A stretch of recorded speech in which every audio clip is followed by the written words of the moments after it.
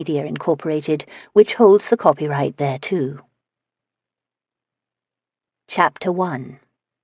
May 1798. The final sale at Fairbourne's auction house proved to be a sad affair, and not only because the proprietor had recently fallen to his death while strolling along a cliff walk in Kent.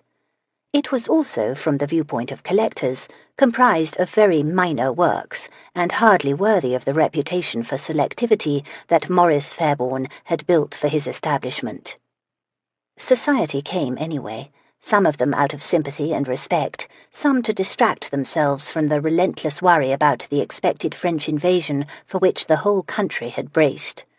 A few flew in like crows, attracted to the carcass of what had once been a great business, hoping to peck a few morsels from the body now that Maurice did not stand guard. The latter could be seen peering very closely at the paintings and prints, looking for the gem that had escaped the less experienced eyes of the staff. A bargain could be had if a work of art were incorrectly described to the seller's detriment. The victory would be all the more sweet, because such oversights normally went the other way, with amazing consistency. Darius Alfreton, Earl of Southwaite, peered closely too.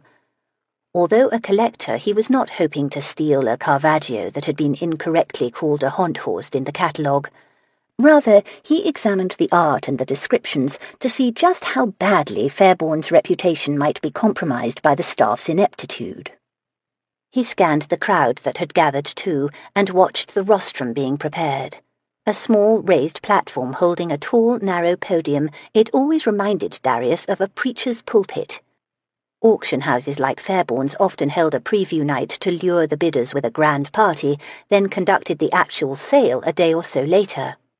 The staff of Fairbourne's had decided to do it all at once today, and soon the auctioneer would take his place on the rostrum to call the auction of each lot, and literally knock down his hammer when the bidding stopped. Considering the paltry offerings and the cost of a grand preview, Darius concluded that it had been wise to skip the party. Less explicable had been the staff's failure to tell him of their plans. He learned about this auction only through the announcement in the newspapers.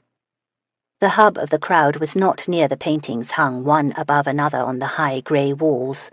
The bodies shifted, and the true centre of their attention became visible. Miss Emma Fairbourne, Maurice's daughter, stood near the left wall, greeting the patrons and accepting their condolences. The black of her garments contrasted starkly with her very fair skin, and a black, simple hat sat cockily on her brown hair.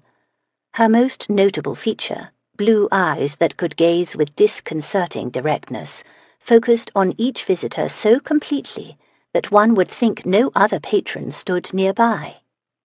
"A bit odd that she is here," Yates Elliston, Viscount Amberry, said.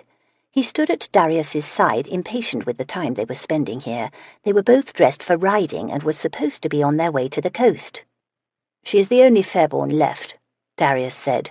"She probably hopes to reassure the patrons with her presence. No one will be fooled, however. The size and quality of this auction is symbolic of what happens when the eyes and personality that define such an establishment are lost. You have met her, I expect, since you knew her father well. Not much of a future waiting for her, is there? She looks to be in her middle-20s already. Marriage is not likely to happen now if it didn't happen when her father lived and this business flourished." "Yes, I have met her. The first time had been about a year ago. Odd that he had known Maurice Fairbourne for years, and in all that time he had never been introduced to the daughter. Maurice's son, Robert, might join them in their conversations, but never Robert's sister."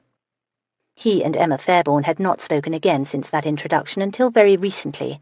His memory of her had been of an ordinary-looking woman, a bit timid and retiring, a small shadow within the broad illumination cast by her expansive, flamboyant father.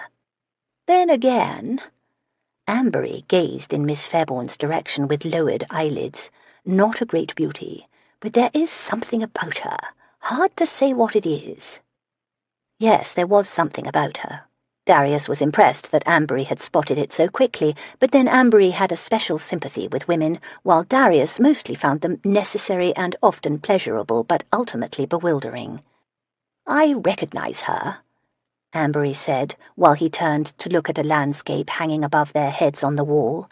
I have seen her about town, in the company of Barrymore's sister, Lady Cassandra. Perhaps Miss Fairbourne is unmarried because she prefers independence, like her friend." "With Lady Cassandra? How interesting." Darius considered that there might be much more to Emma Fairbourne than he had assumed. He did not miss how she now managed to avoid having that penetrating gaze of hers connect with his. Unless he greeted her directly, she would pretend he was not here. She surely would not acknowledge that he had as much interest in the results of this auction as she did. Ambery perused the sheets of the sale catalogue that he had obtained from the exhibition hall manager. "I do not claim to know about art the way that you do, Southwaite, but there is a lot of school of and studio of among these paintings. It reminds me of the art offered by those picture sellers in Italy during my grand tour." The staff does not have Morris's expertise, and to their credit have been conservative in their attributions when the provenance that documents the history of ownership and supports the authenticity is not clean. Darius pointed to the landscape above Ambery's head. If he were still alive, that might have been sold as Van Ruysdael, not as follower of Van Ruysdael, and the world would have accepted his judgment. Penthurst was examining it most closely a while ago, and will possibly bid high in the hopes the ambiguity goes in Van Ruysdael's favour. If it was Penthurst, I hope it was daubed by a forger a fortnight ago, and he wastes a bundle. Ambery returned his attention to Miss Fairbourne. Not a bad memorial service, if you think about it. There are society luminaries here who probably did not attend the funeral. Darius had attended the funeral held a month ago. He had been the only peer there, despite Morris Fairbourne's role as adviser to many of them on their collections. Society did not attend the funeral of a tradesman, least of all at the start of the season, so Ambery was correct.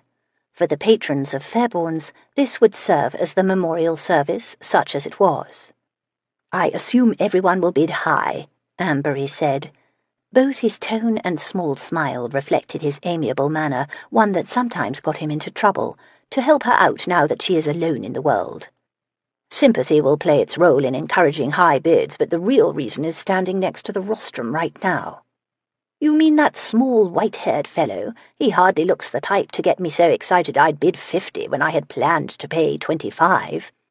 "He is astoundingly unimpressive, isn't he? Also unassuming, mild-mannered, and unfailingly polite," Darius said. "Unaccountably it all works to his advantage. Once Morris Fairbourne realized what he had in that little man, he never called an auction in this house again, but left it to Obadiah Riggles. And here I thought that fellow over there was the auctioneer, the one who gave me this paper listing the things for sale." Ambery referred to the young, handsome man, now easing the guests toward the chairs. "That is Mr. Nightingale. He manages the exhibition hall here. He greets visitors, seats them, ensures they are comfortable, and answers questions regarding the lots. You will see him stand near each work as it is auctioned as well, like a human signpost." Dark, tall, and exceedingly meticulous in his elegant dress, Mr. Nightingale slithered more than walked as he moved around the chamber, ushering and encouraging, charming and flirting. All the while he filled the chairs and ensured the women had broad fans with which to signal a bid. "He seems to do whatever he does quite well," Ambery observed. "Yes. The ladies appear to like him. I expect a bit of flattery goes far in helping the bids flow." "I expect so." Ambery watched Nightingale for a minute longer. "Some gentlemen seem to favour him too." "You would mention that." Ambery laughed. "I expect it causes some awkwardness for him. He is supposed to keep them coming back, isn't he? How does one both encourage and discourage at the same time?" Darius could not swear that the exhibition manager did discourage. Nightingale was nothing if not ambitious. "I will leave it to you to employ your renowned powers of observation and let me know how he manages it. It will give you something to do, and perhaps you will stop complaining that I dragged you here today." "It was not the where of it, but the how. You deceived me. When you said an auction, I just assumed it was a horse auction, and you knew I would. It is more fun to watch you spend a small fortune on a stallion than on a painting." Slowly the crowd found seats, and the sounds dimmed. Riggles stepped up on a stool so he showed tall behind the rostrum's podium. Mr. Nightingale moved to where the first lot hung on the wall. His perfect features probably garnered more attention from some of the patrons than the obscure oil painting that he pointed to. Emma Fairbourne remained discreetly away from the action, but very visible to everyone. Bid high and bid often, her mere presence seemed to plead, for his memory and my future make it a better total than it has any right to be. Emma kept her gaze on Obadiah, but she felt people looking at her. In particular, she felt one person looking at her. Southwaite was here. It had been too much to hope that he might be out of town. She had prayed for it, however. He went down to his property in Kent often, her friend Cassandra had reported. It would have been ideal had he done so this week. He stood behind all the chairs dressed for riding, as if he had been heading down to the country after all, but had seen the newspaper and diverted his path here. He towered back there and could not be missed. Out of the corner of her eye she saw him watching her. His harshly handsome face held a vague scowl at the doings here. His companion appeared much more friendly, with remarkable blue eyes that held a light of merriment, in contrast with the Earl's dark intensity. He thought he should have been told, she guessed. He thought it was his business to know what Fairbourne's was doing. He was going to want to become a nuisance, it appeared. Well, she would be damned before she allowed that. Obadiah began the sale of the first lot. The bidding was not enthusiastic, but that did not worry her. Auctions always opened slowly, and she had given considerable thought to which consignment should be sacrificed like this to give the patrons time to settle in and warm up. Obadiah called the bids in his smooth, quiet fashion. He smiled kindly at the older women who raised their fans, and added a "Quite good, sir," when a young lord pushed the bid up 2 increments. The impression was that of a tasteful conversation, not a raucous competition. There were no histrionics at Fairbourne's auctions, no cajoling for more bids, and no sly implications of hidden values. Obadiah was the least dramatic auctioneer in England, but the lots went for more than they should when he brought down his hammer. Bidders trusted him and forgot their natural caution. Emma's father had once remarked that Obadiah reminded men of their first valet and women of their dear Uncle Bertie. She did not leave her spot near the wall, not even when Mr. Nightingale directed the crowd's attention to the paintings and objets d'art near her. Some of the people in the room would remember that her father stood here during the sales, right in this spot where she now was. As the final lots approached, Mr. Nightingale retreated from his position to stand beside her. She thought that odd, but he had been most solicitous today in every way.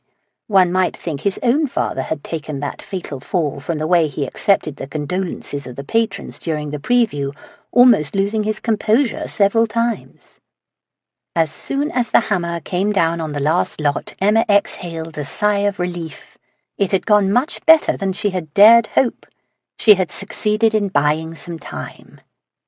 Noise filled the high-ceilinged chamber as conversation broke out and chairs scraped the wooden floor.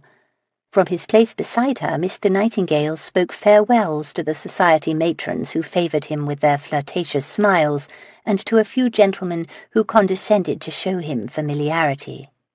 "Miss Fairbourne," he said, while he bestowed his charming smile on the people passing by, "if the day has not tired you too much, I would like a few words with you in private after they have all gone."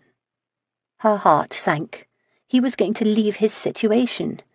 Mr. Nightingale was an ambitious young man, and he would see no future here now. He no doubt assumed they would just close the doors after today. Even if they did not, he would not want to remain at the auction house without the connections her father had provided him. Her gaze shifted to the rostrum, where Obadiah was stepping down. It would be a blow to lose Mr. Nightingale. If Obadiah Wriggles left, however, Fairbourne's would definitely cease to exist. "Of course, Mr. Nightingale, why don't we go to the storage now, if that will suffice?" She walked in that direction with Mr. Nightingale beside her.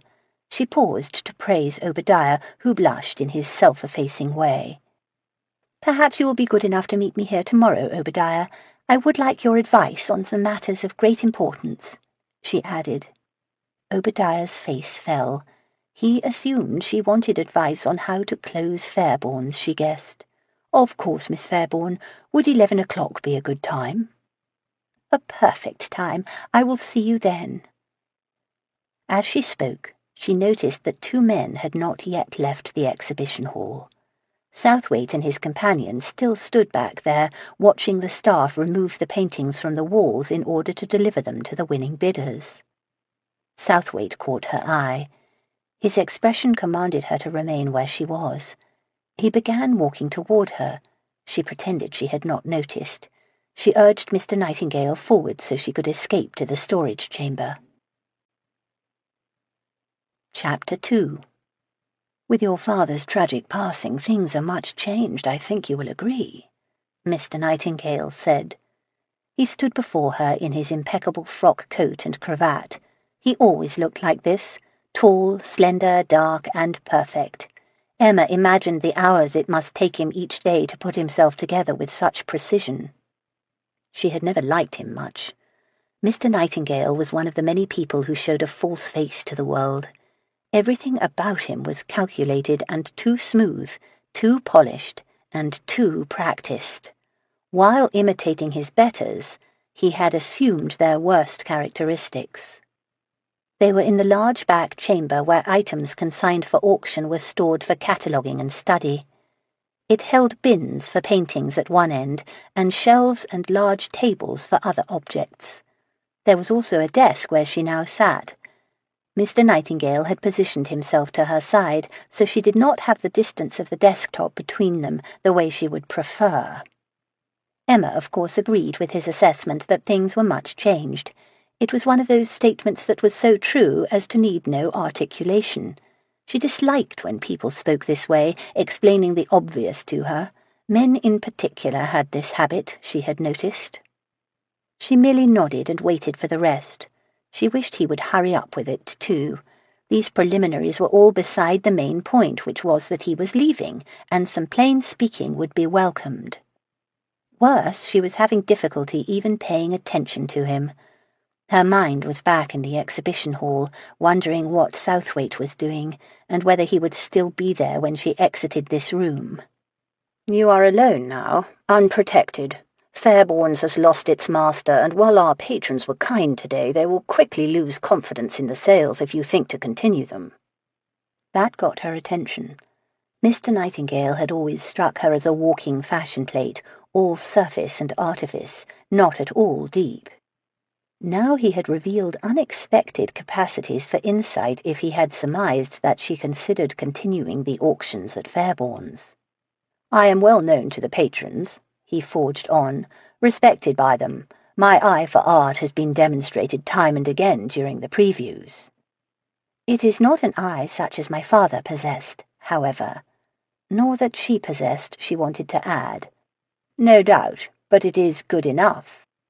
Good enough was not, in this situation, truly good enough, unfortunately. "I have always admired you, Miss Fairbourne."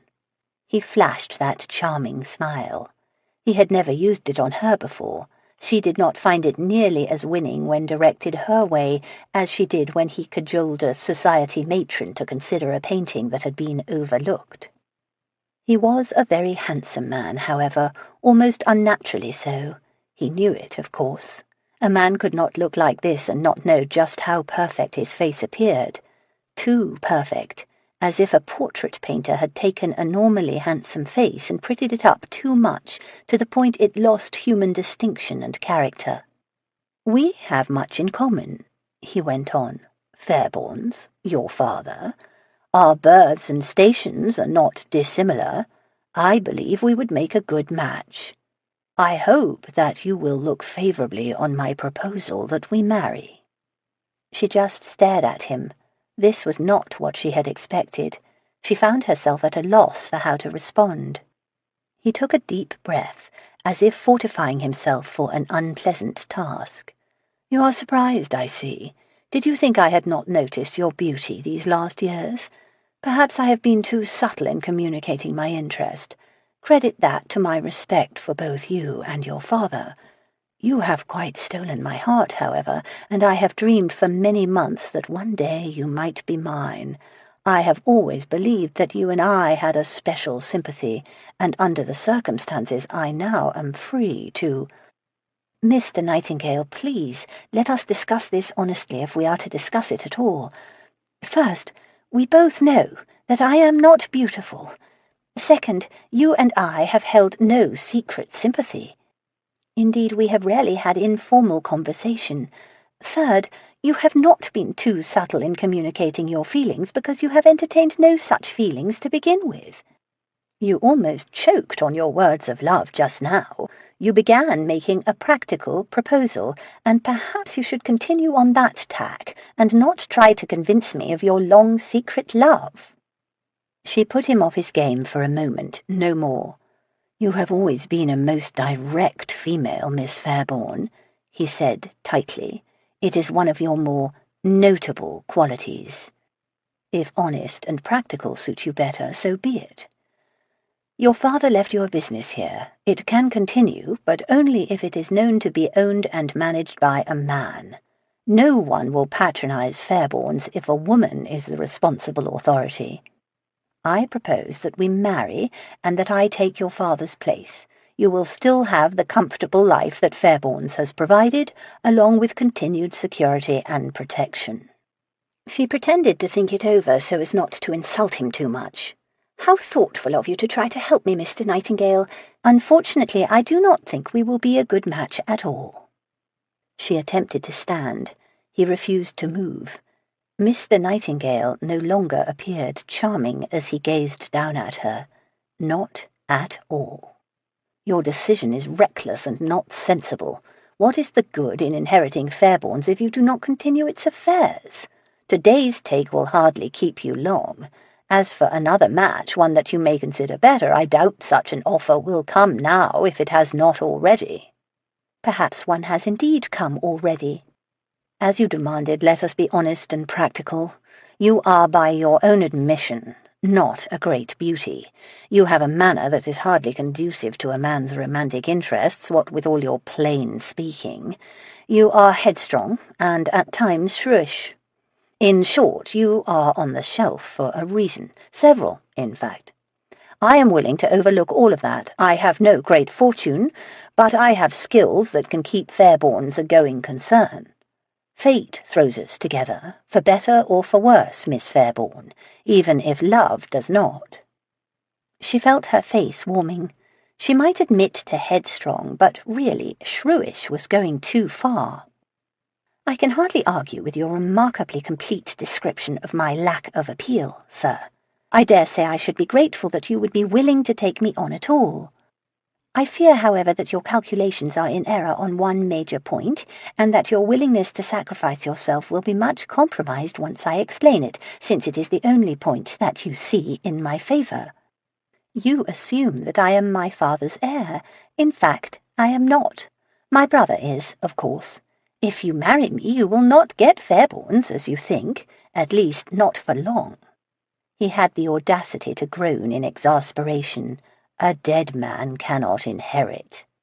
He is not dead. Zeus, your father, harboured unrealistic hopes, but it is inconceivable that you do as well. He drowned when his ship went down. He is most certainly dead. His body was never found. That is because the damned ship went down in the middle of the damned sea. He collected himself and lowered his voice. I have consulted with a solicitor. In such cases there is no need to wait any length of time to have a person declared dead. You need only go to the courts and— This conceited man had dared to investigate how she could claim the fortune he wanted to marry. He expected her to deny her own heart's certainty that Robert still lived in order to accommodate his avarice. No, I will not do it. If Fairbourne's is preserved at all, it is preserved for Robert when he returns. He drew himself up, tall and straight. Then you will starve, he intoned, because if I do not leave here with your acceptance of my offer, I will not return to preserve this business for you, let alone for him. He glared at her, convinced she would not pick up that gauntlet. She glared back while she quickly calculated how much trouble his removal would create. Potentially a good deal of trouble, she had to admit. Obadiah will calculate what you are owed. Once today's payments are made, your wages will be sent to you. Good day, Mr. Nightingale. Mr. Nightingale turned on his heel and marched out of the chamber. Emma rested her head in her hands. One door to her future plans had opened with the success of today's auction, but another had just closed with the loss of the exhibition hall manager. Weariness wanted to overwhelm her. So did humiliation at the bold description Mr. Nightingale gave of her faults. He had spoken as if he had even worse ones on the list, and thought limiting it to these had been an example of discretion. You are on the shelf for a reason. That was certainly true. Mostly she was on the shelf because all of the proposals had, to one degree or another, been similar to today's. Men might as well just say, "Marriage to you does not interest me at all, but inheriting Fairbournes will make the match much easier to swallow." She was not even supposed to mind. She probably shouldn't. Yet she did. A tap on the door requested attention. The door opened a crack, and Obadiah's head stuck in. "A visitor, Miss Fairbourne." Before she could ask whom the visitor might be, the door swung wide. The Earl of Southwaite strode in with an invisible storm cloud hovering over his dark head. Exit one handsome, conceited man and enter another. Southwaite had to know that she did not want to see him. It had been a tiring and trying day, and she was in no mood to match wits with him now. She suppressed the impulse to groan in his face. She rose and made a small curtsy. She forced a smile. She urged her voice to sound melodic instead of dull. "Good day, Lord Southwaite. We are honoured that you chose to call at Fairbourne's today." Emma Fairbourne did not appear the least embarrassed to be greeting him, finally. She sat beside the big desk in the storage chamber and smiled brightly. She acted as if he had just tied his horse outside a few minutes ago. "Honoured, are you? I am not accustomed to being cut by someone who is honoured, Miss Fairbourne." "Do you think I cut you, sir? I apologize. If you attended the auction, I did not see you. The good wishes and condolences of the patrons absorbed my time and attention." She angled herself closer to the desk. "Yet isn't a cut a social matter? If I had neglected to acknowledge your presence, I do not see how it could be a cut when we have no social connection." He held up one hand to stop her. "Whether you saw me or not does not matter. You certainly see me now." "Most definitely, since I am not blind. And when last we met, I specifically informed you that I would study the future of Fairbourne's and meet with you within the month to explain my plans for its disposition. I believe you may have said something to that effect. I cannot swear by it. I was a little overcome at the time." That was understandable. She had been most overcome. She had appeared ready to kill him, she was so irate. Her emotional state was why he had put off the reckoning. That had clearly been a mistake. "I doubt you do understand, sir, but pray go on. I believe you were working your way up to a lecture or a scold. It's hard to know which just yet." Damnation, but she was an irritating woman. She sat there, suspiciously composed. From the way Nightingale had stormed out of this chamber, one gathered she had already enjoyed one good row with a man today, and now was spoiling for another. "Neither a lecture nor a scold will be forthcoming. I seek only to clarify that which perhaps you did not hear that day in the solicitor's chambers. I heard the important parts. It was a shock to learn that my father had sold you a half-interest in Fairbourne's 3 years ago, I will admit. I have accepted it, however, so no clarification is required." He paced back and forth in front of that desk, trying to size up where she truly was in her emotions and thoughts. A stack of paintings against a wall interfered with his path in one direction, and a table of silver plate did so in the other, so it became a short and unsatisfactory circuit. The black of her costume kept pressing itself on his sight. She was still in mourning, of course. That checked his simmering anger more than anything else. Well, not entirely more than anything else. Ambery had been correct that while Emma Fairbourne was no great beauty, she had a certain something to her. It had been evident in the solicitor's chambers, and now was notable here, too. Her directness had a lot to do with it, he supposed. The way she eschewed all artifice created a peculiar intimacy. "You did not inform me of today's auction," he said.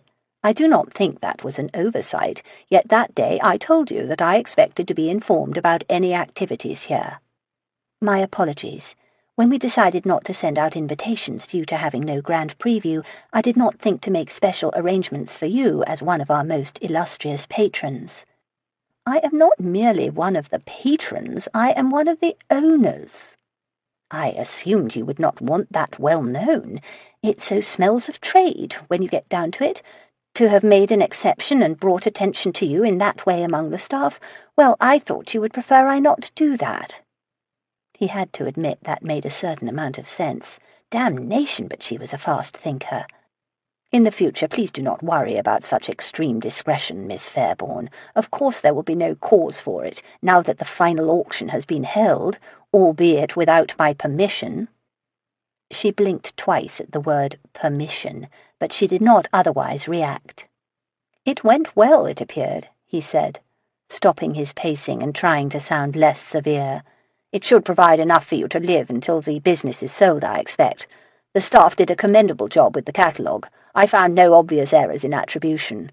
Mr. Nightingale's contribution, I assume." Her expression perceptibly altered, softened, saddened. Her voice did as well. "Obadiah's contribution, not so much Mr. Nightingale's. Obadiah often helped my father with the catalogue and much, much more, and has an excellent eye, although, to be honest, most of the catalogue had been completed before Papa's death. This auction was just sitting here, almost all prepared and ready to go." She looked up at him directly, so directly that her gaze seemed to touch his mind. For a moment that lasted longer than time would count, his thoughts scattered under that gaze. He found himself noticing things in detail that his perceptions had absorbed in only a fleeting way before. How the light from the window made her skin appear like matte porcelain, and how very flawless that skin actually was. How there were layers to the colour of her eyes, so many that one felt as if eventually one could see right into her soul. How that black dress, so simple in design, managed with its high waist and broad ribbon under her breasts to suggest a form that was womanly in the best ways, and— "I thought it made no sense to hand all those consignments back when it was only a matter of opening the doors and letting Obadiah do what he does so well," she said. "Of course," he heard himself muttering. "That is understandable." "I am so relieved to hear you say that, Lord Southwaite. You appeared angry when you walked in here. I was afraid that you were most displeased by something." "No, not so much. Not angry at all. Not really." "Oh, that is so good to know." He exerted some effort to piece together his normal self. As his thoughts collected, he took his leave of Miss Fairbourne. "I am going out of town," he said. "When I return, I will call on you to discuss that other matter." He had some difficulty remembering still just what that other matter had been. "Certainly, sir." He returned to the exhibition hall. Ambery fell into step beside him. "Are we finally ready to ride?" Ambery asked. "We will be at least an hour late meeting up with Kendale, and you know how he can be." "Yes, let us go." "Hell, yes." "Did you come to a right understanding with the lady the way you said you must?" Darius vaguely remembered blustering something of the sort before he barged into that storage chamber. His mind, all his own again, sorted through what had actually happened after that. "Of course I did, Ambery. If one is firm, right understandings can always be achieved, especially with women." While he mounted his horse, however, Darius admitted the truth of it to himself. Somehow Miss Fairbourne had turned the tables on him in there. He had roared in like a lion and bleated out like a lamb. He hated to say it, but that woman may have made a fool of him today. Chapter 3. "We will not be lying, Obadiah. We will merely allow people to assume that which they will be inclined to assume anyway. It isn't as if I can do it without you. You have an auctioneer's license, and the authorities will never give one to me." Obadiah appeared substantial and competent only when on the rostrum. Once that hammer left his hand, he became a pale, small man, possessing an unassuming manner and large eyes that made him look perpetually astonished. Right now, those eyes also communicated discomfort about the small deception that Emma had just explained to him. The silence stretched. While Obadiah accommodated his shock at her unusual request, Emma lifted a small framed oil painting from where it rested against the wall of the storage chamber. "The owner claims this is a study by Angelica Kaufmann," she mused, tipping the painting to get better light on its surface. "I am inclined to accept that, as was my father. It is good enough and in her style. Do you agree with the attribution to her?" "I've not the eye to agree or not, Miss Fairbourne. That is why your idea will not work. I could not tell the difference between a Titian and a Rembrandt if you held a pistol to my temple, let alone recognize a painting by that woman. But I can. As for these paintings already in storage, Papa documented them, so they are all secure." Alarm now, utter bewilderment. "Do you intend to put these in a new auction? I assumed you had only pulled out the better paintings so that the weaker ones would not bring down their value. I was preparing to return them to their owners." "I pulled them because I intend to build a magnificent auction around them. If we must close, I want to do so brilliantly, not with third-rate works such as yesterday's sale contained." Trailed by Obadiah, Emma walked out to the exhibition hall. The walls were empty now. Those paintings were on their ways to their new owners. "This will be most odd. Everyone thought yesterday was the final auction. Now there is to be another final auction," Obadiah muttered. "It will not be another. It will really be the second half of yesterday's, since so many works that it will include came in around the same time as those sold yesterday." "So this will be the final part of the final auction?" Obadiah was not a complicated man, and he puzzled hard over the knot of not-quite-final finalities. Actually, if she could pull this off, there might be no final auction at all for years to come. She had resolved that Fairbourne's would survive for her brother, and also for her father's memory. Considering Obadiah's confusion, she decided not to burden him with those details now. "Miss Fairbourne, I know how to call an auction, whether it be for paintings or pigs, but that is all. Your father brought in the consignments and authenticated them. He also managed the finances and records. I cannot take his place in those things the way you request." "I can, Obadiah. I aided my father more than you know. I learned at his side. I apprenticed as surely as Robert did." She experienced a small panic, because Obadiah was sounding stubborn for the first time in her memory. "I can see this through, but only if you let people think that you lead the house now. A small ruse is all I propose, because no one will trust a woman's management." She heard her voice assume a pleading note. "I am sure that my father would have wanted Fairbourne's to continue at least a while longer." She gestured to the ceiling and walls and to all that her father had built. It would be horrible to have it end in a blink. The very thought made her heart sick. She dreaded the idea of her brother Robert returning home, only to find the most important part of his legacy gone. She also could not bear the thought of losing the business that had been Papa's great achievement. With the purchase of this property 3 years ago, her father had announced that Fairbourne's had arrived. The location right off Piccadilly Street made it easy for society to attend the grand previews and sales, and the great exhibition hall displayed dignified grandeur in its proportions, decorations, and tall, big, north-facing windows. The move here had led to better consignments, higher bids, and notable prestige. She remembered the excitement she and her brother had shared while they watched the building have a second floor removed so the ceiling soared so high. Robert would bring her over in the carriage almost every evening to see what progress had occurred. On those rides he regaled her with his dreams for Fairbourne's. Papa sometimes still held minor auctions, such as she had presented yesterday, or those of libraries or inexpensive objects.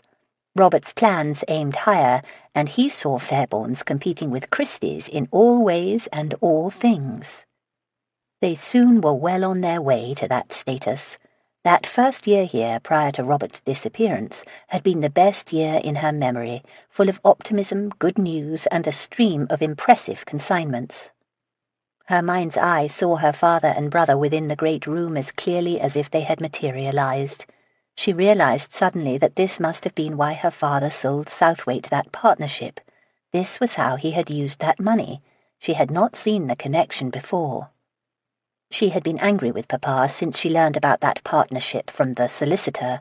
Now, with the memories of that glorious year filling her heart with sweet, aching emotion, she understood better. She faced Obadiah. "What say you, old friend? Either we go forward together, or Fairbourne's dies with yesterday's whimper." Obadiah's moist eyes suggested he had been dwelling in the past just as she had. "Seems we could try, at least, if you are determined," he said. "Your father paid for my license, didn't he? Seems right that I should call the final part of the final sale." He smiled softly. "I'll do my best to appear a man who knows more than I do, but I'm sure to be found out if anyone wants to unmask me." "No one will try to do that, Obadiah. Why would they bother?" He did not appear convinced, but he did not argue. "I suppose I should unpack that silver that you put aside so it can be listed." He walked away, back to the storage chamber. Emma prepared to return home. She was relieved that Obadiah would stay on and that he would accept the new role she had devised for him, nor should anyone question his abilities.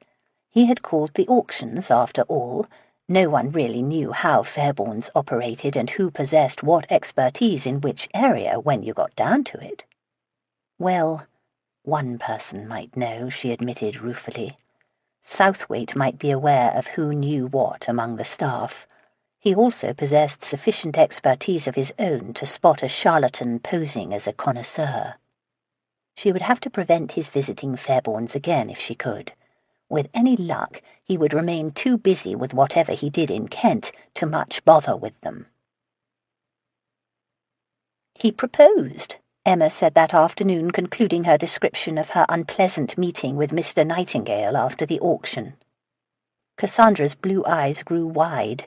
The very dark lashes that rimmed those eyes gave additional drama to her surprise. So did the small parting of her full red lips. Emma had seen the effect Cassandra's expressions of astonishment had on men. She wondered if they responded because it made her appear like an innocent, bewildered girl, when in fact she had not been anything of the sort for some years now. "Did he profess love?" Cassandra angled closer, very interested in the story now. "He tried. Imagine a voice droning like a fly's buzz, speaking the predictable words with the enthusiasm reserved for memorized school lessons. I stopped him and insisted we not pretend more sentiment than either of us has ever felt." Emma lifted one of the necklaces laid out on velvet cloths on her dining-room table and inspected it while she finished her tale. All that was left after that was the most dreary and practical of offers. He finally threatened to leave his situation at Fairbourne's if I did not marry him. Sympathy softened Cassandra's gaze. "Mr. Nightingale is very handsome. He cuts a good figure and has an ease of manner with society. He probably thought his proposal would be welcomed." "Welcomed? You underestimate his conceit. He assumed that I would swoon at such a catch and count myself a lucky spinster, although I never gave him cause to think I favoured him at all." "You speak as if none of this mattered, yet your colour is rising," Cassandra said. "I think his proposal annoyed you for reasons beyond his presumptions." Emma rolled the tiny links of the delicate chain between her fingers. "He also assumed that I would claim my father's estate," she admitted. "He thought that he proposed to a wealthy heiress. When I disabused him of that notion, he tried to convince me of my brother's death and spoke cruelly and harshly on the matter." Cassandra's lips pursed the way mouths do when their owners are swallowing words. Since Cassandra did not have a small, bowed mouth, the effect could not be missed. "Is there something you want to say? Do not hold back on my account," Emma said. I have nothing to say, although if I did, it might be a little scold that is not fair to hold it against a man if he thinks someone who was on a sinking ship did not survive. There is an undeniable logic to that point of view. I explained to him and to you many times that in this case the person in question did survive. Calm yourself, Emma. Pray continue with the denouement of this proposal. It ended with merciful speed after that. He left with no employment and no wealthy fiancé, and I was left with no future husband and no exhibition-room manager. I will sorely feel the latter loss. Cassandra did not appear nearly sympathetic enough. Emma, could you not have arranged to have him remain, at least until after the next auction? Could you not have put off your decision on his offer, for example? Could I not have left him dangling, you mean? Could you not have left him hopeful while you assessed your emotions, I mean? I knew my emotions already. It would be dishonest to allow him to think there might be a marriage. I suspect Mr. Nightingale would have settled for less. Even the possibility of winning your affection, if not your hand, might have induced him to stay. I hope that you are not suggesting that I should have flirted with him." Cassandra laughed. "You say that like it is a crime. I know that you believe plain speaking is best, but a little flirting is harmless. You should try it sometime. Really, you should. It would do you good. Actually, Mr. Nightingale is reputed to flatter in the best ways at the right times, and some of his flattery might have done you good too." Emma had not yet mastered how to decipher some of Cassandra's subtle meanings and entendres, and she interpreted them wrong at times. "You are not speaking of his verbal flatteries, are you? As long as his lovers are left believing in his admiration, I doubt they care how it is communicated." Emma felt her face warming. Cassandra now referred to things Emma knew little about. She was of an age when she found her own lack of experience annoying sometimes. "I have no interest in that man's flatteries of any kind. As for admiration, he made it clear that he had none. Please spare me the humiliation of describing just how clear." Impish lights sparkled in Cassandra's eyes. "We must find you another man, then, one who knows better than to insult you when trying to win your favour." "You will do nothing of the kind, Cassandra. I will be much too busy for such silly diversions. Now enough of that. Let us talk about your exceptional jewels." "If you insist. However, I look forward to the day when you learn there is never truly enough of that." "Cassandra!" "Oh dear, I have shocked you. Yes, let us move on to a boring discussion of my financial misery and my only hope to rectify the disaster." Cassandra gazed down on the collection that she had brought with her.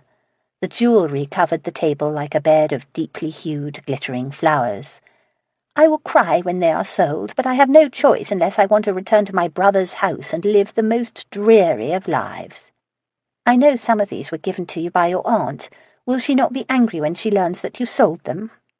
"I told her my plans, and she advised me on which items it would be best to consign. I hope that you can still get the 2,000 that your father predicted." "Since you allowed me to hold them back for the next sale, I think we will. They would have been wasted yesterday, but will be one of the notable glories of the next auction and should bring that amount at least." Cassandra appeared sceptical. "You are very sure that you are going to do another one, then? Even without Mr. Nightingale?" "Absolutely. Obadiah has agreed to remain with Fairbourne's. I will begin preparing the other items for display and also solicit more consignments. I will do everything I can not to disappoint you." Emma spoke honestly, but the situation only reminded her of how much she had to do in the next few weeks. She needed to fatten the auction with more consignments and find some rarities to pique the interest of the best people. She needed it all ready before the season ended too, so society would still be in London when the auction was held. "Do you want to take these home with you and keep them until we are closer to the sale?" Emma asked while she rolled up the cloths that protected each item. "It was hard enough bringing them today. I may lose my resolve if I must do so again." "Then come with me. I will show you how they will be safe." Carrying the little rolls in a box, Emma led the way upstairs to her father's chambers. Her steps slowed as she drew near the door. She did not like being in Papa's apartment now. Each brief visit sent grief slicing through her like a newly honed sword. As soon as she entered, she paused to collect herself. She had rarely seen her father in his bedchamber, but she had often visited him in this little anteroom. The walls of bookcases made it a tiny private library, and Papa often used the floor to spread out the large folios that held engraved reproductions of paintings. She had come upon him many times on his hands and knees, hovering over several books opened thus, flipping back and forth while he sought some titbit of information on an artist whose works had been consigned. More often he would be at the small writing table on the opposite wall from the bookcases, his feather pen scratching on correspondence to his collectors. It was in this small chamber that he had told her about Robert's ship going down and promised her that despite that tragedy, Robert would one day return. The bedchamber was panelled in an old-fashioned style, and there was a good reason why new tastes in decoration would never change that. Going to one of the panels, she found the hidden latch behind a moulding and swung the wood away to reveal a locked case set in the wall. The key hung on a long chain around her neck. She fished it out of her bodice, opened the case, and deposited the jewellery. See, all hidden and locked away now. She turned to Cassandra and caught her friend studying her with speculative interest.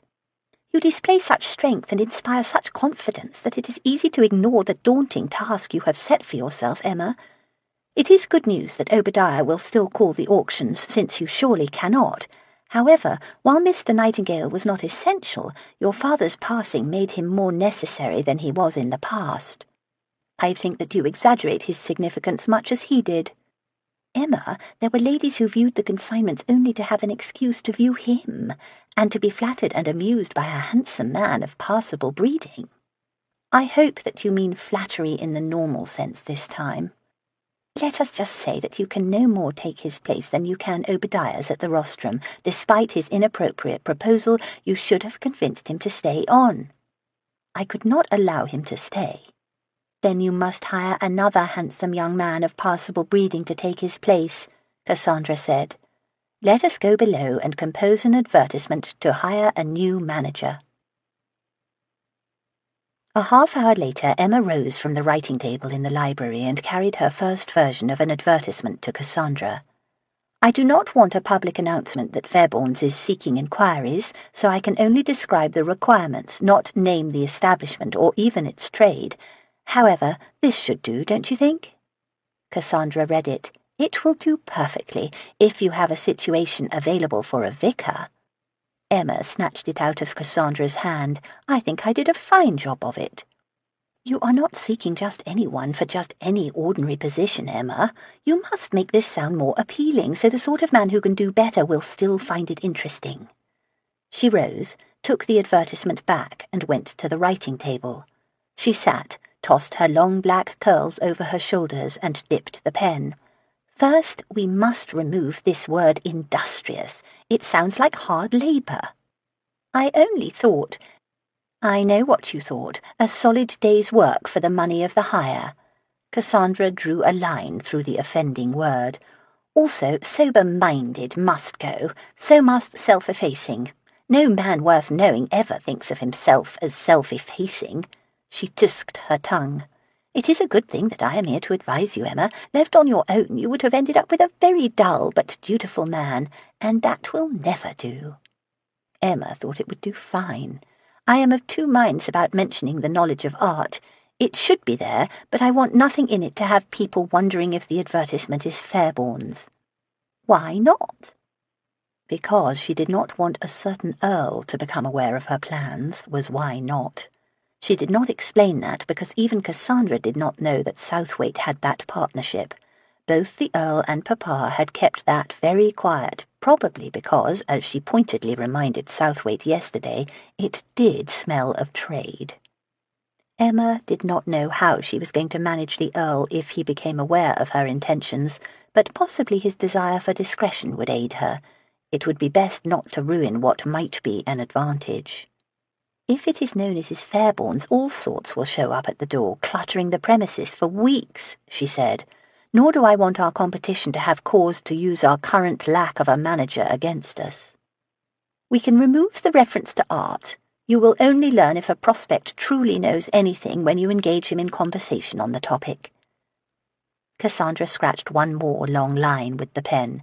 "Now we must make it clear this is no ordinary situation. Young men suited for a haberdasher's shop need not apply." Cassandra tapped the feather against her chin, then scribbled. Emma looked over her shoulder. "Pleasurable employment? This man will attend your preview parties and mix with the ton. He will drink brandy with gentlemen and become an intimate friend with well-born ladies.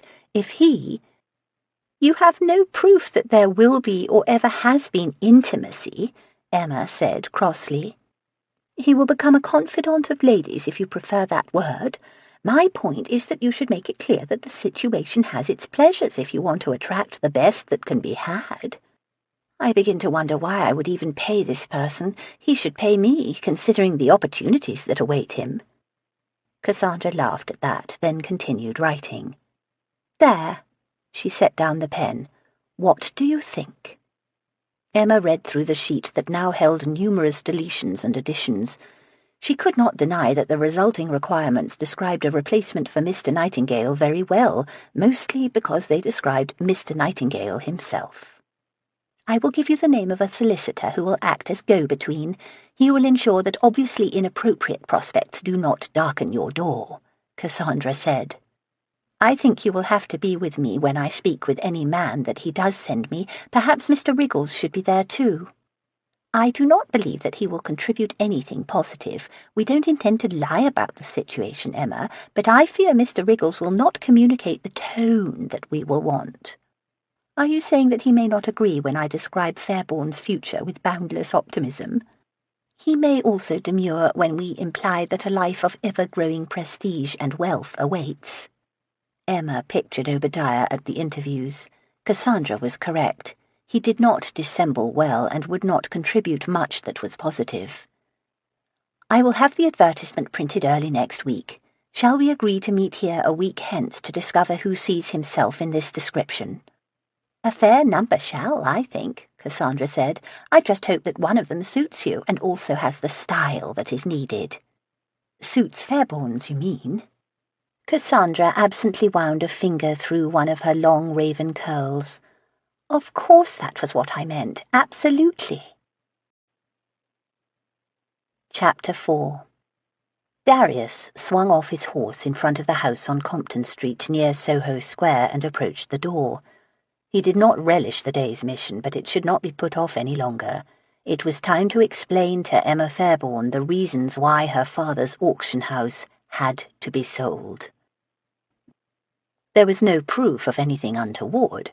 If the auction houses were sold or closed, there most likely never would be.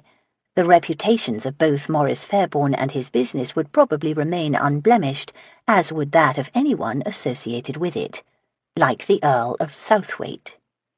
Memories of his last meeting with Miss Fairbourne made him pause at the door. He would make sure she did not distract him this time.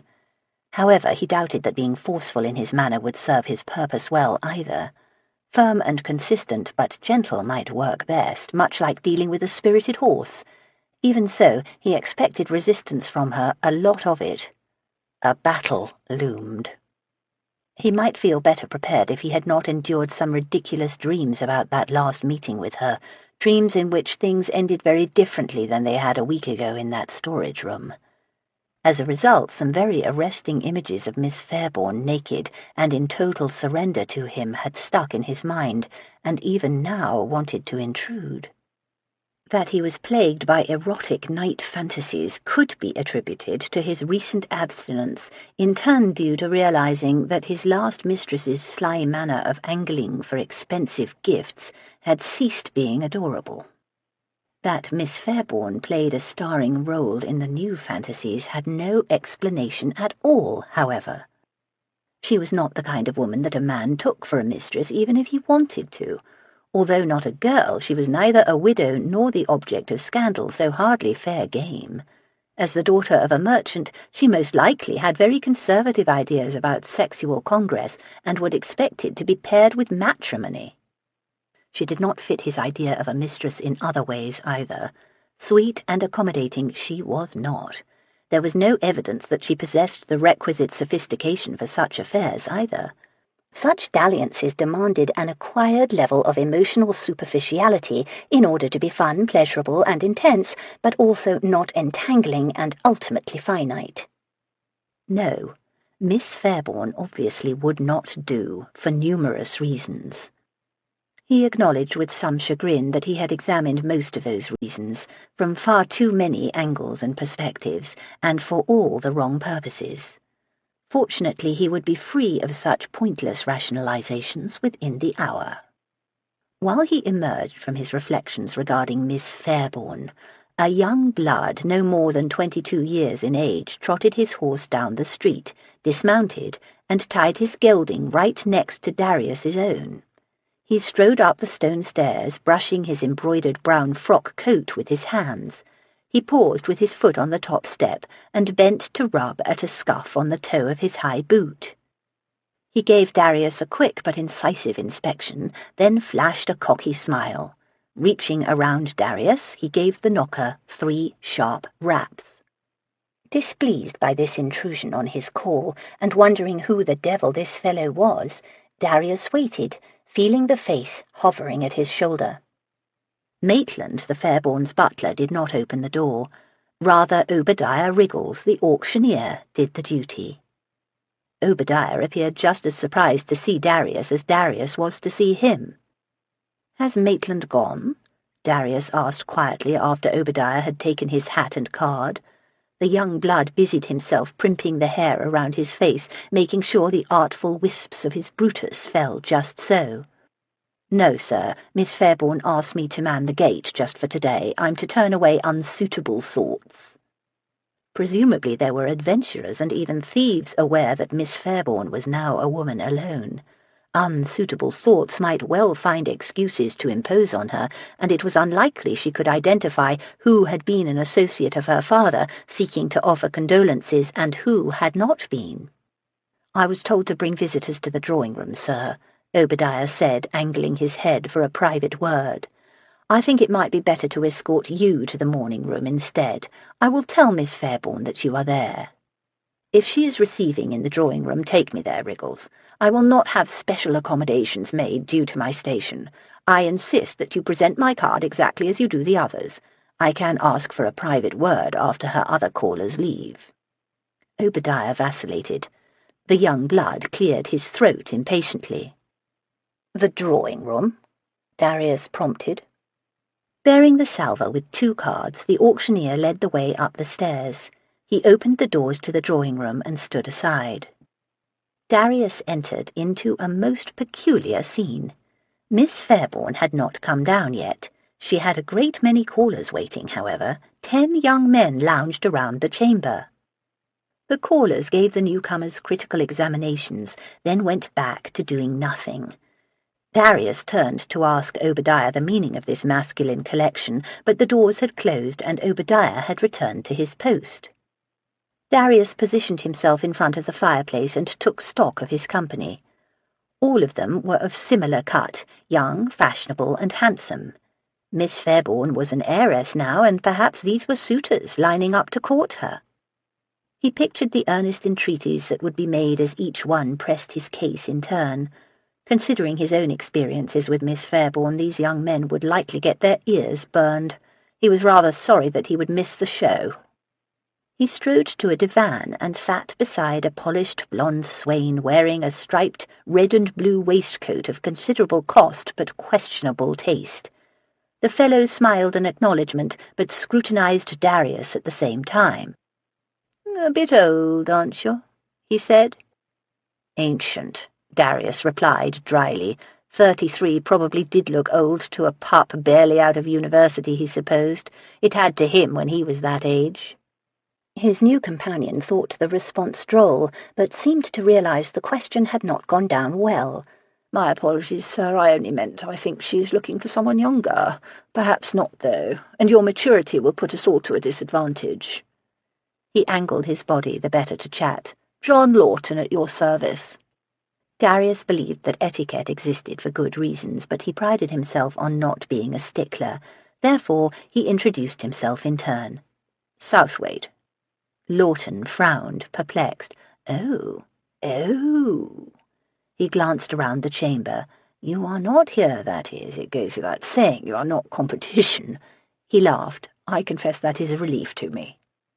Darius was about to reassure him that he certainly was not competition when a door opened at the end of the drawing-room and a woman emerged from the connecting library. It was not Miss Fairbourne, rather Lady Cassandra Vernon, the notorious sister of the Earl of Barrowmore, immediately garnered the attention of every man in the chamber. A tumble of black curls fell around her face and neck from beneath a white lacy cap perched high on her crown. The palest green diaphanous cloth flowed around her body from where a white ribbon bound it high under her admirable breasts. Her large red mouth pursed and appeared shockingly erotic while she opened a journal book and peered at its page. "Mr. Lawton." Lawton sprang to his feet, smoothed his coat, and walked forward. He followed Cassandra into the library, and the door closed. Lawton had left behind a newspaper. Darius noticed that the page showing had been marked. He picked it up and read the advertisement that had been worthy of John Lawton's attention.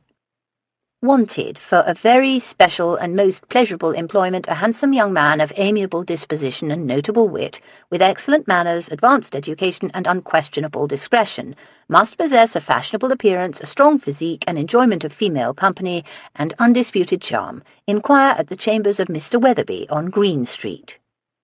It was a peculiar and somewhat startling notice. Someone clearly sought something other than a footman or secretary. Darius looked at the very amiable and fashionable young men lounging in the drawing-room. Presumably they had all been sent here when they visited Mr. Weatherby. Evidently there was much more to Miss Fairbourne than he had surmised. Her judgment left much to be desired, however. What was the woman thinking? Morris must be turning over in his grave. He strode from the drawing-room to go and find Wriggles. Out on the landing a sound made him pause in his tracks. Clear as could be, he heard two women speaking around the corner. "He is definitely the best of the lot so far, and we should ensure he will pass muster, Emma." "We can do that while he remains dressed." "I only asked him to remove his coats so his physique would be visible. Much is obscured by coats, and strong shoulders can become quite narrow once a man is in his shirt-sleeves, and nothing more." "He will be wearing coats all the time, so that does not signify." Silence, then, long enough that Darius assumed the ladies had returned to the library. "Emma, I fear that you do not comprehend the practicalities," Cassandra Vernon spoke again.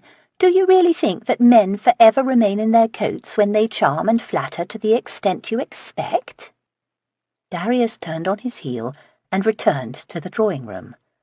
Standing at the door, he eyed the young men waiting to impress Miss Fairbourne with just how charming they could be. "I say that you hire Mr. Lawton and we send the others away," Cassandra said. "He was the best so far." "He was, wasn't he? That is not the same as saying he was superior, of course. I had no idea that so many conceited, self-absorbed, but somewhat stupid young men lived in London. I never guessed that my advertisement would be so successful when it came to the quantity of applicants, but so disappointing on the matter of quality." Most of the ones Emma had thus far met looked the part she needed played. It was when they opened their mouths that she knew they would not do. They appeared incapable of talking about anything except themselves, no matter how much she and Cassandra prompted them. They had shown a disconcerting tendency to flirt, too. She supposed that men finding themselves facing female interrogators might conclude flirting would help. Mr. Lawton had at least been more subtle about that, and had known a thing or two about art as well. The others had not revealed familiarity with even the most famous of old masters. "I wish I could blame their youth or their class, Emma. I regret to say that most men of the ton are no more impressive. Less so, perhaps, since so many younger sons lack any purpose, and people wonder why I am in no rush to marry." Cassandra folded her arms. "So, will Mr. Lawton do?" Emma weighed the decision. "I will give him credit that he even removed his coats with a certain aplomb and hid his embarrassment well." That was because he was not embarrassed. He found it amusing. So had Cassandra. That left only one person in the library suffering embarrassment. Her. Mr. Lawton had not even found the request odd. Perhaps potential employers demanded disrobing with regularity to assess whether a prospect was in good health. I believe that I should see any who respond to the advertisement today or tomorrow. If Mr. Lawton is still the best after that, and if Obadiah finds him acceptable, he will have to do. Very well, Cassandra said. 5 minutes each. No more, unless one of them impresses us immediately as potentially more suitable than Mr. Lawton. Cassandra picked up her journal, into which she had been listing names off the calling cards that Obadiah kept stacking on a table just inside the door to the servants' corridor. She opened the door to the library. She immediately closed it again. Her colour rose. She appeared startled. "They are all gone," she said. "Gone?" "Disappeared. There were at least 10 prospects when I brought in Mr. Lawton, and now there are none. The drawing-room is empty. One man is waiting to be received, but he is not seeking your situation. How can you be sure? Obadiah may have forgotten to bring us his card." Cassandra marched to the table near the side door where a few cards still waited for entry on her list. "His card is here. For heaven's sake, Mr. Riggles should have warned us and not merely stuck this with the others. Better to have used Maitland today. He would never have been so careless." I wanted Obadiah to at least see these young men so he could consult with us. We agreed he would contribute nothing if he sat here with us, so having him at the door was an alternative. Emma held out her hand for the card. "Who is it?" Cassandra gave it over. Emma peered at the card. The Earl of Southwaite. What an inconvenient nuisance for him to intrude today of all days. "I did not realize you knew him." "My father knew him. He has taken an interest in my welfare." "He appears a little stormy." "That is probably because I have kept him waiting. I should not delay any longer, although I wish I could." Emma smoothed her black dress and brushed off some lint. "Will you join me? You probably know him better than I do, since I barely know him at all." "I will leave unobserved, if you do not mind," Cassandra said. "Southwaite and I do not rub well together, and my presence will not make his humour improve." "Is he a saint who thinks you are a sinner?" Emma teased. "He is no saint, nor do I believe he cares if I sin or not. He objects to the way society speculates about me, however. I am too notorious for him, and he is too arrogant for me." She gave Emma a kiss, picked up her reticule, and aimed for the side door. "I will return in the morning so we can continue our great project." Chapter 5. The drawing-room dwarfed most men. The Earl of Southwaite managed to make the chamber's proportions suit him instead. A tall man with shoulders that did not look as if they would narrow much at all when he removed his coats, he wore the drawing-room like it had been constructed to the measurements of his lean strength. He did appear stormy, Emma thought as she walked toward him. A scowl marred his brow above his deep-set eyes while he gazed at a painting by Terbruggen on the wall. He stood near the fireplace, arms crossed, chin high, chiselled profile severe, looking very lordly. From his dark hair's short, tousled cut to his impeccable blue frock coat, fawn breeches, and high boots, he exuded the kind of self-confidence that only breeding conferred on a man. He did not uncross those arms right away when he saw Emma approach. She felt like a naughty schoolgirl called to task by her angry governess until he finally did. He bowed while he greeted her, but his dark eye gaze never left her face, and his expression appeared disapproving of something. The delay? Her uncovered hair while in mourning? Perhaps he merely had bad digestion, and his expression had nothing to do with her at all. "It is generous of you to condescend to call," she said. She took a seat on a chair, and he settled onto the nearby divan. She noticed that one of the potential replacements for Mr. Nightingale had left his newspaper on a table right near Lord Southwaite's arm.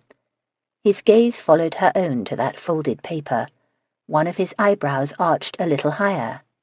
"You appear to be bearing up very well," he said. "First the auction, and now—" An effort to move on with your life?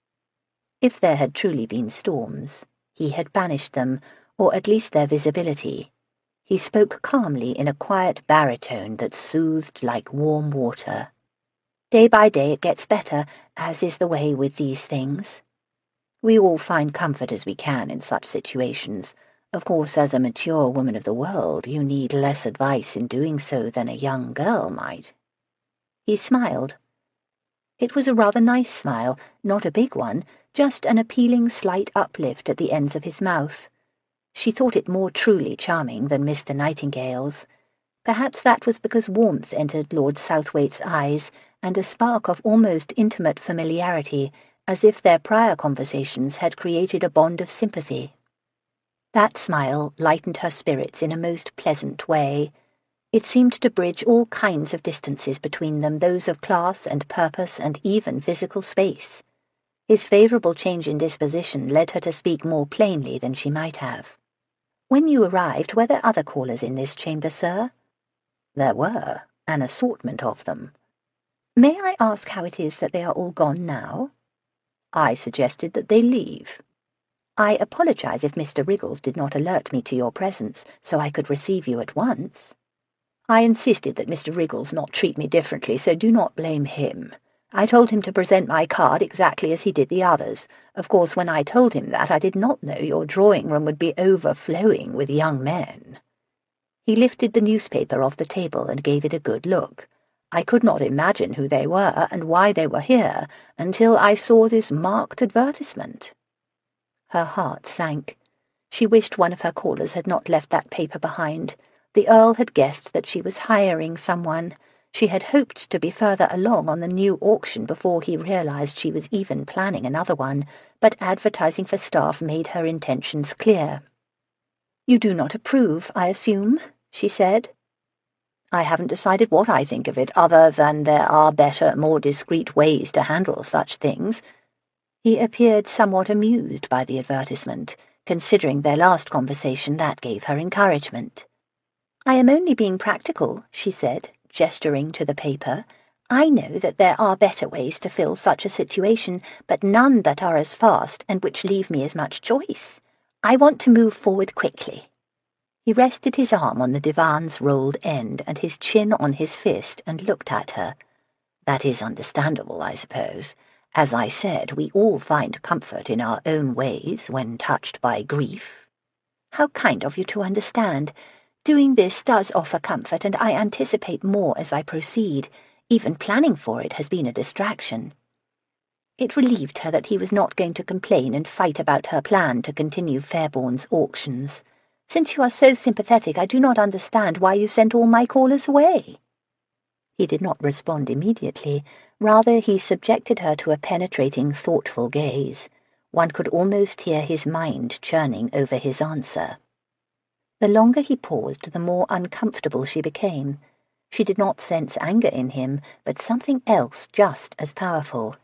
His attention made the chamber rather small suddenly, and demanded something of her in return that she could not name. The sensation of a pending something was not unpleasant, even exciting, but it did make the silence awkward. "I sent them away because they did not suit the situation you propose. They were all too green." "How generous of you to worry for me. I wish you had not taken the burden upon yourself to do that, however.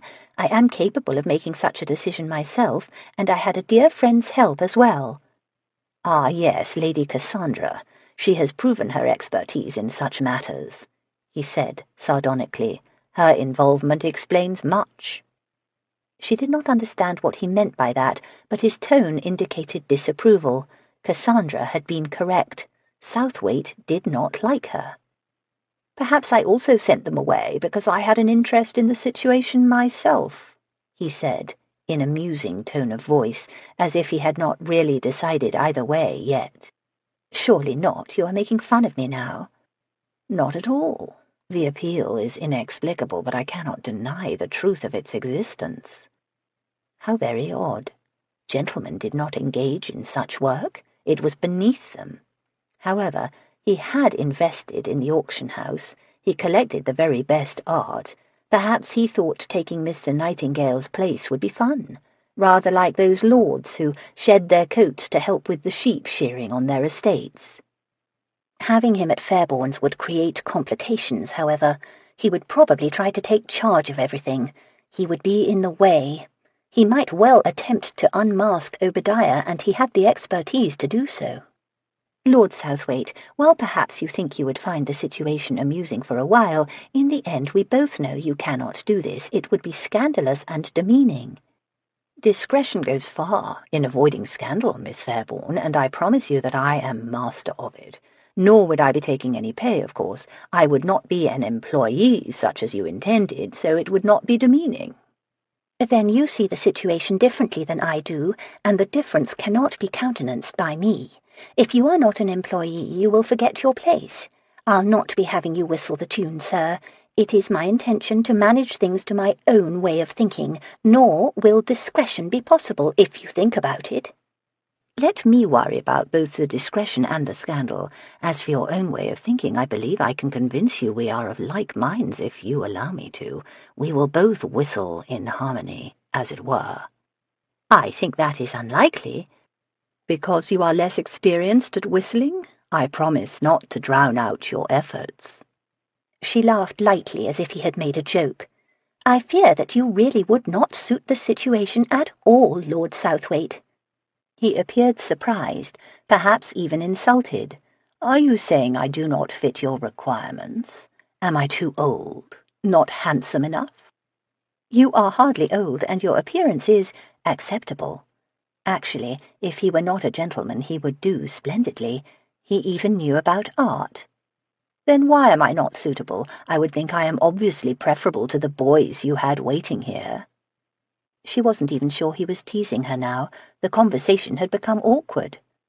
I trust that you do not expect me to remove my coats to prove that I satisfy the requirement regarding physique, he said. I would find that undignified. Oh, dear heavens, he must have overheard Cassandra. Yes, please do not. That is, I am sure that your strength is undeniable. No one could doubt it. Demonstration is not necessary. I am relieved to hear it, and I assure you I require no similar proof of your physical attributes either. At least, not in advance. What an odd and shocking thing to even suggest. She stared at him dumbfounded. He smiled back warmly. Miss Fairbourne appeared extremely surprised. Good.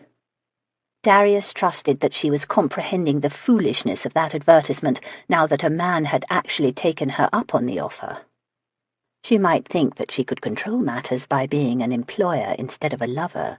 She would ultimately be vulnerable in the worst ways, no matter who paid whom. If the mere notion of disrobing for a lord left her mouth agape, she would not have fared well with one of those callow clerks who had come to call, especially once the bedroom door closed. She appeared quite vulnerable when stunned. Very sweet, actually, much as she had in those inconvenient dreams. He was only teaching her a lesson, of course, and protecting Fairbourne's reputation, but a small part of him, a totally physical part, argued for seeing if he could seal the deal instead. Such were the dark voices of desire. He could not resist teaching that lesson very well, since he finally had her at the disadvantage. I realize I am not what you expected when you composed this advertisement, nor, as I have told myself repeatedly, are you what I normally seek in such arrangements.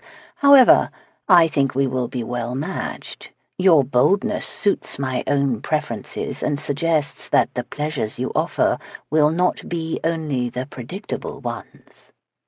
Still, she said nothing.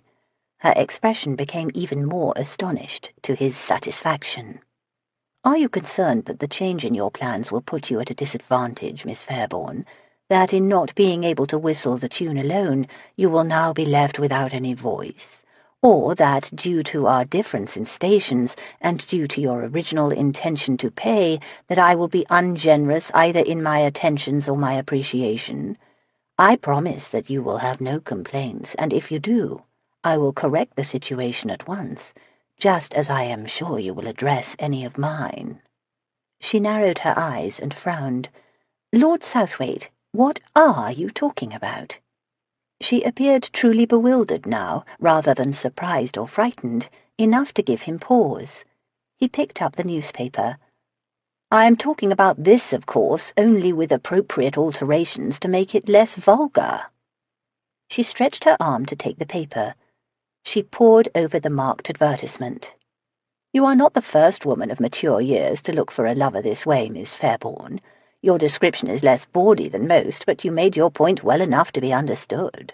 I dare say all of London is enjoying the elegant directness with which you describe your needs." A deep flush coloured her face fast. She covered her mouth with her hands and stared at him. She returned her gaze to the paper, but he saw fires enter her eyes. "Your presumptions are beyond the pale, sir." "You think I am being presumptuous?" It was not a word that sat well with him, especially coming from a merchant's daughter who invited assumptions, if not presumptions. "Unforgivably so." "I think I am being unduly magnanimous. Damned high-minded, actually. She was willing to settle for buying a whore, and he offered her an earl's generosity after all. This lesson could have proceeded much more crudely." "I am sure you do think that. I am guessing you have no idea just how outrageous your presumption is." "No doubt you will enlighten me, since you rarely hold your tongue when you would be wise to do so." He trusted she would hear the warning. She appeared ready to detail the insult, no matter how ill-advised it might be. Of course she would. What had he been thinking? To bother to try to spare her the indignities she had invited? "First," she said, "you are presumptuous in assuming that a woman advertising for a lover would want a lover who does not fulfill her requirements, the first of which is that he be an employee and nothing more. Actually, I presume that a woman seeking a lover would prefer a man of some skill, consideration, and breeding, who bestows gifts, over some callow boy who thinks only of himself and then demands coin," he said. "Forgive me, however, for not seeing the benefits to such a woman of the more costly, indecorous, and less satisfying choice." "Second," she intoned, ignoring what he said, "you are presumptuous in thinking, with no encouragement from me, that I would be agreeable, no matter what the arrangements, to having you as the lover in question." She stood. Her colour rose. Her eyes flashed lightning. He half expected a spear to appear in her hand, and for her to bellow a Celtic battle-cry. "Finally, you are unbearably presumptuous in thinking you know the meaning of this advertisement to begin with. The situation described in this notice was not for a lover, Lord Southwaite." She tossed the newspaper at him for emphasis. He caught it, stood in turn, and glared down at the advertisement. "The hell it wasn't." The potential for profound embarrassment suddenly loomed. Damnation! He hated that feeling, and this infuriating woman had all but lured him into experiencing it. "I assure you that your interpretation is totally erroneous." "If so, you were careless in the extreme in writing this. Inexcusably so. Anyone who reads it would assume what I did." "Only someone with a very lascivious mind." She had the audacity to say that primly. He could not deny, much as he wanted to, that she truly looked insulted and importuned. Hell! He examined the advertisement yet again. Even in the light of revelation, it still read as though a woman sought a professional admirer. He was certain his embarrassment did not affect his judgment about that. The awkwardness of his situation pressed on him. Explaining that he had not truly been trying to form a sexual arrangement would not rectify this either. He doubted that his intentions to teach her a lesson would find more favour with her than his intentions had been to make her his mistress, in fact. "I must apologize, of course. However, I am obligated to say that if I thought it read that way, those young men did too. The presence of Lady Cassandra hardly helped, since the allusions to her in the scandal sheets are read by all." It incensed him that Miss Fairbourne's poor judgment had him now making excuses and feeling like an idiot. If there was an inappropriate flirting in that chamber back there, now you know why. She hesitated one scant moment. Her eyes veiled with thought for an instant. Then she was all formidable indignation again. There was no flirting. Everyone except you comprehended that the situation was other than, well, that. The hell they did, and if not that, what is the situation? This special and pleasurable employment requires an interesting list of qualifications. Another brief pause. She gathered herself into a pillar of hauteur. I was helping Obadiah hire a new exhibition hall manager. Mr. Nightingale has left, and Fairbourne's needs a presentable man to greet patrons and such. That is why Obadiah was here today, too. She gestured to the newspaper. You will see that it perfectly describes the sort of person Obadiah needs. His annoyance abruptly shifted to this new information. It angered him even more, but at least did not leave him feeling like a complete ass. There is no need for a new manager, and you know it, Miss Fairbourne. She sat down and looked at him boldly. I know nothing of the kind, Lord Southwaite. Mr. Nightingale left because he surmised the business must close. Without your father it has no future, thus no need for Nightingale to be replaced. You may have invested, but you clearly remained ignorant of how Fairbourne's was managed. Obadiah dealt with the finances and the catalogue. He is also duly licensed. As long as he remains, Fairbourne's can flourish.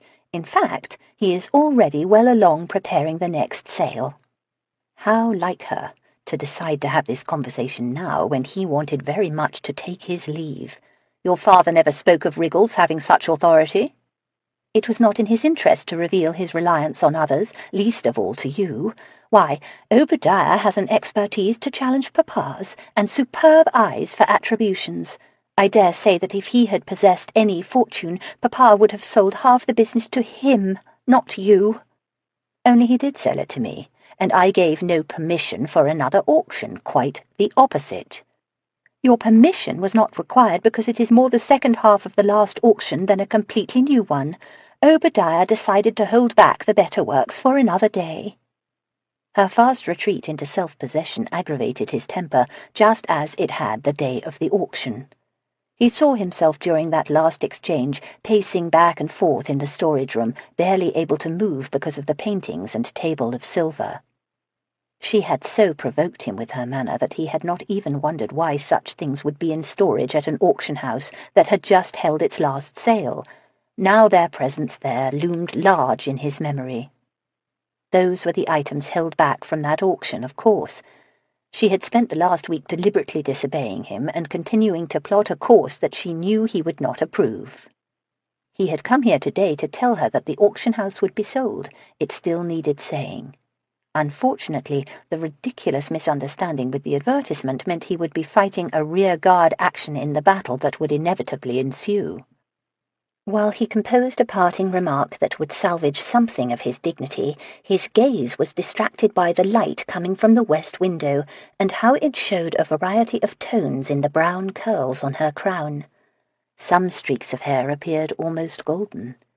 That led him to observe how the light flattered her lovely complexion in a most becoming way, too. From this position he could also see the pale skin extending down prettily to the neckline of the simple black dress that covered breasts of admirable size. The high waist of her dress and his current perspective suggested that she would appear quite lovely if those breasts were visible. They would be very pale and perfect, like the skin he could see, and firm and round, with pink. It was definitely past time to leave. It has been an afternoon for misunderstandings, Miss Fairbourne. I think it best if I return another day to discuss our business, lest there be more of them. I will tell Mr. Riggles to expect me at Fairbourne's on occasion so I can decide just where things stand there, in light of this new information you have revealed. I agree that it might be wise to put off any discussion, Lord Southwaite. However, I should make it clear right now that Fairbourne's must not be sold. Her shoulders squared. Her chin rose. It cannot be sold. It will not be sold. He was not accustomed to women speaking to him in the sort of tone she had just used, nor did he take well being the subject of the furious impertinence in her eyes. Her challenge was unmistakable, and his blood urged him to answer it. Instead, he pulled out his pocket-watch and glanced at it. I regret that I do not have time to explain your errors on that topic right now." "I do not require more time or conversation. I merely thought it best to explain just which tune I intend to whistle with you." Several rude responses sprang to mind, referencing how she would whistle however he wanted before he was done with her. "I look forward to hearing more notes at another time." He bowed. "I will leave you now. My apologies once more for the misunderstanding today." "We will never speak of it again, Lord Southwaite. By morning, it will be as if it never happened, and we will forget it completely." Chapter 6. The next morning, Emma sat in the little chamber she used as a morning room, eating breakfast with Cassandra at a table near a back window that overlooked the garden. A small watch lay on the table among their plates and cutlery, showing the hour of 9:30. Mr. Weatherby would send candidates for the situation at Fairbourne's beginning at 10. Cassandra had set that watch there. Whenever Emma saw it, she thought about the advertisement. That in turn led her memory to the meeting yesterday with Southwaite. She had dubbed the entire disaster the outrageous misconception. Cassandra set down her fork and demanded her attention. "You have been too quiet. I think you are deliberately teasing me with your silence. You know I am curious about your caller yesterday. What did Southwaite want with you?" "It was a simple, brief social call. He did not want anything." "I trust that you scolded him for sending away your young men." "I did, politely but firmly. However, they were not my young men, and I would appreciate your not calling them that. I am merely Fairbourne's agent. That advertisement has absolutely nothing to do with me." "My, you are in a pique today.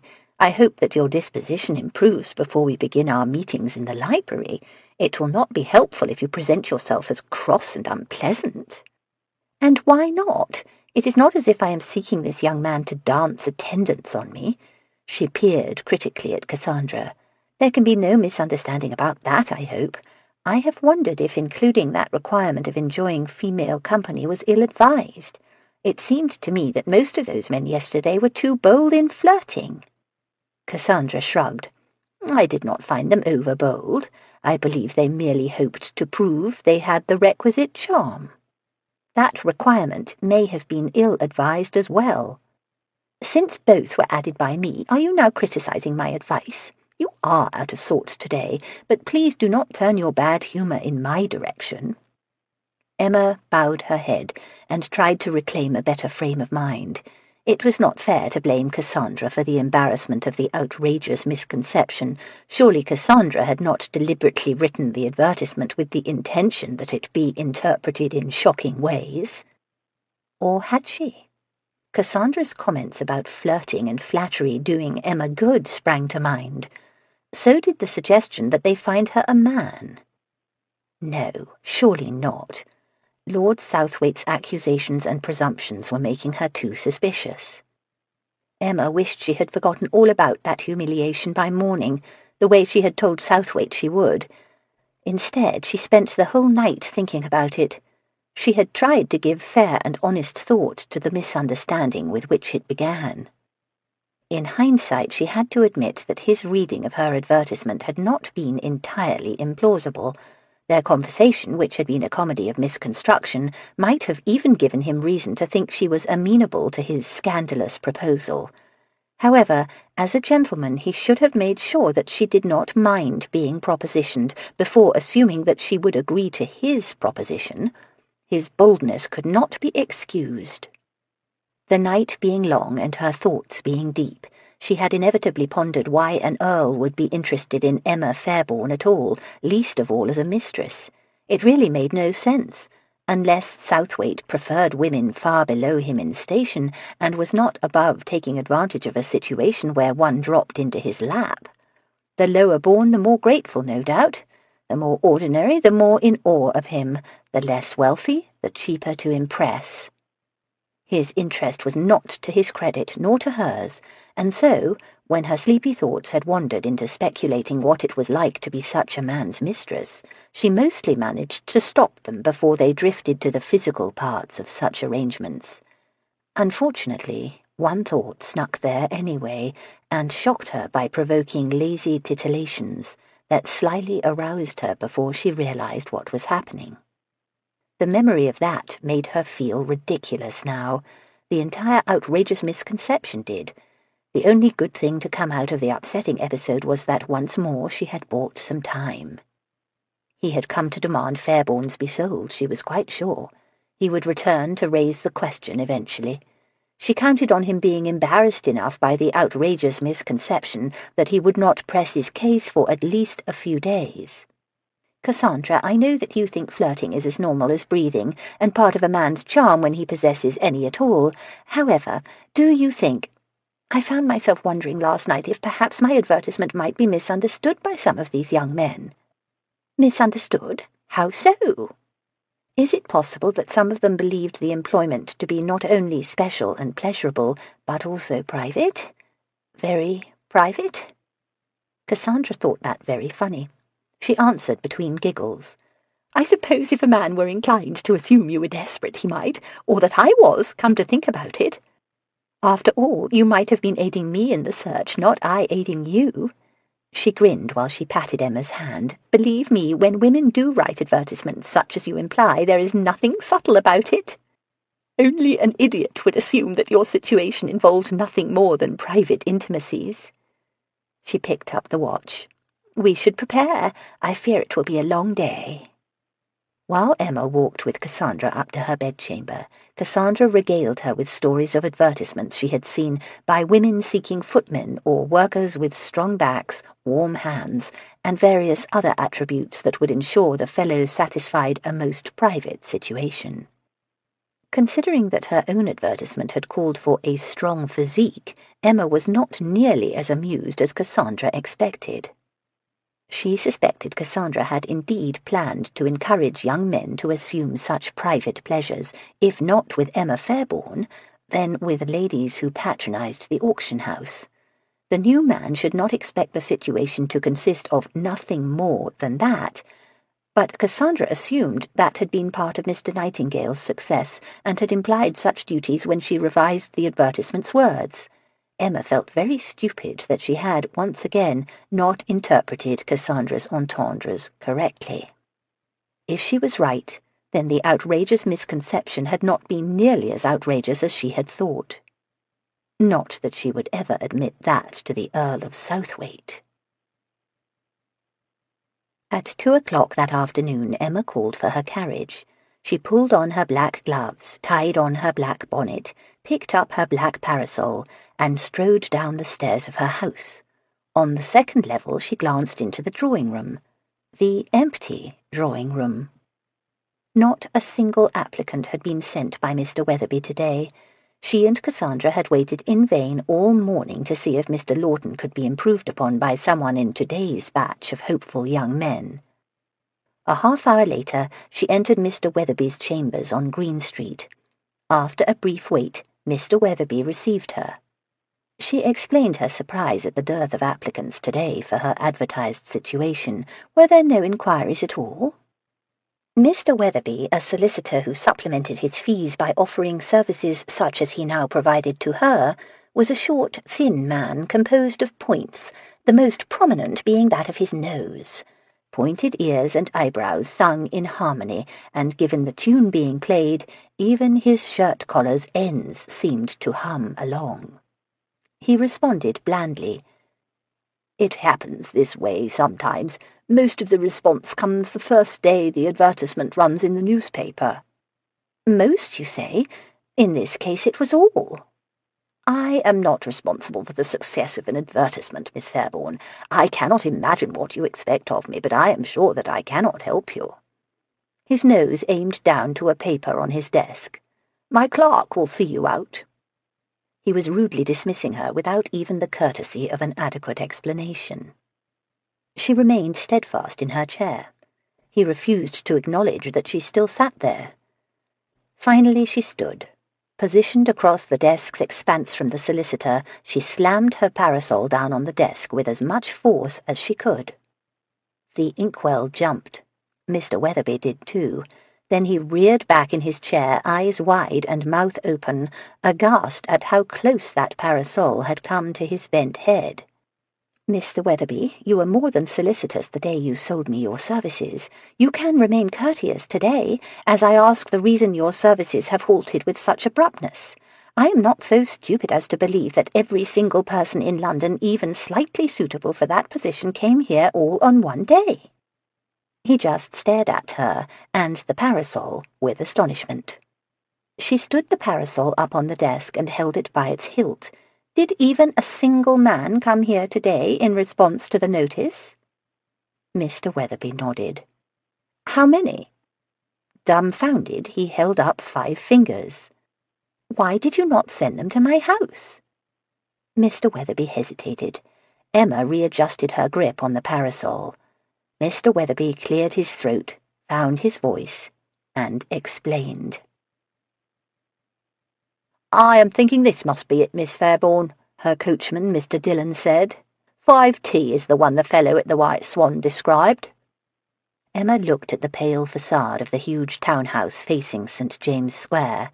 It certainly looked big enough to be an earl's home. She would have to trust that the fellow at the White Swan had gotten it right. She alighted and paused to fish a calling card from her reticule. She gave her bonnet a tweak on its rim to ensure it was straight. Calling up the blistering fury that had brought her here, and swallowing the sudden misgivings that assaulted her, she approached the door. Although overwhelmed in her memory by thoughts of the outrageous misconception, Southwaite's parting comment about visiting the auction house had nagged at her all night too. It implied more interference than she had expected, or than she could afford. Southwaite was sceptical of her claims about Obadiah, so it would not do for Southwaite to loiter around the exhibition hall.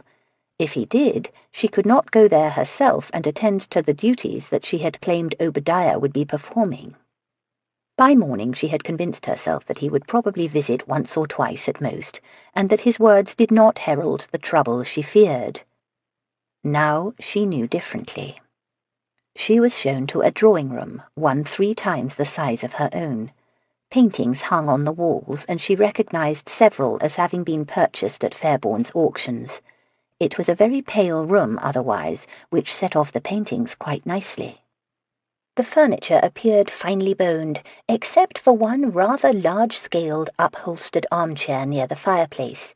It had 2 gilt griffins flanking its sides, their legs forming the chair's base and their heads supporting the chair's arms. She did not wait long before the Earl arrived. He entered with a servant bearing a tray. Southwaite was dressed informally, as if he were visiting his country estate and had been riding. His circles would know what days he usually received callers, and apparently this was not one of them. "Miss Fairbourne, I am happy to see you. Come and sit over here with me." His arm ushered her decidedly in the direction he required. He guided her to the fireplace. She perched herself on an elegant padded bench. He took the large chair. She realized it was there just for him. He would be uncomfortable on anything much smaller. He sat like a king on his throne, with one fine boot forward and his arms supported by the griffins' heads. If she cared about such things, which she did not, she would have to admit that he appeared very handsome and noble today. "You arrived just as I was about to have my afternoon coffee. Please have some too," he said. She had much to say to this man, and intended to speak quite firmly, but she hoped to avoid another row. She held her tongue until the coffee had been served and the tray set aside. She sipped some coffee. While she did, the Earl got in the first word. "As I said, I am pleased you have called. My visit yesterday ended on a peculiar note, and there is no reason for us to be adversaries. You appear to be a sensible woman of some intelligence, and I am sure we can cooperate instead of always arguing." "I am flattered that you perceived some intelligence. That is rare praise, I am sure." "Not so rare. I have met other women with intelligence. There are men who think the 2 things never go together, women and intelligence, but I am not one of them." "How enlightened of you. The truth is, however, that I have come here today because our conversation yesterday was not only peculiar, but also incomplete. "It was in several ways, I agree. Most lacking was your acceptance of my apology for the misunderstanding. I hope that you will accept those apologies now." "Thank you, I shall. I have quite forgotten the matter already." "It was also incomplete regarding the disposition of Fairbournes, of course. May I assume that is what brought you here? I knew you would see what must be done once you thought about it. I promise you that I will take care of everything involved." "I did not come here to discuss the disposition of Fairbournes, Lord Southwaite. That subject is well settled between us. Any disposition is still out of the question." He looked away, but she saw exasperation flicker in his eyes. His attention returned to her. A tight smile formed on a face that had turned less amiable. "Then how can I help you, Miss Fairbourne? What other part of our conversation was incomplete? Ah, yes. I did not finish with my romantic proposition by discussing the usual details. Have you come here for that?" She could not believe he made this reference to the outrageous misconception. He had just apologized a second time, hadn't he? They should be pretending it had never happened. Instead, he all but invited her once more to be his mistress, only without any misunderstanding as an excuse. He watched her with dark humor. He was not flirting. Surely not. However, he observed her most specifically as if he were truly interested in her reaction. She could not dispel the notion that he waited to see his reference fluster her, as if that would be some victory for him. She managed not to reveal her surprise. However, she reacted to his gaze and insinuation, and not with the indignation that was warranted. Instead of disgust or anger, a very different emotion affected her. A thrilling sensation fluttered up to her throat, then spiraled down through her body, stirring her. Invisible sparkles danced on her skin, and a foolish giggle bubbled in her brain. It was much like the taste of forbidden pleasure last night, only much less languid. It dismayed her that her own femininity conspired against her by making her susceptible to this man, in that way, at this time. How incredibly unfair. She reminded herself that Southwaite wanted to destroy Fairbournes. She sought refuge in her anger, but was incapable of summoning its full force again, or of obliterating the new, discomforting awareness she had of Southwaite's masculinity, which saturated the air between them and made her nervous. "I spoke with Mr. Weatherby today." She made her voice as crisp and unwavering as she could. "I know that you visited him after you left my house yesterday and told him to stop referring applicants to me." He calmly drank some coffee, then assumed a very cool expression. "Yes, I did.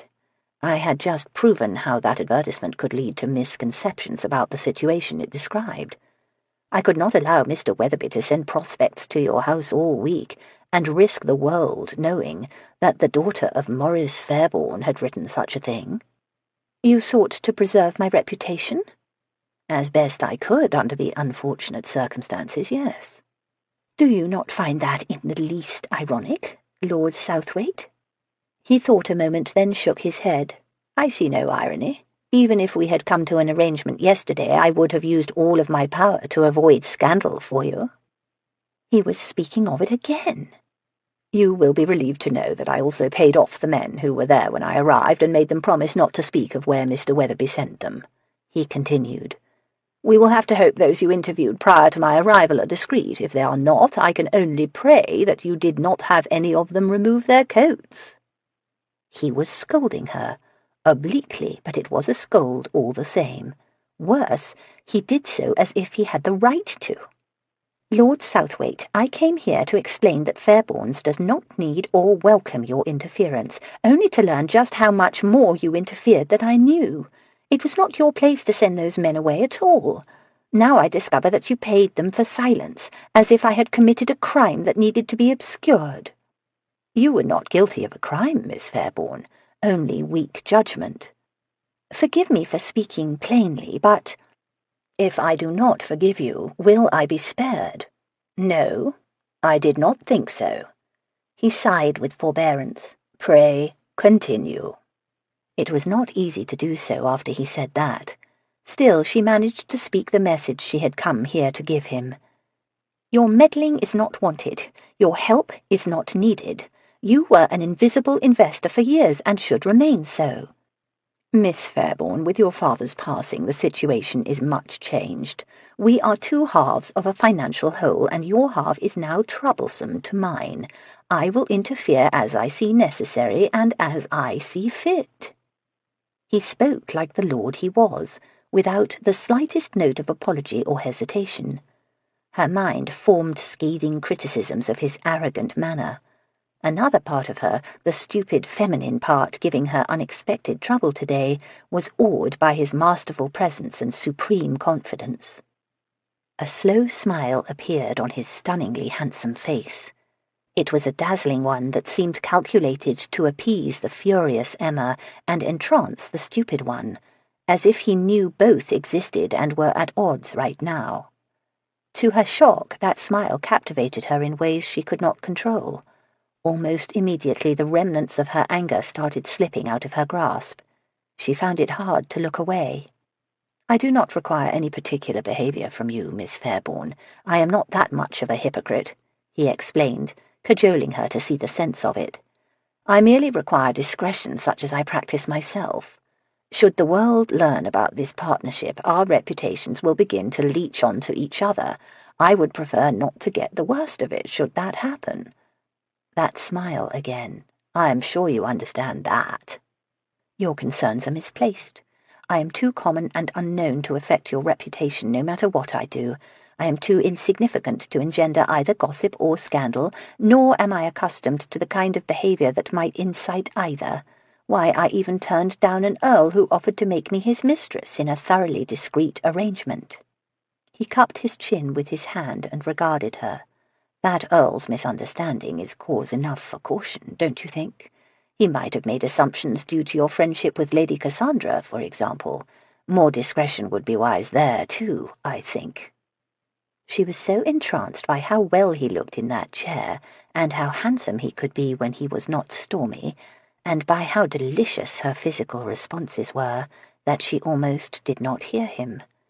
When she did, she made a display of frowning, but it was a feint, a mere attempt to display the indignation that she should be experiencing instead of this foolish, pleasant stimulation that prickled in her.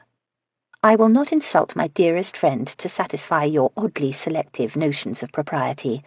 As for the rest, if you do not interfere with Fairbourne's, no one will be the wiser about your investment, thus removing the reason you claim a need to interfere to begin with. I am sure you understand that."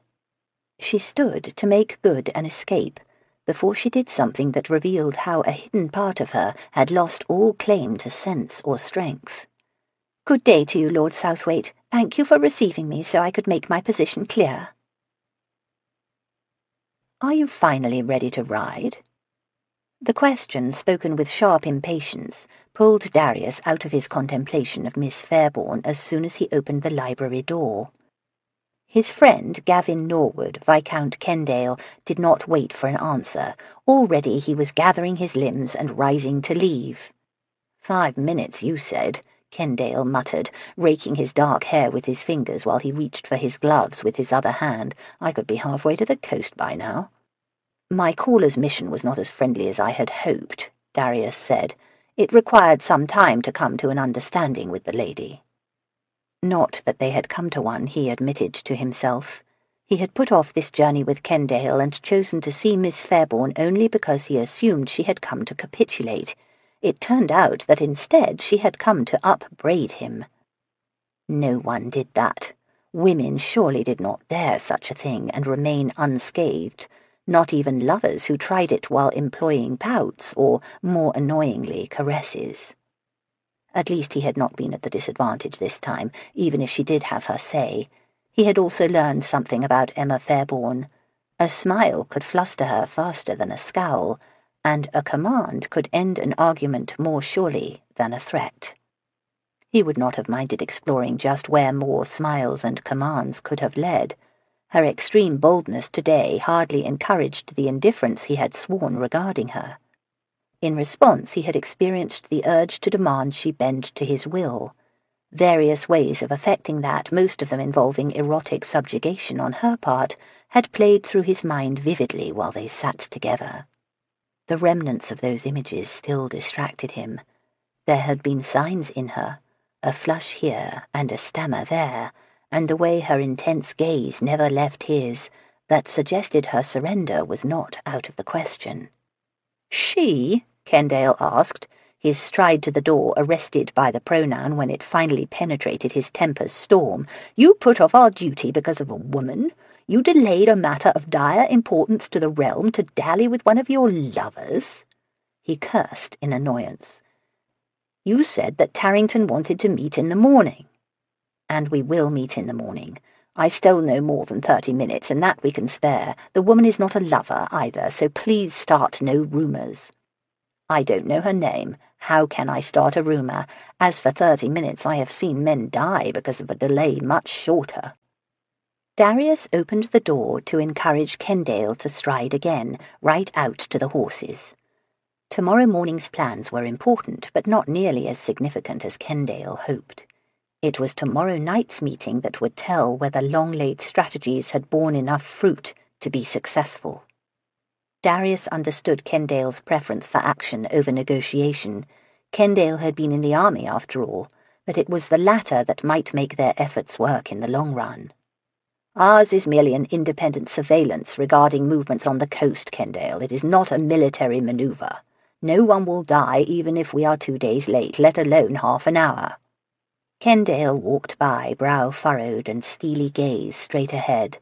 "A lot you know about maneuvers, military or otherwise, or about the small mistakes that cause some men to die in them." Chapter 7. Having fed Southwaite the lie about Obadiah running things at Fairbourne's, Emma was reduced to complicated machinations in order to perform her duties at the auction house. She dared not just walk in the door, lest the Earl be there to investigate his investment. For all of her bravado, she knew that she had failed to obtain Southwaite's agreement not to interfere at their last meeting. Rather, the opposite might have occurred. She feared that she had dared him to do something he might not have done otherwise. Worse, she suspected he knew about the sparkles and flutters. The more she remembered that slow smile and cajoling voice, the more she pictured the way he had looked at her, the stronger that suspicion became. In order to make any progress with the catalogue, she devised a system of communication with Obadiah. Doing so forced her to confide the news of the Earl's partnership to him. Obadiah took it very well, but then the arrangement had not depleted his family business by half, had it? For the next 3 mornings she sent a note to Fairbourne's with a footman asking if Lord Southwaite had come by. If Obadiah responded in the negative, as he did each day, she had the carriage bring her over. Before entering, however, she checked the front window. Obadiah had agreed to leave the Angelica Kaufmann in the window if Southwaite still was not there. She made good progress with cataloguing the silver while the workers cleaned the property, and began hanging the paintings that she had held back. Patrons who walked by would see them and could watch the next auction taking shape. Hopefully it would whet their appetites. In the least, the activity announced that Fairbourne's was not closing, as everyone assumed. She worried about enhancing the offerings, and even turned to considering her family's own collections to see what might be sacrificed if necessary. The best art was not in London, unfortunately. Papa had moved the most prized paintings to his cottage on the coast, where he would retreat for privacy and renewal. If she were reduced to selling any of them, she would have to transport them to London, which would involve a journey she would rather not make. When she returned to her house on the 3rd afternoon, Maitland immediately asked for a private word. Tall, thick, and black-haired, Maitland's size inspired a sense of safety in this house now that she lived here as a lone woman. Even his craggy face would discourage ne'er-do-wells. "A person came and is waiting for you," he said. "There is no card." "Is there a name?" "No name either, Miss Fairbourne." "If there is no card and no name, why did you allow this person to wait?" "I thought I should, Miss Fairbourne. She said she had brought some items to consign at your auction." "If that is the reason for her visit, you did not err in your judgment. Sometimes people, and especially women, do not want to have it known they sell their property thus, and seek private conversations. It was customary to keep such consignors' identities a secret, and note in the auction catalogue only that the property was that of an esteemed gentleman or a discreet patron. "Where is she?" "In the garden, Miss Fairbourne. She preferred to stay out there, she said." Emma walked to the morning room and to the French doors that gave out to the back terrace. Despite their distorting glass panes, she could make out her visitor sitting on a stone bench near the terrace's low wall. The woman wore a loose, full-sleeved, soft grey dress, bound under her breasts with a broad red sash. A shawl of grey and red pattern hung from her shoulders. Her long auburn hair fell free in the current style, and a grey and red turban had been tied in a full, carefree wrap around her crown. Emma envied the style with which this stranger wore that headdress. She herself had tried many times to make such a turban appear exotic and artistic on her own head. She had managed only to appear like someone done up for the stage in a silly costume. She opened the door, and the image of her guest clarified. The face under that turban turned to her, and she saw its delicate beauty and captivating deep brown eyes. Emma greeted the young woman as best she could, considering she did not have a name. "I am told you have brought some items for consignment. Why don't you remove them from your reticule so I can see what they are and assess what they might bring?" "They are not in my reticule." The woman spoke slowly and carefully, as if considering every word.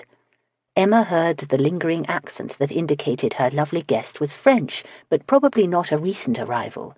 She was an émigré, no doubt, a refugee from the Revolution who had today come to sell valuables carried out when she fled. "They are there." The woman pointed a thin, elegant finger toward the back of the garden. She wore no gloves, and Emma saw dark smudges on her hand that marred its cleanliness. Her visitor began walking in the direction she had pointed. Emma followed, perplexed, noticing again the willowy grace of this woman, but also seeing other things now. The dress, while presentable, displayed mending if one looked closely at its hem. The shawl had a smudge, too, mostly obscured by its pattern. The woman wore old-fashioned mules, not slippers, such as were common now. They walked all the way to the back garden gate. Once they were in the little lane behind the property, the woman gestured lazily to a wagon next to the carriage house, her stained hand flowing up and down. Emma loosened the tarp that covered the wagon's contents. She looked in, then slapped the tarp down again. The old books and even the silver in the wagon were the sorts of things an émigré might well bring across the channel. However, this potential consignment did not consist only of household goods. Most of it was wine, and she had seen at once that the cases bore no customs stamps. "Take it away. We do not accept smuggled goods at Fairbourne's." "I cannot take it away. There is no donkey." The smudged finger floated toward the empty harness. "He took it with him." "Who took it?" "The man who paid me to come here with him. 4 shillings he gave me to go to the house and say the wagon was here. He said you would understand about this wagon and its importance to your winning the prize, but perhaps not." She shrugged. The confusion of the situation bore no interest to her. She set her shawl higher on her shoulders and began walking down the lane. "Stop. Wait," Emma said. "I do not understand its importance. I do not even know what the prize is. What was this man's name? Where is he?" "I cannot help you more. I only rode in the wagon, and I told you it is here, as I said I would. It was a strange request, but 4 shillings is good pay for a few hours. Now I must go." "But I want to talk to this man." "I do not know him, I am sorry." "Was he English or French?" "English." She turned to leave again. "Please, stop. If you see this man again, tell him that I need to speak with him. Will you do that for me?" The woman considered it. "If I see him, I will tell him." Emma watched the grey dress grow smaller as her guest walked away. Then she returned to that wagon and lifted the edge of the tarp again. She examined the silver and the books and the wine, especially the wine. She counted 15 cases. She felt inside a large trunk. Her fingers slid over satin and lace. This wine must have been smuggled into England. Probably the cloth had been too. That was why it had been brought here to the house in a clandestine manner. It appeared that someone assumed that Fairbournes would be willing to accept the contents of this wagon. She did not want to imagine why such an assumption would be made. The disheartening conclusions pressed on her anyway, evoking a scathing disappointment that tainted memories she held in her heart.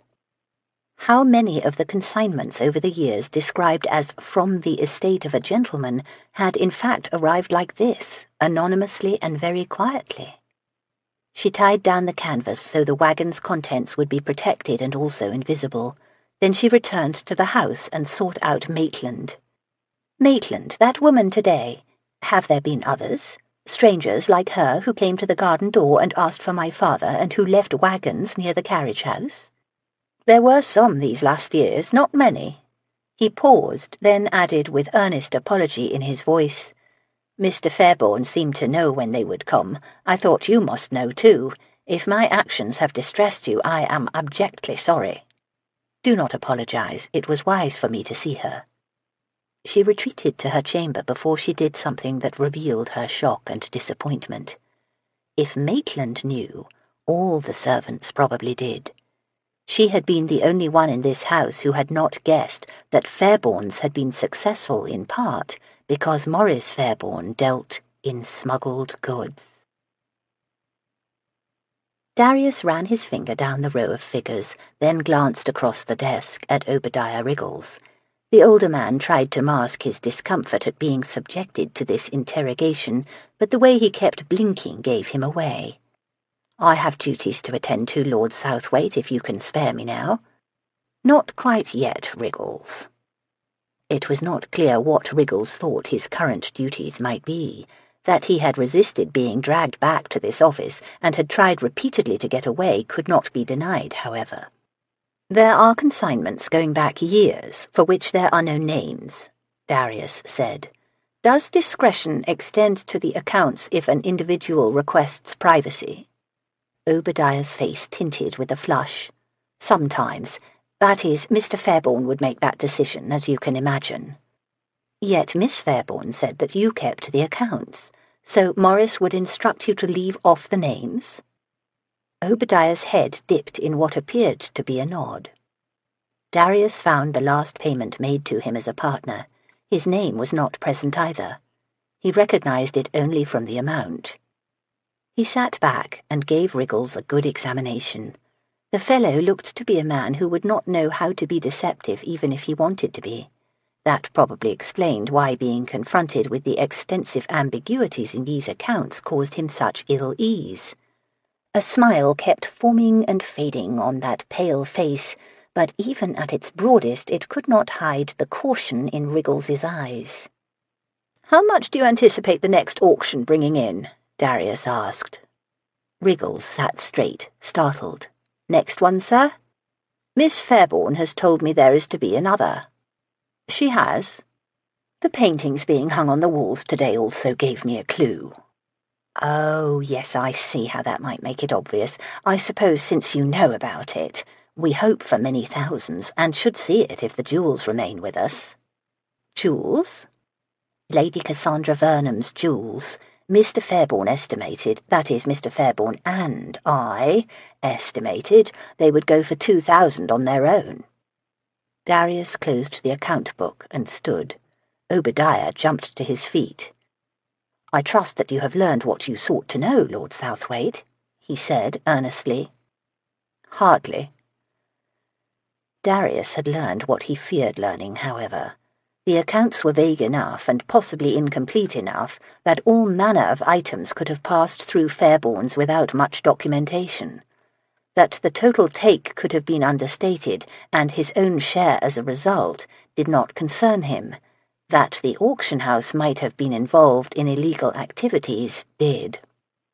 It would be a hell of a thing if a peer who complained publicly about an unprotected coast being vulnerable during this war with France were revealed to have profited from that vulnerability.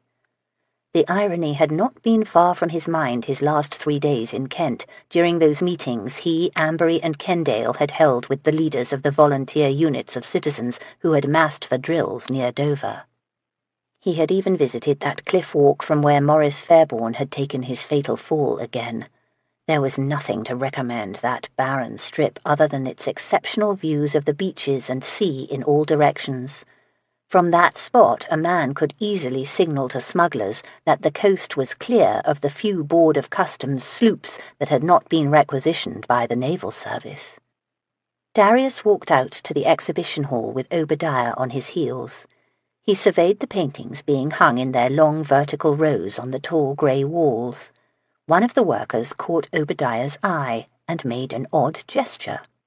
Darius pointed to an oil painting that had garnered his attention when he entered Fairbourne's. "Andrea del Sarto?" Riggles blinked. "Sir?" "The painting is by del Sarto, it appears to me. Is that the attribution?" "Ah, yes, quite so. The saints on the sides look a little weak compared to the Madonna." He bent and peered closely. "Another hand at work, perhaps?" Riggles bent and peered, too. "My thoughts exactly, sir." Darius turned his attention to the rest of the wall. "It looks spare. Are you anticipating more?" "Oh, yes, we are," Obadiah mumbled. Quite soon. "From whom, Mr. Riggles?" Obadiah glanced at the front window before realizing another question had been asked. "Sir? If you are expecting more paintings soon, who will be consigning them?" Obadiah paused. "Why? Gentlemen, sir." Darius doubted any more consignments would be forthcoming. Who would take such a chance with Maurice Fairbourne now gone? Miss Fairbourne said Obadiah really managed this auction house, but even if it were true, no one knew that. The world assumed this ship had lost its captain. He should have moved to sell the business immediately before another auction proved its diminished worth, or others voiced suspicions about Maurice Fairbourne's purpose on that cliff walk. The name Fairbourne's stood for something. Neither a lackluster auction nor rumours of smuggling would enhance its reputation or value. "What else do you have besides these paintings, Riggles?" "For what, sir?" "The next auction. Surely there will be more than these paintings." "The usual sorts of lots, sir. Objets d'art, silver, some drawings, and of course the jewels. The last are in safe keeping, and the rest is in storage here, being catalogued." Darius walked toward a door at the back of the hall. Riggles scurried to catch up. "Sir, I do not think— that is, the storage room is arranged most carefully, and visitors are not allowed to—" "I am not a visitor, Riggles, and I have been in the storage before. I want to see just how sad a showing this second final auction will be." The silver could not hold Emma's attention. Try as she might to concentrate on the silversmith's marks and her notes, the arrival of that wagon yesterday kept interfering with her thoughts. She had chewed over the reference to a prize all night. She had risen before dawn and sat at her window to watch daybreak, and in that silver silence a notion had come to her. Now she could not get it out of her head. What if her father had accepted those wagons because he had no choice? It would explain behaviour that she knew he abhorred in principle, and which he always believed would ruin Fairbourne's if it became commonplace. If that had happened, what could coerce him to do it? She could think of only one thing. He would do it to protect that which was more valuable to him than Fairbourne's, or even his own good name. He would do it to protect her, or Robert. She gazed at her fluid reflection in a polished silver tray lying in front of her on the desk. Papa had always spoken with great conviction that Robert would return. He had been so sure that she had not dared to doubt it herself, although everyone else thought they were both mad to believe it. That ship had gone down in the middle of the sea, but Papa had always said with certainty that Robert was not dead. Was it possible that he spoke with such conviction because he actually knew it to be true? Could Robert be the prize that must be won? The notion had preoccupied her mind all morning. She had been relieved that Obadiah was not in the exhibition hall when she arrived, because she wanted to be alone to sort it all out yet again. She kept trying to cast the idea away as a ridiculous speculation, but it fit what little she knew rather well. A frightening emotion filled her heart. It was hope, and it wanted to burst free. She dared not allow that, but even contained, it had her on the verge of joyful tears. She proved unable to ignore its demand that she acknowledge that this idea might be correct. Robert might be alive, but held by people who demanded that Fairbournes pass their illicit goods. If so, how long had her father been trying to protect him? It could have been since the day she last saw Robert. The wreck of that ship might have been only a tragic convenience that allowed Papa to create a false story about a false journey to explain Robert's absence to the world. She tried to rationalize the criminal part of it. Under the circumstances, what father would refuse to include a few lots of questionable origin in his auctions? It was not as if smuggling were new or unusual. The Kent coastline had been a smuggler's lair for generations, and everyone knew it. Half that county's population must be involved in either bringing goods in or moving them on to London and other cities. One might even say the wonder was that her father had not set up Fairbourne specifically to enrich himself thus. Only he had not, she knew. He prided himself on being a fair and honest man, and both qualities had distinguished his sales as well as his character. It must have sickened him to be required to debase himself, even if the reason was as good as they came.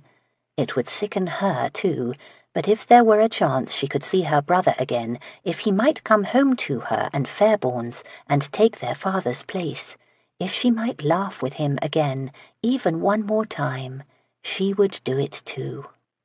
She had gone out in the morning and taken a better look at the contents of that wagon. All of it, even the wine, could be sold as if it came from someone in England. It should fetch a good price, only she had no idea to whom she was supposed to give the proceeds. She pondered whether to bring the wagon here and what story to give Obadiah.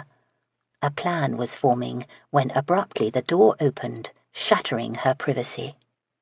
Suddenly Southwaite stood there, looking at her with surprise. Obadiah's head angled around from behind the Earl's shoulder. She managed a hooded glare at Obadiah for failing to remove the Kaufman from the window. Then she greeted Southwaite with as bright an expression as she could muster. "How good of you to visit us, sir. Were you riding by and decided to pay a very brief social call?" "I have been here some hours, and my purpose was not social." "So you have chosen to interfere anyway, despite what I said at our last meeting?" "I have chosen to assess the situation here as I see fit, as I explained at our last meeting." He strolled into the chamber and looked at the deep shelves that held urns and old porcelain. While he distracted himself, she slid her catalogue notes under the silver tray. "Lord Southwaite arrived early and immediately went to your father's office, Miss Fairbourne." Obadiah's expressions, invisible to Southwaite, communicated warning and distress. He insisted that I accompany him at once to explain what matters he might need explained. That clarified why the Kaufman had not been removed from the window, but left other unfortunate puzzles. "Matters?" she asked, tipping her head up to smile at the Earl. Southwaite ignored her prompt. He gazed down at the table where she sat. "Do you have a fondness for silver?" "Yes, I do. I possess an unabated passion for it. I always come here before auctions to admire the silver." It sounded stupid to her, but he had been the one to suggest such a possibility. His right hand swung out sideways in a lazy gesture. Obadiah rightly understood that he had been dismissed, and backed out of the chamber. Southwaite sidled over to the table while his gaze examined its surface. "Some of it is handsome." He lifted a heavy candelabra and turned it to check its mark. "Is there more, or is this all of it?" "For now, this is what has come in. Obadiah told me that he anticipates another 10 lots worth next week." He set the piece down. To her surprise, he then sat on the edge of her table, his doeskin-encased hip and thigh supported by its edge, and the rest of him still braced by his other leg. The casual position brought him alarmingly close to her. 10 lots will help, but the sale needs more than silver. It is not looking good, Miss Fairbourne. Better to retreat and be remembered as excellent, rather than to let the world watch one's fall. I am sure that more is coming, including more paintings, also books, I believe, and cases of very fine, very old wine. The lies trickled out with distressing ease. This auction had to be held now. More than pride and memories might be at stake. Wine? So I hear, from the estate of a gentleman. She hoped she appeared blasé. A gentleman who needs to pay creditors. He examined her face, as if searching to see whether she merely put him off. She kept her expression innocent, she hoped, but his attention alone sent a series of tremors through her. She prayed she would not blush at the physical evidence that her reactions during that last meeting had apparently left her vulnerable in new ways to this man. His gaze warmed and became even more direct. He saw the secret excitement in her. She just knew he did. His eyes carried a new intimacy that provoked alarming inner shudders. She worried that he did it deliberately to distract her and make her pliable, to prove that he knew the outrageous misconception became less presumptuous with every contact that they had. "You are not in mourning today." His examination moved down her body before finding her eyes again. His voice modulated in deep, quiet ways. He possessed a wonderful voice. Its sound affected her blood even when he vexed her. Right now she was helpless to its effects. She self-consciously touched the pale rose muslin near her shoulder. "I am not in public. I am not receiving. No one is going to see me today." "I am seeing you." He certainly was. His attention overwhelmed her. So did the way his resting on the table made him loom large, too close and too there. "Are you scolding me for inappropriate dress?" She wanted to sound haughty, but she spoke with breathless nervousness. A smile, the disarming one.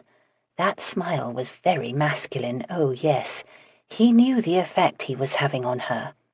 "Far be it from me to scold you about wearing a hue that is so flattering to your complexion. As you said, no one will see you except me. It is quite private here." Very private.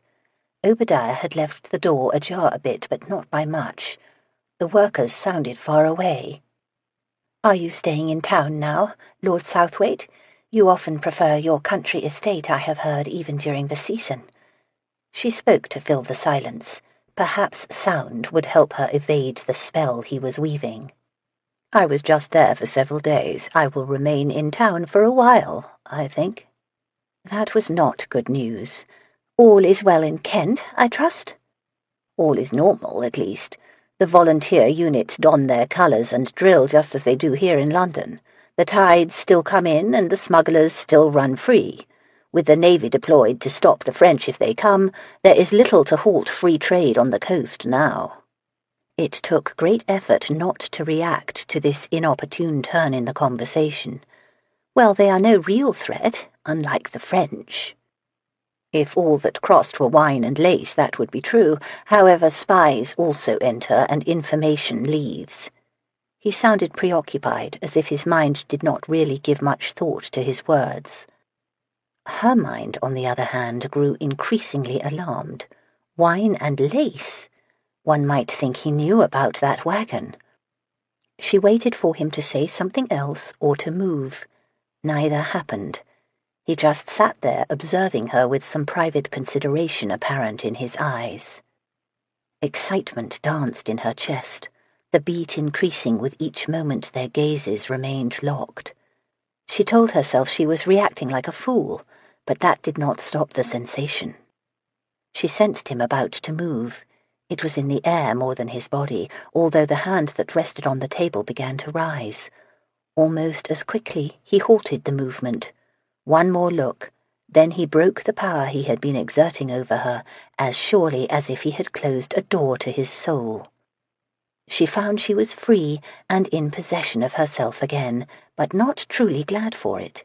She sought the thread of a subject that would set aside what had just happened. "Obadiah said you were asking about matters here," she said, remembering the way Obadiah's face had contorted in wordless warning before he left. "I thought that I should examine the accounts. Have you seen them?" "Obadiah deals with such things. What would I know about accounts?" "They are not difficult to comprehend, if well done. These are not very detailed, I am sorry to say. There are few names attached to either income or outlays." She knew of what he spoke. She had tried to understand the books, but had given up. There were a variety of possible explanations for such sketchy bookkeeping, and she suspected the Earl contemplated them. Considering what she had recently learned about her father's dealings, she did not want him doing that too much. "I know that some consignors wanted privacy," she tried. "So many." "My father had an excellent memory. All the rest of the information was probably in his head." "No doubt." He pushed off the table and righted his coat. "I expect with some effort I will make sense of it all, even without his memory to guide me." "Perhaps you should take the accounts with you, so you may study them at your leisure." He thought about that, then waved the notion away. "I will do it here. It will give me a chance to see how Wriggles is improving this sale and whether it should even be held." He took his leave then. As he did, their gazes met once more very briefly. During those few seconds she again could not look away, or move, or even breathe very well. "Are you reading, Southwaite? Am I intruding?" Darius looked up from his book. He had not been reading. His thoughts had been on a very nervous Obadiah Wriggles, suspiciously vague account books, and a pretty woman in a rose dress surrounded by beautifully crafted old silver. He had almost kissed Emma Fairbourne today. He would like to claim it had been a mad impulse, only he never was a victim of such things, and today, in that back room, the decision to kiss her had been just that, a decision, one that had been very cool and not at all impulsive, and also very calculated. His better sense had stopped him. He supposed he was glad for that. Mostly. Probably. That he really wasn't, only forced to the conclusion that he needed to end this alliance. He would do it very soon. "You are not disturbing me, Lydia." He set the book aside while his sister sat down in a nearby chair. "That is a pretty dress." She picked indifferently at the fabric on her lap and shrugged. Her maid had dressed Lydia's dark hair in the simplest of styles, a chignon on the nape of her neck. That had been Lydia's choice, not the servant's. For reasons he did not understand, his sister did not care about her beauty or about much at all. She had grown so quiet this last year, so nondescript and separate from the world, that he often feared for her health. He wondered if he found her even more vague and devoid of warmth today because he had spent time with a woman full of spirit and vivid humanity. He looked in Emma Fairbourne's eyes and saw an active mind and frank disposition and layers of thought and experience. He looked into Lydia's eyes and saw nothing. "You went down to Kent," she said. "You did not take me as you had promised." Her voice carried a note of accusation. He was glad to hear anything that reflected some emotion. "I went with some friends. It would not have been appropriate to bring you." She did not argue. She never did. She just gazed at him, her eyes shallow and opaque. "I want to go and live there." "No." It was an old argument between them. Her relentless pursuit of isolation troubled him like so much else about her. "I will find a companion so I am not alone." "No." "I do not understand why you refuse me this and force me to stay in town." "You do not have to understand it. You only have to obey." He spoke with irritation, not at her rebelliousness, but because this conversation was the only one they had any more. He swallowed his resentment over that and found a better tone. "You have removed yourself from society, from your friends, from our relatives, from me. I will not allow you to take the final step and remove yourself from even the observation of normal human activity." Her gaze fixed on a spot on the distant carpet. He wished she would truly rebel and start a row. Any evidence of emotion would be wonderful. Instead, she wore the kind of manner a woman might don for a formal evening among strangers. It was as if she had put on a costume one day and forgotten how to take it off when she returned home. The insight distracted him. Put her at the right table with the right people, and her cool blandness would not look out of place at all. The peculiarity and his worry came from the mask never dropping, even with him, especially with him. "If I were a man, you would allow me to be whatever I needed to be." She said it quietly, flatly. Then she left the library. The chamber quaked for a moment with her sudden absence. Quickly, however, the shallow impression she had made on the space disappeared. No chamber would dare obliterate Emma Fairbourne's presence like that. But then her spirit did not whisper in a monotone, did it? Chapter 8. "It will be a very small dinner party, Emma. Mrs. Marcus specifically told me to bring you," Cassandra said, while she and Emma walked together on Bond Street the next afternoon. "How small?" "No more than 20, I believe." "It would be inappropriate for me to attend right now."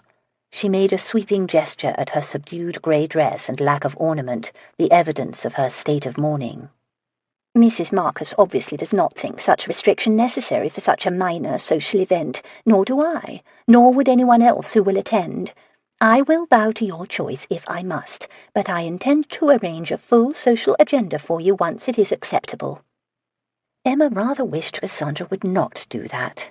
Emma had accompanied Cassandra to a few of her parties and dinners. She never felt comfortable at them. She so clearly was out of place that it was a wonder the other guests did not simply address her as such. "The weather has been unseasonably warm, don't you think, miss, whoever you are?" Or, "Dear social clawing friend of Lady Cassandra, have you decided how you will live now that your father's trade has been compromised by his death?" Even Cassandra's friendship was more a happy accident than a normal alliance. They had met 2 years ago while they both stood in front of a painting at the Royal Academy exhibition.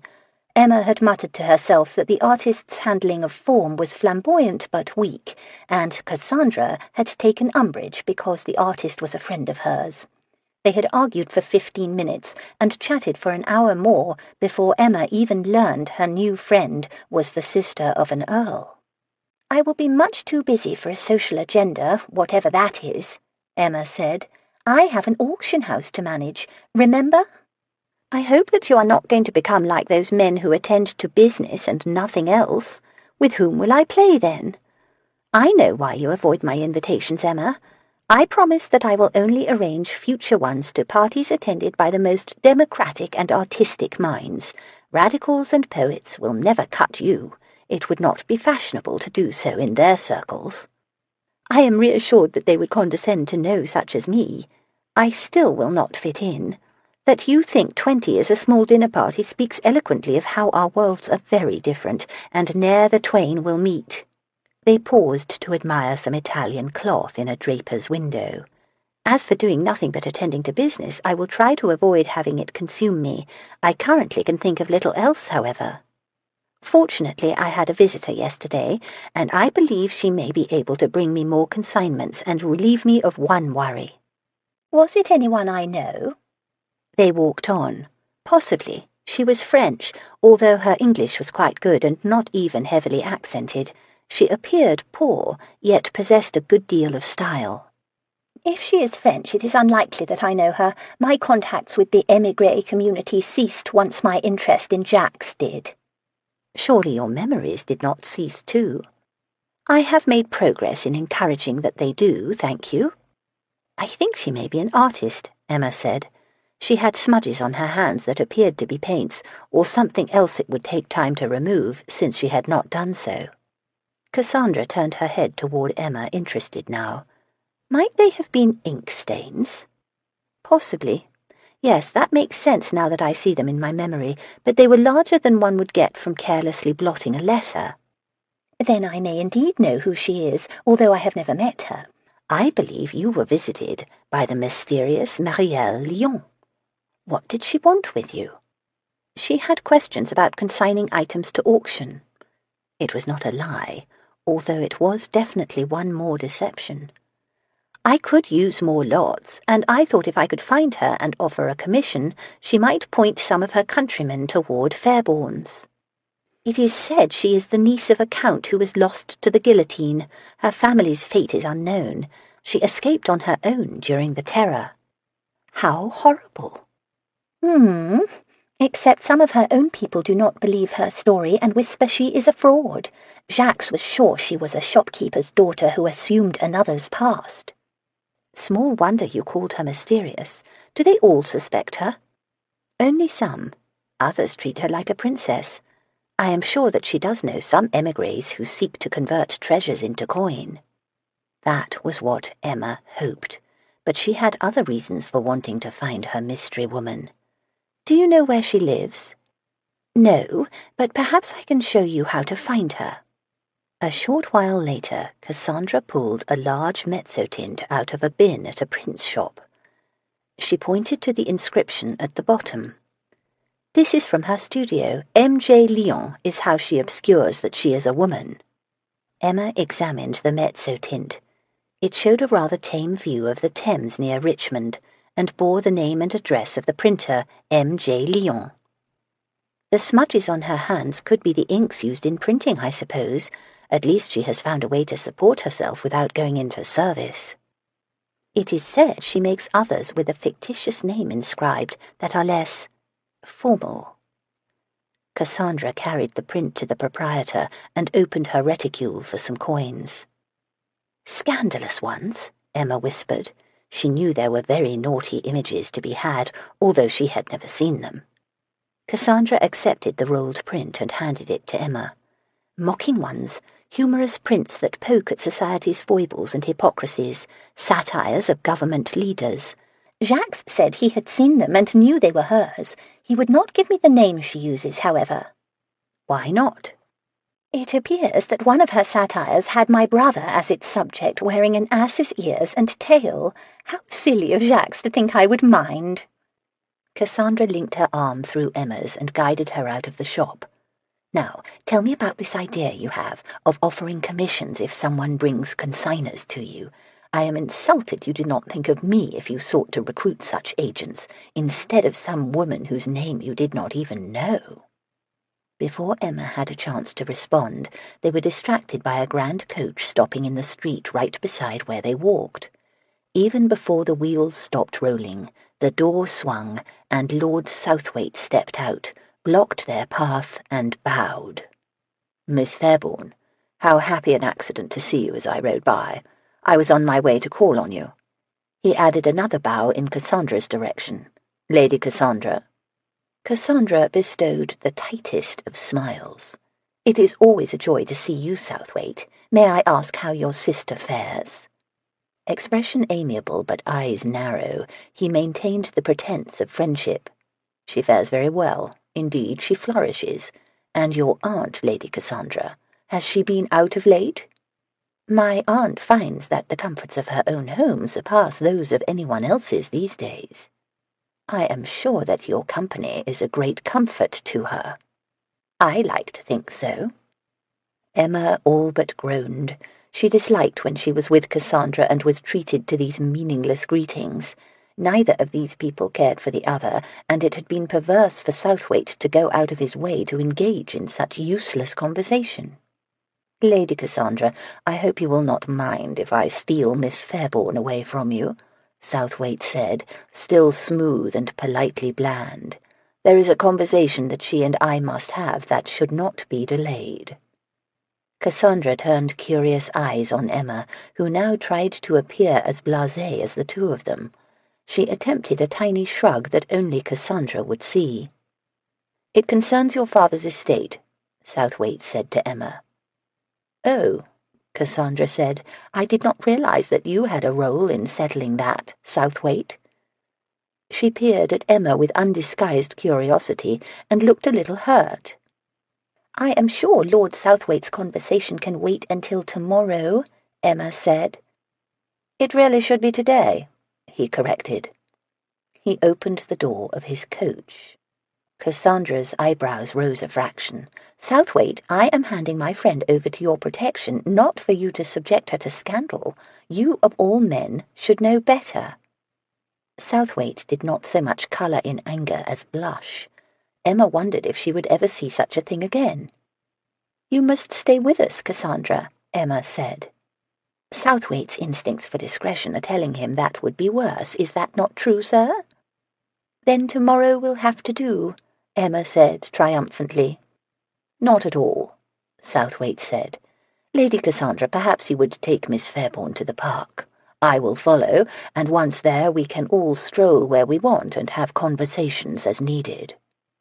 Cassandra pondered the idea at length. She mumbled about such an outing not being in her plans and how she would rather not be diverted. Finally, however, with much muttering about the wilfulness of certain lords who think the entire world should accommodate them, she agreed to his plan. Emma had strong words for her once they were in her carriage.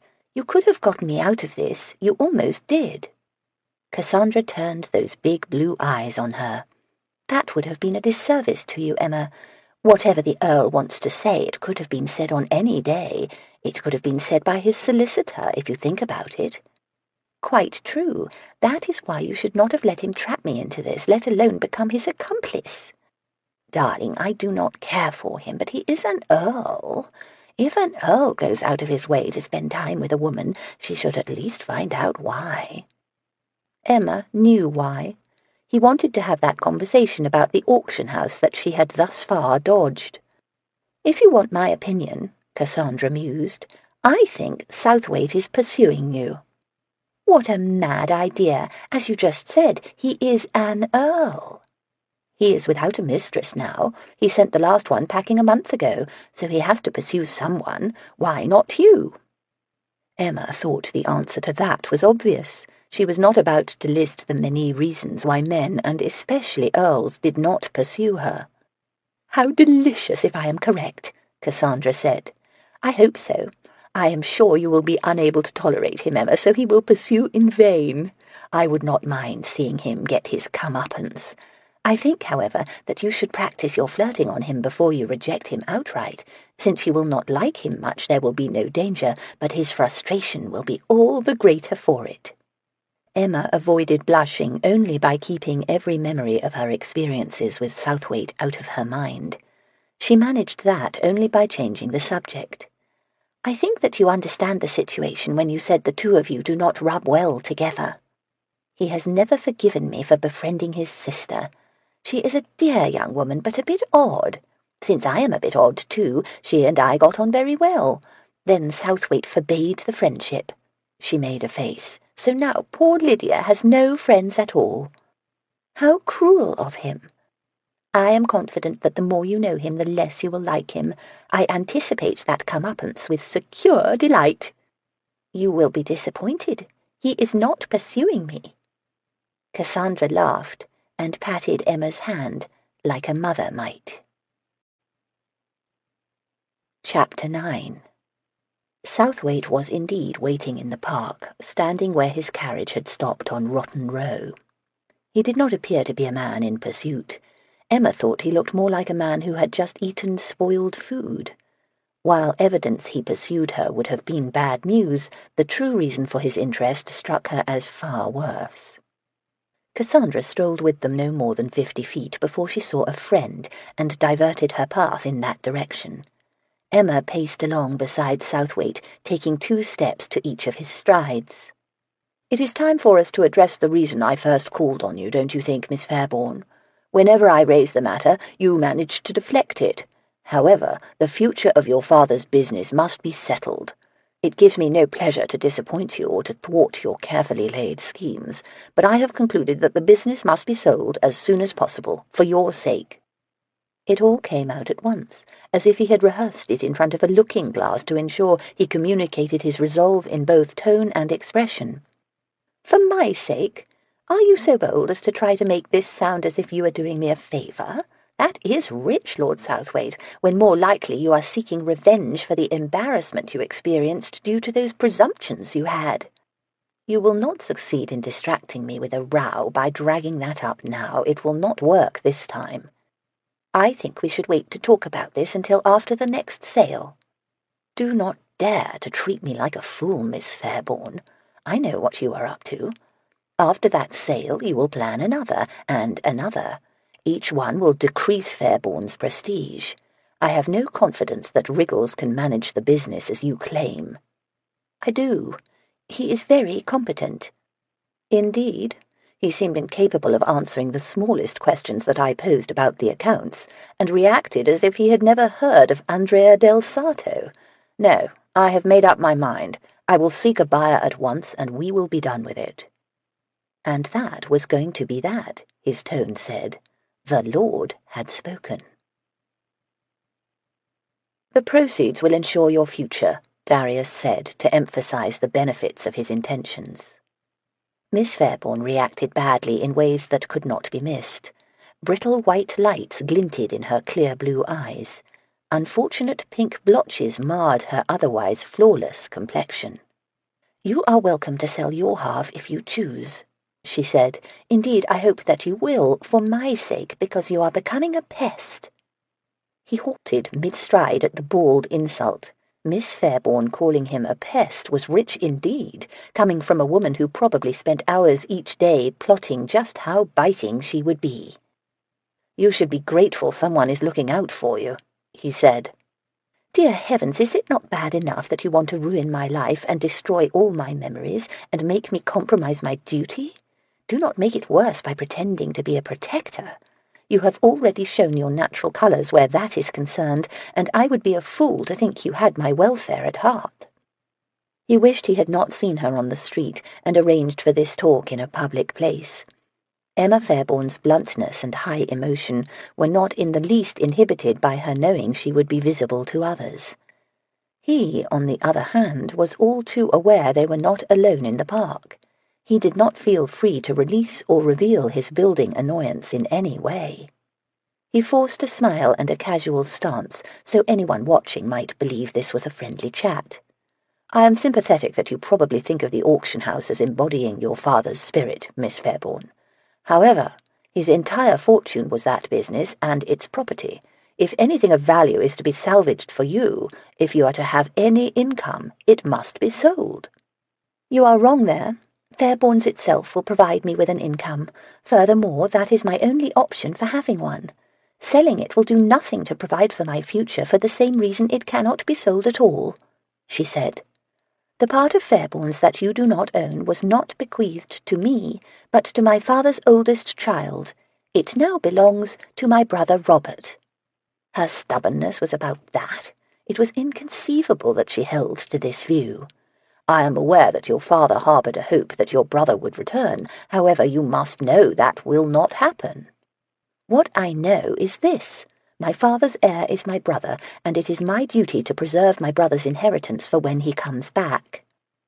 Darius controlled his simmering anger, but it was becoming more difficult with each word she spoke.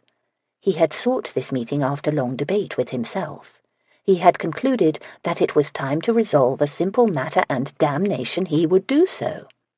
"You are determined to force me into being cruelly direct, Miss Fairbourne." "I have never objected to forthright speaking. I prize it." "Then give this the value it is due. Your brother will not be coming back. You must go and ask the courts to declare him deceased, and you must claim the inheritance. Then the auction house will be sold. I advise you to put your proceeds into bonds, so you have an ongoing income.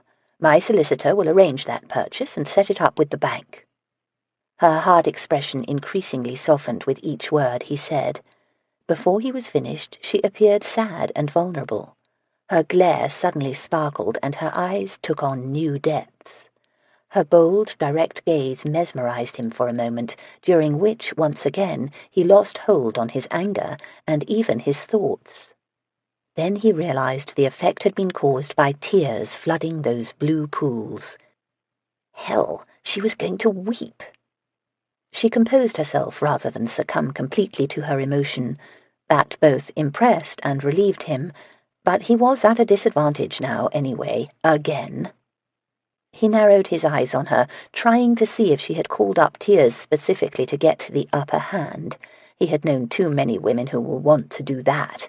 Miss Fairbourne's struggle with emotion appeared true, however. He cursed himself for speaking so severely. She sniffed. "My father never had my brother declared dead, and it is not for me to do so now and show such little faith. Robert is alive, I am very sure. I feel it in my heart. I always have. I know it sounds irrational. Even Cassandra thinks so, but there it is. I will not be claiming Robert's share of Fairbourne's." Darius did not relish what he was about to say, but Miss Fairbourne clearly did not comprehend how vulnerable her situation was. He tried to make his expression kinder than his words would be. "I can force a sale. If I do, it will leave you destitute if the proceeds from your father's share are set aside for an heir other than you." She turned those moist blue eyes on him, shocked. "Would you be so cruel as to remove a lone woman's means of support?" He gazed in those sad eyes. Abruptly and annoyingly, the wind went out of his sails. He found himself battling the urge to take her head in his hands and kiss the tears away. "With your father gone, the business cannot provide support. Mr. Riggles cannot take his place. No one can, and I will not allow another auction that might result in unintended fraud. Furthermore, if we do not sell, Fairbourne's will become worthless within the year, and there will be nothing for either you or your brother should he indeed return." She sniffed a few more times, and each one seemed to punctuate how heartless she found him. "I have heard every word you have said, Lord Southwaite. I appreciate and understand your concerns. Therefore, I have hit on a compromise. I am going to tell Obadiah to continue with the next auction. I will urge him to make it as grand as possible, so that we prove to you that you are wrong." Had he not just told her that he would not allow another auction? Had she not heard that, or had she simply ignored it? A man and woman approached on the path. Miss Fairbourne's dewy eyes would be visible to anyone who drew near. He quickly handed her his handkerchief, lest the scandal sheets be full of references to Lord S. driving an unknown woman to tears in Hyde Park in midday. She dabbed at her eyes, but did not do a very good job at it. Her liquid gaze remained on him as she waited for his response to her new plan. "Hell. When do you think Riggles will have this auction ready?" 3 weeks, I believe." Her face lit with joy and relief. "Oh, thank you, Lord Southwaite, for being so kind and agreeable. You will see how well Fairbourne's will acquit itself. I have every faith in Obadiah, and you can too." He did not recall being agreeable. He had only asked. "I should find Cassandra now." She began walking again, almost jauntily, nary a tear in sight. "Ah, there she is," she noted as the carriages came in sight. "She will be very disappointed that she was so wrong about you." "How so?" "She is not aware of your investment in Fairbourne's. I assumed you would not want it known, of course, so you will find this amusing. She thinks that you are pursuing me." "What an amazing notion." "Isn't it?" Miss Fairbourne giggled as they walked to the carriages. "She does not even know about the outrageous misconception that first day, so her imagination created this absurd idea out of whole cloth." "I trust that you explained her error." "Of course, but she thinks that I am too ignorant to see what is in front of my nose." She is a woman famous for enjoying romantic intrigues herself, and possibly believes the whole world joins in her pastime. As I have already warned, if you are known as her friend, there are those who will think that you do. He received a sharp look for that. "I am sure that you think you are helping me with this advice, Lord Southwaite, but I do not appreciate being warned of my friend. Please do not presume such authority. I am not your sister." So, Lady Cassandra had shared that story about Lydia, had she? Well, he would not scold again. Miss Fairbourne was correct. She was not his sister, or even his responsibility. He had no duty to save her from anything, even scandal. Darius handed Miss Fairbourne over to Lady Cassandra, whose eager eyes foretold the quizzing waiting for Miss Fairbourne once they were alone. After a happy wave out the window, and a smile that was only slightly self-satisfied, Miss Fairbourne rode away. Darius climbed into his own carriage. The conversation had not gone well. Even harsh forthrightness had not succeeded with her. In fact, he suspected that she had herded him to exactly where she wanted him, and had not even missed a step as she did so. If he were to make any progress regarding the settlement of Fairbourne's, he obviously would have to change tactics. He had learned a thing or two about this woman during the last week. He was confident that there were better ways besides reason and talk to make Emma Fairbourne surrender to his way of thinking. Chapter 10. Darius relit his cigar and gave it 3 sound puffs while listening to Ambery describe a recent adventure. Across the table, Kendale blew smoke back and downed a good gulp of brandy. "Nothing more than fiddling while Rome burns," Kendale muttered, interrupting Ambery's tale. His green eyes shot the angry sparks that so often marked his expression. His free hand raked his dark hair in the habit he had when annoyed, which he seemed to be more often than not these days. "I think that you should get on your horse and spend the next year riding up and down the coast, making sure we are all safe, Kendale. I know that I would sleep better if you did," Ambery said. Kendale was not so absorbed that he missed the sarcasm. His glare said that he did not approve of Ambery's devil-may-care attitude, when all indications said the devil did care and was too busy these days.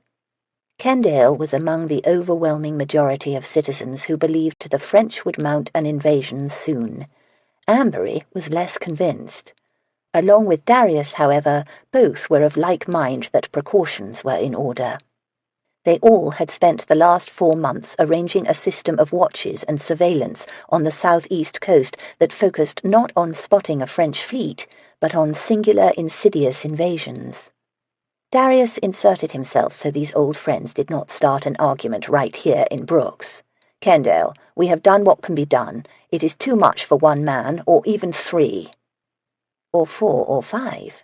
That their group was diminished from its size of several months ago hung there unspoken for a moment, and all of their glances met in silent acknowledgement of the fact. "We have forged a chain full of weak links. I don't like being in bed with criminals either," Kendale said. "Unlike some people." He made it a point not to look at the some people he referred to. "I only get into bed with female criminals, and even then most rarely, and for the best of reasons," Ambery said.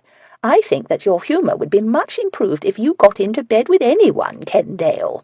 If we work on your manners, you might see some success on that before Michaelmas." Kendale uttered a crude sexual curse.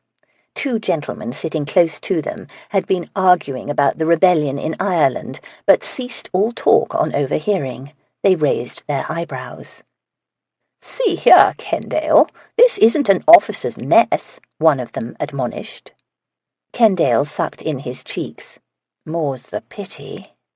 Ambery ignored him. "As I was saying before Kendale began being rude, my little investigation on that lady's behalf concluded successfully, and she now has proof that her husband was conniving with her trustee to sell off that land she inherited." "I hope that she knows a good solicitor who has friends in Chancery," Darius said. "I made a few recommendations there. I also trust that you were well paid, but discreetly, so your father does not hear you are selling your services like some tradesman."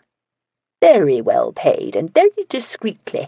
The Earl will be none the wiser." "In coin or in gratitude?" Ambery did not respond. Kendale laughed darkly. "What you were paid with won't keep the bailiffs away." "I fear not. It seemed a very good bargain at the time, though." Darius left Ambery to his memories of that bargain, and Kendale to his eternal contemplation of whatever made him brood. His own thoughts wandered to Fairbourne's, as they tended to do a lot these days. It was not long before those thoughts did not dwell on auctions, or ill-considered investments, or even vague accounts, but once again on a woman in a rose dress sitting in the dusty light, surrounded by glinting silver objects. "You are distracted," Ambery said, while he called for more brandy. "I suppose I am," Darius said. "I am pondering a point of etiquette, if you must know." Kendale laughed sardonically. "If ever I have the chance to speak my mind to my brother about breaking his neck in that fall and sticking me with this title, points of etiquette will figure prominently in my grievances." Stop complaining as if the man sought to make you miserable by leaving a fortune and a title to you. The army has even more etiquette than we do, so you are ridiculous," Ambery chided. "It is not relentless in the army." "You mean that gentlemen can behave like scoundrels sometimes on the field? Spare me the details." Ambery pointedly turned his attention to Darius. "I have never met another man who can show the world such perfect behaviour while privately living as he wants the way you do, Southwaite. I would think that your talent means never needing to ponder anything regarding when to bow to propriety and when to ignore it." "It has to do with a woman."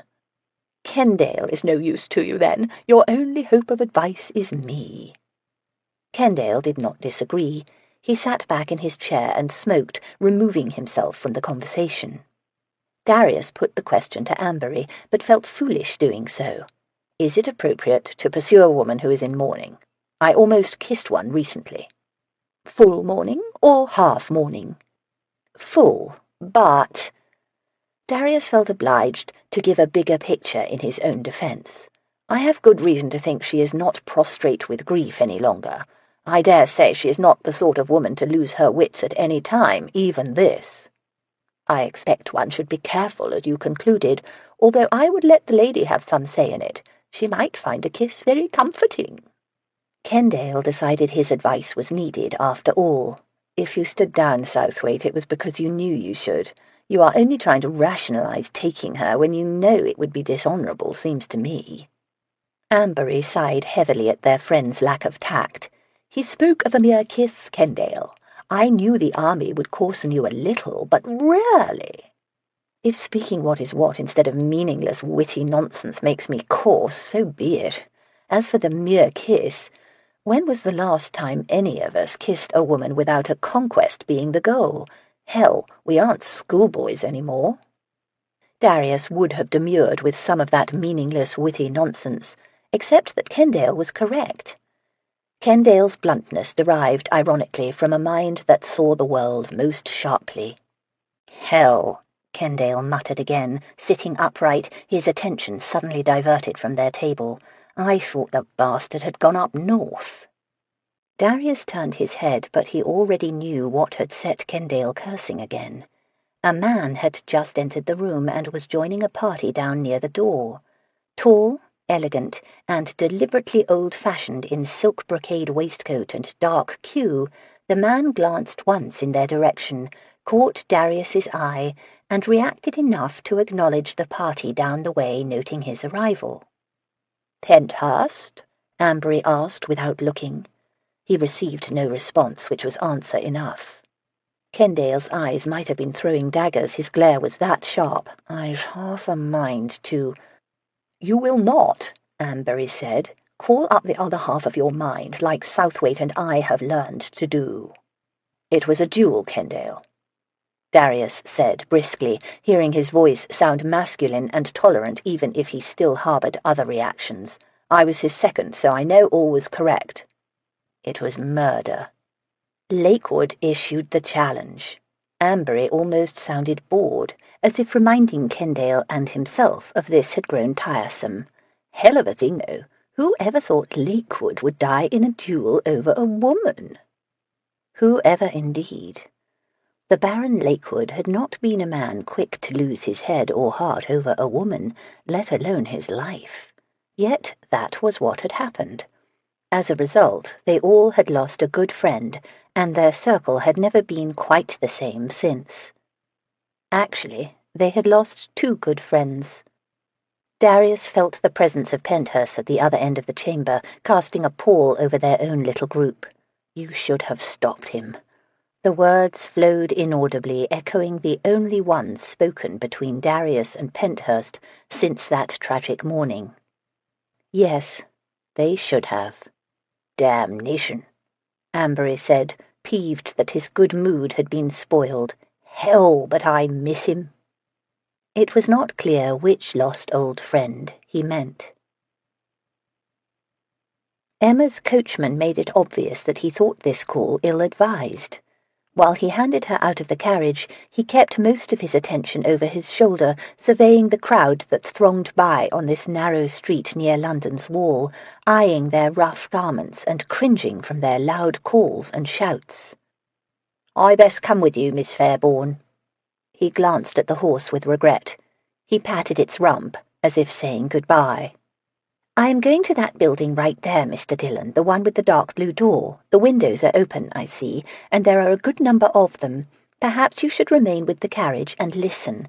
I will call you if there is any trouble or if I need your protection." Mr. Dillon remained sceptical. She reassured him that she could not afford to lose the horse any more than he wanted to lose his employer. Before he could object further, she walked the 30 feet to the blue door. A stout woman dressed in a simple fawn dress with white cap and apron opened the door. Emma explained that she wanted to speak with M.J. Lyon. Not bothering to accept the offered card, the woman turned on her heel and walked away. Emma did not know if that had been a dismissal or an invitation. Deciding to assume the latter, she followed the old-fashioned full skirt into a room that must have been intended as a dining room for this house. An assortment of tables cluttered the space, and stacks of papers filled the bookcases. Women bent over those tables, dipping brushes and little bundled rags into pans of colours, then daubing at engravings set in front of them. Murmurs filled the chamber as the women spoke to one another. Emma heard enough to know the women were all French. Some very sumptuous garments and wigs could be seen beneath their aprons and caps. She guessed they were all émigrés, aristocrats, and other well-born women who had fled a France that had become dangerous to them and their families. Her guide left her and squeezed between tables and chairs to the back of the chamber. She said something and pointed. Another woman had been bending over one of the tables talking to a worker, and her head now rose. Marielle Lyon, the woman who had delivered that wagon to Emma, peered across the space at her visitor. She made her way to where Emma waited. "How did you find me?" Emma opened her reticule and removed the folded mezzotint that Cassandra had purchased. "A friend knew who you might be from my description. Once I said your hands were stained with inks, she guessed you were the woman behind the name on this print." Marielle made a face. "I did not think the whole world knew that this studio belongs to me. I must find another name." "She has been friends with some of your countrymen. That is how she knew your identity. It is not the whole world that knows." "Enough know. Too many, perhaps. Soon the print shops will not take the images made by so many French women." A question from a nearby table regarding color distracted her. She stepped over, scrutinized the print, and shook her head. "Plus ici." She pointed at the paper. She returned to Emma. "The rags put the color on evenly and well," Emma said. "I did not realize it was done like that." "It is our way. We call it à la poupée." She paused to translate. "With the little doll." The bundled and tied rags did look like little dolls. Emma watched while feminine hands dabbed away. She wondered if any of the satirical prints were being made. "So you are here," Marielle said. "If you come to ask about that man, I have seen him. I do not think he can tell you anything. He is, how do you say, a licky, one who does as another bids." "A lackey. Did you learn nothing at all from him?" "Rien. I told him you want to speak to him and would pay him well." She smiled impishly and suddenly looked much younger. "Your house is very fine. I think you will not mind a few coins if necessary, yes?" "Not at all." Emma dug into her reticule and plucked out a few shillings, assuming the mention of a few coins was a hint as well as a report. "Thank you for your kind help. Please write to me if he tells you he is willing to meet me. Tell him that I need to know the details of the arrangement. Say also that I want to resolve the matter of the great prize and request instructions on how to do so." Marielle accepted the money without comment, then turned away to return to her work. "I will inform you if he agrees. I think I will see him again. He is about sometimes." She waved toward the street beyond. "I have come about something else, too," Emma said, stopping her. Emma explained her idea that Marielle might recommend some of her countrymen to Fairbourne's if they had good paintings they wanted to sell. "I will give you 10% of whatever is Fairbourne's commission," she said. Marielle thought it over. 20%? You will have these paintings not at all without me. Marielle might claim to be of aristocratic blood, but she could bargain like a street peddler. 20, then. "You must promise secrecy. They are proud people often, and do not want it known that they must sell their heritage to eat. Fairbourne's is well known for discretion. Some come here at night across the sea. They will have no documents for what they bring, like that wagon." Indignation jumped inside Emma, but expressing any feelings of insult would be comical with this woman of all people. Fairbourne's had accepted that wagon, hadn't it? Who was she to start getting particular about documents of paintings smuggled in by refugees? "Good paintings have recorded provenances," Emma said. "I will need the history of ownership up until the current owner. The best collectors know to ask for it and to be suspicious of old masters that suddenly appear with no references or pedigree." "Much like some people, you mean?" Marielle gave one of her little shrugs. Il est compliqué le faire, but I will see what can be had." Emma left, hoping she had struck some kind of bargain with this young woman who, according to Cassandra, had appeared suddenly with no references and suspect pedigree. She prayed her message would get to the man with the wagon. She also hoped that Marielle would cajole some good art out of the émigrés. She could not be sure either would happen, however. In fact, she might never see or hear from Marielle again. She would need to enhance the auction in other ways, too, and soon. Chapter 11. Emma was not able to go to the auction house for 2 days. Obadiah sent messages both mornings to say Lord Southwaite had come, so she should stay away. Obadiah added to both notes his worry about being able to play his new role persuasively with the Earl. It seemed that Southwaite had taken to inviting conversation about the attributions and qualities of the paintings now hanging in the exhibition hall. Vexed with the catalogue's delay, Emma turned her mind to other problems, such as whether to include that wagon's contents in the auction. She would prefer to know more about her father's arrangements before committing such a crime.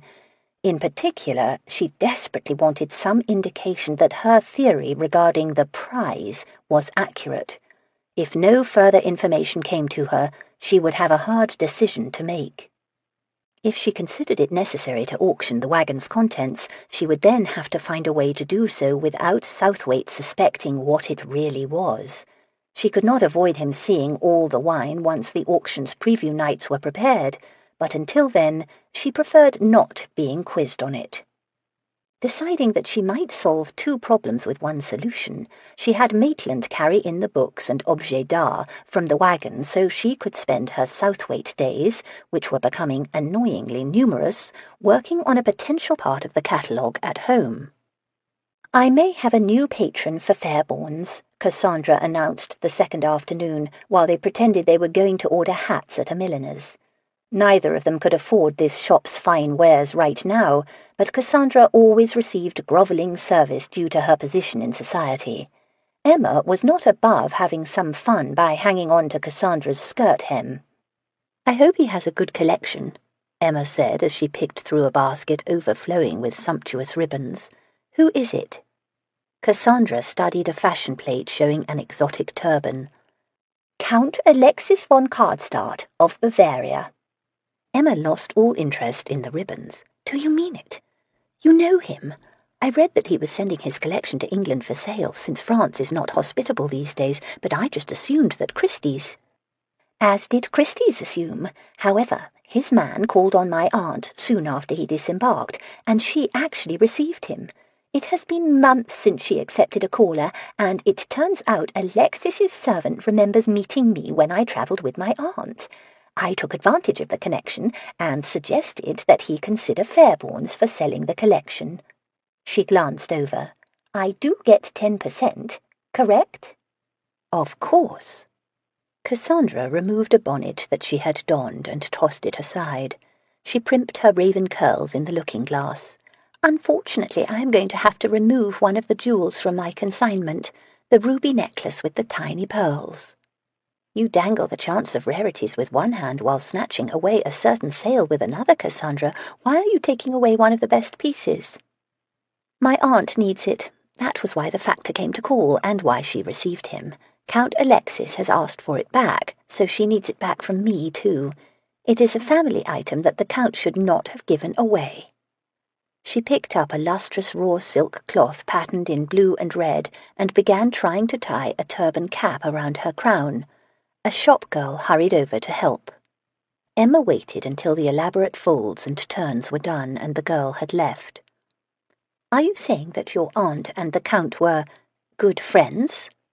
"It appears so." "Isn't he much younger than she is? He only wed recently." Family jewels, given impetuously in passion, are now needed for that young wife." Cassandra kept turning her head while she admired the turban from this angle and that in the looking-glass. "Is that intended as a bawdy double entendre?" Cassandra looked startled, then burst out laughing. "In both meanings my aunt is sympathetic, and I cannot refuse her since she is generous enough to allow me to live with her, so I need it back. Hopefully you will get a wonderful collection that will far surpass my jewels in attracting the best of society." She touched the red and blue silk lovingly. "I think that I will have this made." "You cannot afford it." "Once the Count's man visits Fairbourne's tomorrow and you convince him to consign with you, I will have expectations beyond what comes from my jewels." "Tomorrow?" "I told him that Mr. Riggles would meet with him tomorrow morning. I decided there should be no delay. We don't want him talking to Mr. Christie first, do we?"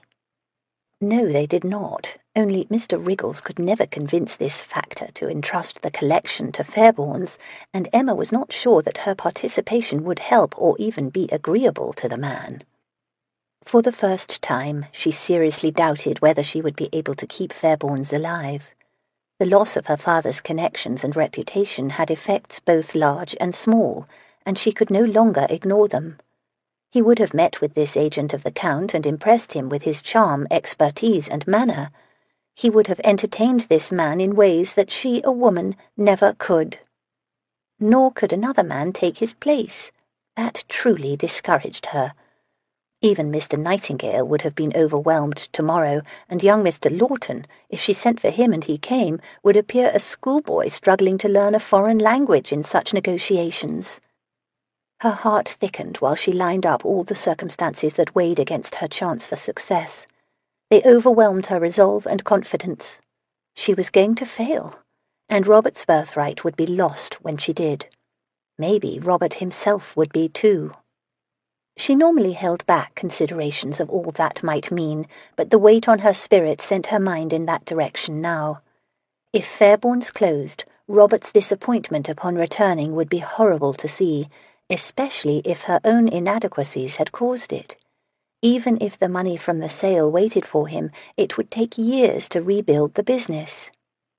Would their deep bond even survive it? She and Robert had always been very close, partners in play and in crime when children, and mutually sympathetic to life's hurts as they got older. He had comforted her during her first tendre for a man who had never realized she existed, and she, in turn, had understood his disappointment when Papa had forbade his pursuit of an actress. Robert had understood the awkwardness of having regular contact with society, all the while knowing society would never accept them as equals. Papa had walked that odd line with aplomb, but both she and Robert had felt the chasm deeply. She ached for some proof that Robert still lived and she might have him back one day. Images of that reunion tortured her with their impossible hope for happiness. She hated not knowing for certain that she was right, and dreaded placing one foot in the wrong place on the perilous path she felt she was walking. And now, With this opportunity to succeed with at least one part of her plan, she worried deeply that it would disappear, because she could not hide that Fairbourne's survived as only a shadow of its former self. Unless a possible solution entered her mind. It became a faint flame illuminating the darkness of her mood. It flickered while she watched the shop girl pin the turban's fabric and fit it to Cassandra's head. The idea was outlandish. It would never work. She had no choice except to try, however. My lord, I write to you on a matter of mutual interest and some urgency, since you are a part owner of my brother's auction house. I have reason to believe that Herr Ludwig Werner, a representative of Count Alexis von Karstadt, will visit Fairbourne's tomorrow morning. He will come to discuss placing part of the Count's collection on consignment with us. Such a collection will bring the next auction much fame and attention and greatly enhance its offerings. Mr. Riggles has informed me that you have been at the property quite a bit lately. It could be awkward if you were there again tomorrow. While the presence of a man in your stature would impress the Count's representative, I am sure that you would find the haggling that is likely to ensue distasteful, and the public evidence of your investment in such trade demeaning. I am convinced that you must obey my directions on this and absent yourself, so that we will avoid any gossip or difficulties. It is my intention to be present to welcome him in my father's name. I will be sure to inform you of the day's outcome. I have the honour to remain, my lord, your lordship's faithful servant, Emma Fairbourne. The letter arrived by evening post, along with several from the coast that Darius had been awaiting. He left it for last while he read the surveillance reports. Finally, he broke the seal and read Miss Fairbourne's directions. He examined the penmanship afterward. The woman who had written this possessed a straightforward hand that had banished most flourishes and affectations from its lines. The letters flowed clearly, even elegantly, but they did not angle much. Rather, there was a tendency for the H's and T's to stand upright and oblige the letters around them to aim for the vertical too. It was just the sort of penmanship he would expect of Miss Fairbourne. How unexpectedly thoughtful of her to warn him to stay away, so his interest in Fairbourne's remained a secret. She rightly pointed out that hawking the auction house's service to a potential consignor was not something an earl should be known as doing. However, her concern was also odd. If she truly cared about the auction house surviving, she should be begging him to attend in the morning, no matter what an earl should be seen doing. She should want him to help Riggles cajole this collection out of the Count's factor by flaunting another lord's patronage of the establishment. The more he thought about it, the more he found the letter suspicious. Perhaps someone other than a Count's factor would be visiting Fairbourne's, someone whom it was vital that her father's partner not meet. He would prefer not to suspect her along with her father, but if illicit goods had moved through Fairbourne's in the past, they might be in the future too. Nor did he care for her command that he obey her directions. His faithful servant? Hell! Miss Fairbourne could be overbold, unwisely so at times. That she did not know her place did not concern him too much. Her misunderstanding of his place needed to be corrected, however. He had not yet decided what to do when he called for his horse in the morning. Once he mounted, he turned in the direction of Albemarle Street, however. Partly he did so because it was in his interest to see if a Count's factor really thought to consign the collection to Fairbourne's today. If no such appointment took place, he needed to find out what else Mr. Riggles and Miss Fairbourne were plotting that required his absence. Mostly, however, he admitted that he went because he did not like the implications of that letter. Miss Fairbourne appeared to believe that if she wanted a certain earl to dance to her tune, she need merely command it. The paintings in the great hall at Fairbourne's had been hung differently when Darius arrived at 11 o'clock. From the sweat on the brows of the workmen, he gathered most of the changes had just been made. The new arrangement made much out of little. Paintings did not hang so high or so low or so close to one another, and therefore filled the centre of the towering walls more completely. It had been a shrewd solution, one that he might not have noticed if he had not seen the obvious holes a few days ago. Wriggles appeared dismayed when he saw Darius. "My lord, I did not expect you. Miss Fairbourne said that we should not anticipate a visit today."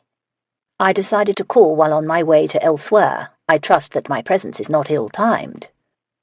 Wriggles's frozen smile and strangled silence suggested it was. "I can make myself scarce if I am interfering," Darius soothed. "I will secrete myself in the office and continue perusing the accounts." "I regret that the office will be needed soon, sir." "Then I will nose around the storage and see if anything has come in that I want to bid upon for my own account. Regrettably, the storage room is too full to allow comfortable previews." Just then the door to the storage opened and Miss Fairbourne emerged. She wore mourning clothes today, very fine ones.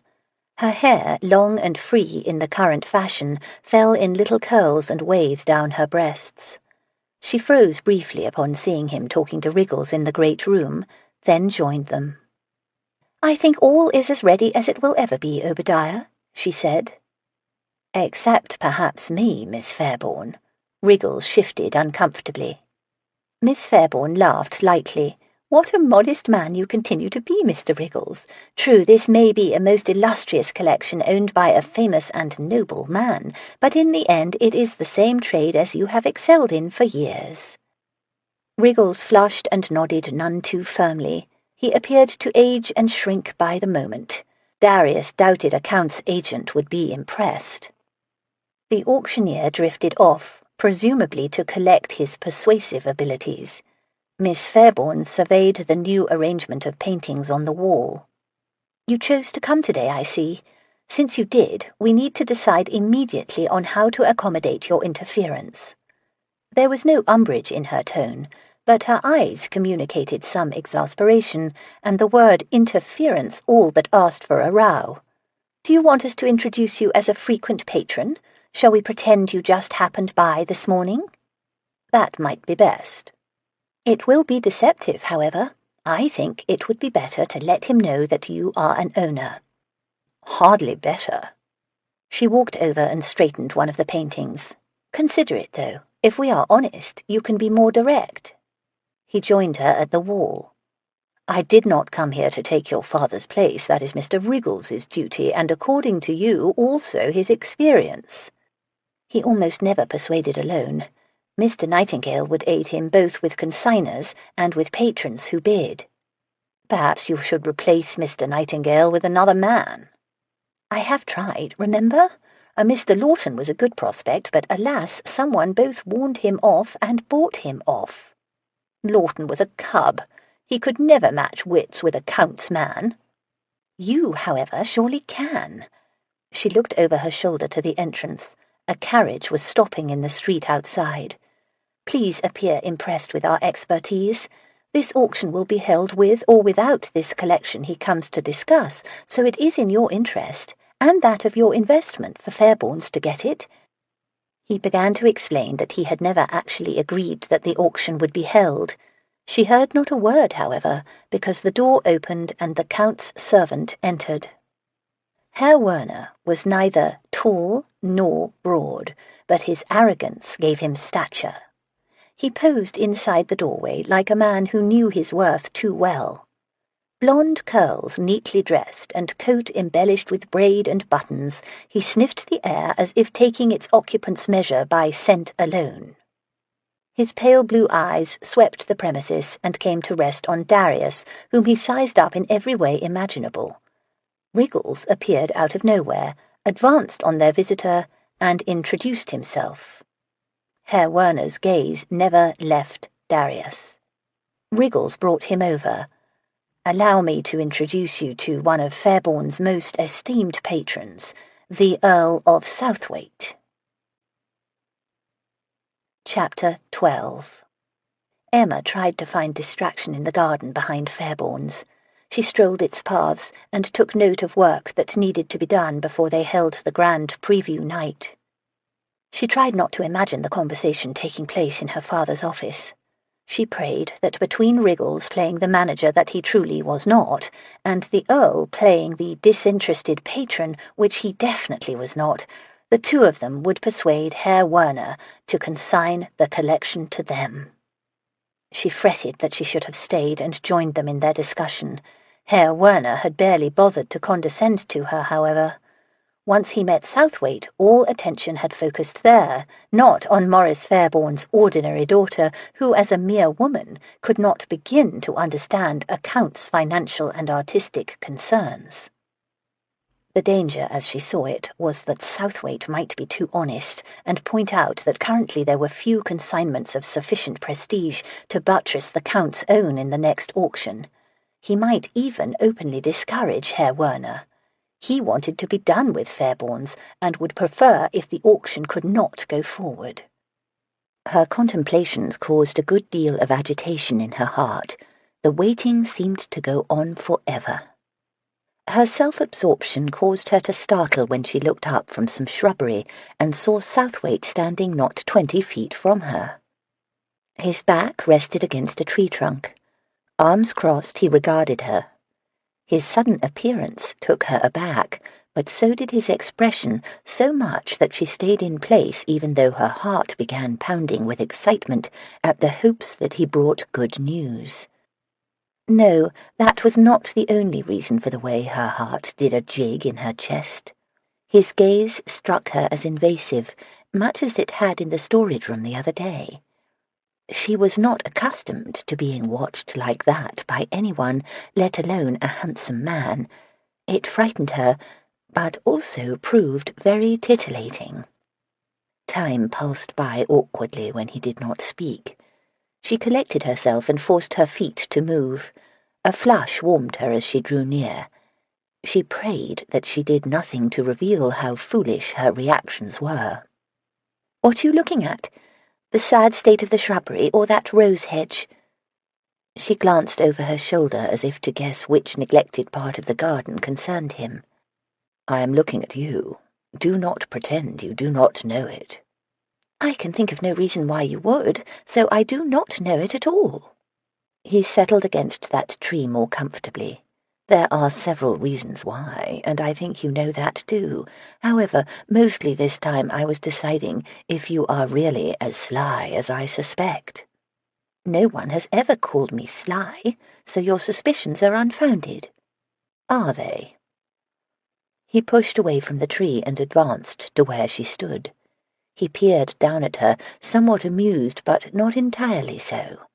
"I think that you sent that letter advising me not to come here this morning because you calculated it was the best way to get me here, in fact." "I am flattered that you think I am that clever." "Oh, you are very clever, Miss Fairbourne. That has been clear for some time." "Clever enough to know that your actions would be deliberately contrary to my advice? I barely know you, Lord Southwaite, so I could hardly predict such a thing." "Perhaps you know me well enough to guess, or know men well enough to suppose your direction would not be well received." She looked at the building. "I trust that my worst fears did not come to pass, and that you were able to keep your investment discreet." "Herr Werner only wanted my honest appraisal of Fairbourne's from a collector's view, and believes that is what he received." He moved to her side, and they strolled through the garden. "Just as well that I came, whatever your true intentions. Wriggles performed so poorly that I wonder whether he ever attended such a meeting before." His suspicion hung there, waiting for a response. Emma decided to ignore it. "Is the collection as prized as rumoured?" "Very fine. A large Titian, Rubens, Poussin, Veronese. If they are of as high quality as reputed, it will be a notable sale." "A Raphael?" "No." That was unfortunate. Raphael was very popular among collectors. "You did not miss that the paintings now on your wall are not of the caliber that he has," Southwaite said. "He opened negotiations with Wriggles on a lower commission. He guesses that you need him far more than he needs you." She performed some quick calculations of the likely income if Herr Werner paid less, and she also then had to pay Cassandra 10% of their commission.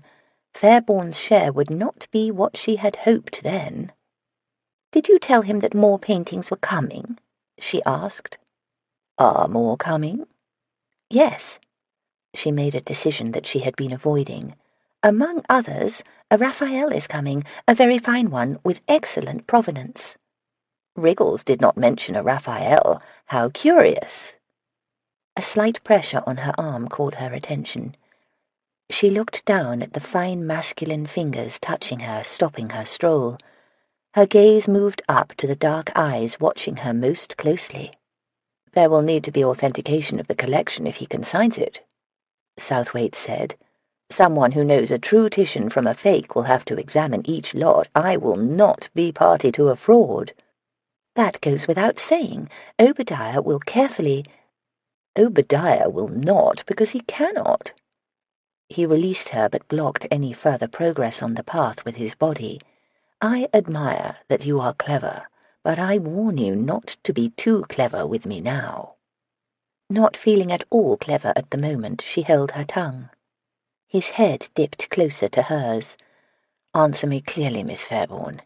Is there anyone associated with the auction house now who has the expertise to replace your father?" He stood inappropriately close to her. That thought slid through her mind while her nose quivered as it absorbed his scent. Masculine and individual and clean, with undercurrents of leather and horse and wool, it surrounded her like a manifestation of his presence invading her sense. "Yes." The affirmation slipped out without much thought. His thorough attention left no room for lies. She no longer thought clearly enough to deceive effectively anyway. His head dipped closer yet, and his dark scrutiny penetrated deeper. "But not Mr. Riggles, I assume." "No, not Mr. Riggles." "You, then?" It wasn't even a question. She barely found the ability to nod. Speaking was now beyond her. The oddest thickness filled her chest and throat, and lively tingles teased her cheeks. "I do not like being lied to." He did not sound angry. Rather, his quiet statement breathed over her as if carried on a gentle, warm breeze.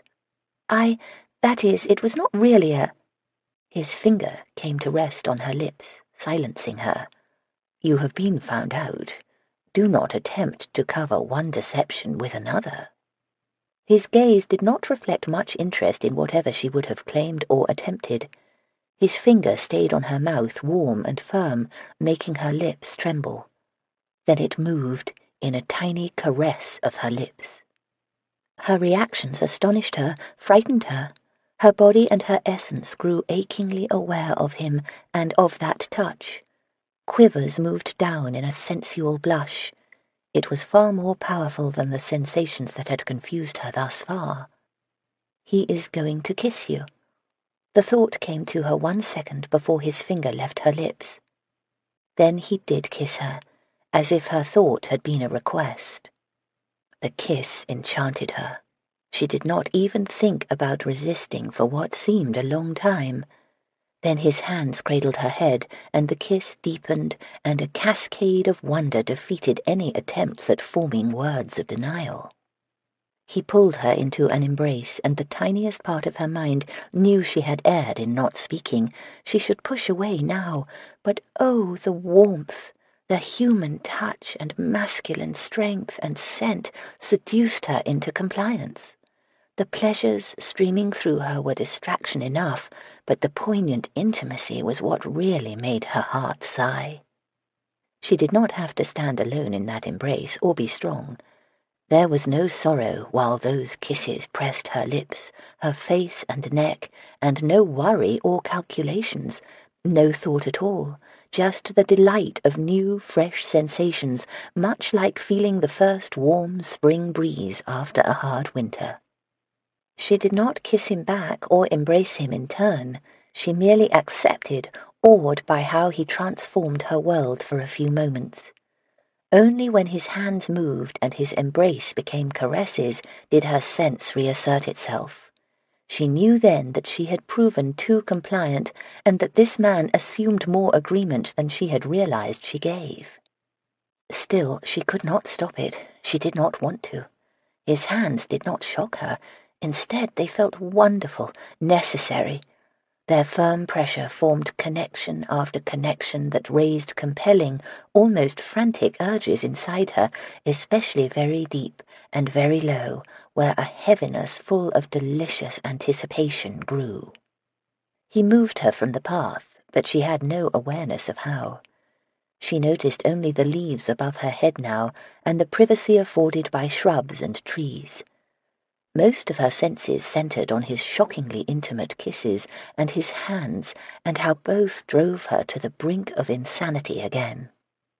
A new embrace encompassing, a new kiss burning into her neck, a new caress finding her stomach and side, and finally closing on her breast. Madness truly beckoned then. She succumbed when he intensified the pleasure with artful touches that made her gasp. She surrendered to a luscious sensuality full of excitement and need and deepening passion. She thought she might dwell there forever. She hoped it would never end or change, but even as she accepted it, the urges increased, driving her, demanding more. An overwhelming ache began transforming the pleasure into a primitive, carnal hunger. She sensed the danger, but even so she was not the one to stop it. Rather, a voice did, calling her name. The sound penetrated her daze. She recognized Obadiah's voice seeking her. Southwaite heard it too. That voice served as a strong slap that forced them both to find some control. One sweet final kiss, and Southwaite set her away from him, releasing her. One deep look in her eyes, then his gaze lowered to her body. The angles of his face hardened. His fingertips brushed the black frill at the neck of her black dress. Her glorious arousal had not yet faded, but she stepped away, because, of course, she must. She walked into the sunlight and sought Obadiah's face at a window. "I am here," she called. "You must tell me every word that Herr Werner said." What the devil was wrong with him? The question shouted in Darius's head while he trailed Emma into the building and kept chanting while Wriggles gave a report and answered Miss Fairbourne's many questions. Thwarted desire did not sit well with him, and he heard little of what she said to Obadiah in response. He had to make an effort to keep his eyes off her. "You have been an ass with her, and now you are being an idiot." Had he not sworn to himself repeatedly to close Fairbourne's? Had not long thought always led to the conclusion he should, even must? Instead, today, he had played the knight to a lady in distress and all but bribed Herr Werner to consign those damned paintings here. And instead of laying down a few laws when he met her in the garden, he had come very close to seducing her, and still wished Wriggles had left them alone. Arousal led his thoughts to places they really did not need to go now, if ever. He could not help but reflect that she had not seemed very experienced. That was bad news on several counts. It indicated apologies were in order, when he could summon no inclination to make them. It suggested that he should feel guilty when he did not in the least. What was wrong with him? Even now, as the conversation between Wriggles and Emma began to penetrate his brain, most of his mind was back under the trees, hearing her surprised gasps of pleasure and feeling her supple warmth against his body. "You will write to him," Miss Fairbourne said to Wriggles. "Tell him that after deliberation you are prepared to take a smaller commission on the sale. Make it very clear that you rely on his discretion in the matter. We can't have him telling the world about that. Other collectors will want the same terms, and it will ruin us." She was no longer pretending that Wriggles managed things, now that her secret was out. If Wriggles himself thought that odd, he did not show it. He nodded dutifully and went to the office to compose his letter. Miss Fairbourne, in turn, strode to the storage. Darius followed because he had things he was supposed to say. However, a part of him, the dishonourable, hungry, larger part, instead calculated how to continue what had started in the garden. She plucked an apron from a wall hook and put it on. "I confess that I am almost happy that you know the truth, Lord Southwaite. I have much to do during the next weeks, and it has been very inconvenient evading you while you interfered here." "How much did you do while your father lived?" The question came from his better half, the half not picturing this woman out of those mourning clothes and lying naked on the surface of that desk, her blue eyes filmed by the ecstasy of pleasure the way they had been mere minutes ago. "I helped with the catalogue of large auctions, silver and objet d'art mostly. I consulted with him on paintings, however. He did not dismiss my views, if you are wondering if I overstate my abilities." "And the management, the accounts and the consignments, did you help there as well?" "That was my father's role alone, especially the consignments. That was too public for me to be involved." She faced him with an expression both severe and exasperated. "I deceived you because I need to deceive the world. You know that no one would accept that my expertise is good enough. No one would patronize Fairbourne's if they knew a woman's judgment made the decisions on anything, especially authenticity." He was glad that she had not been aware of the past consigners, since he was sure some of those lots had been suspect at best. There is no law that says a woman cannot have a good eye for art. She moved some silver to the table and put a sheaf of papers from under a tray. "Oh, Tosh, if you had known the truth during our first conversation, I could never have convinced you not to sell the business at once instead of allowing this sale." "I do not remember you convincing me to allow anything. I said I would decide after determining if Wriggles was up to the management." She froze. She glared at him. "And now you have concluded he is not? Well, I am." Desperation entered her eyes. If he had not kissed her less than an hour ago, it might not have touched him as it did. Since he had, the urge to reassure her swept him, and he came close to promising her whatever she wanted to hear. He feigned a connoisseur's interest in the objects piled in the storage room, but in truth he saw only her, felt only her, wanted only her. "There will be a Raphael, you said?" Her expression softened with relief, beautifully. "Yes, a superb one." "From the collection of an esteemed gentleman, I assume." "Most esteemed." Her conspiratorial smile lit up the chamber, and his damned blood began heating again. He reached for the door latch, lest he reach for her instead. "Perhaps I will buy it, if it is as good as you say." He finally left, too long after he should have. He was on his horse before he remembered that he had lingered in order to apologize for what happened in the garden, but had neglected to say the words. Just as well. He was not opposed to saying the right things for the right reasons. This time, however, if he had expressed apologies or remorse, it would not have rung true at all.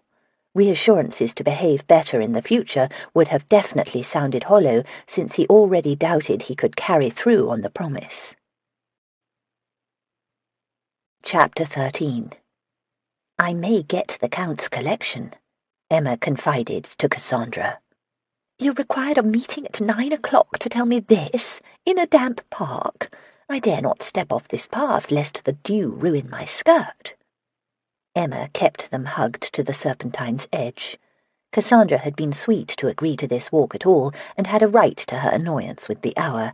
Given a choice, Emma would have done this differently. They strolled along a deserted path in Hyde Park. Even as she chatted with Cassandra, Emma's gaze swept the surrounding park land. At this hour very few visitors could be seen, and all appeared to be men. Most rode horses, taking advantage of the open spaces to give their mounts exercise. Over near the chestnut trees, men in uniform clustered, probably preparing for the spectacle of the volunteer unit review planned for midday. Back near the start of Rotten Row, a small collection of riders gathered for what looked to be an impromptu race. One of them, on a large white horse, caught her eye. Was that Southwaite? She fancied that the man held himself much like the Earl. She could not tell for certain from this distance, but the mere possibility had her all but stumbling. It was very annoying that she could not even think about him without getting flustered. She had probably flushed, too, and hoped that Cassandra would think it was because of the crisp breeze and the exercise. The problem was that thinking about the Earl meant thinking about the garden, and that only confused her. She had not gotten far in sorting out what had happened and why. The latter part was the bigger conundrum. She could not deny she had enjoyed every kiss, but she had no confidence Southwaite had been swept away by pleasure and passion too. He wasn't inexperienced, was he?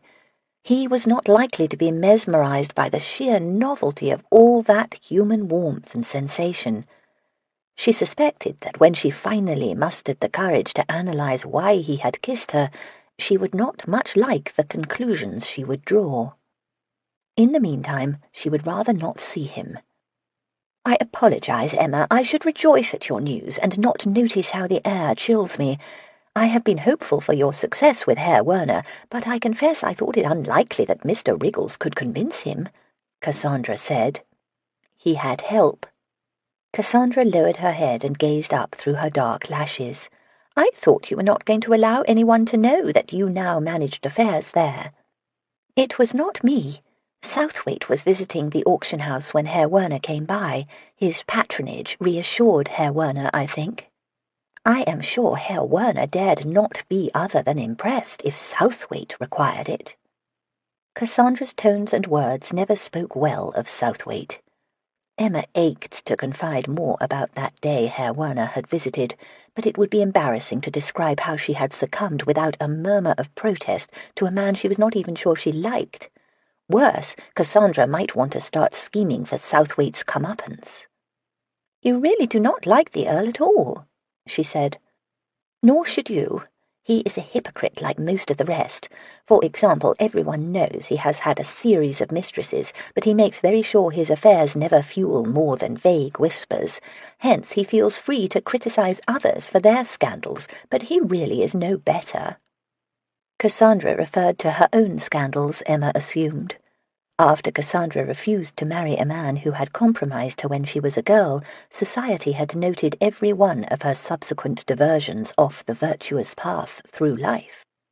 Emma could not disagree with her friend's assessment of the Earl, even if she inexplicably found herself wanting to defend him. Southwaite had said he was a master at managing discretion and avoiding scandal. He had not said he did not do anything scandalous. Indeed, he had even lured her into bad behavior. Yet he had raised an eyebrow over her friendship with Cassandra. "You sound bitter, Cassandra. Has someone been cruel to you recently? You know that you only have to return to your brother's household to avoid such cuts. All will be forgiven once he takes you back." "I could not bear being the prodigal sister. He and his wife would watch me like hawks if I returned and make me know I was dependent on them for my reputation as well as my board. He would probably want to marry me off to some dull man in order to make all the gossip go away. No, as long as my aunt will have me, I will stay with her."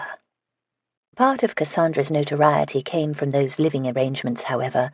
Cassandra's aunt had collected a few scandals of her own. That she now lived as a recluse meant that Cassandra had too much independence. "He is radical, so one would expect less rigidity on the social rules," Cassandra said, after they had walked a bit more. "I am speaking of Southwaite. He is a Whig and has spoken for reform in the past. With the war, no one does any more, lest they be seen as sympathetic to the revolutionaries in France." "Perhaps he bides his time."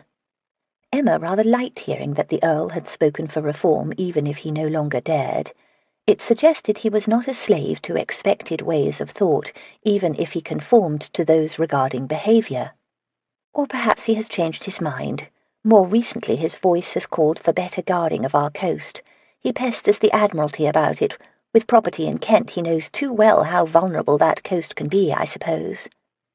Mention of Kent turned Emma's mind to her father's property there and its contents.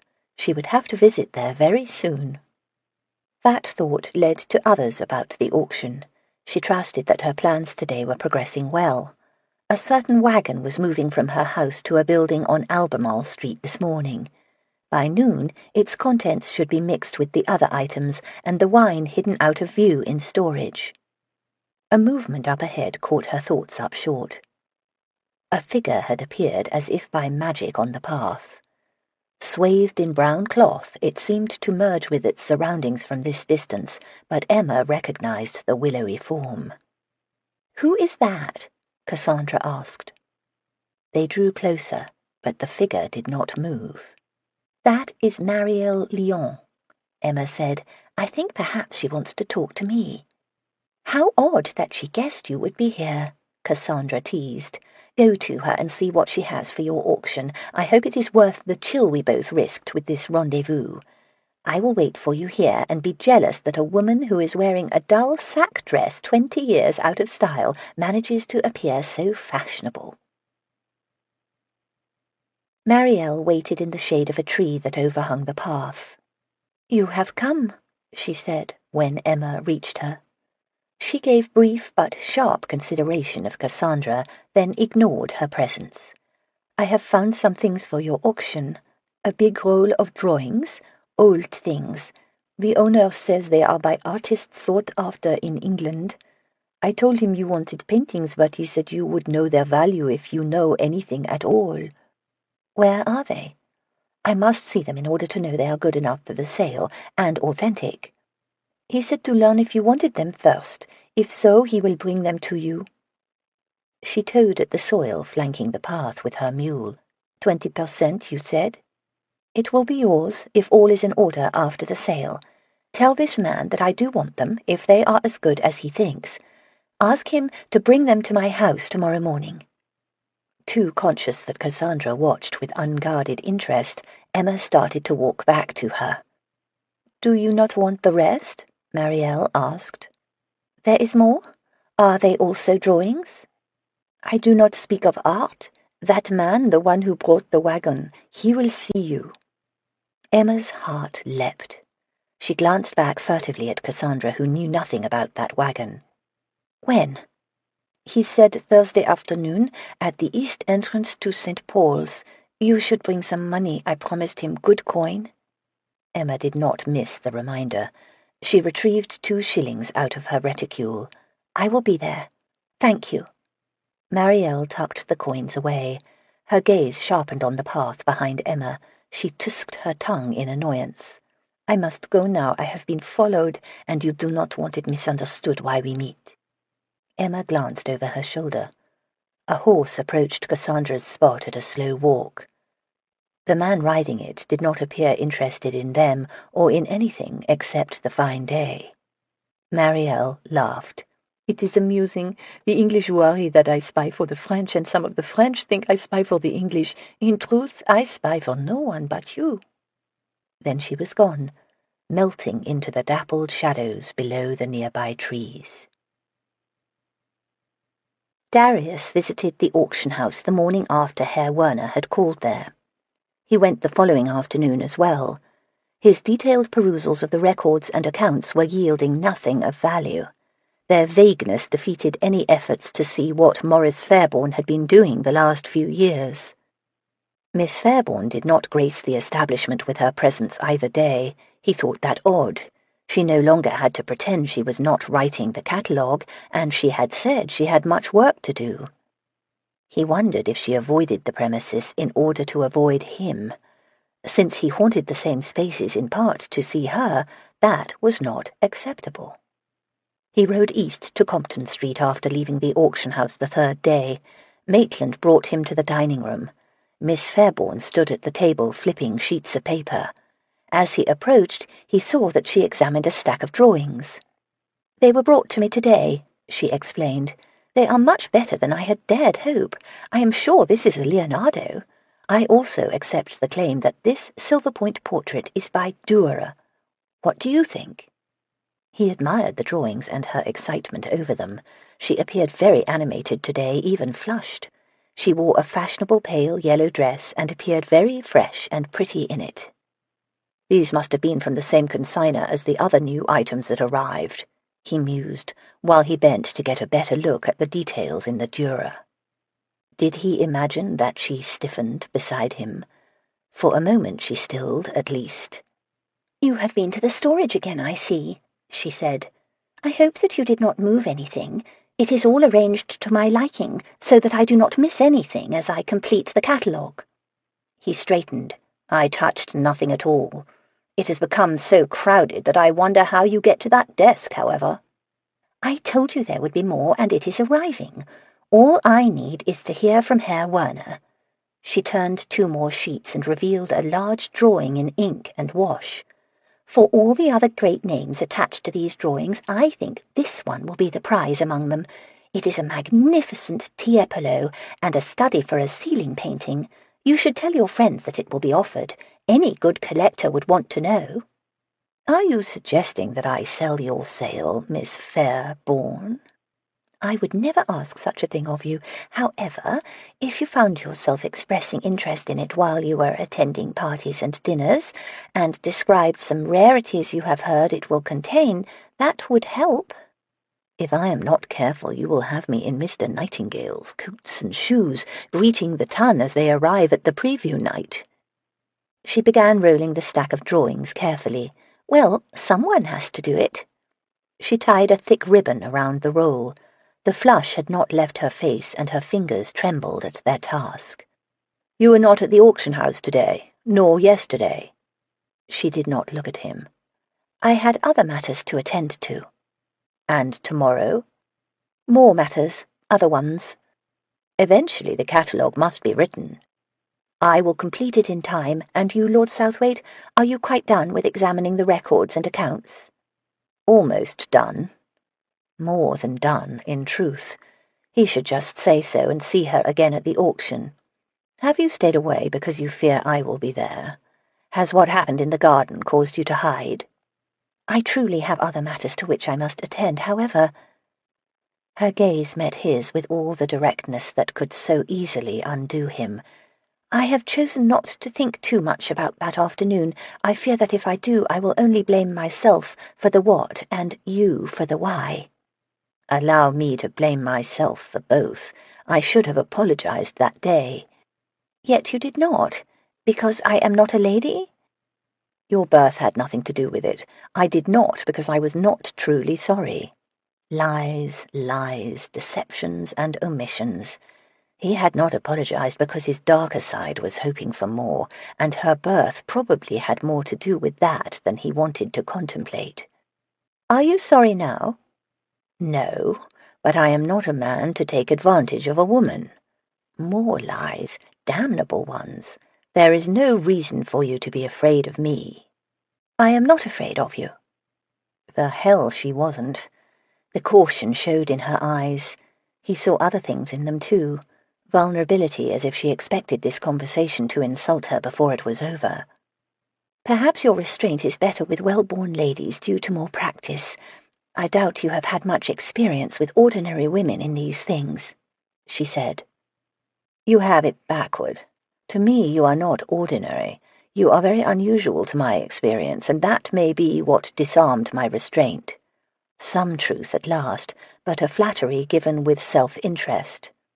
"What an odd world you must live in, Lord Southwaite, one so full of pretence that my lack of sophistication becomes intriguing in comparison." She held the roll of drawings in front of her like a shield, but did not avert her intense focus on him. "Let us speak the truth we both know when we can, sir. Whatever your reasons or impulses, you took advantage of my surprise, but nothing more. I will not pretend that I behaved well, so we are both aware the blame is not wholly yours. I trust that you know, however, that I will never be that surprised again, not ever." Wouldn't she now? Damnation, he had come here to make peace, and she sounded like she was lining up her knights to engage his again, and had just issued a challenge. That raised the devil in him, and the devil was far too glad to stretch his black wings.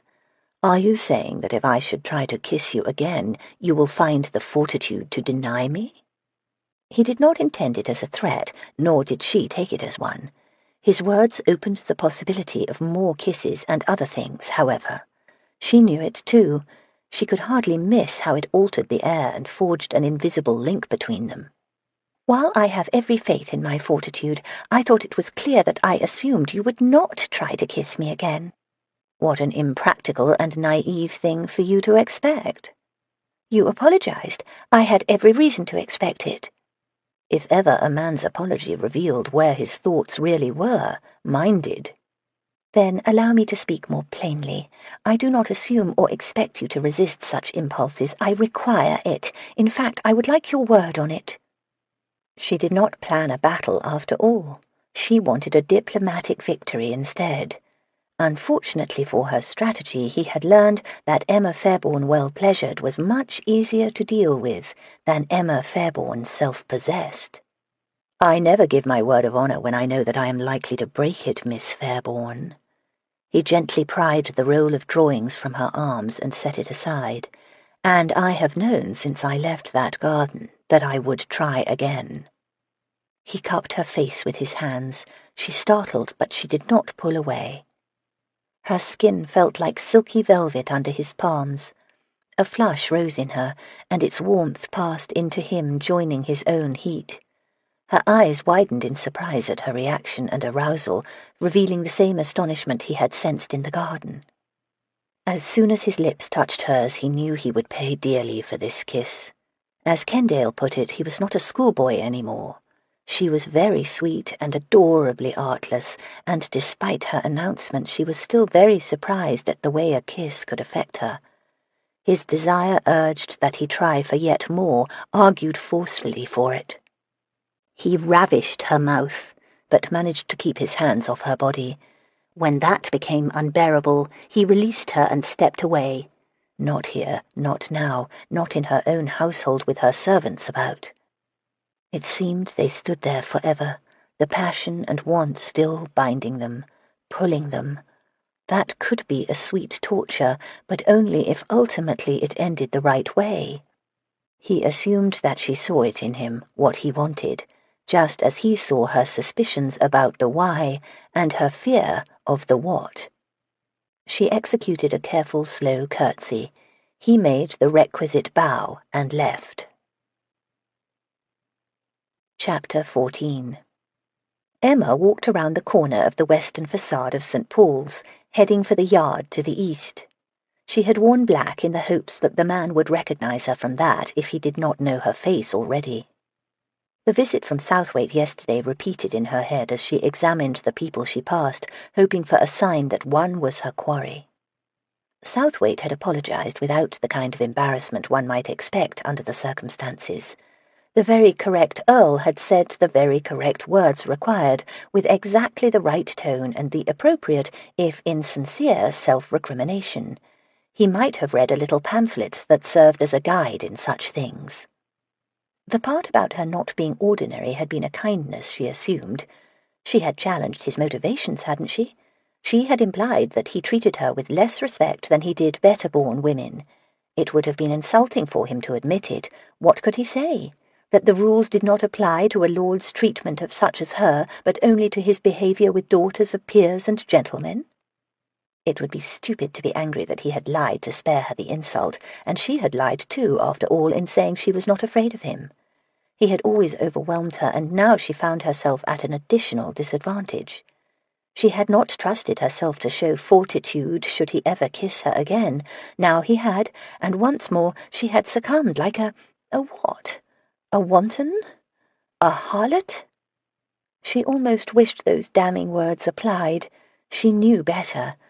She had succumbed like an ignorant woman of mature years who knew little about men and even less about her own sensuality.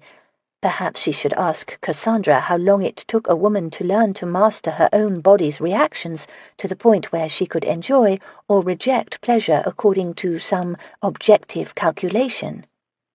She was very sure that she did not overwhelm Southwaite in turn, so his excuse for those kisses in the garden did not ring true to her. The kiss this morning most certainly had not been the act of a man undone by passion. He had announced it first, for heaven's sake. If a man had the mental faculties to map his path and point to the signposts, he had sufficient control to walk a different road entirely. The real reason for all these kisses, she feared, was much less pretty than some poetic passion. He had made clear that first day that he sought a new mistress and thought she might do for a while. As she had suspected then, central to his mastery of discretion was probably choosing lower-born women whom the ton did not care about. He also still wanted to persuade her to sell the auction house, of course. He had probably chosen to use sensual delights to make her pliable once he saw all those stupid flusters and sparkles in her. There were all kinds of ways to bend a person to one's will, to make a woman whistle in harmony, as it were. Her gaze snapped from person to person lingering in the cathedral yard, and finally came to rest on a man standing beside the eastern portal. He appeared average in every way except for the manner in which he also examined those passing by. Dark coats, old hat pulled low on his brow, ill-fitting breeches. He looked like a less than prosperous tradesman. His squinting eyes turned to her. Acknowledgment passed between them, and she walked to where he stood. "We can go in the church if ye like," he said. "That would be disrespectful, since we will speak of criminal things." Her bluntness took him aback. "See here now, I take coin for delivering this and that. I'm no criminal." She did not want to argue about morals. "I need to speak with the man who paid you to deliver the wagon to my home. I have questions that must get answers." He shifted and chewed on his lip. She turned his gaze to the yard. "Could be I have the answers. I don't just deliver wagons." "Are you saying that you have a message for me?" He shrugged. "Depends on why we are here." "Something is expected of me in terms of payment. I do not know how much. The proceeds from auctioning those goods? Nothing more? I am not aware of my father's agreement. He never told me about this. I also want to end this for good. Tell your master that I want to know what to do to ensure that I win the prize." "Win the prize? Then no prize to win." "The woman you sent with the wagon said—" "Ye'll be wanting to redeem the prize, I told her to say, not win it. Stupid foreigner. No luck to it, if ye know what I mean. Just payment, as I understand it." Her heart beat so hard it pained her. She could barely contain her hope. "Do you know what the prize is?" "Could be I do. Don't you?" "No, I must know what is at risk, or I will throw that wagon and its contents in the river. So tell me now, is the prize a person?" He gave her a big wink as an answer. She had to step away to maintain her composure. She closed her eyes hard so tears would not flow. "Oh, Papa, why did you not tell me all of it? Why did you not prepare me so I would know what to do?" She knew the answer in her heart. He had not told her because he did not know if he would ever succeed. He had not prepared her because he never expected to die so soon. She returned to her messenger. "I must have him back." "My employer guessed as much, seems like, since what I was told fits that which you ask. He said to tell you £100 on account, to be sure the prize is kept safe for ye, in addition to what the contents of the wagon brings, or for 3,000 silver to settle, and you can have him now." 3,000? The high ransom shocked her. Where was she to find £3,000? She would never be able to pay it. Even the 100 would slice a goodly amount out of her proceeds from the auction. That was the goal, she realized. The ransom was set too high for her father or her to reach. Why release Robert when holding him ensured an endless stream of payments and a sure way to sell smuggled goods? "It is too much," she said. "Tell him that. I am not going to be bled forever either, if that is the thinking. I want proof that my brother is alive and well, too. I am not such a fool as to take a blackguard's word for it." "He won't take well your calling him that now. Ye've a sharp tongue, and best ye think what ye say, since there is more I am to tell ye, and it is not ungenerous." She held her sharp tongue so the more would be revealed. "I was told to say that the settling was 3,000, but could be half that, if you did a small favour." "What favour?" "That I was not told. Ye would learn of it soon, was all that was said." The favour was probably auctioning more bad goods. Probably 20 carts' worth would arrive after she paid the ransom for a grand finale. Is there anything more?" He nodded. "Some lord goes to that building ye have. I was told to warn ye not to tell him anything." He inclined his head and gave a conspiratorial wink. "Most stern my employer was on this. I think that lord has him suspicious of ye. Maybe ye play a two-sided game. He said that lord has interfered of late with free commerce on the coast, he did. Your friendship with such as him is of concern." The warning made her neck prickle. Was this kidnapper watching her and Fairbourne's? The notion made her very uncomfortable, as if unseen eyes peered at her even now. Worse, the warning implied that Southwaite concerned himself with smuggling more than she had known. Perhaps it was part of his interest in the vulnerable coast which Cassandra had mentioned. No matter what the motivations, a new reason for why he showed such interest in Fairbourne's and her suddenly presented itself. Perhaps he had paid more attention to her father's business than she knew. Maybe he had even guessed about the special lots, the ones that arrived at home hidden beneath canvas. He might not merely be an investor seeking to ensure the efficient disposition of a business. He might be investigating Fairbourne's and her father, and now her. He had spent hours, days, examining the accounts, hadn't he? The idea saddened her for reasons she did not have time to decipher now.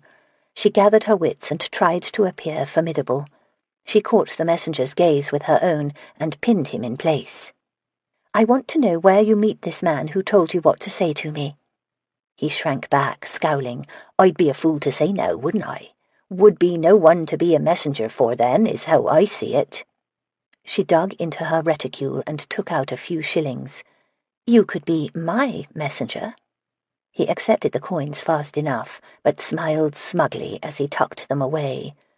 "Sounds like he won't have much to pay with soon. Maybe that lord will swear against ye and ye'll be in jail soon. I'll keep the situation I have now, thank ye. It keeps me in ale well enough." He walked away, whistling. Emma made her way back to her carriage. £3,000? If Herr Werner consigned the Count's collection, and if Marielle found a few more émigrés with good items, Fairbourne's commission on the auction might raise half that at best. She could not depend on bidders taking prices to their highest levels, however. She needed something more to ensure that she at least raised the 1,500 she would need after she performed the favor. The Raphael that her family owned would surely tip the balance. The entire sale price would be hers, too, not only a commission. It would break her heart to sell it, but she would have to add it to the auction.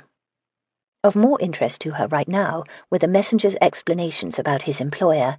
It sounded like conversations were held. Perhaps whoever had sent this messenger was close by. Perhaps Robert was, too. For all of her distress, that thought excited her. She pictured herself throwing open the door of some dungeon or cellar room and seeing his astonishment and joy at being rescued. She imagined bringing him home and showing him how well she had done preserving his legacy, and watching as he took his place in his best coats at the spot where Papa had stood during the auctions. She needed to find out if Robert was all but under her nose. She would not wait on her mysterious kidnapper or his demands for payments and favors. She had no reason to trust him. She dared not sit still while her brother was his victim. Emotions churned in her all the way home. Excitement mixed with very real fear. She wished she could hand all this over to someone in authority who would use more force to find Robert than she could ever muster. Kidnapping was a serious crime. Surely if she went to a magistrate and explained what she saw, some help would be forthcoming. The problem was she did not know very much at all. She did not know why anyone had settled on taking Robert in the first place. She could not ignore that it might not have been a random choice. Perhaps Robert had been doing things that were illegal too. If he had somehow been involved with the smuggling that now tainted Fairbourne's, she could not seek help. She could not trust another person to turn a blind eye to the crimes that might possibly be behind all of this. It would be a fine thing if Robert were released from one jail, only to land in another. No, if anyone were going to discover if Robert was in England or uncover the identity of who held him, it would have to be her. She should at least try. She felt much better after she reached that decision, less helpless and less a pawn of persons unknown. The fear became quieter, but that only allowed her to recognize another emotion that had settled in her heart, making her slightly sick. She thought about Southwaite, and the sickness swelled. She could not trust him either. She certainly could not ask him for any help. In fact, she would have to pray that he never asked questions about some of the lots in the next auction. Chapter 15. "Where are we going?" Ambery asked loudly, with annoyance. He aimed the question at Kendale's back. Kendale did not reply, but continued leading the way while they walked their horses through the crowded streets east of Hanover Square. His strict posture spoke eloquently, though. This sojourn had an important purpose. "All will be revealed soon," Darius said to Ambery. "I hope." "I do not know why this has to be mysterious," Ambery muttered. "It is vexing when he gets this way. I am not a soldier under his command, and do not care for cryptic notes ordering me to muster at 5 o'clock. Kendale heard that. He pivoted his horse until its nose faced the heads of their mounts. "I am not being mysterious. Conversation would be difficult even if we rode 3 abreast." "It isn't difficult before you ride," Ambery pointed out, "nor will it be so now. Before you take the lead again, I demand to know where we are going and why." Ambery's prickly humour today surprised Kendale, who looked at Darius quizzically. Darius considered, not for the first time, that Kendale's single-mindedness had probably made him an excellent officer, but it made him a trying friend at times. "He is hoping to meet someone in the park today," Darius said to explain Ambery's pique. "Are you saying that I'm interfering with a romantic rendezvous? Damnation, Ambery, why did you not say so? I would hate to delay the frivolous matters with which you occupy your life during the season by diverting you to a mission of potentially great consequence." "I do not mind the delay. I only want some small indication it is even of minor consequence. So yet once more I will ask, where in hell are we going?" Kendale moved his horse forward so that it flanked Ambery's, and he could speak confidentially. Unfortunately, that did put them 3 abreast, and now they blocked the street. Darius kept one ear open for the forthcoming explanation, which he would not mind hearing himself. The other ear began being assaulted by the rising calls and curses of coachmen and teamsters unable to move around them. "I have been investigating a rumor and believe I have learned something alarming," Kendale said. "Have either of you heard of a woman named Marielle Lyon?" "I have," Darius said. "She is a Frenchwoman, a refugee a few years ago from the Terror. She is the niece of the Comte de Beaulieu." "What are the rumors?" Ambery asked, interested now. The objections from the men in the blocked vehicles began to roar. "Some say she is a charlatan and not who she claims to be," Darius said. "This is hardly news, Kendale. Nor are the rumors likely true. There have been efforts to unmask her, and all have failed. That suggests there is no mask to remove." "That the rumors come from her own people interested me," Kendale said. "So sometimes I have been watching her." "That sounds unfair," Ambery said. "I would not like to think that someone spied on me because of a rumor." "I do not do this out of idle curiosity or to play at investigating the way you do sometimes, Ambery. If a woman lives in England as a refugee claiming to be the niece of a count when in fact she is someone else, that is too suspicious to leave alone. How better to hide a spy than in plain sight, but with a false identity that would make her sympathetic?" Kendale asked. "If that kind of rumor attached itself to you, I promise that you would be followed too." "Thank God England has you, Kendale. I am sure the ministers add you to their prayers each morning," Ambery said. "Did one of them give you this mission, or did you take it upon yourself?" "We know the answer to that, and considering our own unauthorized activities, you can hardly object on that count, Ambery," Darius said. "Furthermore, his suspicions are not unique to him. Some in the government have 2 eyebrows raised regarding this woman. It is possible others are watching her too." "Not that I have seen. Careless that," Kendale said. I know for certain that no one was about when she held an early morning rendezvous in the park the other day. She met with the daughter of that man who had that suspicious fall from a sea walk in Kent." Darius just stared at Kendale. He saw where the man's mind had been going the last few days. His own now raced to catch up and get ahead. "Are you taking us to arrest her for daring to speak to another woman in a park?" Ambery asked. The sarcasm was lost on Kendale. "We don't know enough yet for that. I'm taking you to see where that other woman lives so you can help me. We must scout the property and street and see how best to do it. I have been using some trusted servants to aid me in this mission recently, since I can't handle my list of suspicious persons alone, but even so I am short-handed." "You have involved your servants in this," Darius said. "Are you mad? Satisfying your own curiosity is one thing, but establishing a network of vigilantes is another." "Of course he is mad," Ambery said. "You cannot trust servants to be discreet, Kendale. Word of your doings should reach Pitt any day now. You should anticipate an unpleasant meeting with the Home Secretary within the week, I would say." "My servants are trustworthy, even if yours are not. My household is more disciplined than a unit of the Horse Guards. If either of you can even identify one manservant who is loyal, you might consider using him too, since it is impossible for one or two men to watch a person all themselves."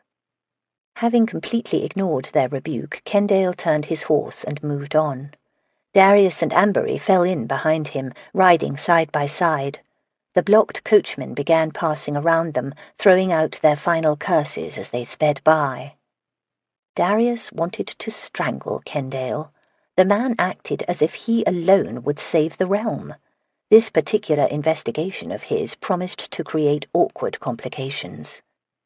It had been inevitable that someone would eventually wonder about that accident Maurice Fairbourne had, and why he had been on that cliff walk at night.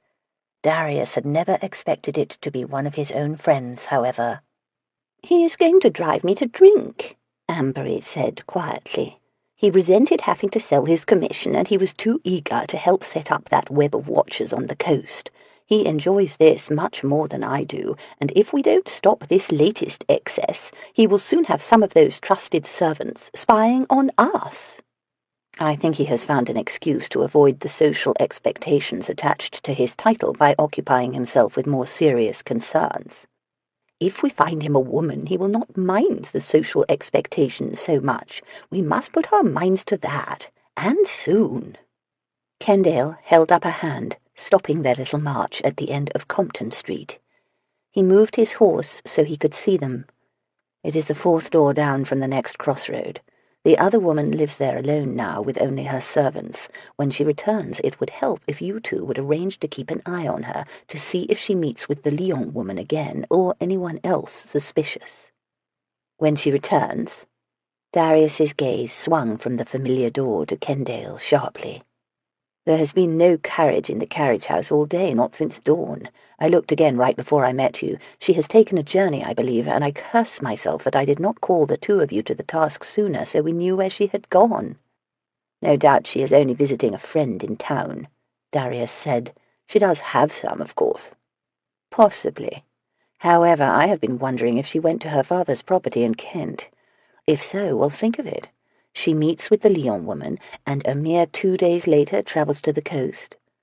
Kendale's expression assumed its most military severity. "I think these two women are up to no good." "I think you are making much out of nothing and boring me while you do so," Ambery said. "It is all too vague." "I do not deny it is vague, but you can't deny it is also more than a little coincidental and peculiar." "Only if it happened. There is no proof it did, except in your imagination," Ambery said. "As it happens, I knew Maurice Fairbourne, the man who fell from the cliff walk," Darius said. "I frequented his auction house. His property in Kent was not far from mine, so we had further cause for acquaintance." Ambery, who had evidently not made the connection between the other woman and Emma Fairbourne until this moment, turned his attention to Darius with unabashed curiosity. "Do you know his daughter, too?" Kendale asked. "We have been introduced." Kendale chewed that over. Ambery sent Darius a slow, sidelong look. "I expect that this other woman is still in mourning, Kendale?" Another sly glance let Darius know that one of his friends had not forgotten his concerns about kissing and pursuing a grieving woman. She is, which is why her long absence today causes concern. It is unlikely she has a full social agenda now. It is convenient that you have met her and knew her father, Southwaite. You can keep that eye on her without it being too obvious. Now that is convenient, Ambery muttered under his breath. I will turn my attention to her if you insist, Kendale, although I believe your suspicions are the product of a warrior's mind in search of a battle. Kendale frowned. If you think it would be wrong, ignoble, since you have a social connection already, I suppose that Ambery could. No, better if I do it. I am less likely to misunderstand things, since I know the lady already. I will turn my mind to it at once and start by discovering if her absent carriage means she has taken a journey, and if so, where she has gone. Darius moved his horse forward. How will you do that? Kendale asked. Damn hard to track a missing carriage. Only if it is indeed missing, Ambery pointed out with exasperation. Have no fear, Kendale, I have my ways, Darius called back. His first way was the easiest. He would go question Maitland the butler and no doubt receive assurances that Miss Fairbourne was doing nothing more suspicious than spending the evening with Lady Cassandra and her aunt. Chapter 16. The house had been closed for more than a month and held the odour of stale air that spoke of absence and dust. Emma immediately threw open some windows upon her arrival, glad to have something to do so she would not succumb to her emotions. She had not been here in close to a year. This property hugged the coast about halfway between Deal and Dover, where the downs gave way to the straits. It had been Papa's retreat and not a family place. She had not even come after he died. Rather, he had been brought back to her in London for a proper burial next to her mother. Now the sea breezes flowed into the kitchen, carrying memories of the few times she had accompanied her father here. "I'll be washing these curtains," Mrs. Norriston said as she held one to her nose. "Was meaning to do that when he was here last time, but he—" She caught herself, flushed, and looked at Emma with apologies. Mrs. Norriston lived in the nearby village of Ringswold and served here on occasion when her father was in residence. Emma had stopped by and picked her up on the way. She did not really need a servant for the brief visit she was making. She wanted Mrs. Norriston with her for other reasons, which she now broached. "I am here on a mission, Mrs. Norriston. I hope that you can help me with it." "It is not likely I can help such as you, Miss Fairbourne. I am a simple woman. You need cooking and cleaning, that is fine, but a mission sounds too important." "You have lived in these parts your whole life," my father once said. "It is exactly such as you from whom I need help. You see, I want to talk to some of the smugglers who work this coast. I thought perhaps you know someone who knows them, who could get word to them that it is important I have this conversation." Mrs. Norriston quickly shook her head. "No one knows who they are. They like it that way, don't they? 'Tis their business not to be known and seen." "Some of them are well known, and their faces have been seen by those who aid them. I am not a magistrate. I am not seeking their arrest. There are those in the village who could do this for me, I am sure. Why, when I visited the village last year, there was a man hawking French soap from a cart in the village green." Thick and sturdy, with a large white cap that covered most of her grey hair, Mrs. Norriston lumbered back and forth in the kitchen, putting away the cheese and ham and bread that Emma had bought on the way. She checked the larder for staples and smelled the dripping jar's contents. Emma waited a solid 5 minutes for Mrs. Norriston to say something. When it became obvious the housekeeper chose to ignore the request for help, Emma changed the subject. "Do you know how far away the Earl of Southwaite's estate is? It is near Folkestone, I think." Mrs. Norriston tapped her chin while she thought. 6 or 7 miles south, that would be. Said to be a hard man, he is. Smiles enough, until he is crossed, I've heard. She reached for a pan. "I'll warm the ham for supper. Your coachman will be glad for a bit of hot food, I think. I'll get him fed, then call you when I have it all set for you." Knowing she had been dismissed, Emma left the kitchen and went up the stairs, noticing as she did how her steps sounded overly loud and the shadows seemed to stir as she approached. She had not come here very often, so the house did not feel like her home. Yet she could not escape that the entire cottage reminded her of that anteroom to Papa's apartment in London. His presence seemed to have impressed itself on this place in ways that time had not obliterated yet. Maybe his retreat and isolation here caused something of him, something almost tangible, to remain. The sensation that she was closer to him here than she had been since his death pressed on her as she opened the door to his bedchamber. It did not frighten her or make her uncomfortable, but it seeped into her soul and demanded acknowledgement. A small painting graced the north wall of his bedroom, and her gaze went there immediately when she entered. Its vivid colours could not be obscured by the gathering shadows. They glowed from painterly light, the reds like rubies, and the blue as pure as the lapis lazuli from which the pigment had been made. She could see the subject very clearly. St. George, clad in Renaissance armour, speared a fantastic-looking dragon in a mountainous landscape. A lovely woman in an ancient gown stood to the side, watching her protector with love and gratitude. It was not Raphael's only painting of this subject, but her father had always insisted it was his finest. She glanced away from the painting to the bed and chair and the stack of books on a table. Her chest thickened painfully until it felt as if a weight had lodged above her heart. She strode over to the painting and removed it from the wall. She was about to carry it out when her surroundings captured her attention again. Where were the other paintings? There used to be 2 others in this chamber, a small mythological scene by Botticelli, and a portrait of a cardinal by Sebastiano. Papa had sold the bulk of his collection to raise the funds for the move to Albemarle Street, but he had held back those 2 because they were his favourites. She set down the Raphael and looked under the bed and in the wardrobe. She went down to the sitting room to check there, but neither painting could be found. In fact, the walls were bare. They had not been stolen if the Raphael remained. No thief would take them and leave the bigger prize. Her father must have sold everything else, however. She returned to the bedchamber to retrieve the Raphael, sure now that Papa had been trying to help Robert. Perhaps the demand for the money to keep Robert safe had arrived at a time the £100 was otherwise not available. As for this last painting, she knew why it had been spared. He had not sold it because he believed it was not his to sell. He had bought it for her mother, who in turn had said she wanted her daughter to have it upon Papa's death. In her own chamber she wrapped the small panel in a long linen and nestled it at the bottom of her valise. Then she spent the evening deciding how to arrange a rendezvous with men who were expert in never being seen. That night she slept alone in the house. Mr. Dillon's presence in the outlying carriage-house allayed any misgivings, but could not keep the ghosts away. Memories of her father and brother kept haunting her thoughts. She remembered the last time they were all here together, not long before Robert left on the journey from which he never returned. There had been a small row between him and Papa, now that she thought about it. She had been in the garden, but she had heard their voices raised.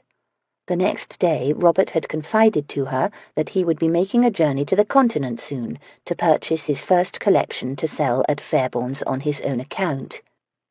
Only he never got there, it appeared. Nor was he returning from Italy on that ship that went down. Where had he gone instead? Had he even left England?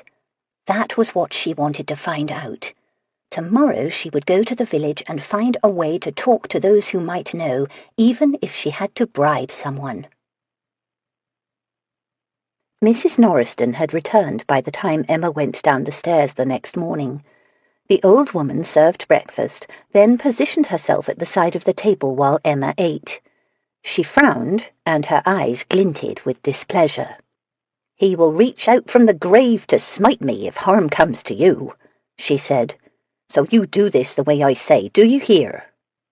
Emma nodded obediently. 11 o'clock tomorrow you go to the village, to the Prince's Sword there. Don't wear your weeds and don't look too fine.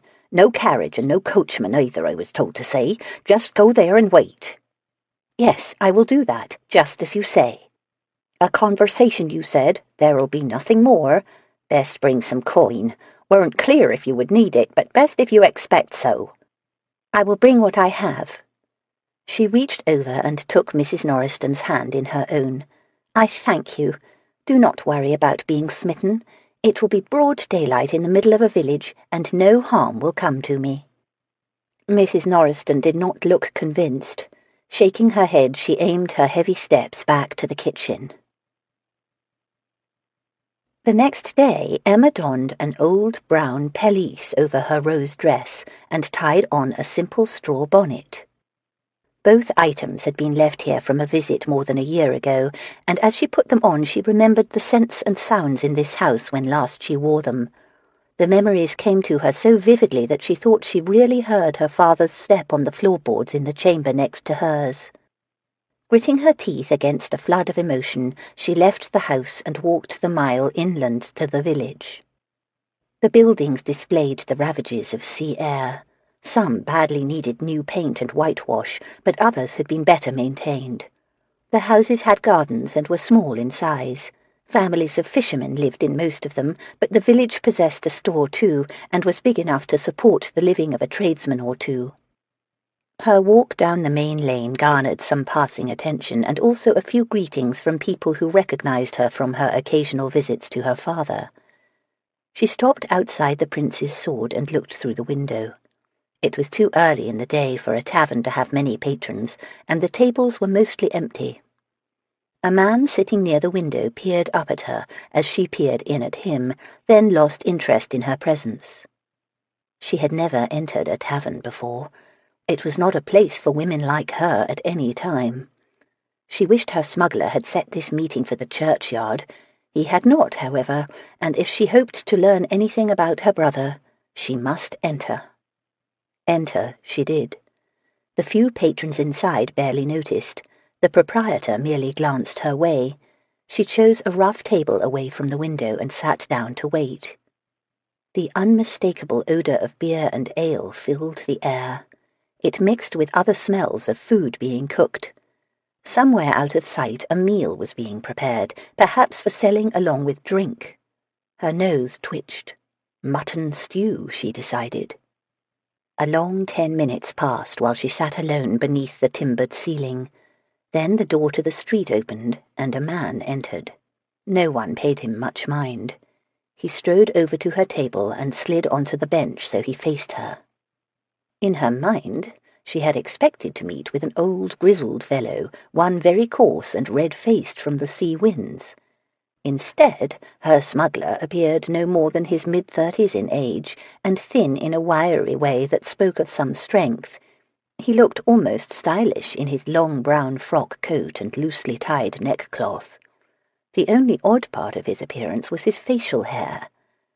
A neatly groomed moustache and short beard hid most of his face, and thick, dark eyebrows framed his blue eyes. "You are alone." His quiet voice made it both a statement and a question, enough of the latter that she felt compelled to nod. "That was foolish," he said. "You left me no choice. Would you have entered just now if I brought an escort?" "I shouldn't have anyway. Some woman pled your case to a good friend of mine, though, so here I am for a few minutes, no more." She took that as an invitation to speak. "I need your word that you will not repeat anything that I tell you. I cannot risk anyone in authority learning these things, and—" "For a woman I am seeing as a favor, you have conditions?" He laughed softly. "I am sorry, but I must make them. I must ask for your word as a gentleman." He did not laugh at that. Instead, his blue eyes examined her with curiosity. He nodded. "I am Maurice Fairbourne's daughter. He owned the property down on the—" "I know of him." "My brother Robert went missing 2 years ago. I think perhaps he is being held by smugglers." "Not by any that work this stretch of coast." Her heart dropped. She had been stupid to hope this would be simple and that the answers just waited for her questions. "Are you sure? There might be others besides you who thought to make easy money this way." He looked at her with some exasperation, and also, she thought, some sympathy. "There are some who put in here at times who are not from these parts, the sea being what it is. It is discouraged, though." She wondered how, but guessed she should not ask. "Have you ever heard anything about this, then? About my brother, or if those from other parts are holding a young man? You see, everyone thinks he is dead, but now I am sure he is not, and I must try." A gesture from him, a raised hand, abruptly commanded her silence. His attention shifted from her to the window. The man sitting there also gestured, calling for attention, while he peered intently out the window, craning his neck to see something on the street. Everyone in the tavern, even the proprietor, stilled like animals alerted to danger. Another gesture from the man at the window, a calming one, and a quick glance in their direction spoke reassurance. Her smuggler relaxed. "Would be a hell of a thing to find myself in jail for letting your story touch my heart," he said. "As for your questions, I've heard nothing about a man being held." "Do you think you would have learned about it? Do you all speak among yourselves?" "I would know for certain if it were near here. As for the rest of the southeast coast, there's gossip, just like in your drawing rooms. A man drinks and he talks, and such as that can become known, or not." She hated asking the next question. The disloyalty of it sickened her, but she really should find out what she faced. Did my father or brother ever trade with you or the others?" She thought she saw pity in his eyes, enough that she was not sure he would be honest. "I would not have minded it. Things come to us that would do better in a place such as his, but he did not trade with such as us. Not me or my lads, at least. However, it is a very long coast, and I don't know about any of the others." That was something, at least, and it gave her some heart. As for the rest, she sadly accepted that she would have little to show for this small adventure. "Learning that you know nothing is learning something, I suppose. I will not wonder if Robert is easily within reach, but languishing due to lack of effort on my part. I thank you for the kindness of seeing me so I could discover that much at least." She stood to leave, and her smuggler began to as well. It was then that she saw that another man had entered the tavern, probably from a door at the rear of the building near where he now stood. She froze, staring at him. The glare he returned made her catch her breath. Her smuggler looked over his shoulder. He did not run, as she expected. Instead, he cast a sharp gaze at the other men in the tavern, then sank back on the bench. "Southwaite," he muttered. "Are you his woman?" "No, I did not bring him either. I swear I did not." She settled down again, too. Southwaite walked over to them. His blue riding coat contrasted starkly with the simple clothes of the other men, and the pistol tucked visibly beneath it could not be missed. Their companions in the tavern rose and quickly left. Even the proprietor decided to take some air outside. The Earl made his presence known forcefully by the way he loomed beside the table. He looked at her smuggler. "Tarrington?" Tarrington merely nodded acknowledgement. They knew each other. "What are you doing here, Miss Fairbourne?" Southwaite asked. "Waiting for some mutton stew to finish cooking." Tarrington smirked at her arch response. Southwaite did not find it clever at all. He turned his questioning gaze on Tarrington. Emma expected the whole story to come out at once. Tarrington was in a bad spot here. If Southwaite recognized him, he was probably a well-known smuggler. She feared he would end up in jail for letting her sad story touch his heart after all. To her surprise, Tarrington met Southwaite's gaze with a steady one of his own, and said nothing. "Honor among thieves, I see," Southwaite said. Tarrington smiled. "There are no thieves here, just a man looking for ale and a pretty woman waiting to bring home some stew." He looked toward the street. "I think you should leave the way you came, pistol or no, and without me. I would not want my lad's affection for me to put you in harm's way." "I did not come here for you." He turned to Emma. "If you will do me the honor, Miss Fairbourne, I will escort you home." She did not want him to escort her home. For all his politeness, it had not been a request, however. She held her seat for a few rebellious moments, trying to find a way out of this. Tarrington watched, amused. He was not going to break his word about their conversation, but he was not going to interfere with Southwaite on her behalf either. "I will carry you out if I must," Southwaite warned. It will be more dignified if you obey me willingly." He had no right to expect any obedience. She almost said so. The air had turned heavy with his anger, however, and it was not clear how long Tarrington's lads would remain on the street. She stood. Southwaite took her arm in a firm grasp and guided her to the back of the tavern and out a door. He moved her down the lane to where his horse waited. "I will walk," she said, pulling her arm free.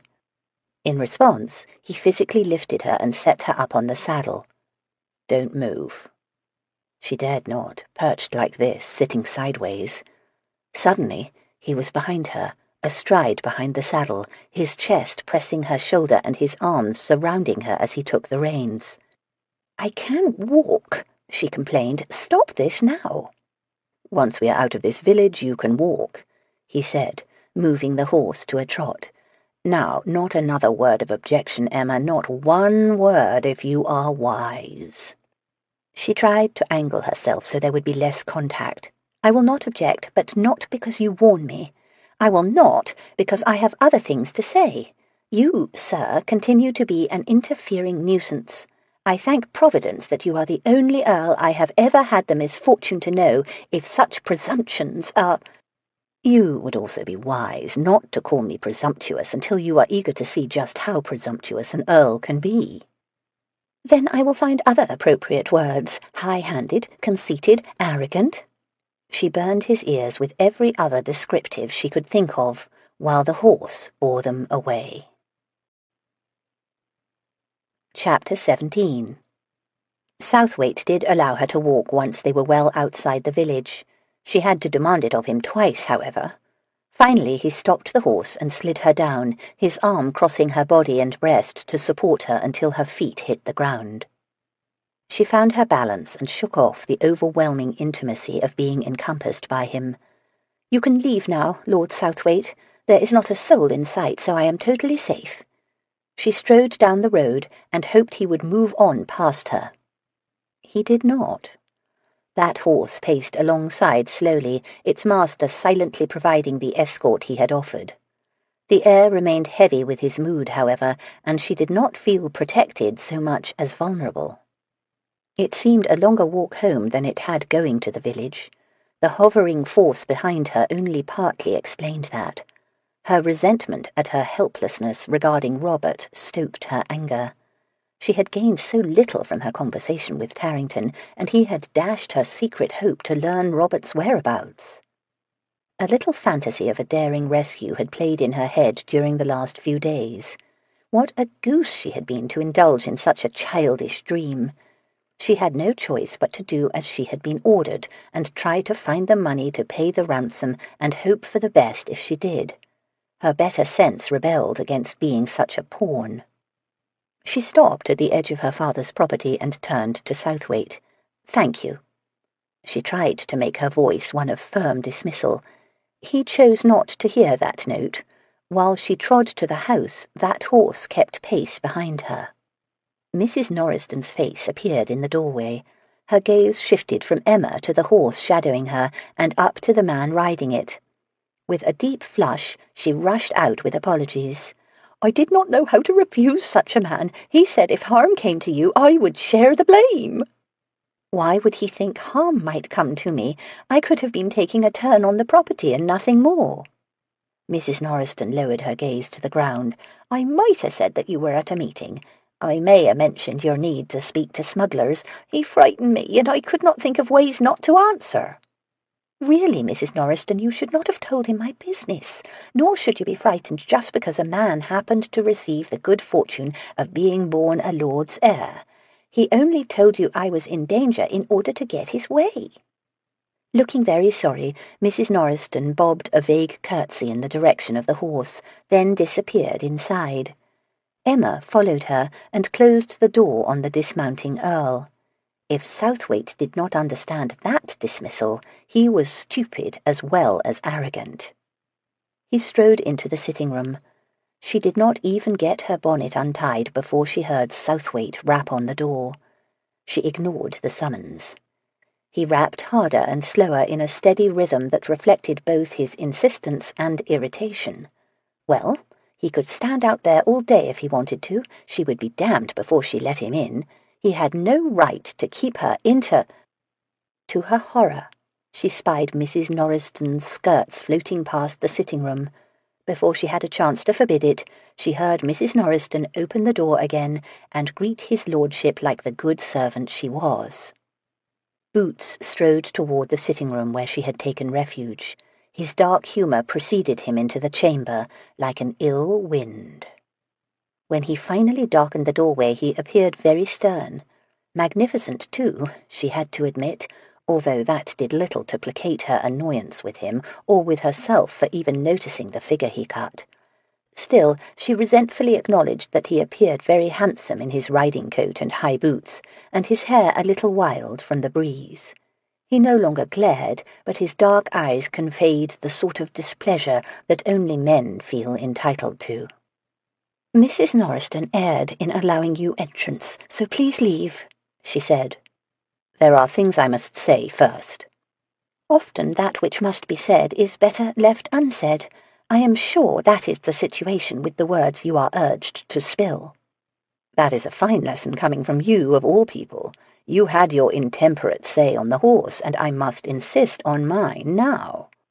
"I will not hear it. I did not require your interference today. I was in no danger, and—" "You have no idea how much danger you might have been in, none at all. If any other man had heard about your housekeeper's request for your meeting, I might have had to use this pistol." He removed it and set it on a table. "That whole damned village is involved in illicit trade. Everyone knows it." He crossed his arms and regarded her with no sympathy. He reminded her of the way he had appeared when she first approached him before the outrageous misconception. She was in no mood for whatever he wanted to say, but she knew she would end up hearing it. With a heavy sigh of resignation, she sank onto a chair, set aside her scathing disappointment in her failed adventure, and gathered what strength her indignation might afford her. "Why did you want to meet with any smuggler, Miss Fairbourne?" "I am not obligated to submit to an interrogation. You have no right to—" "The hell I don't. You have been too willful from the start, and my tolerance of that has led to this. Did you think to arrange a special consignment from them, to enhance that damned auction? Yet one more set of lots from the estate of an esteemed and discreet gentleman?" Her heart pained her, it beat so heavily. "What are you implying? I'll not have you impugn him." He exhaled an impatient sigh. "Those accounts are incomplete and vague for a reason.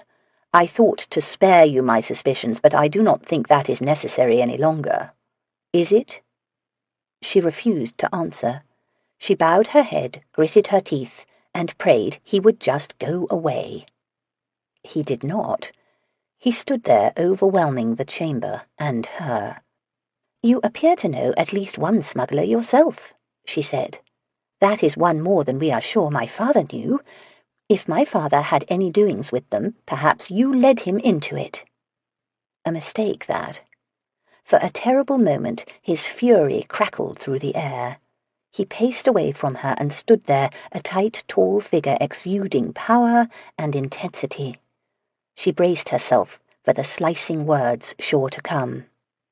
Instead, he reined in whatever had broken in him. He turned back to her, his eyes flaming. He was still angry, but he had composed himself. "I know Tarrington because he does a bit of work for me. He is the king of his kind here, and he knows other of his stature all along the coast. I am told you take a particular interest in the coast." "I and others. The Royal Navy does not have the ships to patrol it all, or even most of it. Even the sloops that make up the prevention service stay near the major ports. The bulk of the naval fleet sits at Portsmouth to be ready if the French invade. Meanwhile, they can come in other ways short of a fighting force.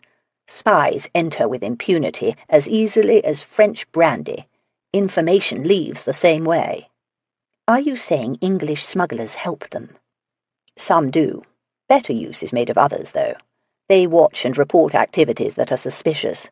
There is a chain now, all along the southeast coast, made up of such as them and fishermen and landowners." "And lords?" "There are some lords who remain at their coastal estates for this purpose." Not you, I know. I and a few others coordinate this surveillance and ensure the links do not weaken. She guessed that meant he had helped put this in place. What do the smugglers get in return? A blind eye? They get nothing except the satisfaction of aiding England.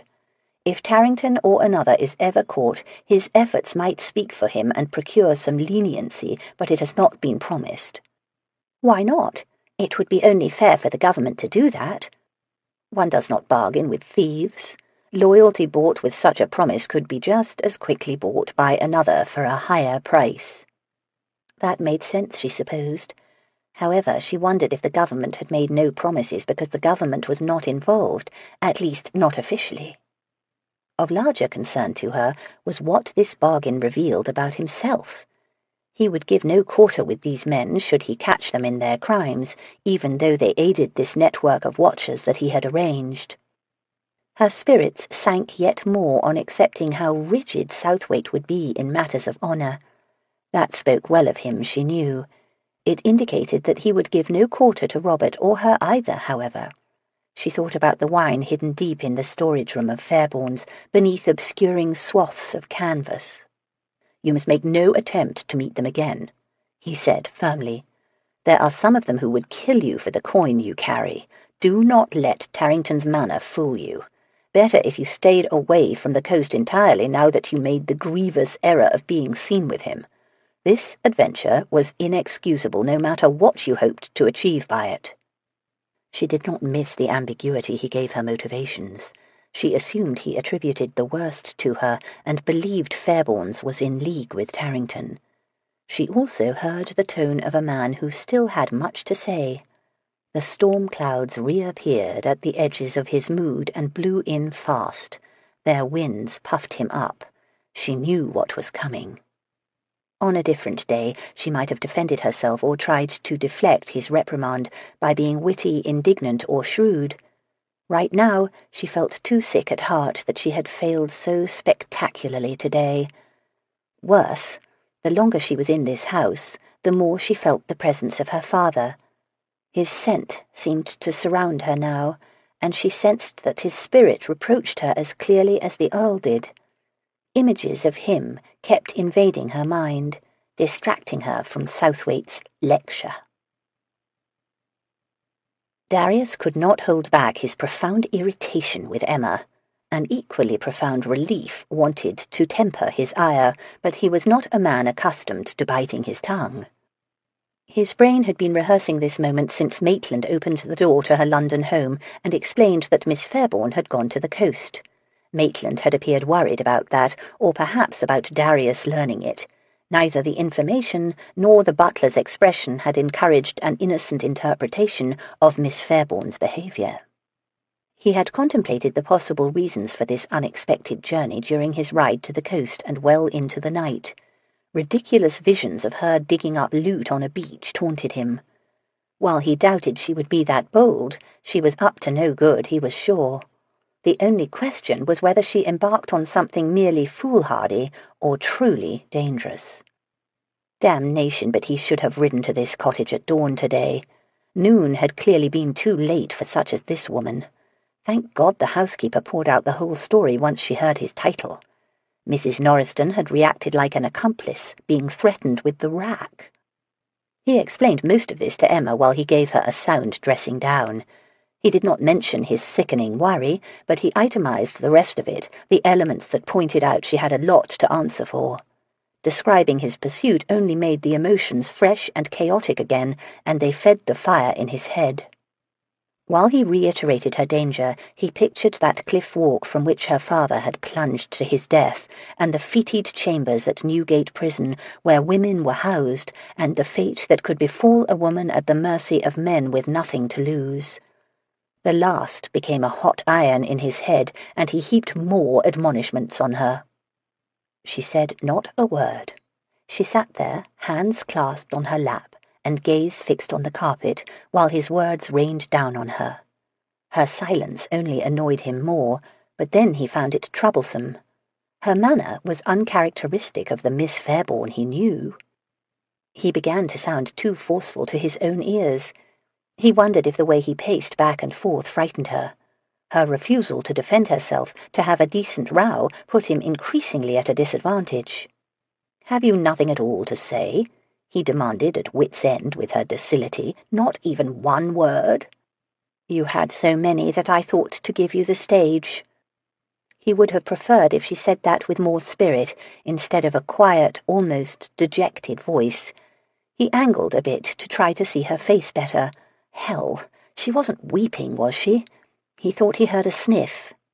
He cursed himself. Dismayed, he dropped to one knee beside her. "Forgive me. My worry for your safety almost drove me mad, and I have perhaps been too vigorous as a result in expressing my—" His what? Anger? But not the normal sort. Fear, perhaps, but not for himself, and not only for her, but also about a situation that might leave him faced with a terrible choice. "My concern." She turned her gaze on him. He saw tears and sadness, but little that indicated contrition. "That is good of you to be concerned, especially since I am not your responsibility." Her statement carried a rebuke of its own. Since she was not his responsibility, she was saying, he had no right to scold her like this, or to even question her behavior. His essence rebelled at the claim. She had occupied his thoughts and time enough these last weeks that he possessed some rights, damn it. He remained ensnarled in that auction house too, and whatever she plotted no doubt involved it, and hence him. She could not really expect him to remain uninterested in her meetings with known smugglers. He began to explain that, but her eyes and expression arrested his attention so completely that further words seemed unnecessary. She already knew all that he might say, he was sure. No more than 2 handspans separated their faces. She was so close that her sweet breath feathered his skin, so close that he felt the shadows burdening her. Something dark weighed on her right now. It occupied her mind more than anything he might say. "You unbearable ass!" Admonishing himself more violently than he had her, he withdrew his handkerchief. He dabbed at a tear that began a tiny path down her cheek, and battled the impulse to use his lips instead. Southwaite did not ask her why she wept. Perhaps he assumed his long, hard scold caused it. Yet as he knelt there, too close, closer than was wise, she believed she saw in his eyes that he knew her tears were not in reaction to him. He pressed the handkerchief into her hand and stood. He hovered for a long moment, standing right beside her before stepping away. With the absence of his close presence, other forces had their way again. Thoughts of her father evoked almost palpable manifestations of his person. The ghost was not in the house, she knew. It was inside of her. "I did not spend much time with him here," she heard herself saying. "I do not think anyone did.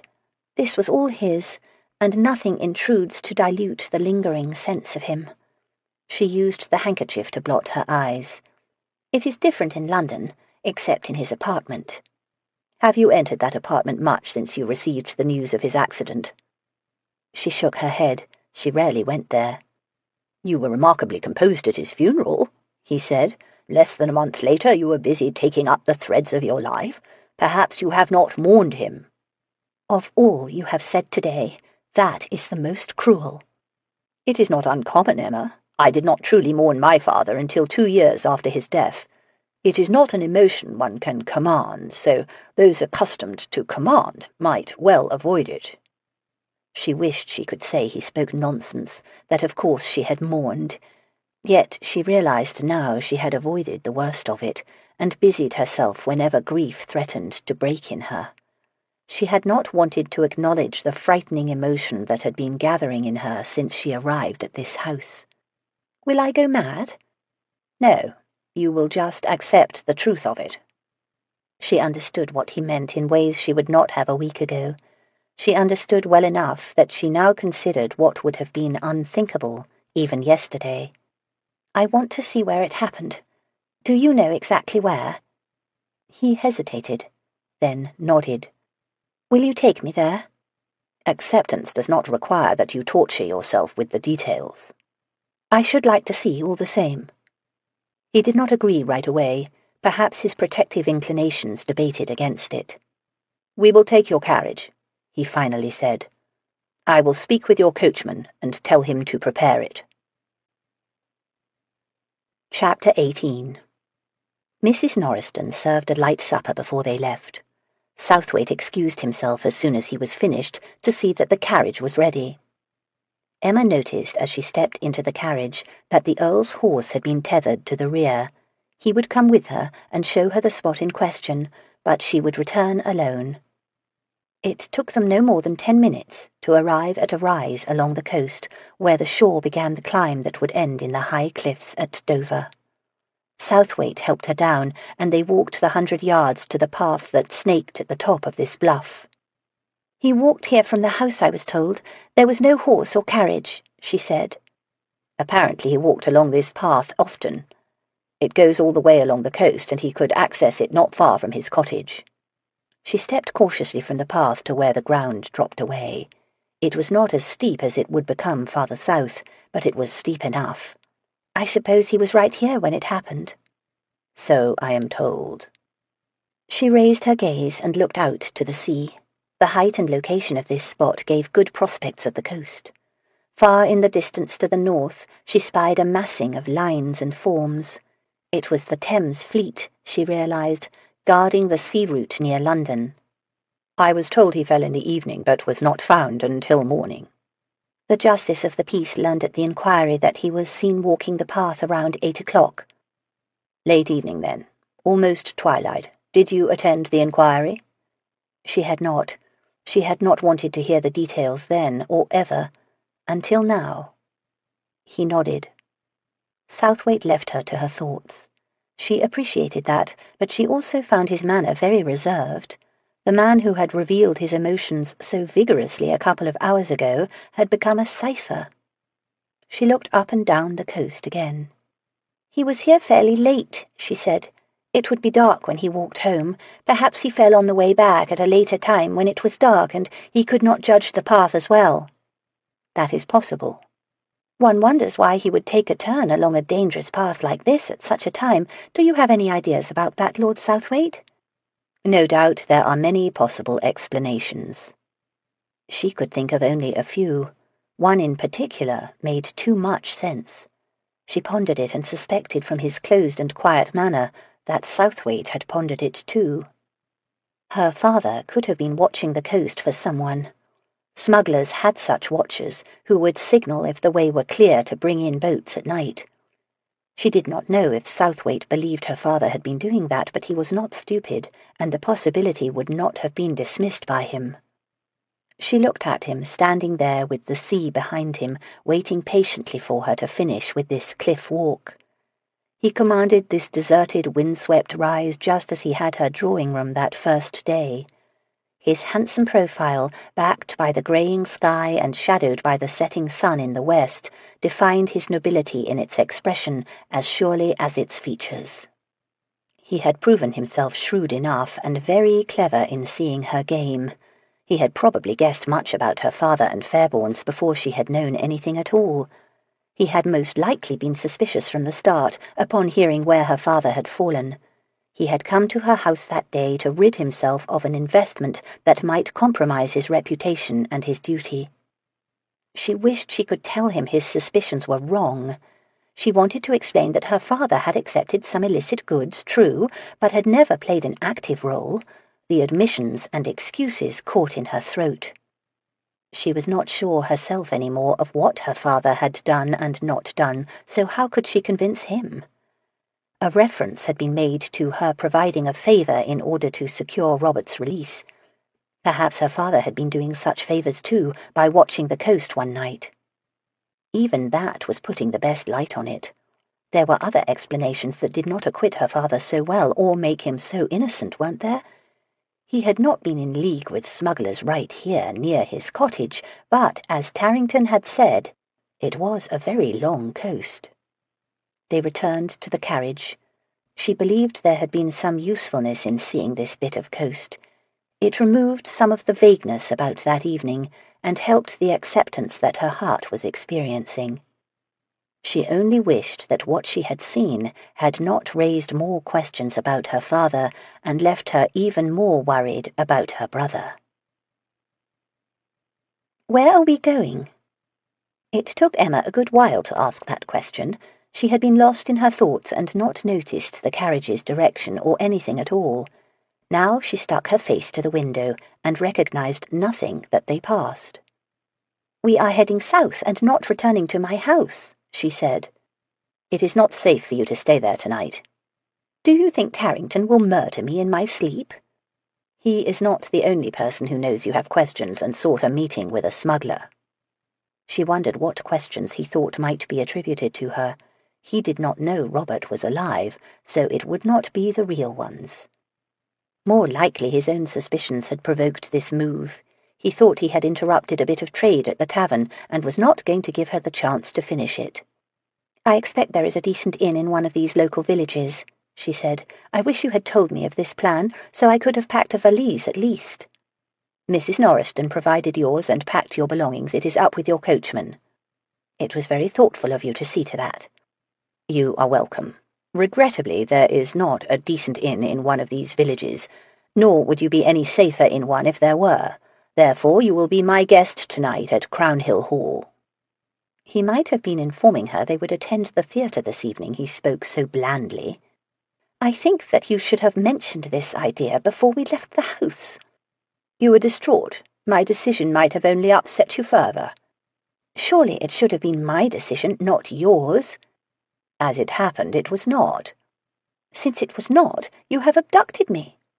"Do not be dramatic. I am doing this for your protection. If you think about it with a calm mind, you will agree that you will be safest at Crown Hill and that there was no other choice." He conveniently ignored that she was going to be at Crown Hill with him. "Is there a female relative there, or another mature woman?" "The housekeeper is quite mature." "She lacks any authority. You are playing loose with my reputation. If it is learned that—" "It will not be learned. Have no fear of that." Despite his charming smile, he managed to appear a little wounded. "I only seek to ensure your safety, as is my duty as a gentleman." Yes, he was a gentleman. One with an expertise in discretion, according to Cassandra. He was a gentleman who privately broke the rules, while presenting himself to the world as a man who obeyed and upheld the most stringent social conventions, and even demanded the same of others. A fraud, in short. She had quite forgotten that.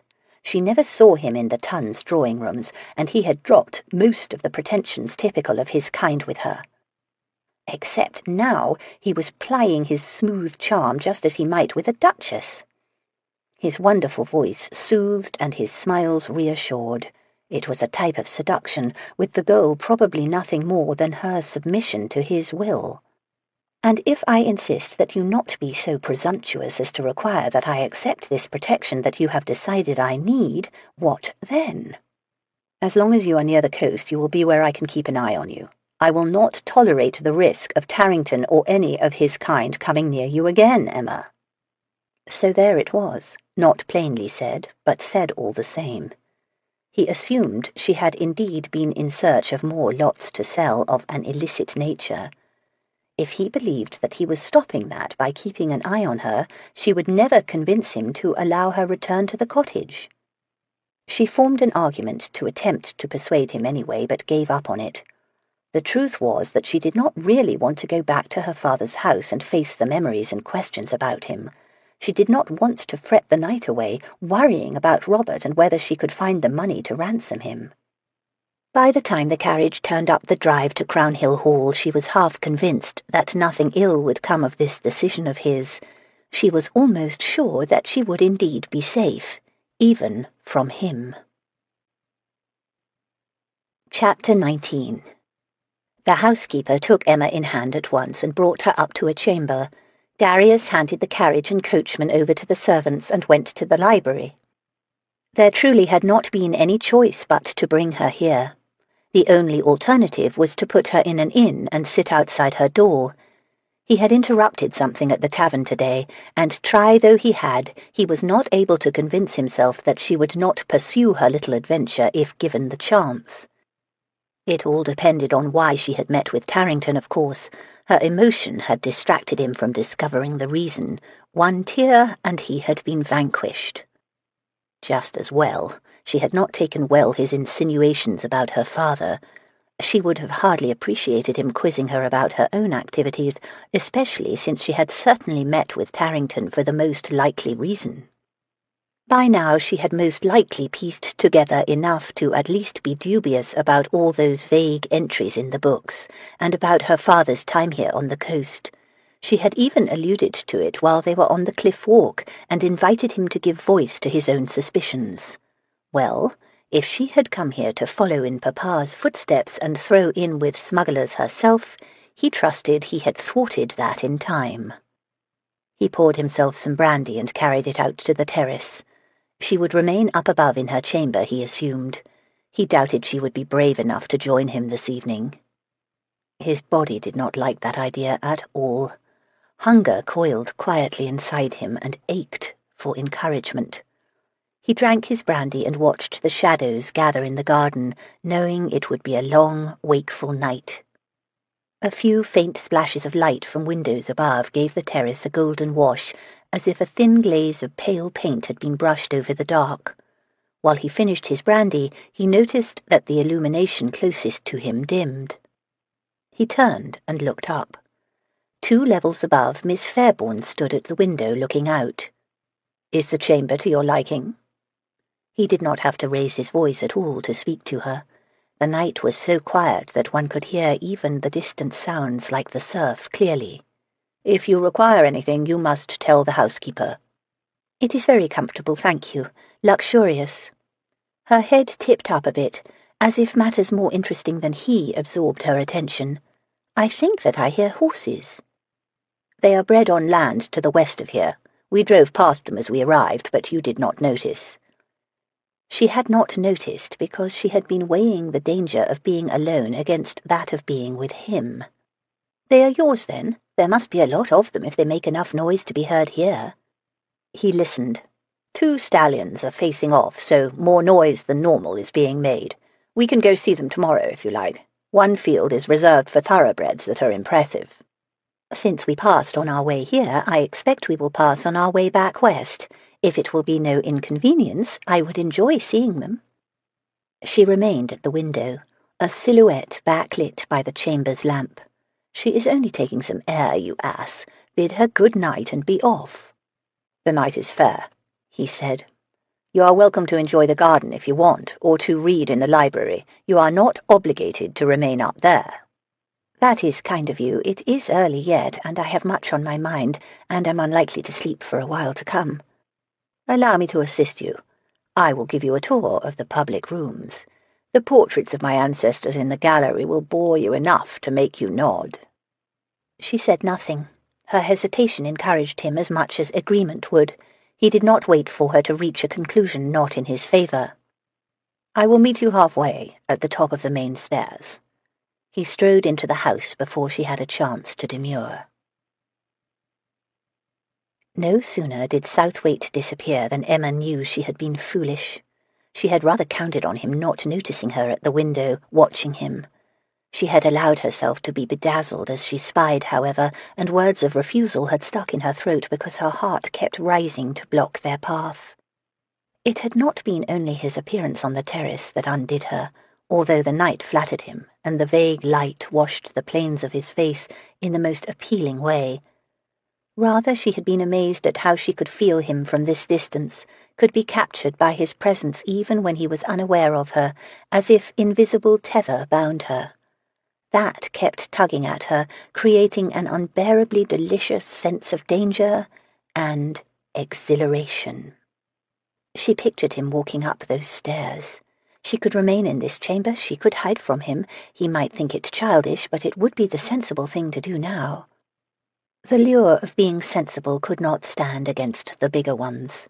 Bedazzlement was far nicer than the other emotions that had owned her today. It had refreshed her more surely than the night breeze while she stood at the window. The forbidden excitement lightened her spirits and distracted her wonderfully. To her mind, the choice was not between danger and safety, but between lonely worry and enlivening human stimulation. She composed herself before she moved. She built a little wall on her side of that tether, lest it pull her in entirely. Then she left the chamber and walked down the stairs. His expression when she saw him gave her heart.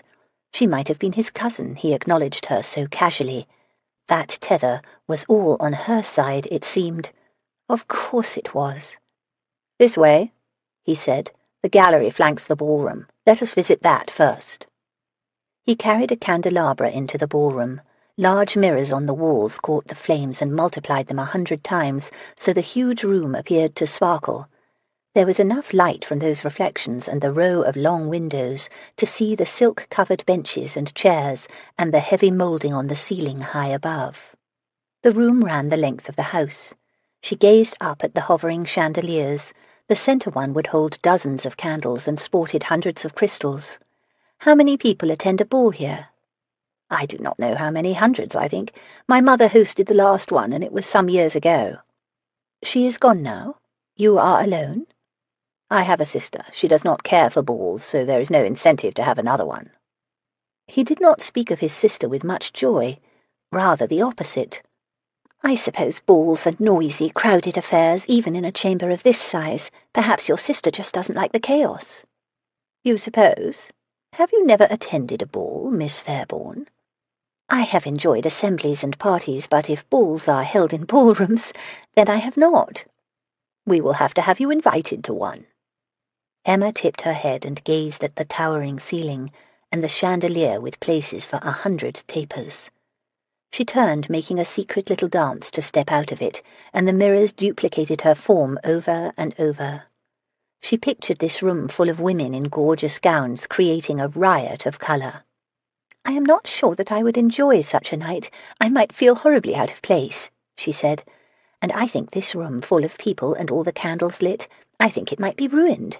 I like it just as it is now, with tiny flame lights dancing all over the mirrors and gilt, creating this very pale golden glow. It is a magical place when it is empty and mostly dark.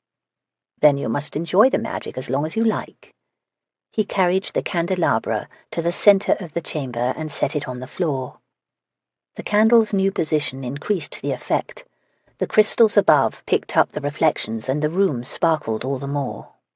Southwaite walked into the shadows. A scraping noise preceded his re-emergence. He pushed a satin chaise-longue towards the candelabra. You can even sleep here if you like. If I did, perhaps I would dream of fairies. He took her hand and backed up slowly, cajoling her into the centre of the room as well. I was hoping that you would dream of me. He lured more than pulled.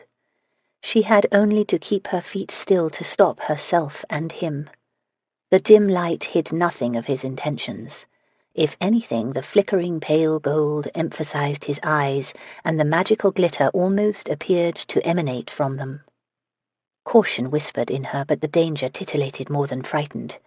Various ways to end this marched through her mind, but every objection died on her lips. Thrill after thrill coursed up her arm from where he touched her. The power he could spin ensnared her without mercy. It was a slow path to the candles. She ceased to notice that she even moved, he so captivated her. The more she entered the light, the more the chamber shrunk. The dark corners disappeared, and the far ends, and all of it except the centre beneath the hundreds of crystals dangling over the 10 tapers of the candelabra on the floor. She found herself in the centre, her hand still in his. It was magical here, unearthly. She might be immersed in water that reflected 1,000 stars. It appeared like no place she had ever seen. She felt like someone she had never been. His arm lowered, drawing her closer to him. Her heart rose and began beating desperately.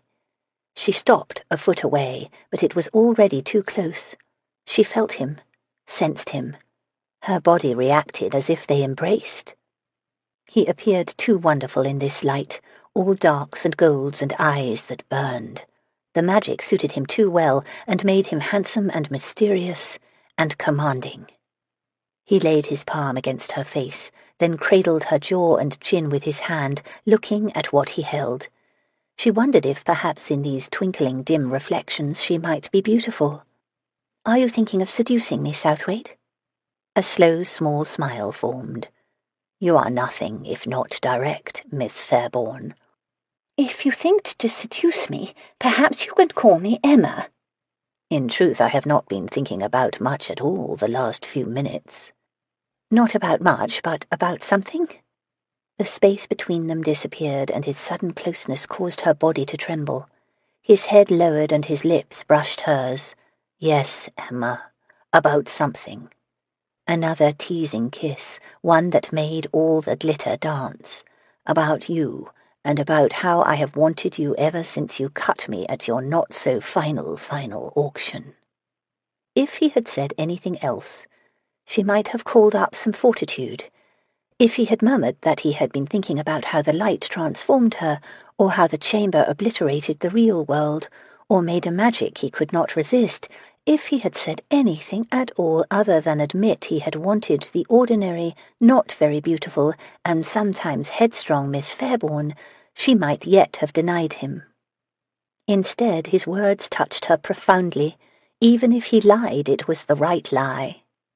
He pulled her into his arms. She knew there were things she should consider and weigh about the why of this, about the what that would come later, but she proved helpless against the excitement he created.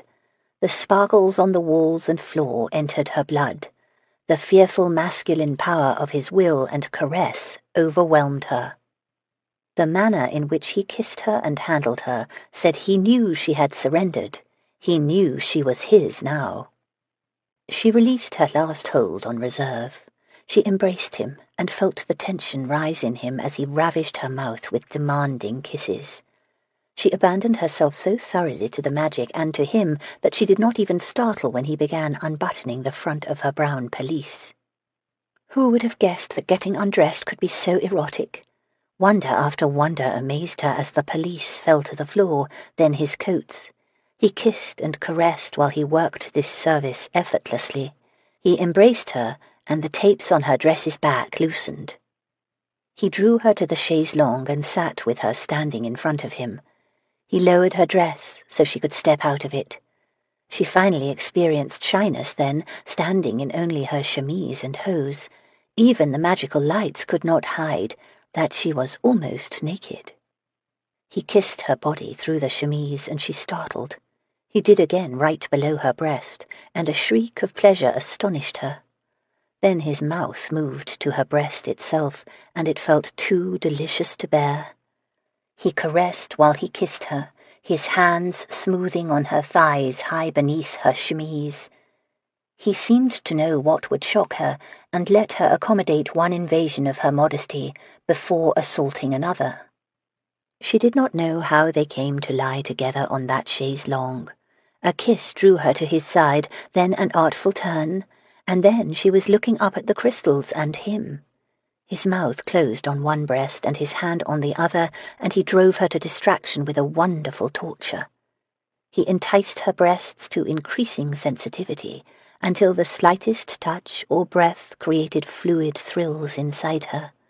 She was beyond modest soon, and did not mind at all when the chemise slid up and off and floated away. She lost sense of time then, of what came first or later, or which seductive art did what to her. She sensed movements, then the new feel of his body against her, skin on skin everywhere.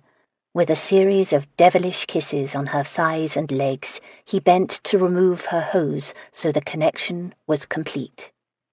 He took control of her after that, with touches and intimacies intended to madden her. His caresses covered all of her without restraint. She accepted each one and revelled in the tightening, climbing pleasure. Her arousal kept getting more intense, more focused, more aching. Desire became a series of thrills never quite finished, never resolved, always building one on the next and reaching for more. In a long caress he stroked up her body and between her legs, until his hand cupped her bottom and his lower arm pressed against her mound. She pressed down hard, finding brief relief from the hard contact. Then a burst of intensity sent 100 tiny trembles through her body, making her breath catch. He pressed more until she squirmed against him shamelessly. Rich, deep pleasure quaked through her over and over, each one stunning her more. His hand slid forward in a long stroke that sent a cry through her head, then another intimate touch, and another, each provoking more intense feelings, each one moving her further from any thought except an unending, frantic song of need. He moved over her and settled between her thighs. With his weight braced on an arm pressed against the furniture's rolled side, he slowly entered her. Her breath caught again and again as a series of shocks split through the pleasure.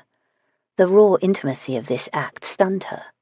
A stark awareness of her vulnerability would not abate. Even so, she accepted the masculine power taking possession of her. He moved.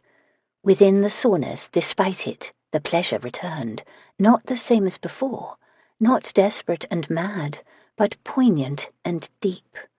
More than physical, the new sensation permeated all of her, body and heart, while she clung to him and watched countless tiny lights dance on crystals above.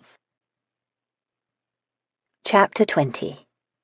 Emma woke up naked in the middle of a huge bright ballroom beneath a massive chandelier. The shock of her situation brought her to full attention fast. She took stock, breathless at her own audacity. She might have accommodated the starkness of both her nudity and the morning's reality if she were not also nestled against a totally unclothed Lord Southwaite. She lay there silently, trying not to move at all, while her senses took in how very everyday the morning seemed, except for her current situation. She tried mightily to reconcile their shocking embrace with the utter ordinariness of everything else. She closed her eyes again, and was able to capture some of last night's magic. The problem was that she could not keep her eyes closed all day, could she? She spied her clothes in a heap on the floor right beside her.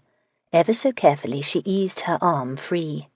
If she could reach her dress, or his shirt, or anything, she might be able to at least cover herself somewhat, or better yet, cover him. With painstaking care not to move too much, she stretched out her arm and grabbed the edge of her dress. Ever so slowly she dragged it toward her, and the skin of a hard male chest pressed her shoulder. Southwaite leaned over her, grabbed the dress, and draped it over both their hips. That solved the worst of it, but still left her breasts completely exposed. He turned on his side, propped his head on his hand, and looked at her. She glanced his way enough to see his expression. She could not avoid the thought that he appeared to be wondering how in the world he had ended up here with her, of all women. "The servants," she said, imagining some poor maid finding them like this. "They will not enter," he said, "not if they want to live, that is." She looked around the massive ballroom. Their bed in its centre was diminished by its proportions this morning. She caught her reflection in one of the mirrors, then another and another. All she saw were her breasts, over and over, everywhere she turned her gaze. He kissed her cheek as if to reassure her. She took a deep breath and managed to avoid seeing the mirrors at all. "You are probably thinking that we were quite rash last night," she said. "Not at all. I am thinking that I am grateful that you were rash last night." "Oh, thank goodness. I would hate to think that I led you into that which you might regret." He smiled at her irony, but responded most oddly by lowering his head to kiss her breast.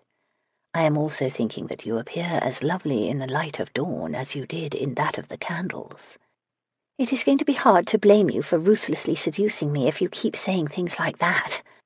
"Is that what you are thinking about now? My ruthlessness?" "I don't know how I feel about this yet, Southwaite. It is all too new to me and quite startling at the moment. Perhaps when I am not naked beneath a ballroom chandelier I might know my mind better." "Are you saying that I must allow you to dress?" "I think that would be wise, don't you?" I am not in the mood to be wise." She almost asked what mood he was in, but she guessed from the way he looked at her. She rather wished the notion did not stir her the way it did, although those sensations helped the night and morning connect more, and not seem two slices from separate worlds and lives. He stretched over her body again, covering her while he reached for his breeches. He sat and somehow put them on. She took the opportunity to use her dress to cover herself better. "Hand me your chemise and I will get you dressed if you want," he said. "It would be better if I rode back to London with some clothes on, don't you think?" "I think it would be better if you did not ride back to London at all today."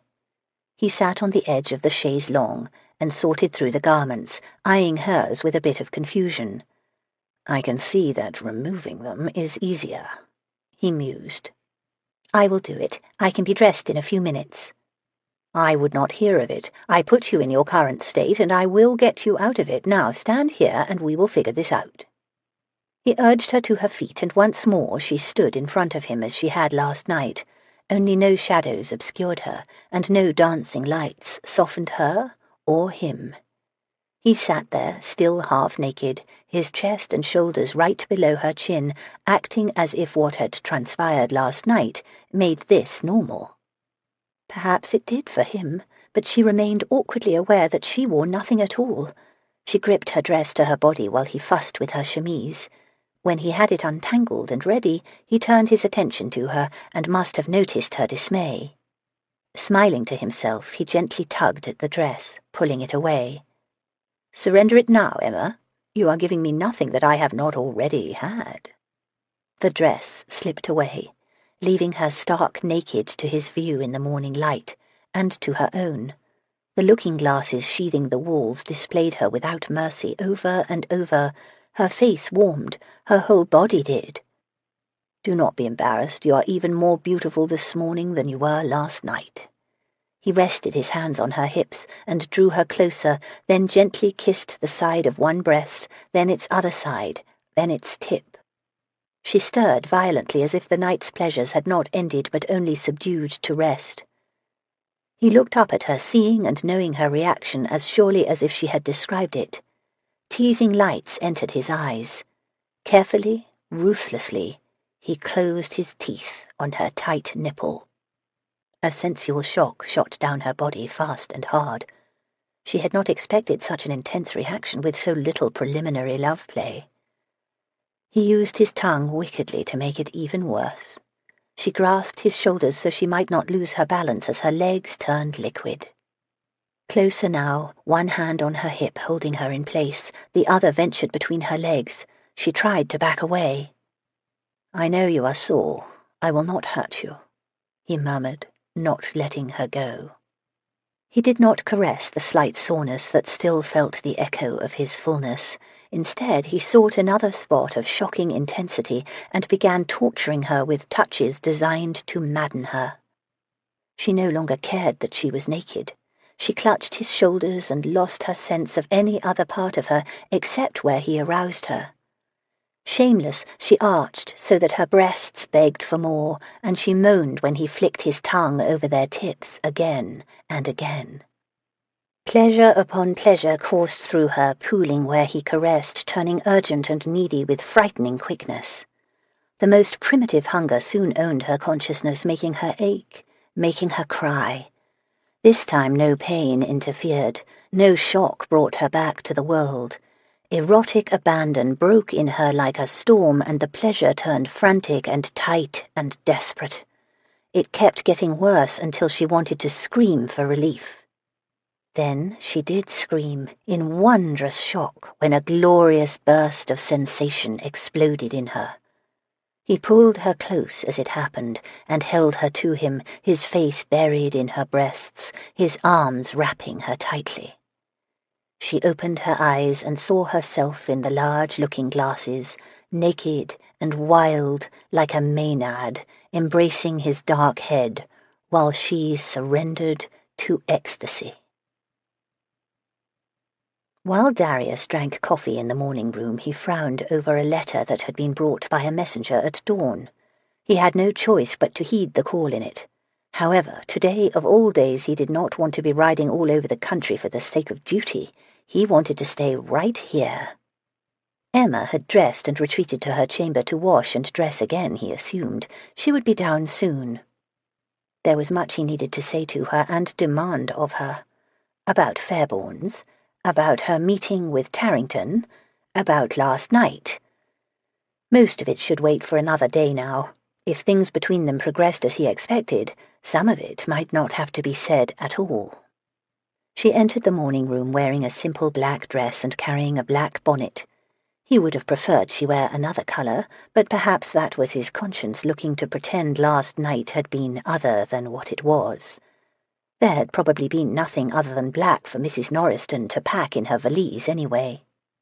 He bid the footman serve her breakfast from the food on the break front. She ate heartily. He had been prepared for Dawn's awkwardness again when she came down, but perhaps her renewed abandon had made the day less strange. "I should start back to London," she said. "Please have your people tell Mr. Dillon to prepare my carriage." "I think that you should stay here another day. I have someone I must see this afternoon, and if you wait I can ride back with you tomorrow." "If you will be busy this afternoon, there is little point in my staying longer." Miss Fairbourne said that, but Emma immediately emerged and realized the error of that logic. "Oh." She glanced at him and coloured. "I wish that I were clever and sophisticated, Southwaite, so I could bandy your intentions with witty double entendres." "Your usual forthrightness suits me better." "That is fortunate, because it is all I have at my disposal this morning." She looked at him very directly. That had always captivated him, but now it also brought forth vivid memories of her astonishment last night, and how her gaze forced a pervasive intimacy in the ballroom. "It was a beautiful and touching night, and an amazing morning," she said. "However, it would be unwise to do it again." She did not hesitate or falter as she issued her rejection. She did not even blink. He reacted badly to her bluntness, but he managed to swallow his sense of insult. He had asked for forthright, hadn't he? Apparently her mind had spared neither herself nor him during the time upstairs while she washed and dressed. He pictured her, weighing it all, putting the pleasure on a scale and stacking all the potential costs against it. She had surrendered herself to him last night, but not forever. Hell, not even for an entire day, it seemed. Which meant he now had a choice. Either he could dismiss the servants and persuade her with pleasure right here in the morning room, or some of those things that should be said would have to be said right now. He stood and offered his hand. "Let us take a turn outside, so that I can explain my thinking on what is wise or not." Southwaite's hard expression surprised Emma. Perhaps he assumed she should be so bedazzled that she would melt at the insinuation that he wanted this tryst to continue. She was not untouched by his interest, or unmoved by the way he looked at her. The familiarity in his manner kept her blood simmering with the remnants of this morning's heat. She was not so conceited as to think that this attention was her due, either. On reflection, it had impressed her that she did not wake up alone in that ballroom, with her packed valise waiting outside the door. He could not really expect an affair, however. He had to know that the risks were too high for her, nor could she consider it for her own reasons, for the real reasons, she ruefully admitted. She had finally shaken off her sensual daze while she washed, and acknowledged the impossibility of being the lover of a man from whom she needed to keep secrets of a potentially criminal nature. The terrace was shaded this time of day by a large elm that hovered overhead. The edge of the back gardens bordered an expanse of grass dotted by other trees and shrubs, and the sounds of a brook twinkled in the air. He took both her hands and drew her into an embrace. The contact moved her all the more. The thought entered her mind that he would not play fair and would just seduce her again to get his way. She more than half wished he would. Then she could succumb for another night and another morning, and live for a while in a place of magic where there were no duties and no secrets. "Emma, you were correct this morning. I ruthlessly seduced you. Nor am I at all sorry for it. You were an innocent, however, and I cannot even claim I thought otherwise. Therefore—" "I am not sure the word innocent ever applies to a woman of my age.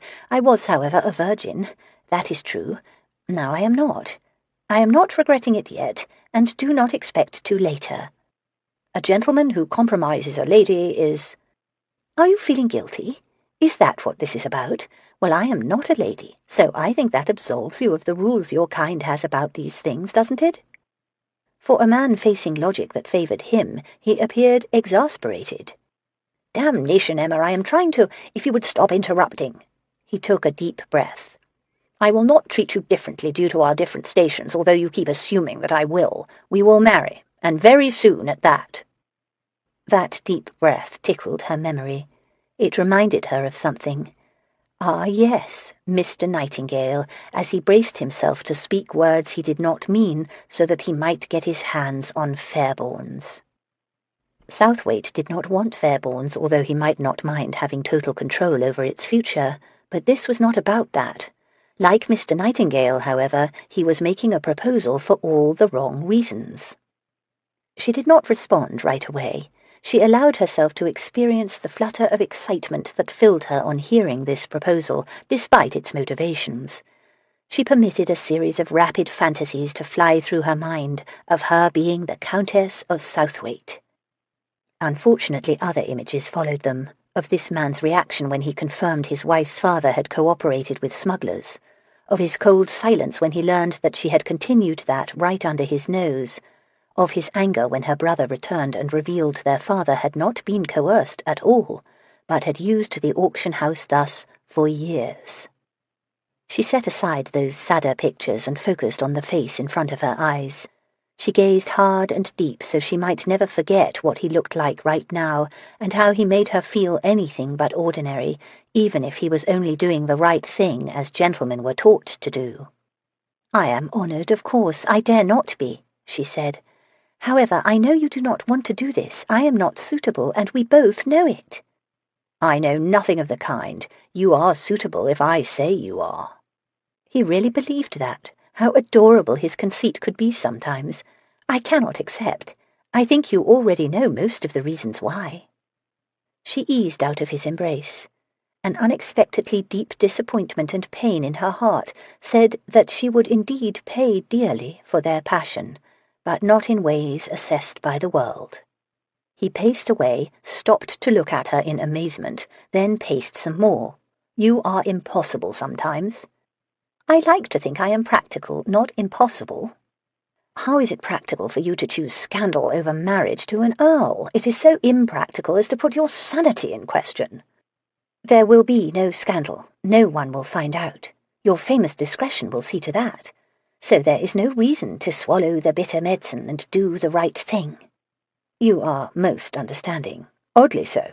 If you had not been moaning with pleasure mere hours ago, I might take offence at all your practical consideration. She was trying very hard to keep this civil, but he simply would not allow it. What is odd is your insistence on having a row about this, when instead you should be rejoicing in your close call. Something passed through him that brought a poignant warmth to his eyes. If you will not accept my proposal, then be my lover, Emma. Ah, now they were down to it. She was suitable for that. Please do not be insulted, but I think not. Please know that my decision in no way reflects on your amorous skills. His eyelids lowered. I am heartily relieved to hear it. Your good opinion of me is so very important. Can I ask what your decision does reflect on? Perhaps there is some other area in which I can improve. You do not have to be sarcastic. I thought you would want to know it was not due to that. I would if I were a man. As for the rest, there are many areas in which you can improve. There are for all of us. However, my decision mostly reflects that your pursuit of me, beginning with the outrageous misconception, has never made any sense. Who said such things make sense? Hell, if they made sense, or had to make sense, You would have never kissed me, let alone the rest. No, do not object to spare me a truth that I already know. I am sure I am not typical of the women you have had as lovers before, and we rarely converse without arguing. That is why your pursuit has been, well, suspicious. Suspicious, now? Yes, suspicious. I would have been stupid not to wonder about ulterior motives. Do not impugn my motives just because you think you are ordinary, Emma. Oh, for heaven's sake. I will speak plainly, since your pride will not allow you to hear anything less. Heaven spare me. I think you have been plenty plain already. His furious eyes settled on her darkly. Fine. Explain my motives that you know so much better than I do myself. I think that you used your flirting and pursuit to try to make me pliable, so I might bend to your will about Fairbournes. If something resembling true desire eventually moved you, I am flattered. However, I would like to keep last night a fond memory and avoid ever wondering about your motives in the future. For that reason, and because of our frequent rows and everything else, I do not think any kind of intimate alliance between us would be wise." He gazed in her eyes deeply, directly. "I'll be damned before I accept a fond memory and nothing more." She did not miss that he did not disagree with a single word she had said. "Then I fear you will be damned, Lord Southwaite. Now please call for my carriage. I must return to London. I have an auction to prepare." The woman was infuriating, maddening, irritating as hell. Darius released his anger while he galloped up the coast. Did she really expect him to stand down, now? "You do not really want to do this. Hell, no man wanted to marry, but most did eventually, not because they wanted marriage itself, but because they wanted a woman. Some marriages came about because a man seduced a woman, and it was the right thing to do. She knew that, damn it, but acted as if the rules did not apply to her. Just as she ignored that a woman once seduced was supposed to stay seduced, especially if it was her first time with a man. She had expected him to be relieved at her refusal, and he was in a way, not entirely, which was odd, all of which was beside the point, damn it. I am not suitable. No, she wasn't. If he were willing to overlook the ways in which she wasn't, including the potential scandal looming about her father, why should she feel obligated to be practical? Hell, Emma Fairbourne was not a woman to care if she was not suitable anyway. Both rejections had probably all been due to the everything else. She knew that he was suspicious that her father had been in league with smugglers. She might be too. Well, he would take care of part of the everything else today, and the rest very soon. Head still pounding with curses, he followed the slope of the cliff path north of Fairbourne's cottage, where it dipped down to the sea. Before it levelled again, he turned his mount right onto a rocky path that took a more precipitous route to the shore. 50 yards before it met the water, he dismounted, tied his horse to a ragged, bony tree, then walked along a narrow ledge. Almost like magic, one of the deep shadows on the cliff face turned into the mouth of a cave. Tarrington lounged against its edge, calmly honing a very large knife against a stone. He looked up on hearing Darius's footfall. "Good that you came," he said. "I don't want to be paying for their board another night." "Of course I came. Why wouldn't I?" "I thought maybe you were still busy protecting that lady." He grinned. "To say your face looked black yesterday is putting a fine point on it, not that you appear any friendlier today." "I would be much friendlier if you told me what she wanted with you." Tarrington shook his head. "Gave my word as a gentleman not to say." "You are not a gentleman, so you are free to talk." "Gave my word as a cutthroat, then." Darius assumed a cutthroat could be persuaded. He would take care of that later. Right now he would make sure one thing at least was understood.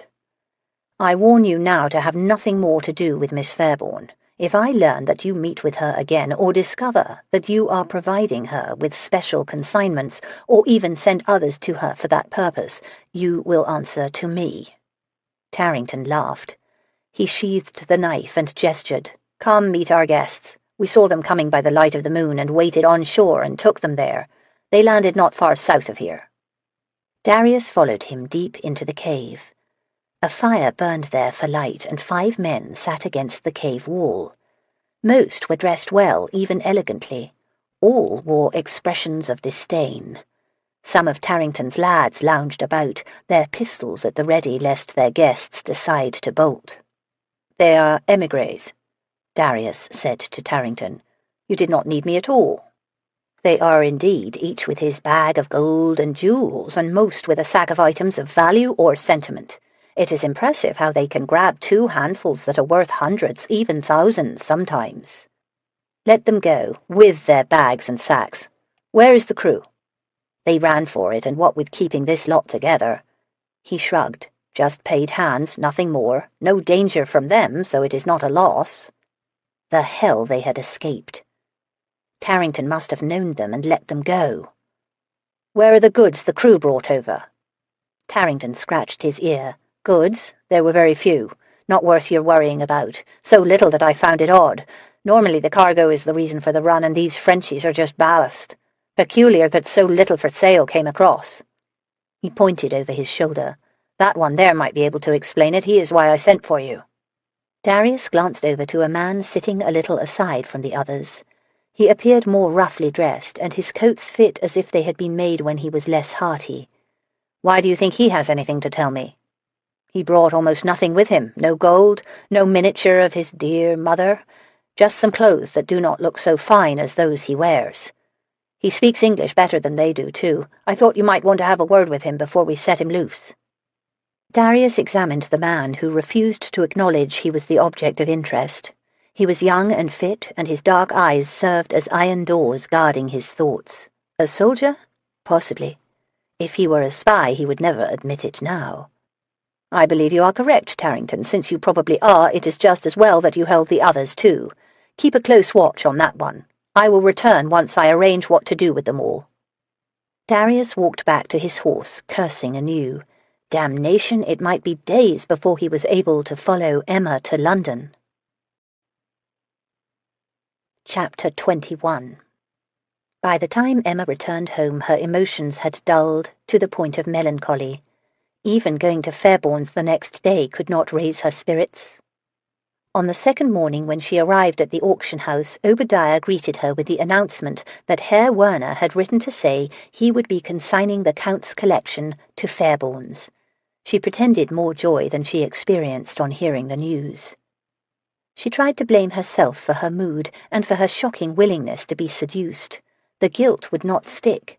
She could not drum up enough regret to support her efforts at castigating herself. Rather the opposite. At the least convenient moments, memories would slide into her mind of touches and sensations, of Southwaite's eyes in the candlelight, of standing naked in the dawn. At night, while she drifted to sleep, thoughts about that night would own her completely, and her body stirred again, as if she had returned to the ballroom and could feel him in her arms. On the third day a letter came, but not from him. It was delivered at dawn by a young boy who had been paid a penny to knock on the door. Her pulse quickened as soon as she touched the letter. She tore it open and wept when she saw the familiar hand that had penned the few lines. Emma, I am told that you require evidence that I am alive. How like you to make demands of the devil himself. If I had a choice, I would not write this, but have you think I am dead. It amuses them that I tell you this. Yes, it is being read, so I cannot reveal where I am. I am also told to warn you to tell no one that I have written to you. Better if you forgot you had read this too, dear Emma.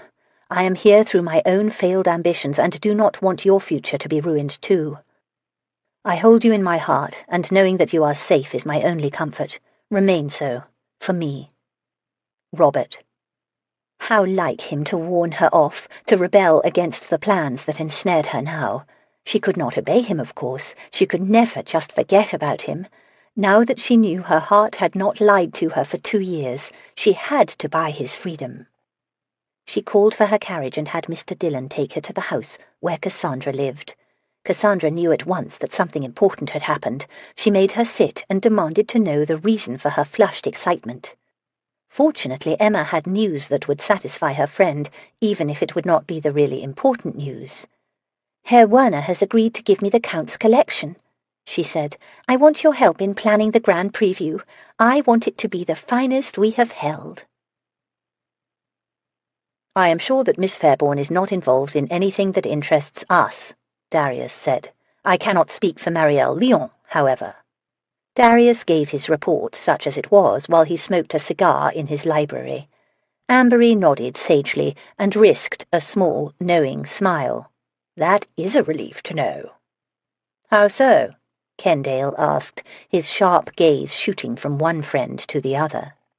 Ambery blew smoke toward the ceiling. "We hope not to discover trouble of that nature that involves our citizens, correct?" "I did not mean how so is it a relief, but how so does Southwaite know for sure that she is not up to no good?" Darius had not said she was not up to no good. I asked Tarrington if he had cause to think she should be watched. He said this was her first visit to the coast in a year, and that there was no evidence she had any involvement with either spies or information. It had been all he had gotten out of Tarrington when he forced the question yet again before leaving Kent. Emma had extracted that promise from Tarrington not to speak of her meeting with him. Damned if Tarrington hadn't insisted on keeping his word to the end, even when offered a bribe. "Well, of course, if the King of Smugglers vouches for her, who am I to be suspicious?" Kendale said. "You will leave her alone now," Darius said firmly. "You will no longer watch her or have her watched." "I have not watched her. That was to be your duty for all the good that did." "Damnation, Kendale, do not take it as yours again, is what I am saying. Turn your attention elsewhere." Ambery raised one eyebrow at his tone, but kept whatever clever retort had sprung to mind to himself. "What did you do with the boat Tarrington stopped?" "I left it with Tarrington. I brought the spy back with me. He is a guest of the Home Office now," Darius said. "He may not be a spy," Ambery said. "The boat held little of value on it. A few kegs of brandy to pretend it made the journey for trade. 4 other refugees came who are dismayed to find themselves guests of the Home Office now, too. As for the man in question, he brought nothing personal with him. That is what made Tarrington suspicious. Who would flee his home, perhaps never to return, and not pocket at least one item of value or sentiment?" "You should have just hanged him," Kendale said. "We still have a government, Kendale. It has the authority to hang people, not us." Ambery spoke casually, but anyone who knew him would hear the pointed notes of disapproval. "Your bloodlust against the French is why we do not allow you to do anything on your own. None of us relish the notion of being tried for murder." The word bloodlust seemed to check Kendale. He even appeared momentarily chagrined by the lecture. Ambery became all smooth amiability again. "It was convenient that you were on the coast, Southwaite. It spared me another journey." Yes, most convenient to their mission, most inconvenient to his private purposes for being on the coast in the first place. He had not seen Emma since her carriage had rolled away from his house. His own return had been delayed 2 days while he arranged for the transport of the boat's passengers. Upon finally arriving yesterday, he had flipped through his mail, looking in vain for her plain penmanship on a letter. What had he expected her to write? That she had erred? That of course she would entertain the notion of marriage? It had been a proposal of obligation. In addition to her everything else, she was not a woman to accept the obligation that such a marriage would create for her in turn. "All of this duty is making me feel old," Ambery mused, while he poured some wine. He looked at the decanter and cocked an eyebrow in Darius's direction. "It is French. From your cellar, I assume," he teased. Kendale looked down at his own glass. "It is very old, like you feel." "We must do something fun before we forget how," Ambery said. "Perhaps we should all go to Penthurst's ball. Were you invited? That was bold of him." "Damned bold," Kendale said. Darius had been invited. That letter had been waiting upon his return too. It was not clear whether Penthurst had sent it as an attempt at rapprochement, or as a perverse, sardonic whim. He was capable of the latter. "I say we go," Ambery said. "We will clean you up, Kendale. If we put you in formal dress and teach you to smile, you should be presentable, at least. I will introduce you to some young ladies who, rumour has it, find you attractive in a somewhat barbaric way." "I am not looking for a wife." "Nor are they looking for husbands, since they already have them." They all laughed, but thoughts of his own ballroom filled Darius's mind, and of a woman who had never danced in such a chamber, but whose eyes and body and sensual embrace had enchanted him beneath a large chandelier. "Here he comes," Cassandra whispered with excitement. "I cannot believe we pulled this off, Emma." Nor could Emma believe it. Evidence that they had walked in the auction house door. Herr Ludwig Werner, bedecked in his braided coat and military in his bearing, approached them and bowed. Obadiah bowed even deeper. "We are extremely honoured that you have entrusted us with the Count's consignments. We will not disappoint you." Herr Werner raised a hand in a gesture to invisible people. A small army of servants began carrying in paintings. Emma wetted her lips and stepped closer to Obadiah. "Titian," she whispered, as the large mythological scene paraded by. "What a magnificent Titian!" Obadiah exclaimed loudly. Herr Werner smiled indulgently. "Giovanni Bellini," she whispered as a small oil passed. "The headdress says it is a Doge of Venice." "Ah, Bellini." Obadiah clasped his hands together in joy. "I think that is the finest portrait by him that I have seen. That is a Doge, is it not, Herr Werner?" "Rembrandt, but questionable," she whispered as an Old Testament scene sped by a tad too fast. Obadiah stopped the servants and peered severely at the painting, then waved it on. Herr Werner would not be surprised if they gave it a less illustrious attribution now. And so it went for half an hour as 25 paintings came in, were given a first cursory inspection, then propped against the exhibition hall walls. When all the paintings had entered, 3 soldiers did as well. "You will not mind, I am sure, if a few of the Count's house guards remain here until after the auction," Herr Werner said. "One does not leave treasures without protection." Obadiah appeared perplexed. Emma inserted herself between them. "We expected nothing less, Herr Werner. I think one of them should stand outside the door to announce to anyone thinking of theft that a sword waits if such an attempt is made." Herr Werner nodded with approval and said something in German to the guards. One of them retreated to the door to take up his post. Emma retreated to Cassandra's side. "Very shrewd," Cassandra said. "That uniformed standing guard will be more intriguing than all the advertisements and invitations you could arrange." "I thought so." The delivery completed, Emma expected Herr Werner to leave. She and Cassandra needed to finish planning the grand preview, and she wanted to give these paintings a much closer look. Instead, Herr Werner studied the walls and the paintings hanging on them. "I am confused," he said to Obadiah. "Where are Lord Southwaite's contributions?" Obadiah pasted a smile on his face, but glanced to Emma desperately. "Lord Southwaite's contributions. Yes, that is, they are—" "I expected them to be here by now. Perhaps I misunderstood when he would bring them." Yes, I think that perhaps you—" "You have been in communication with our esteemed collector, Herr Werner?" Emma asked. He kept frowning at the walls. "He wrote to me and said he intended to consign 4 important paintings. The patronage of such a man reassured me, of course." He looked over his shoulder at Obadiah and smiled slyly. "Our special arrangements on the commission helped too." "We have added a Raphael to the auction recently. It did not come from the Earl of Southwaite, but rather an esteemed gentleman who requires anonymity," Emma said. "It is an exquisite work, one more than worthy to keep company with the Count's collection. Would you like to see it?"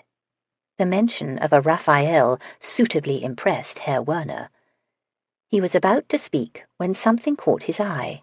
He abruptly turned toward the door and broke into a big smile. "Ah, here he is. I wrote to say I was bringing the paintings today if he wanted to see them first." Southwaite entered like the lord he was, and greeted Herr Werner with the hint of condescension expected. He bowed formally to Emma and Cassandra, then turned to Obadiah. "Mr. Riggles, the paintings that I mentioned are being removed from a wagon outside. I trust that you will have a corner where they can be hung, even with the Count's impressive collection in your sale." Obadiah did not show his surprise, but Emma could read it well enough in his eyes. This was the first he had heard of any consignments from Southwaite.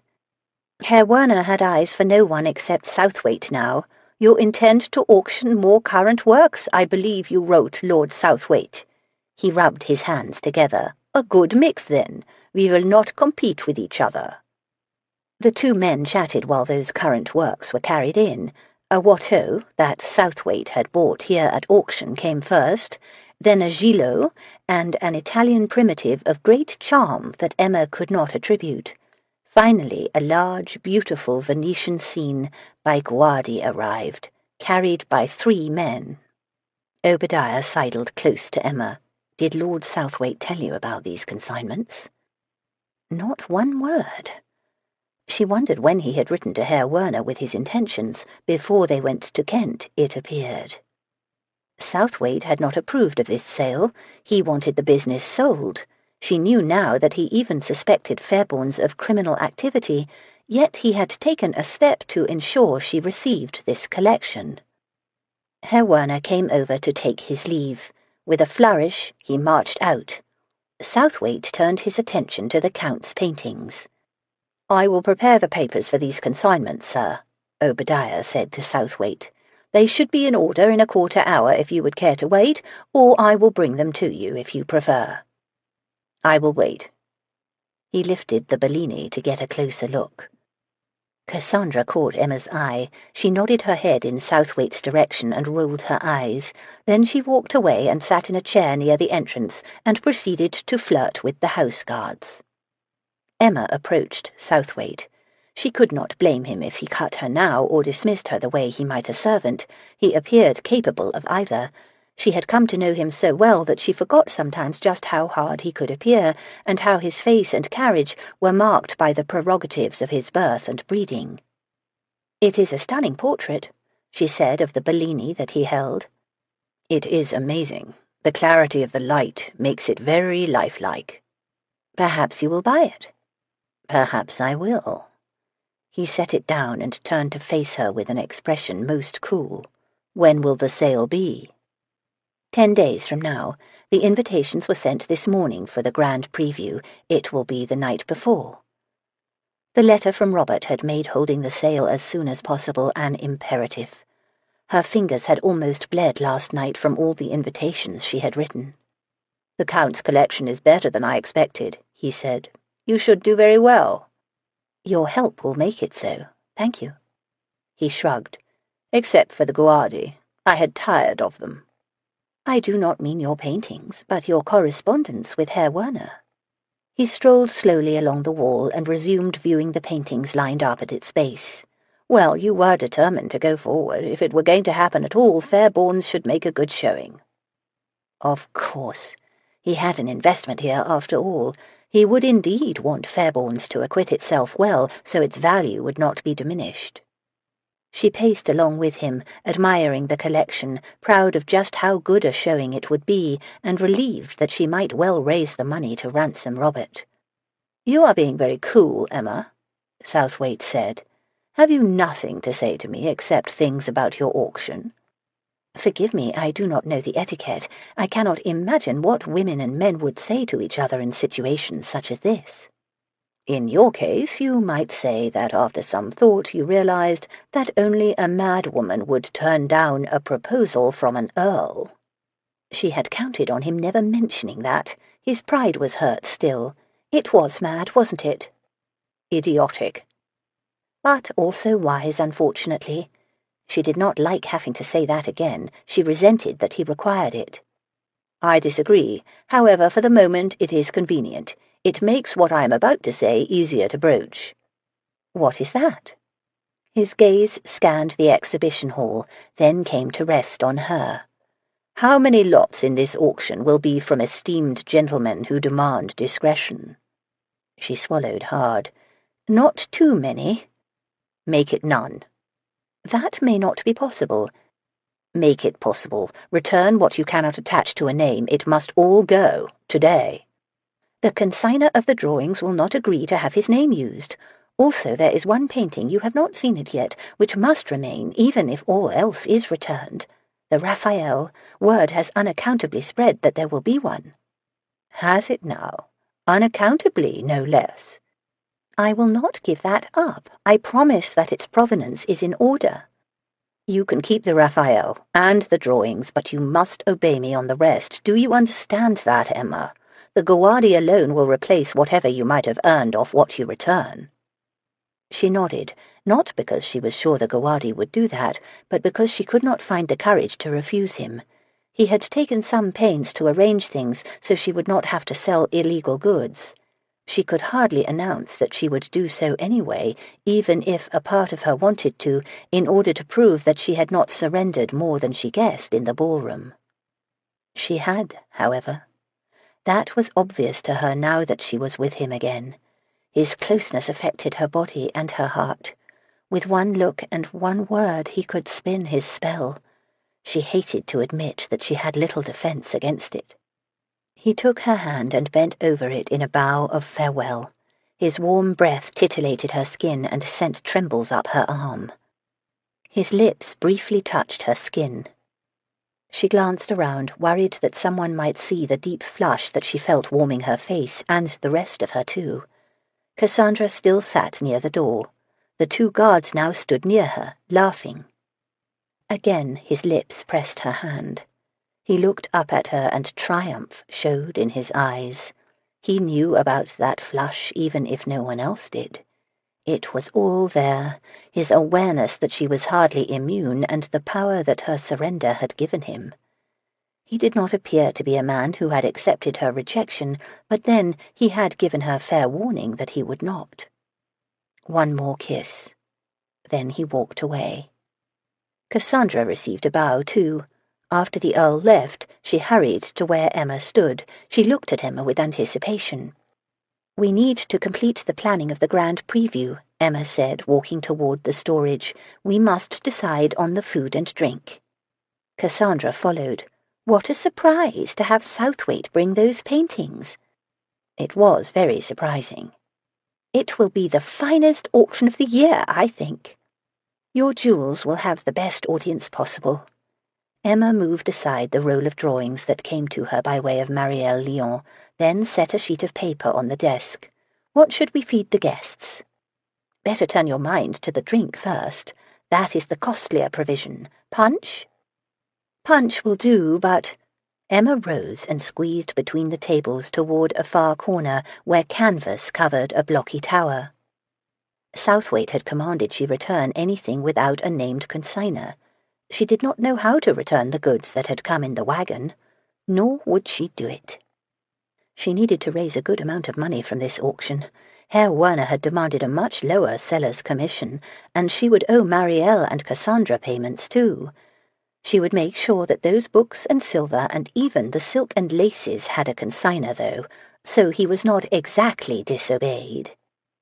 As for the rest, she could always throw it in the river, she supposed, or— "Fairbourne's has some cases of old wine here, Cassandra. Perhaps we should serve that."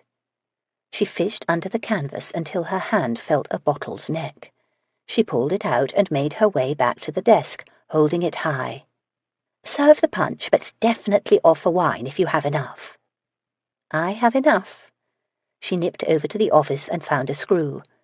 "Are you experienced in using one of these?" she asked Cassandra upon returning. Cassandra went to work on the bottle. "I heard that Southwaite was down in Kent again at the same time that you were there." "Do tell. Did you see him?" "Kent is a big county, and we hardly have the same circles. We were unlikely to cross paths." "It is not so big." Cassandra put her strength into pulling out the cork. "He kissed your hand when he left." "He can be very gallant." "It seemed a long kiss to me, very long. I would describe it as lingering." "Tosh, you could not even see it." "I could see you blush. That was very apparent to me, as was the way he looked at you when he left." "You are boring me now." Emma wiped out 2 silver goblets borrowed from the consignments. "Let us taste this to make sure it will be worthy of my guests." They tasted. Cassandra raised her eyebrows, impressed. "It is a very fine claret, nicely aged." Emma enjoyed her cup immensely. "It does not seem to have suffered any damage or turned." Cassandra poured them each another cup. "You must bring 1 bottle home and have Maitland decant it to be sure. After it breathes, it should taste even better. Let us try a bit more, though, to make sure our initial impressions hold." Emma's impressions improved with the second cup. It warmed her and brought the gentle peace wine could imbue. "Emma, forgive me for asking, but if I do not, I will burst. Have you been a little naughty?" Cassandra asked between sips. "With Southwaite, I mean." "No, I have not been naughty, Cassandra." "Oh, that is a relief." Cassandra pressed her palm to her heart. "When I saw the two of you together today, well, the most astonishing notion came to me." She laughed at herself. "I am happy that I misunderstood." Emma cradled the goblet in her 2 hands and gazed over its rim at Cassandra. "You certainly have misunderstood. I have not been a little naughty. I have been very, very bad." Cassandra's eyes widened in shock, then narrowed fast. She scrutinized Emma hard. "When you say very bad, do you mean very bad for Emma, who is never bad at all, and thus very bad might only mean quite naughty? Or do you mean very bad in a generally understood sort of way?" "I mean very bad the way you might mean it." "Emma, are you saying that Southwaite seduced you?" Emma nodded, drank her wine, and waited for Cassandra's congratulations. "Oh dear," Cassandra muttered, stunned. "I thought you would approve. You encouraged me to practice with him." "Flirting, Emma. I encouraged you to practice flirting with him." At 6 o'clock that evening, Emma still remained at Fairbourne's. Other than the house guards, she was alone. Cassandra had left in a state of shock. Emma refused to give the details of that tryst with Southwaite, but Cassandra had surmised enough to know just how bad Emma had been. After swearing her to secrecy, Emma had revealed the proposal too, but only because Cassandra had taken umbrage at Southwaite's behaviour and called him a scoundrel. Cassandra had understood why Emma could not accept such an offer, at least she claimed she had. If Cassandra had thought the reasons less than clear, it was because she did not know all the reasons. Emma gazed at the bottle of wine they had shared. If she did not auction the wine or the other contents of that wagon, could she claim she had not done anything wrong? In providing those paintings that would cover the loss of commissions if she obeyed Southwaite, had he also provided a balm to her conscience? It would be nice not to betray him by passing illegal goods right under his nose through a business in which he possessed a troublesome partnership. If no more wagons arrived secretly, if she could win the prize with a favour that did not compromise Fairbourne's or him, if she could be done with all of this in a week, perhaps— The second cup of wine had made her merry, but its effects were fading fast. All of her ifs sounded foolish to her mind. They were the voices of a woman grasping for hope that perhaps she might finish this game unscathed. She did not really think that would happen. Her own character and honour would be stained, even if no one else ever knew it.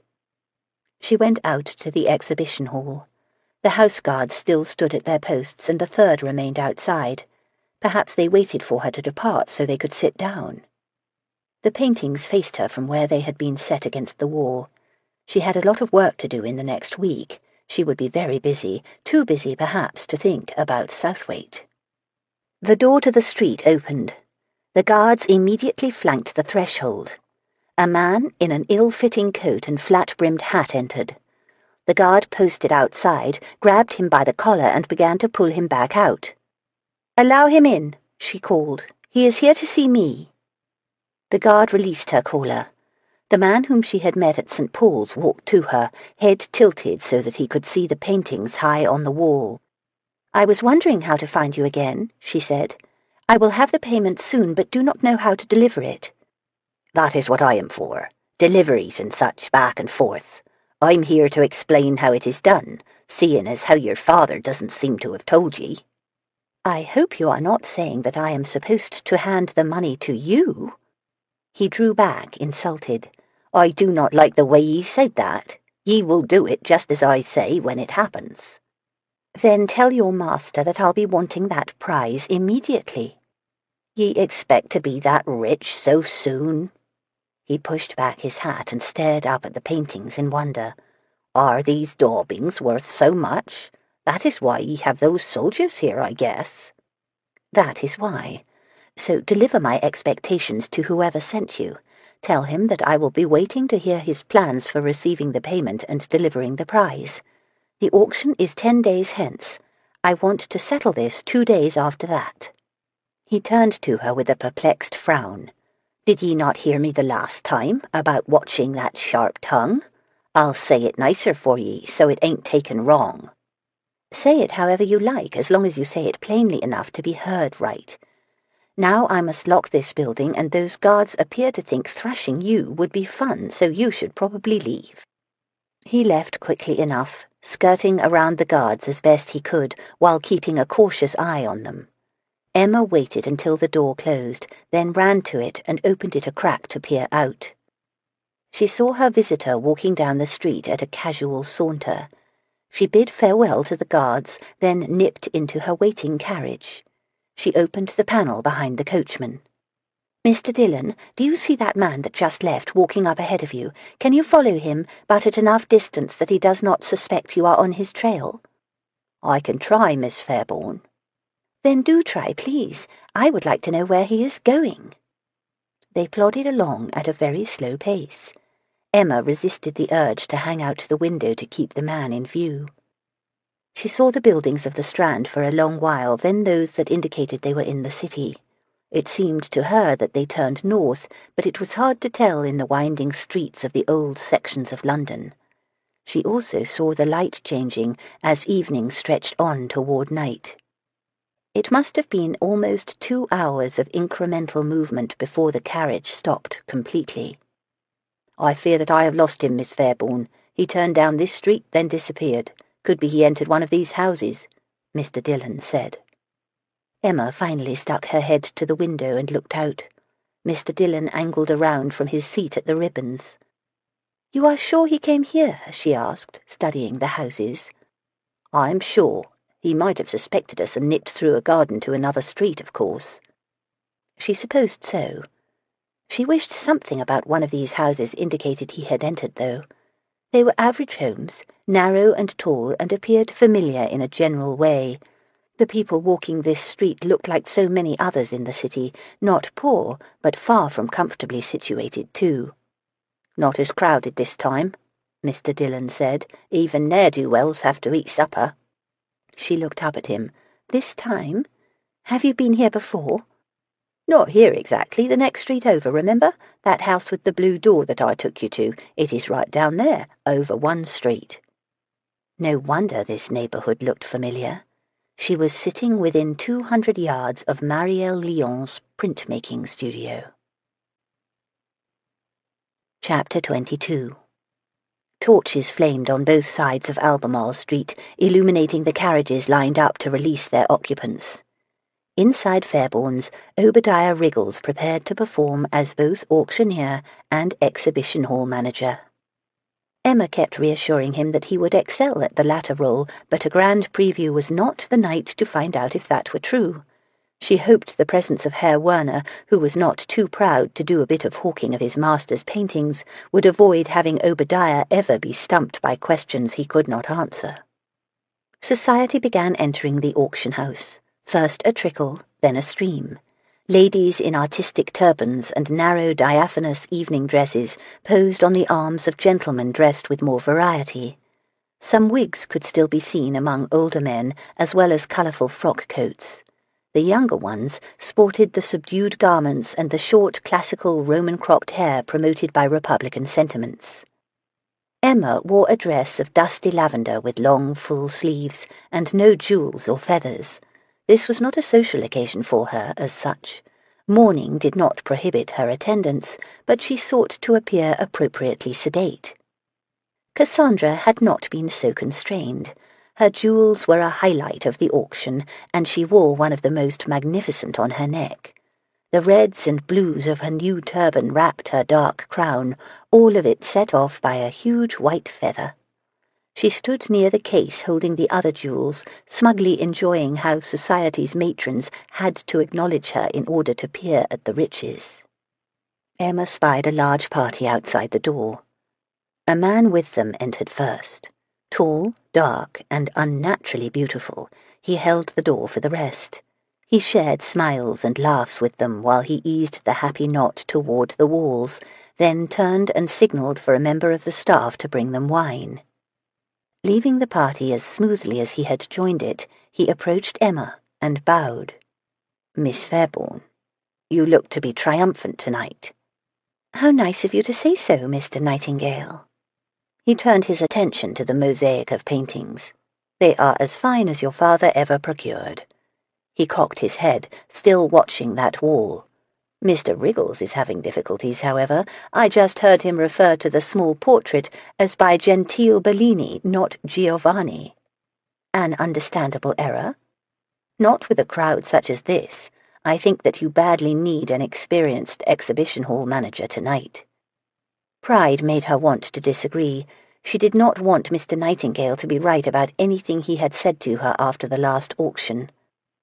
She looked for Obadiah and saw him surrounded by patrons. A most respected collector pointed at the Titian while he spoke. Obadiah tried valiantly to appear confident and expert, but Emma could read the desperation in his eyes. "2 guineas," she offered, "for tonight and the auction. Also, while I may need a manager with this crush, I do not need a husband, Mr. Nightingale. I trust that your return means that you understand that." He laughed, as if she had made a great joke. He appeared to have forgotten that he had ever proposed. He turned and welcomed a viscountess who had always been one of his favourite rich birds. The flatteries flowed like molten sugar in both directions, but Emma suddenly lost all interest in the show. A most illustrious collector had just entered the auction house, and he commanded all of her attention. Her heart rose to her throat. It remained there, blocking her breath. She had been waiting all night for Southwaite to arrive. She realized she had been waiting all week to see him again. The excitement that had maddened her today had not been only because of this party. He was not alone. 2 men accompanied him. One was the handsome man with blue eyes from the first auction. The other looked familiar too, but Emma could not remember where she had seen him. Cassandra left her post by the jewels and hurried over. "You must be very charming to him, Emma, no matter what you think of his scandalous behaviour toward you. He has brought 2 of his friends and elevated the party in doing so." "Who are they?" "The friendly one is Viscount Ambury, heir to the Earl of Highburton. The scowling, unpleasant one is Viscount Kendale." Cassandra froze and quickly turned her back on the trio. "Oh dear, he is coming this way. Be brave, Emma." She glanced over her shoulder. "Oh dear." She hurried away. Oh dear. That was what Cassandra had said after learning about the ballroom. 3 times she had said it. Oh dear, oh dear, oh dear. Southwaite moved in Emma's direction. He made slow progress. His name was on the catalogue sheets as a consigner, so he was one of the actors in this show, even if the absent Count von Karlstadt was the leading man. Everyone wanted a word with him. With each of his steps, a delicious anticipation took a stronger hold of her. Oh, dear. "I trust you are not going to cut me this time," he said when he finally greeted her. "I never cut patrons who consign 4 superb paintings." "You only cut partners with a vested interest in what you are doing, then?" "Only partners who might interfere with what I am doing." She looked out on the crowd in the hall. It may be the finest grand preview Fairbourne's has seen. The Count's collection helped, as did the houseguard standing outside all week, but I think many thanks go to you. Did you encourage attendance tonight?" "I may have mentioned the auction in the course of conversation with some people, but curiosity about the doings here had a life of its own." He accepted a glass of wine from one of the servants, offering it to the guests. He sipped and raised an appreciative eyebrow. He glanced to his left. "I see Mr. Nightingale has returned." "Only for tonight. He arrived when it was apparent the attendance would be in the hundreds and poor Obadiah could not manage, so I hired him on the spot." "You do not have to explain to me." As if he heard their conversation, Mr. Nightingale looked their way, caught Southwaite's eye and nodded, as if answering some question. "That was odd. Did you tell him to come here this evening, Southwaite?" Emma asked. "I might have suggested that he show up and grovel a bit." "I would have preferred if you had spoken to me first. He left for a reason, and—" "Oh, good, a row. I have missed them." He took her arm and guided her to the terrace door. But not here, Emma. Discretion, remember? Come with me." She should have insisted that she could not leave, that she was needed in the exhibition hall. The flutters in her chest defeated any such objection. She allowed him to spirit her outside and into the garden. They were not alone. Patrons dotted the walks, taking some air, and conversation buzzed in the night. The lanterns on the terrace did not provide much light amid the plantings, however, and the dark offered some privacy. "You needed Nightingale tonight. Since you were too proud to call for him, I devised a different strategy," he said. "I did not ask you to devise a—" "I did not require your request, Emma. I am an investor, remember, a partner. My equal interests in this auction permit me to devise whenever I choose." His words penetrated her silly excitement. They entered her head and just sat there in their fullness with all their implications. She stopped walking and looked at him. She almost burst out laughing at her own astonishment. At the same time, however, deep discouragement killed her joy and turned her spirit tired and leaden. My own interests. He was not only speaking of his 4 paintings. I am an investor. She could not believe she had been so stupid. In all of her plotting and calculations, as she estimated the auction's income and subtracted the payments to consignors and agents, she had neglected to account for the most obvious and largest cost: him. Her father's accounts had shown no such payments to his partner, but there had been many with no name at all. She should have assumed some were to Southwaite. If a man invested in a business, he anticipated some income from it. Whatever Fairbourne's made of this auction, Southwaite would receive half, more than half, since she had never given him his share from the last sale. A glint moved in the dark as he sat down his glass on a stone bench. Emma rather wished she had not served the wine tonight. She could have sold it somehow, even if not at this auction. She could have gotten good money for it if its quality impressed both Cassandra and this Earl. "You are suddenly subdued, Emma." "I am reconciling myself to admitting that you were correct in anticipating that I would need Mr. Nightingale tonight. Within a half-hour Obadiah was a drowning man in that crowd." "Then you forgive me?" He said it as a tease, which meant he did not really require her forgiveness. "You are an owner. I cannot even claim the rights of one myself. It is not for me to forgive." Her mind kept racing through figures and likely commissions. She would not see 3,000, she was certain, after Southwaite was paid. She would possibly have 1,500, however. She would just have to agree to do that favor.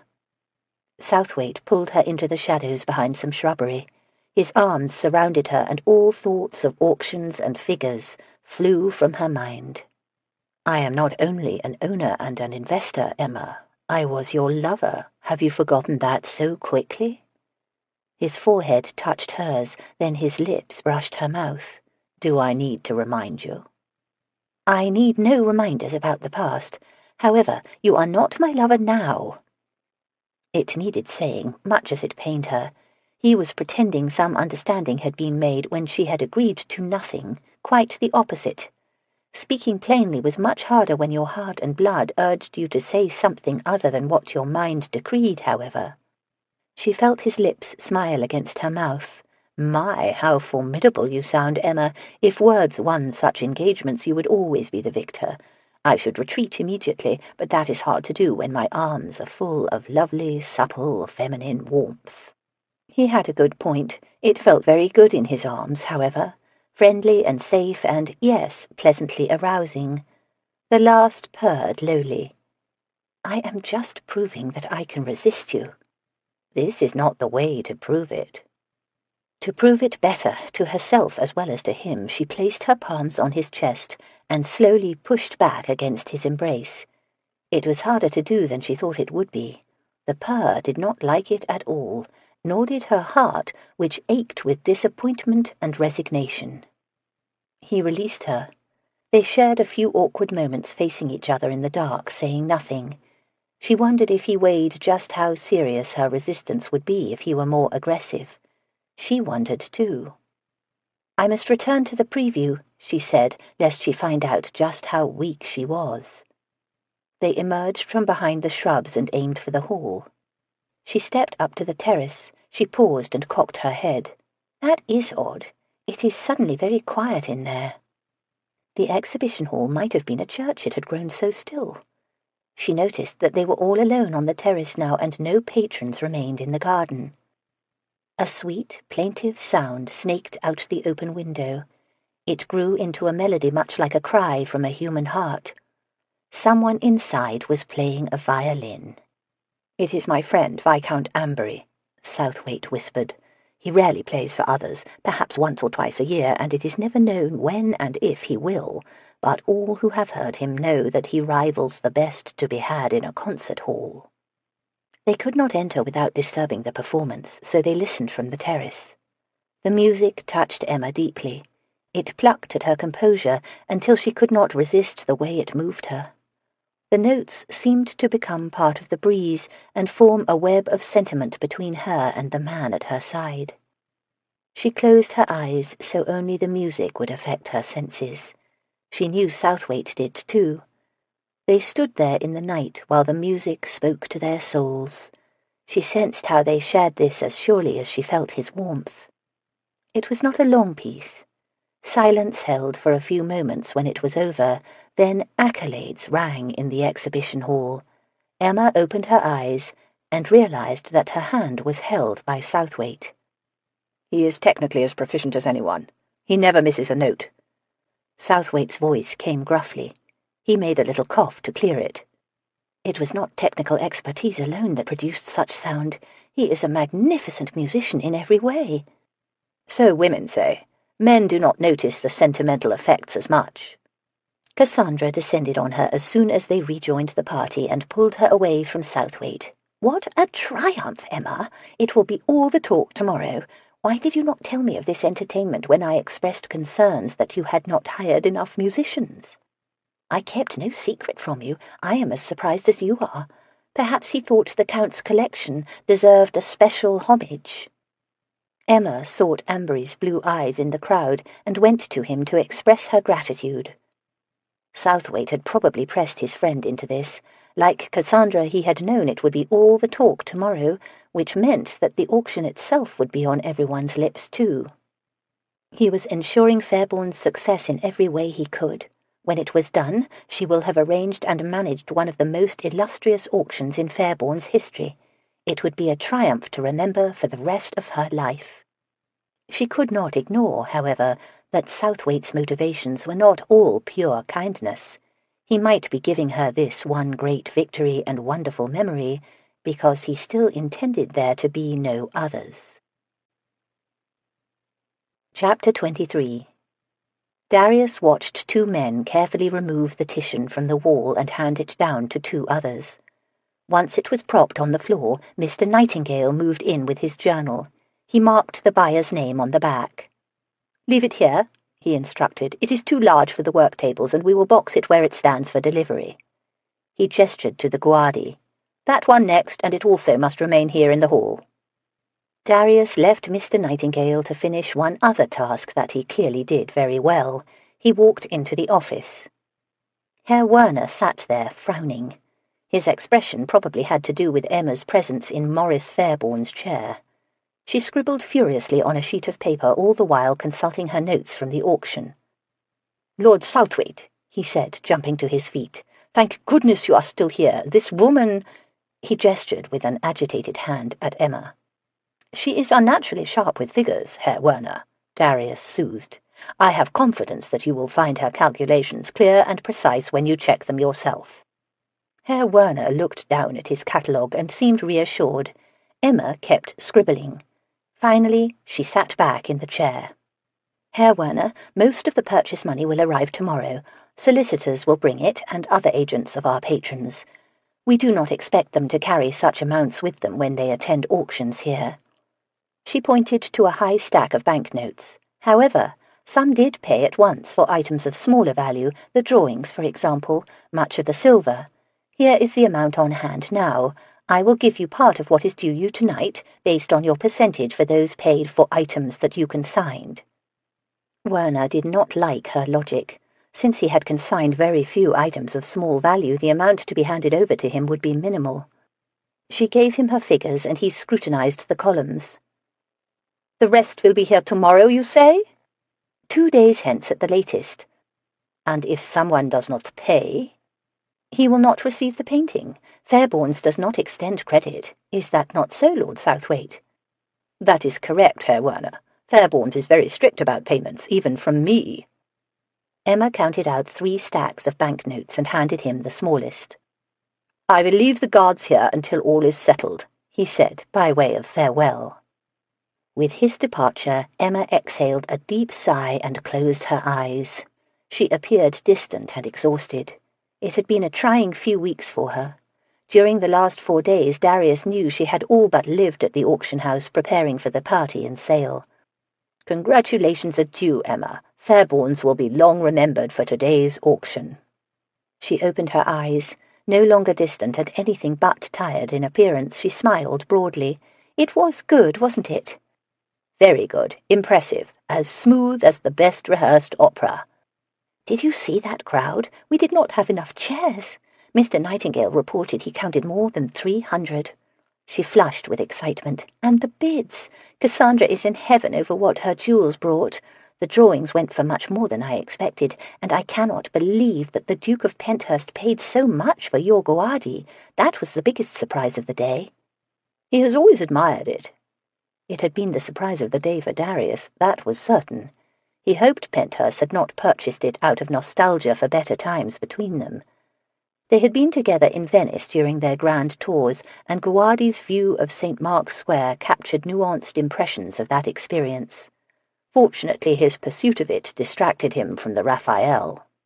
"I am glad that is going to you, Southwaite.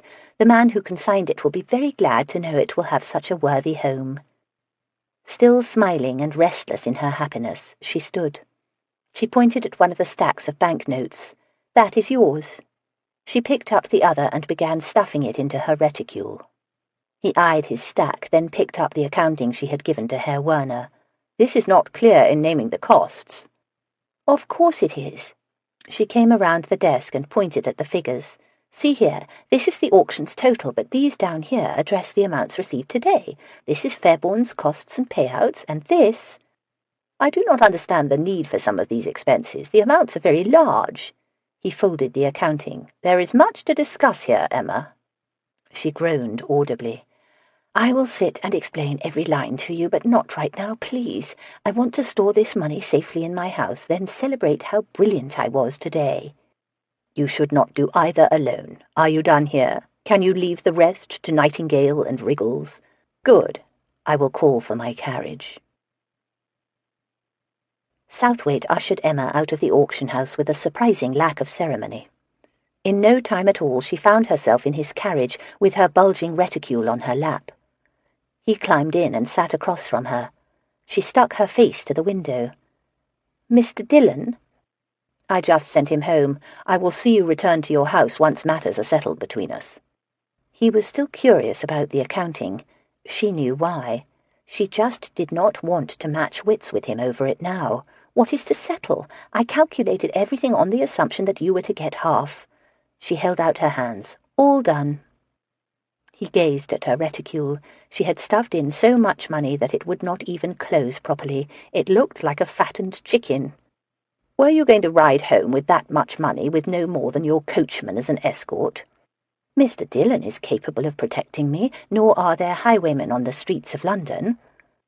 "There must be at least £1,000 there. A member of your staff could have told a friend to lie in wait. That reticule would be far gone before Mr. Dillon even climbed down from his perch." "That would never happen." "It won't now, since I am here." It was thoughtful of him to offer protection, but she suspected that his fascination with her reticule had nothing to do with thieves. He had noticed that her stack of banknotes had far exceeded his own in height, that was all. He wondered to whom all that extra money would be going. Perhaps he even thought that payments for consignments of smuggled goods were included. If so, he would be right. She decided it would be best to immediately tell him about Marielle Lyon's 20% and Cassandra's 10%, and her decision to put off paying him for the first auction until she received all the money from this one. All of that might keep him from probing too deeply on what else was in her reticule, and why. "Let us go to the park and take a turn, and I will explain the accounting while we walk," she said. "I do not think a park is the appropriate place." She leaned toward him and whispered, "I will talk very softly like this, and no one will ever know that our conversation is about something as terrible as money. There is a successful auction to celebrate, Emma, and we cannot do that in the park. Far better if we go to my house, where we can enjoy both discretion and comfort while we congratulate each other." She looked at him. He looked right back. "Southwaite, are you being sly? Are you just trying to get me alone?" "Absolutely, but you have nothing to fear. Your formidable resistance should protect you from me if seduction enters my mind." He smiled. "I have no suspicious ulterior motives today, however. I want to toast you and praise you as you deserve." Emma viewed the facade of Southwaite's town home with some trepidation. The last time she had entered one of his properties, she had ended up naked in the middle of a ballroom. He claimed he had no ulterior motives, however. He had not even tried to kiss her in the carriage. He brought her to the library, a vast, comfortable room on the second level that overlooked a charming side garden. A dark-haired woman sat near those windows reading a book. She did not even look up from her page when they entered. Southwaite excused himself and went over to her. He said a few words, and the woman looked down the chamber at Emma. Face expressionless, and eyes as opaque as an iron door, she rose and accompanied him back to where Emma stood. Southwaite introduced her as his sister Lydia. The family resemblance was obvious in the dark hair, and even more in the form of their eyes. However, while Southwaite's normally showed something of his inner self, Lydia's revealed nothing much at all. "Will you be good enough to sit with Miss Fairbourne while I speak with the steward about ferreting out the wine cellar's best champagne, Lydia? It should only be a short while." Lydia nodded. Southwaite left the library. Emma and Lydia sat on two divans that faced each other. Emma smiled. Lydia did not. Silence reigned. Lydia regarded Emma but made no attempt to do more than she had been asked by her brother. "The day is fair, is it not?" Emma asked. "Most fair," Lydia said. More silence. "This is a handsome library. I like it well enough." Emma made a few more efforts. For each she received the minimal response and no effort in return. "I think that your brother assumed you would not mind company," Emma finally said. "He erred, did he not?" "I do not mind company as such. I merely do not like idle conversation. I say very little because it is more polite than speaking most of the time." "I doubt anything you say could be less polite than making no conversation at all." Lydia's eyebrows rose. Depths formed in her eyes as if a soul had just been breathed into her body. "I dare not share my thoughts most of the time because they are almost never proper enough for polite discourse." "Nor are mine. That does not stop me. I believe that plain speaking can often save one much misunderstanding and time." Lydia found that amusing. Little lights danced in her eyes. "Should I speak plainly and tell you what I am thinking? You must promise not to tell my brother." "I promise." Lydia glanced to the door as if expecting Southwaite to fly in and smite her. "I am wondering if he brought you here to seduce you." Emma did not know if appearing shocked or blasé would acquit her better. She believed in plain speaking, but not about this. "Of course he didn't. He seeks only a business discussion with me." Lydia frowned. She picked absently at the white fabric of her dress while she gazed at her lap. "That is disappointing. I had rather counted on him seducing you today, the mention of champagne." She shrugged. "He does that often, does he? Bring women home to seduce them?" "Oh, never. He does that somewhere else. I live here, and he would never scandalize me that way." "Then history says I am safe, am I not?" "I expect so. What a nuisance." She looked up. "I do not suppose you would consider seducing him instead." "I would not want to scandalize you either." "I would not mind, truly. I am 22 and am almost never scandalized any more, least of all by my brother's affairs." More silence. It had been an odd conversation. Emma had difficulty swallowing her curiosity about just how peculiar it had been. "Why did you even think he had those intentions?" she asked. "He has been too interested in that auction house. He invested on a collector's whim like a boy buys a toy, and now it is troublesome to him. He feels obligated to make conversation if we have a meal together, and recently I've heard a lot of Miss Fairbourne this and Miss Fairbourne that. I assumed he had some fascination, and being a man, he would do what men are wont to do when they are fascinated. I am flattered that he spoke well of me to you." "Oh, no, he didn't, not at all. It was never the wonderful Miss Fairbourne, more the annoying Miss Fairbourne and the exasperating Miss Fairbourne." "Do tell." Emma could not help but laugh. Lydia laughed too. "He was so beside himself with astonishment at your refusal to conform to his will regarding that business that I almost fell in love with you." She giggled. "The woman is impossible," she mimicked, matching Southwaite's voice quite well. "Negotiating with 10 men would be easier." Emma laughed hard at Lydia's imitation. She wiped tears from her eyes. "If he was so critical, why do you think he might seduce me?" "It was the paintings. When he had them taken down the other day to put in the auction, I thought perhaps he favoured the exasperating Miss Fairbourne and wanted to impress her, so I made some plans on the assumption that when that auction was done, he would seduce you." She made a face. "All in vain, though." "I am sorry. I hope that your plans can be rearranged." Lydia shook her head. "I do not think so. I am doomed to a life of boring parties with dull people. My brother never lets me be friends with the interesting ones." The door opened, and the brother in question reappeared then. Lydia cast Emma one more lively conspiratorial look, then put her mask back on. Darius paused outside the door of the library. The sound coming from within halted him in mid-step with his hand already on the latch. Laughter, feminine peals of joy. Emma's laugh sounded hearty and loud, but a softer, more delicate one wove in and out of its notes. He resisted the impulse to stride in. He had not heard or seen Lydia laugh in a very long time. Even her smiles were half-hearted, and at best private reactions to personal thoughts. At worst, they were the calculated stage business of an actress forced to play a part for which she had no sympathy. The sound died away. He waited, lest he interrupt a moment that his sister might be enjoying. He heard the distant drone of conversation, but no more chortles or guffaws penetrated the door. When he entered the library, merriment could still be seen in Emma's eyes. Lydia, however, showed no humour at all, or any other emotion, as always.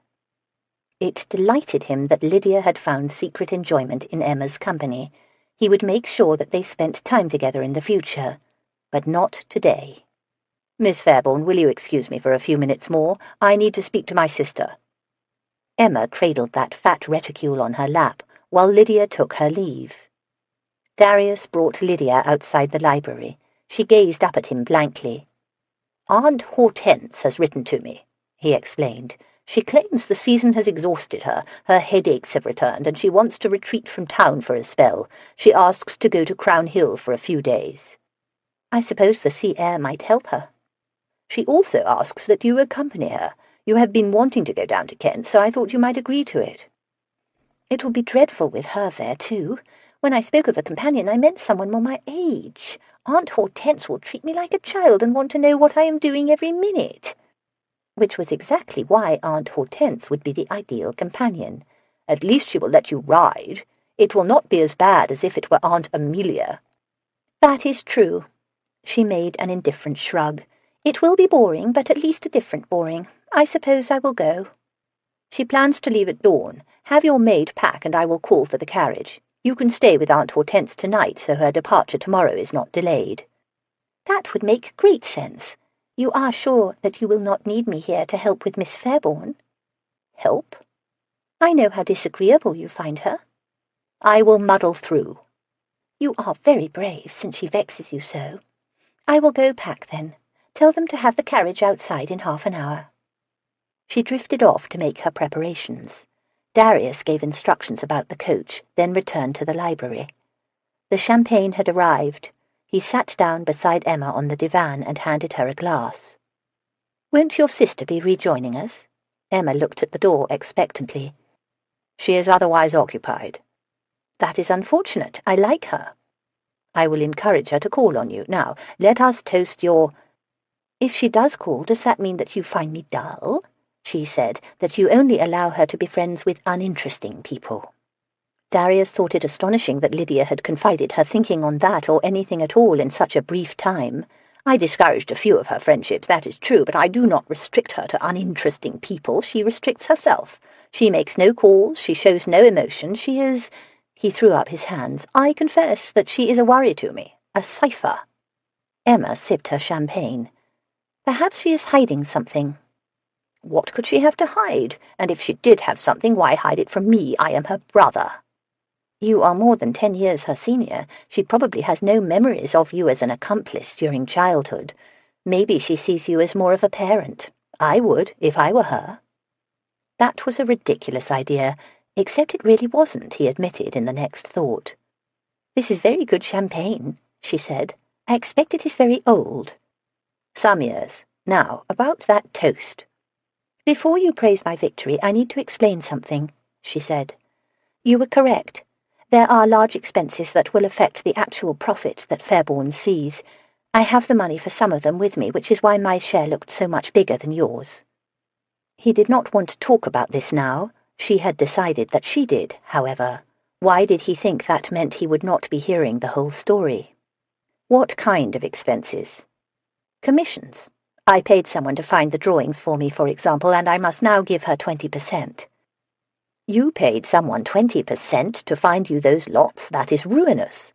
He did not care how thick his stack of banknotes ended up being, but giving out 20% of the income would close Fairbourne's within the year for certain. "It was necessary, nor is it a practice that I will continue. Why, I only paid 10% for the Count's collection, for example." 10% of the amount of the final bids, or of the Count's commission paid to Fairbourne's? "Of the commission, of course." She laughed at him like the question had been too stupid to endure. Then a small frown formed. "I am sure I explained it that way to Cassandra. She knows how auctions work, and she would never misunderstand." A bigger frown. "Yes, I am certain she knows it is 10% of the commission and not the final bids." He stood and walked to the front window. Down below the coach waited. "You had better hope she does, or you will see very little from today." Lydia's bonnet came into view as she left the house. A footman hefted her portmanteau onto the carriage, and another handed her in. Before her head ducked inside, she glanced back at the house. Her expression surprised him. She looked happy. It seemed Lydia preferred a boring aunt in Kent to a tedious brother in London. The carriage moved, taking Lydia away. Free now to contemplate the evening's privacy, he looked back over his shoulder at Emma. Her frown remained, deeper now. She reflected hard on something. She appeared worried, desperately so. "I am sure that Lady Cassandra has no illusions that she is getting all of Fairbourne's income from those paintings, Emma," he said, going back to her. "That is what it would be if she received 10% of the total take." "I wish I were as confident as you are. Now that you raise the chance of it, I am scouring my memory to recall exactly what we said to each other on the matter." "If she misunderstood, I will make sure that you are not out anything for the error of her thinking." She turned her attention to him. "I am sure it will not come to that. Anyway, I thought that I should explain the commissions, since you noticed so quickly that the expenses were too high. Is there anything else that you found suspicious and want me to explain?" Suspicious had been an odd word for her to use. Unfortunately, it had also been an accurate one. In accordance with his instructions, there had been no lots consigned by discreet anonymous gentlemen, except for the drawings and the Raphael. Instead, there had been lots of silver and sumptuous silks and lace consigned by Emma herself, on her own account. Emma had obeyed the letter of his command, but not the spirit, he suspected. The proceeds from those lots now rested in Emma's reticule too, if his quick reading of her preliminary accounting had been correct. If he asked her about them, what would she say? That they were family items she decided to turn into coin? He could never disprove that, even if he felt sure it were not true. As had happened often since they had met, he did not want to accuse her outright. There was little reason to, when he could not prove his suspicions. She would never just break down and confess it all, nor did he really want her to confess it, he realized. If the sale of illicit goods became a fact instead of a suspicion, it would have to change everything. Still, he should mind those lots more than he did right now, but then she appeared very lovely and vulnerable sitting here. The dove grey of the dress she had worn to the auction flattered her hair and emphasized the subtle rose tint on her cheeks. Confronting her about the source of that silk could wait, perhaps forever. The sum total of those lots was not very large, and after today she would not do it again. He would make sure of that. He rested his hands on the back of the divan and bent over her shoulder to pluck the champagne glass from her fingers. The faint scent she had used today teased his nose, and the skin of her neck and face, so close to his own, lured with its promise of velvet softness. "You can explain the rest at the final accounting, Emma. It is a different matter entirely that we need to settle today." Chapter 24. She could not say he had not warned her. That was Emma's thought as she turned around to look at the man standing behind her divan. Her gaze moved up his frock coat to his face, hoping she would see humor in his eyes that indicated he was teasing her now. His expression made her breath catch. It was apparent that at least one of them did not question what would happen now. "Lydia?" She tried. "Gone. To an aunt who requested her company on a journey." She found it impossible to conquer what his closeness did to her. His desire might be speaking directly to hers, urging it to wake up and enjoy itself. Her reactions came fast, without mercy. She turned away and closed her eyes and tried to sort out her good sense from those delicious, insidious sensations. It was both fascinating and horrible how alive sensuality made one feel. The mere anticipation of pleasure created shivers and pulses in parts of her body that she normally forgot existed. Still, she should not do this. Nothing had really changed since she left him in Kent. She could reiterate her reasons for rejecting his offer. They still stood, whether he sought a wife or a lover. Other reasons did, too. She wished she could explain all of them. She wished that she could be the plain speaker she always claimed to be. If she told him everything and how badly it might all turn out, he would lose interest at once. He came around the divan and sat beside her. With careful fingers he turned her face toward him. He was going to kiss her now, and once he did, she knew in her soul that she would not stop him. She should speak at once if she wanted to claim anything other than immediate surrender had occurred. The words formed in her head, but his lips took hers, and the discouraging sentences broke apart and scattered into so many unspoken sounds. She said nothing, not one word of objection. She made no effort to resist. She admitted as he embraced her and the kiss deepened and desire broke free and ran through her, that she did not want to give up the chance to feel extraordinary one more time. Darius was not too good to seduce Emma again. He was glad he did not have to, however. She joined the kiss and embrace as equally as she knew how. It pleased him to see her forthrightness manifested in this new way, and the part of him still capable of thought pictured her more experienced soon, less artless, not waiting for him, but demanding passion as she wanted it. Her tongue finally ventured some equality, too. Her attempt at boldness intensified his arousal abruptly. His body reacted as if he had been starved for years and not only a fortnight. His imagination already explored her body in ways his body would not for days or weeks. He held her breast and kissed the unbearable soft swell along the top edge of her dress. Her breath shortened to a series of surprised inhales when he caressed the fullness he held. His fingers sought the tip and rubbed, and increasingly frantic, anxious cries flowed out on each of her gasps. Lips parted and her eyes glistening, she looked down at his hand and what he was doing to her. Her acknowledgement of her arousal caused his own to soar. She licked her lips as if she were going to speak. He pressed his mouth to her neck below her ear so her scent surrounded him. "What is it?" he asked. "Do you not like this?" "Yes, it is unearthly, but can you do again what you did last time?" Her impatience surprised him. He stood bringing her with him in his arm. "Not here. Come with me." He took her by the hand and led her out to the hall, then sped her up the stairs. Doors closed softly as they approached while the servants made themselves scarce. The damned stairs seemed to go on forever. He looked back, and the sight of her so captivated him that he impulsively swung her against the wall and kissed and bit her mouth and neck while he pressed her there. "Surely not here," she gasped. His hands sought her breasts and thighs. He barely heard her as he pressed to feel her, know her. He wanted her helpless and so pleasured she wept. He wanted her now. He grabbed her hand and dragged her the rest of the way up to the level that held his chambers.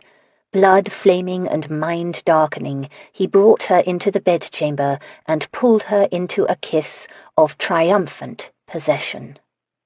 When he released her, she fell back on the bed. He looked down on her breathless surprise while he shed his coats. Emma's senses could barely settle after Southwaite absorbed her into his whirlwind. Views and sounds and emotions fractured into pieces and became a jumble within the sensual turbulence.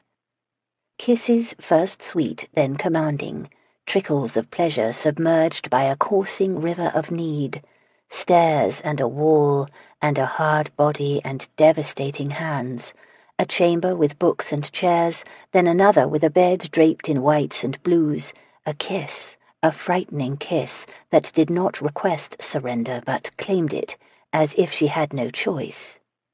She floated alone, slowly, through air heavy with sensual scents. Her skirt billowed from a breeze. Her outstretched arms were empty now. She drifted down until her back hit a mattress and a blue coverlet stretched beneath a sapphire tent. Her senses righted a little, enough. She peered through the gathering dusk that still lit the chamber. Southwaite stood near her feet, tall, lean, and strong. His frock coat slid away, then his waistcoat and cravat. Each movement seemed a taunt, a dare, and a warning. He seemed to strip away his gentility with the garments. Deep in her, a primal thrill said there would be no etiquette at all left in him soon. Suddenly he stood there naked, his body like marble in the grey light. Then the statue moved until he knelt on one knee beside her, his body and face braced on taut arms that flanked her. For one lucid moment she admired him, his face and hard shoulders and the intensity that desire gave his dark eyes. Then he came down to her and filled her arms and overwhelmed her, and plain thinking was lost to her again. He caressed her as if she had ceded everything to him, her body, her privacy, her everything. He created unbearable pleasure that became tortuous, so much so that she resented the garments that made a barrier to the body she embraced. When he kissed her breast, the fabric between them became an agony. He shifted his weight so he could turn her. She hugged the mattress while he unfastened her dress. Each small release sent a tremor down her center, as sure and focused as an arrow. After that, her clothes disappeared with astonishing speed, spirited away while she hung on to him and obeyed his words and touches that helped him release her from their bindings. Free then, shockingly so, pleasure and madness did not dim the astonishment of their bodies touching. The closeness awed her again as it had the last time. He caressed her breasts, and they swelled and rose. His tongue flicked at one tip, and it tightened even more. Each contact, each breath, sent the most delicious charge through her. "I promised more, didn't I?" he said. "Like last time you asked." She was too aroused to be shy or embarrassed. She nodded, and anticipation alone increased her sensitivity. He moved away from her. "Come here, then." He reached for her and rearranged them both until he sat with his back against the bed's headboard, and she faced him, her knees flanking his hips and her bottom pressing his thighs. She felt him beneath her, felt the base of his phallus snug in her cleft, teasing that spot he had used to unhinge her at dawn the last time. He could touch her freely while he kissed her now. He could tease and titillate both of her breasts, and he showed no mercy. She loved it. She closed her eyes and let the exquisite pleasure build and fill her until she knew nothing else. He knew just what to do to make it even better, even more maddening. She rocked for relief. As she did, her stomach kept brushing the top of his arousal where it rose between them. He took her hand finally and moved it there, so that she might give him pleasure too. She was groaning soon, crying and impatient and splitting apart. The edge of desperation began to preoccupy her. He lifted her hips so he could use his mouth, but that only made it worse. She clung to his shoulders, her head back and her mind begging for more, for something, for everything. He touched her where she pulsed, and a shock of pleasure streaked to every inch of her. Another subtle touch, then another. Her essence reached toward a frightening place. He moved her hands to the headboard. "Stay here like this. I am going to kiss you here." She nodded, too dazed to care or even hear, a silent begging for more being her only thought now. She did not care when he moved down or when he spread her legs and lowered her hips. She did not comprehend what he was doing until a most devilish thrill replaced that made by his hand. She thought she would faint from it. For all its intensity, it also shocked her sane for a moment. She looked down and realized what was happening. Her confused moment of rationality could not survive what came next. He did something that made her cry out. Another sensation, too intimate to believe, forced a groan from her. Then the insistent and building cravings spread until that was all there was, all she was. She clung to the bed while pleasure pushed her to desire's ragged peak. She crashed through the barrier to completion. She seemed to hover suspended for a long, incredible spell of pure sensation. Then the need itself snapped, creating a scream of pleasure that owned her, body and soul. She found herself straddled atop him when her own voice and thoughts could speak again. He entered her, stretching her and filling her and claiming her anew. She had neither will nor strength, nor even a secure sense of her own body still. The remnants of her self-possession offered no protection at all from the pervasive intimacy of being encompassed by his tense arms and body while he thrust hard and deep. She should insist that he call for his carriage and have her brought home. It took forever for that very sensible idea to come to Emma, far too long for him to take her resolve seriously should she make the demand. She sat on the dishevelled bed in the glow of 50 candles. Southwaite had lit them himself when he finally rose from the bed. They flickered like 50 exclamation points that required no sentences to communicate their meaning. They burned atop tapers long enough to last all night. Sounds from a flanking chamber spoke of the meal being set out. She gazed down at the silk robe she wore provided by the Earl. Her state of undress required that they dine in privacy in his dressing room. She had not objected to that plan or to its implications regarding the hours that would follow. She had been more herself after the ballroom. For all the magic and astonishment she had left then, hadn't she? She could not find the resolve to do so now, perhaps because dawn had not yet come to burn away the sensual dream of the night. Hopping off the bed, she plucked her dress off the floor, folded it, and set it on a chair. She did not want to appear a waif when she left here. She would have to be vigilant about the time, too. She had things she must do, important things, and she dare not allow her heart to delay them. She sought her reticule. She had not let go of it when he dragged her up here, but it was nowhere in view now. She dropped to her knees to look beneath chairs and furniture. She cursed herself for being careless. Allowing herself to dally for pleasure was one thing, but completely losing sight of her duty could not be excused, not even for love. She froze on the floor, with her hand under the bed where it had been feeling for the silk and lace of her reticule. Her thoughts had called this love without her choosing the word. She had no right to think of this passion in those terms.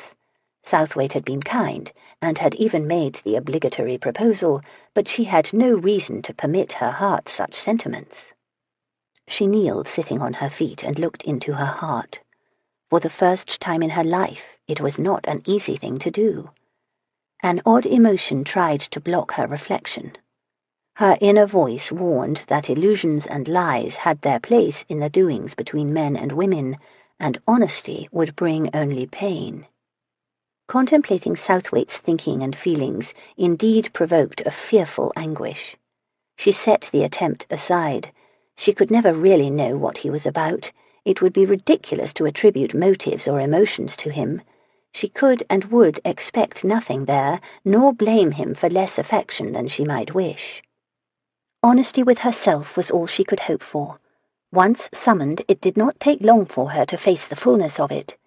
She had become accustomed to Southwaite's attention, and the excitement he could create with his mere presence. She had revelled in the new sensations he woke in her, but she could not claim her true emotions were very sophisticated. She was still here, wasn't she? In his bedchamber, now that night had fallen, agreeing, without saying so, to stay with him while she could. It would be harder to leave this time, terribly hard. The mere thought made her composure wobble. "What are you doing there, Emma?" Southwaite's question jolted her out of her reverie. She looked over to where he stood at the door to his dressing-room. His own robe, of brown brocaded silk, made him appear both dissolute and exotic. "I cannot find my reticule." He came over and helped her up. "We will find it later. It has not gone far. It is among the sheets and garments somewhere. Come and eat something."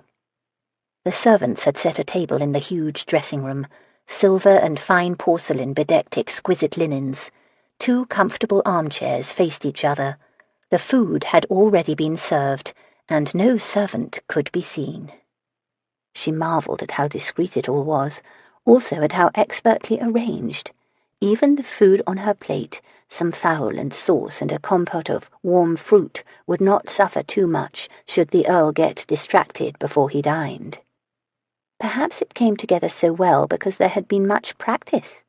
Lydia could be wrong about where his brother seduced his women. How would his sister even know whom he spirited up here and sent out again at dawn? A spike of jealousy speared her at the thought. She tried to laugh the reaction off as ridiculous. It needled for a while longer all the same. Southwaite poured some champagne. "Finally, at last, we must make that toast to your triumph today." She almost made a joke about whether the champagne had been smuggled in, but bit her tongue. The impulse only reminded her of the way she had disobeyed him on those lots. To gain the prize, she might be required to do so again. "It is unfortunate Cassandra is not here," she said. "I think she is celebrating too. She will see more than she expected from those jewels. Your friend Ambery was very aggressive on the sapphire and diamond earbobs." "I tried to stop him, but he would not hear me." "Perhaps he intends them for a special lady." "If so, she had better be ready to feed him for a spell. His father keeps him on a limited income, and he can ill afford such indulgences, even for special ladies." "I trust that he will pay up. I would not like to tell Cassandra that—" "If he does not, I will." He raised his glass. "To eyes both expert and beautiful, to a mind most extraordinary and exasperating, and to a body wholly captivating and "Why, thank you," she quickly interrupted. He laughed. "Forgive me, but I thought you preferred plain speaking." Her face was already hot, and now it burned even more. "I have decided there are some things better left unsaid." "That is an unexpected complication. How am I to know which things those are?" She narrowed her eyes on him. "You know already, I think." He appeared ready to tease her more, but instead he ate his food. "I have been thinking about your eyes, fondly, of course, but also about the expertise they have, as learned from your father. You must have seen more art pass through Fairbourne's over the years than I did on my grand tour. You would have learned much from that." "There was more than the consignments," she said. "When we journeyed anywhere, Father would be asked to visit estates to give estimates, so we did at times. He would bring my brother and me to the private galleries along the way. Other travellers might request to tour the gardens of those manor houses, but he would speak to the housekeeper and beg that his children see the art. There are some amazing rarities tucked away in the collections of England." "Then your brother had the same education and had the same expertise, I expect." "Had." He spoke of her brother in the past tense. Only she and Papa had not. She wanted to correct him. She wanted to explain she was not some mad woman who refused to accept the truth of Robert's fate. She fought the unexpectedly strong urge to blurt out that she had received proof now that vindicated her belief and would soon have him back as well. The desire to share this with him, the weighing of it all, immobilized her for a long count. If he found her reaction either visible or noteworthy, he did not say so. He ate his meal and did not seem to notice that she had stopped eating hers. "English collections are very fine, but you will still be impressed when you go to the continent and see the abundance of riches there," he said. "You can walk into an obscure, humble church and find an old master to rival the best we have here." "Is that how you spent your grand tour, visiting obscure churches to seek out old masters? I thought young men used those months to pursue bad women and drink too much wine." "I confess that I wasted my tour, just like the rest of them. That is why I need to do it again. Here is a thought. When this infernal war is over, you will come with me. During the days you will advise me as I buy a collection to rival the one Arundel amassed. During the nights I will teach you everything I know about sharing pleasure." He was teasing her again, probably. She could not tell. She dared not take him seriously, but fantasies of those distant cities and monuments wanted to occupy her mind. The woman who had surrendered too much to this man wanted to believe he wished it to be true too, that at least tonight he did. He reached for her hand and raised it to a kiss. "No, too scandalous a journey for you." He stood and guided her to her feet too. "Then the lessons will have to take place here." Emma broke her hand free when they entered the bedchamber. With a frown she climbed on the bed and groped amid the sheets and coverlet. She flipped pillows around. "It must be here somewhere," she muttered. She was looking for her reticule again. He lounged on his side and let her. Her expression, a little worried and a lot determined, reminded him of how often her private thoughts revealed deep considerations that she did not share with him. There had been moments in the dressing-room when he saw that in her. Thoughts besides games of pleasure would create little flames in the 10th layer of her eyes. She had been a woman with much on her mind these last weeks, but tonight, at least, if ever, she should be relieved of concerns about Fairbourne's and the future. He had a passing notion that this reticule's contents meant more to her than he knew. The idea did not last long, because the erotic potential of her position could not be ignored. She paused on her hands and knees and examined him in turn. She crawled over and stuck her hand under the folds of sheet on which he lay. She yanked and held up the plump reticule. "You were lying on it," she said accusingly. "So I was."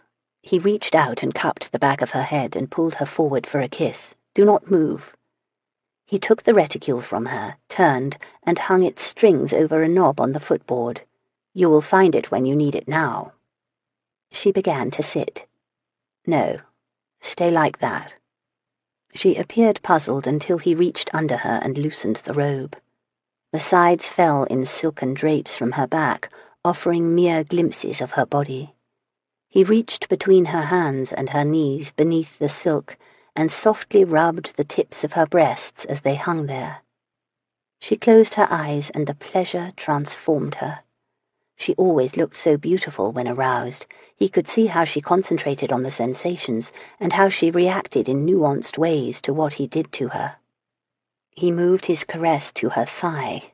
Tension flexed through her when his hand rose higher on its inner flesh. Her lips parted and her tongue rested there, its tip visible against her upper teeth while she tried to control herself. He caressed higher to remind her that she could not contain this now. His own arousal made him ruthless, and he stroked her until he brought her to the edge, until her gasping whispers both groaned for more and begged for help. Hunger ruled him then. He knelt and moved behind her, and threw off his own robe. She looked over her shoulder, her eyes slitting to reveal confusion amid the glistens of passion's days. "Stay like that," he said. "That is how I want you. I will show you what to do."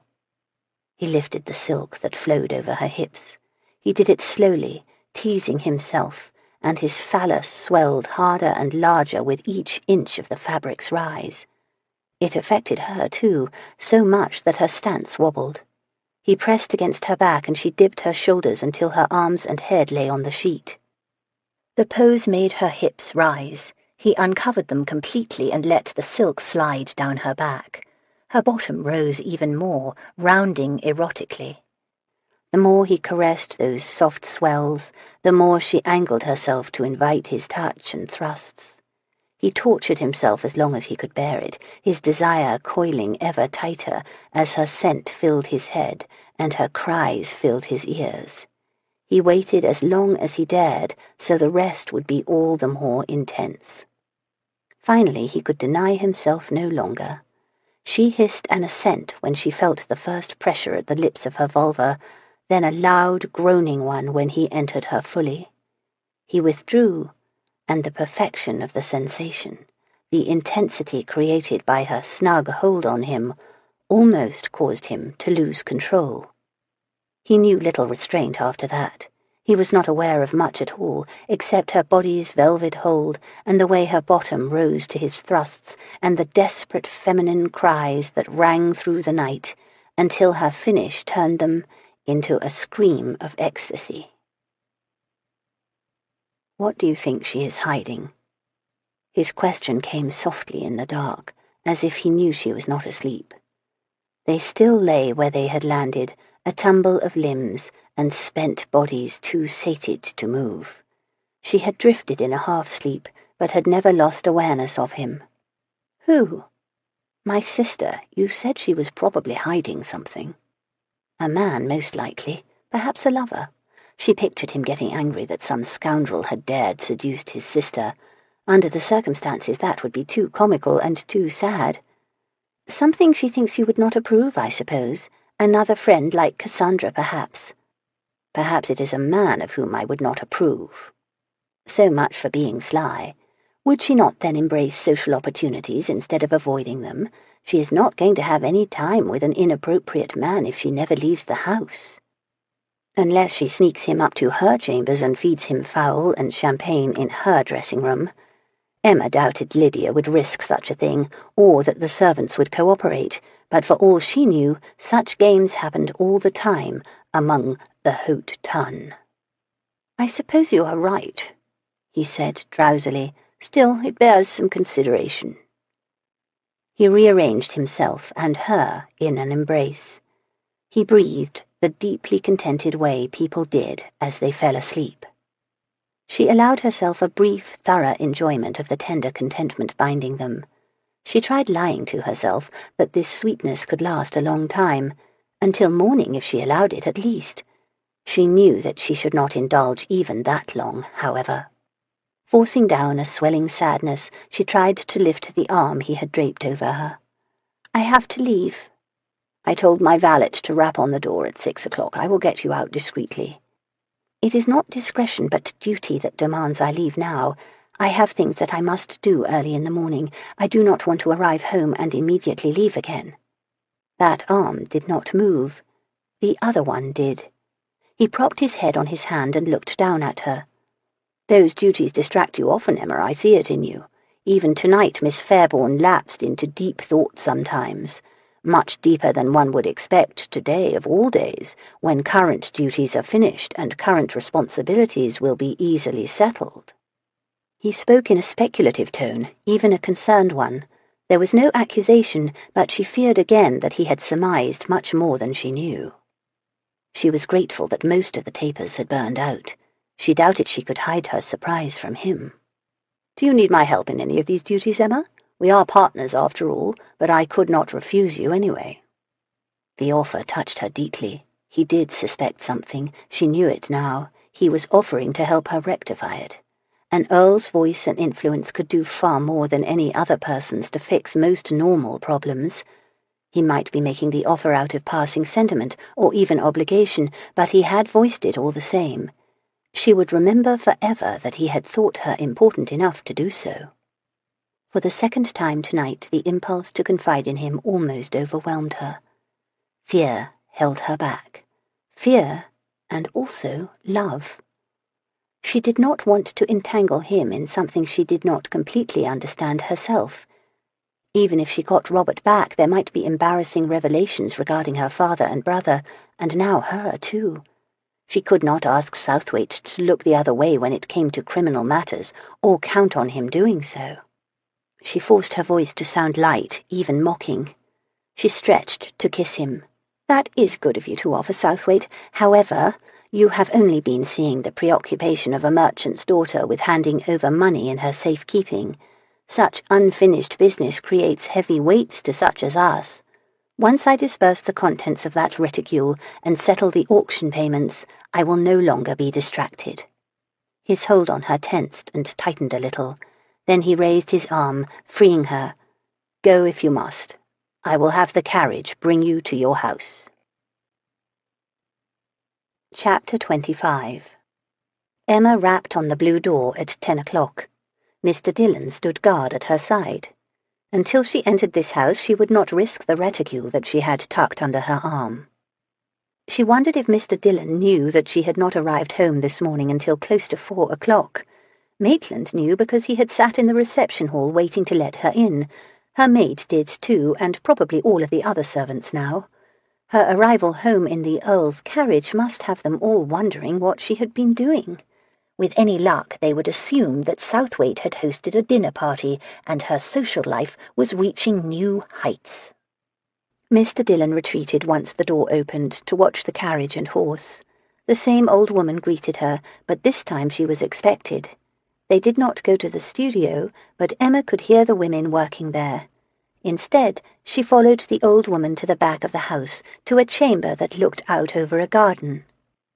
As arranged by recent letters, Marielle Lyon waited for her with the old man who had consigned the drawings. Emma greeted them, then opened her reticule. As you may have heard, the auction proved very successful.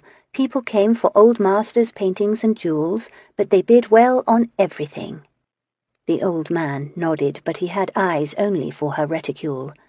With no further ceremony, Emma pulled out the banknotes and counted out £700. Then she slid one of the catalogue sheets to him. The amounts realized for each drawing are noted there. It was a public sale, so there is no way for me to cheat you. If you want to add it all up to ensure I am paying you correctly, I will not be insulted. Of course, 10% goes to Fairbourne's, as a commission." He said something in French to Marielle. She shook her head, took the catalogue sheet, and ran her fingers down the figures. "He trusts you. I, however, prefer to add." Emma waited until Marielle put down the paper and nodded to the old man.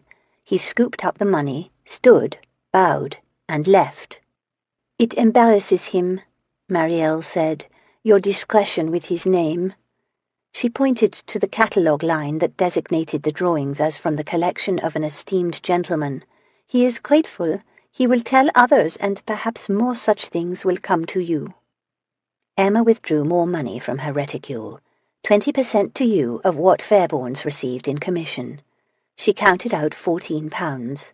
Marielle slid it away. "Where is the other man? I have part of his payment as well," Emma said. "The proceeds from the wagon." "I know nothing of that."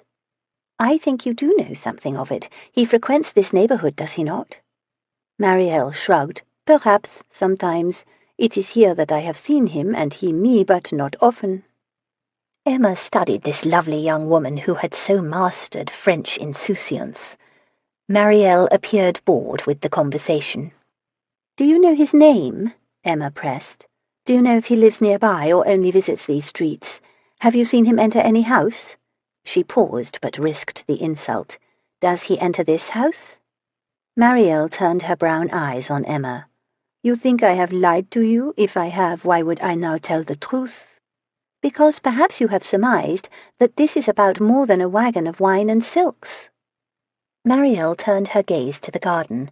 Her lips pursed, then she clucked her tongue. So much trouble for 4 shillings, she muttered. But perhaps not for 14 pounds. Marielle laughed, then shook her head. I should not like to meet you in the market. I think I would spend twice for my meat than it is worth. Her inner debate was visible. Finally, another shrug indicated a decision. He is a stupid man, you know this, I think, if you have met him. The stupid ones are the most dangerous. How is he dangerous to you? His stupidity is what is dangerous, not him. He comes here, 2 weeks ago. He wanted to have a chamber above. Good pay he offers, like he did with that wagon. Too good, you understand? He wanted to live here? Marielle rolled her eyes as if Emma were now the stupid one. Not for him, for another who would come to London soon. He thinks he is very clever in this. He does this a lot as if he and I share a secret. She winked one eye again and again, with gross exaggeration. I know then that this stupid man will get me hanged if I am not careful. He has heard stories about Marielle Lyon, and he thinks he knows what he does not know at all. What did you tell him? I said we are all women here, and we do not have any chambers for men. I tell him to leave and to stay away from me. I throw him out. Emma rather wished the man had been less stupid, or that Marielle had been less shrewd. For whom do you think he wanted that chamber? Is it not obvious? Someone who needs to hide and who dares not go to an inn or to an Englishwoman's house. Perhaps it is the man who sends over the wine that was in that wagon. I only know the stupid man was pulling me into trouble I did not need. She shook her head. Other stupid men watch me, as if I would do in broad day what they suspect. This stupid man did not think that if he had heard stories, others had too, so no one could hide here anyway. Emma laughed at Marielle's exasperation. At least he has a name now, Stupid Man. But there are so many with that name. How do we tell them apart? Fat Stupid Man? Tall Stupid Man? Marielle giggled. There is one who follows me sometimes who has too much beauty to avoid notice. I do not know whether his name should be Handsome Stupid Man or Very Stupid Man. They laughed, enjoying their irreverence. Emma pulled the strings on her reticule and stood. I had hoped you knew where to find him. Then I would have been done with that wagon and perhaps with more important matters very soon. Instead, with your warning him to stay away, I have no way to try to contact him. Marielle pointed to the reticule. You have money for him, no? You do not need to contact him. He will find you very soon. He is the kind of man who will risk a noose for a shilling. Emma had wanted to do it her own way at her own time, however. Like Marielle, she did not want to be seen with this stupid man who might bring her trouble. I will go now. Perhaps one day you will visit me. We can sit in the garden and talk about better things. Marielle's expression softened. She appeared neither shrewd nor cautious now. You are very kind. Perhaps I will do that. She petted the money she had received. I will look for more art for you, too. Darius was still dressing when the card came up at 2 o'clock. Ambery had called. He had him brought to the dressing-room. He accepted the final ministrations of his valet while he waited. As his watch was attached and his cuffs tweaked just so, he turned his head and looked into the bedroom. It had been serviced. All signs of last night were gone. The scents he had breathed while he slept, and the impressions they had made in their passion, it had all been obliterated by the precise cleanliness that the best servants imposed on a household. It was just as well Emma had left when she did, although her insistence had angered him. If she had stayed until 6, he would have kept her until 10, however, then until 1, and eventually until night came again. He would have tried to keep her until he had his fill of her, and that might have been many days or weeks. Ambery strolled in just as the valet left. He tossed a newspaper onto the dressing-table, then threw himself into the high-backed armchair that Emma had used at supper last night. "I was summoned by the Earl this morning," he said. He pointed at the newspaper. "You owe me 2 hours of my life back." Darius had not yet seen the morning paper. He read the story that described the auction at Fairbourne's. It mentioned that reports said Viscount Ambery had entertained at the grand preview with a violin performance. "I apologize for pressing you into it. At least he cannot threaten your allowance, since he gives you almost none already." "I mentioned that to him every chance I got this morning. I enjoyed reminding him that he has already played all his aces," Ambery said. "All of which makes your purchase of those jewels peculiar. You ignored my efforts to hold you back, and now you have a large bill of sale due." Ambery pretended bravado. "They captivated me. I am a fool for sapphires." "Please tell me you were bidding for someone else." "Regrettably, no. A good night at the tables last week will save my reputation, however. I will merely be in dun to everyone else again, but that is not new." "If I had not pressed you to perform, you would not have seen those sapphires." "Do not apologize. I like to play for others every now and then. I noticed that you were absent, however." "I heard every note. I was right outside." Darius did not have a strong affinity for music. He appreciated a maestro's artistry enough, but he sat through most concerts with only an intellectual engagement. Ambery's playing was different. He found it embarrassing just how much it affected him. "I did not come to talk about the newspaper story or my enthusiasm for jewels," Ambery said. "I thought you would want to know that your prisoner finally talked yesterday. I heard about it from Pitt last night." Darius had been waiting for news, but his contacts in the Home Office had been annoyingly silent. What induced him to do that after a week in jail? Perhaps the week itself. Pitt only said he was persuaded to confide. "As a gentleman, we would rather not know how that persuading was done, I think. Please tell me Kendale was not involved." "He was not. He was with me all afternoon and evening, although he fought me every minute. I introduced him to a lady who finds dark, rough, brooding men attractive. She simpered soulfully at him, and he ignored her, increasing his appeal. The result is she has fallen in love, but he can't even remember her name." Darius pictured it and chuckled. "Do we know what our persuaded prisoner said?" "He is insisting he is not a spy, but a common smuggler. He was to be met by a man who would take the brandy and give him lodging. Then together they were supposed to seek out Englishmen of the same profession and forge an alliance." "I wish I had been there to hear this tale, so I might better know if I believe it." "I do not believe it." Ambery stretched out his legs and crossed them. "There are problems with his story, and it does not ring true." "How so?" "What are the chances that any smuggler, even a French one, would not know how Tarrington reigns in that area of the coast? That suggests this man is not a smuggler at all, or that he left the farm a week ago with a grand plan and no knowledge of his new trade. Yet he said he had someone to meet once he landed, which implies he is an old hand at it, so his story does not make sense." Darius was inclined to give Ambery's views considerable weight. Ambery had more experience with such matters, what with those quiet investigations he undertook to supplement his very small income.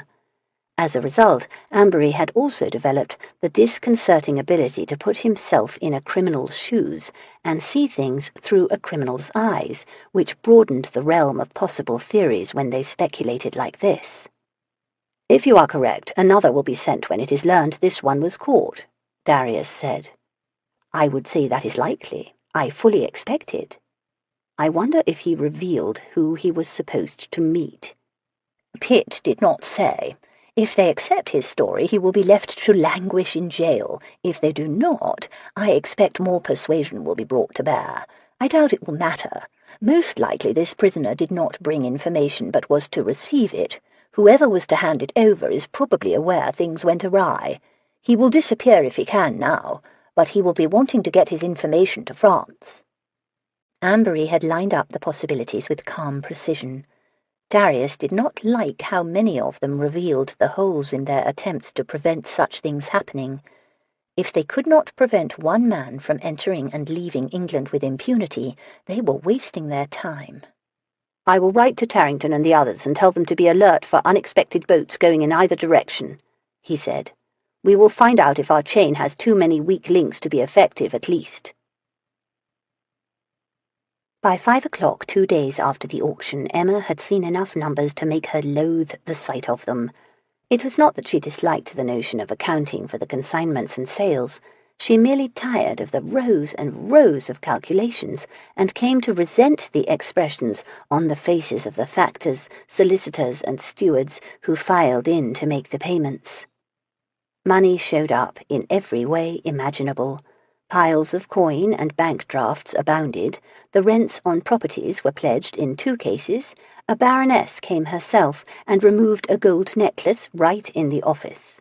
Emma was not too proud to weigh it on the spot and agree to take it in lieu of traditional payment. The paintings left as the money flowed in. So did the rest of the drawings and the other objects, even, she noted with relief, the silks. As she crossed off the art removed and checked off the money received, she noted that only 3 people still had to settle. One was with her in the office when the penultimate tally was completed. Cassandra sat waiting, a spark of avarice in her eyes. Emma carefully moved 2 stacks of coin and drafts toward her. "This is the 2,300 from your jewels, and this is the commission from the Count's collection." Emma watched Cassandra closely, looking for either confusion or surprise at the size of the latter amount. She was almost certain that there had been no misunderstanding about this commission, but Southwaite's raising the possibility had plagued her ever since.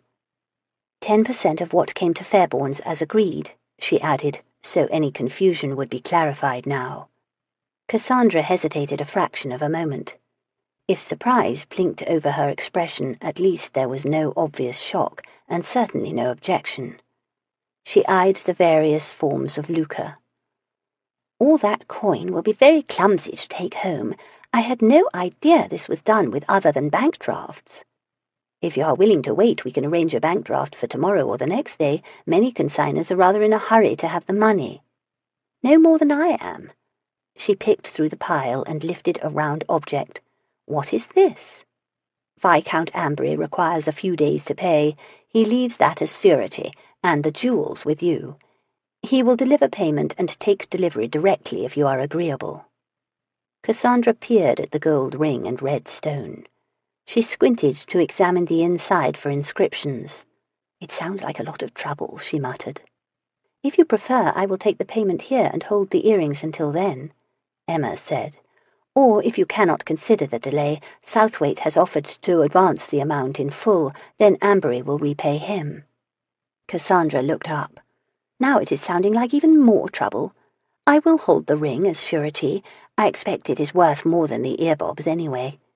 She tucked it in her reticule. "I don't suppose you provide sacks to transport the coin?"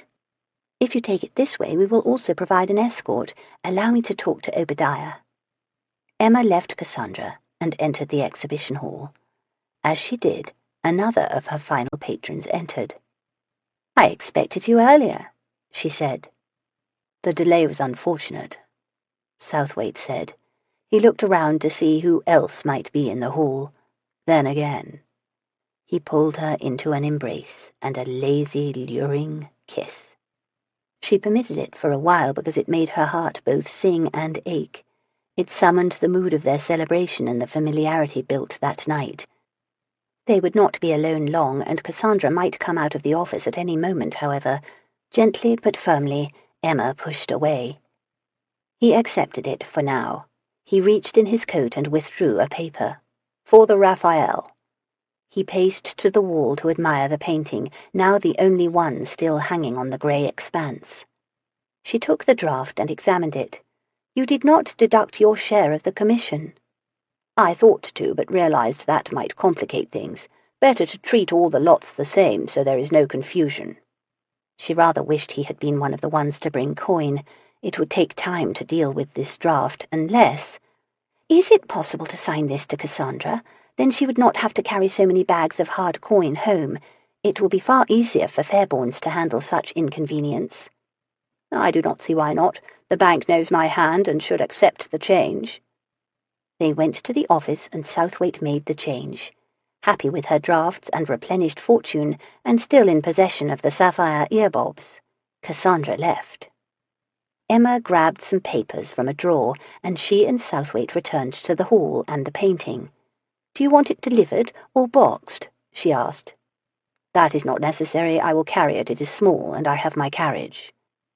He admired his new possession. She admired him. As she did, a movement at the north windows caught her eye. What she saw horrified her. The last person to require payment stood outside the windows, gesturing to her. Stupid man had indeed found her in order to get his money, but he had arrived at the most inopportune time. Southwaite began to turn away from the wall. She saw him move as if time had slowed. Stupid man was right in the middle of the north windows. He kept pointing in one direction, then the other, and shrugging, asking where to go. In mere seconds the Earl was going to see a peculiar fellow of questionable purpose, making a pantomime that implied familiarity with her. Frantic, Emma grabbed Southwaite into an embrace and kissed him hard. He reacted with surprise, but did not mind at all. Arms circling his neck, she kissed him aggressively while she gestured behind his back, trying to tell stupid man to go to the garden. The papers she held fell to the floor as she lost her grasp on them. Southwaite did not seem aware of anything except the increasingly heated kisses they shared. He moved his mouth to her neck, and she had the chance to see the north windows. Her visitor had made himself scarce. Her lover took her deep sigh of relief as something else. "Come with me," he said, between kisses she found more tempting than she would have thought possible in this situation. "Do the rest of this another day." "I will not be able to give you due attention if I leave it unfinished now." "I will take that as a promise that you will give me due attention at another time." She had made no such promise. He knew it, too. It broke her heart that she could not know her own mind yet. Until she spoke to the man waiting in the garden, she did not have the freedom to offer herself under any terms. He did not appear to notice that she left his assumption twisting in the wind. He held her and looked down at her, and she saw no expectation of a response in his eyes. Rather, the knowing of the night was there, as if he perceived much more than she could guess. He kissed her forehead. "You are right. You must finish it. I do not want to share you with it any longer." He released her and stepped back.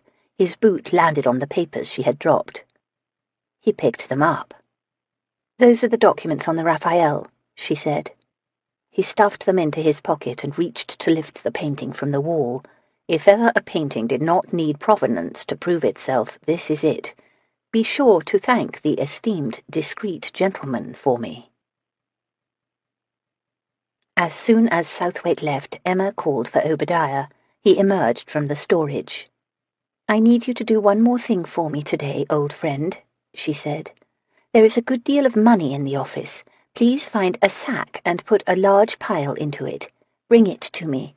Then you can leave." Obadiah displayed no surprise at the instruction. He wandered back to the storage room to look for a sack. After Obadiah returned and handed her the heavy sack, Emma strode to the northwest corner of the exhibition hall and let herself out through the garden door.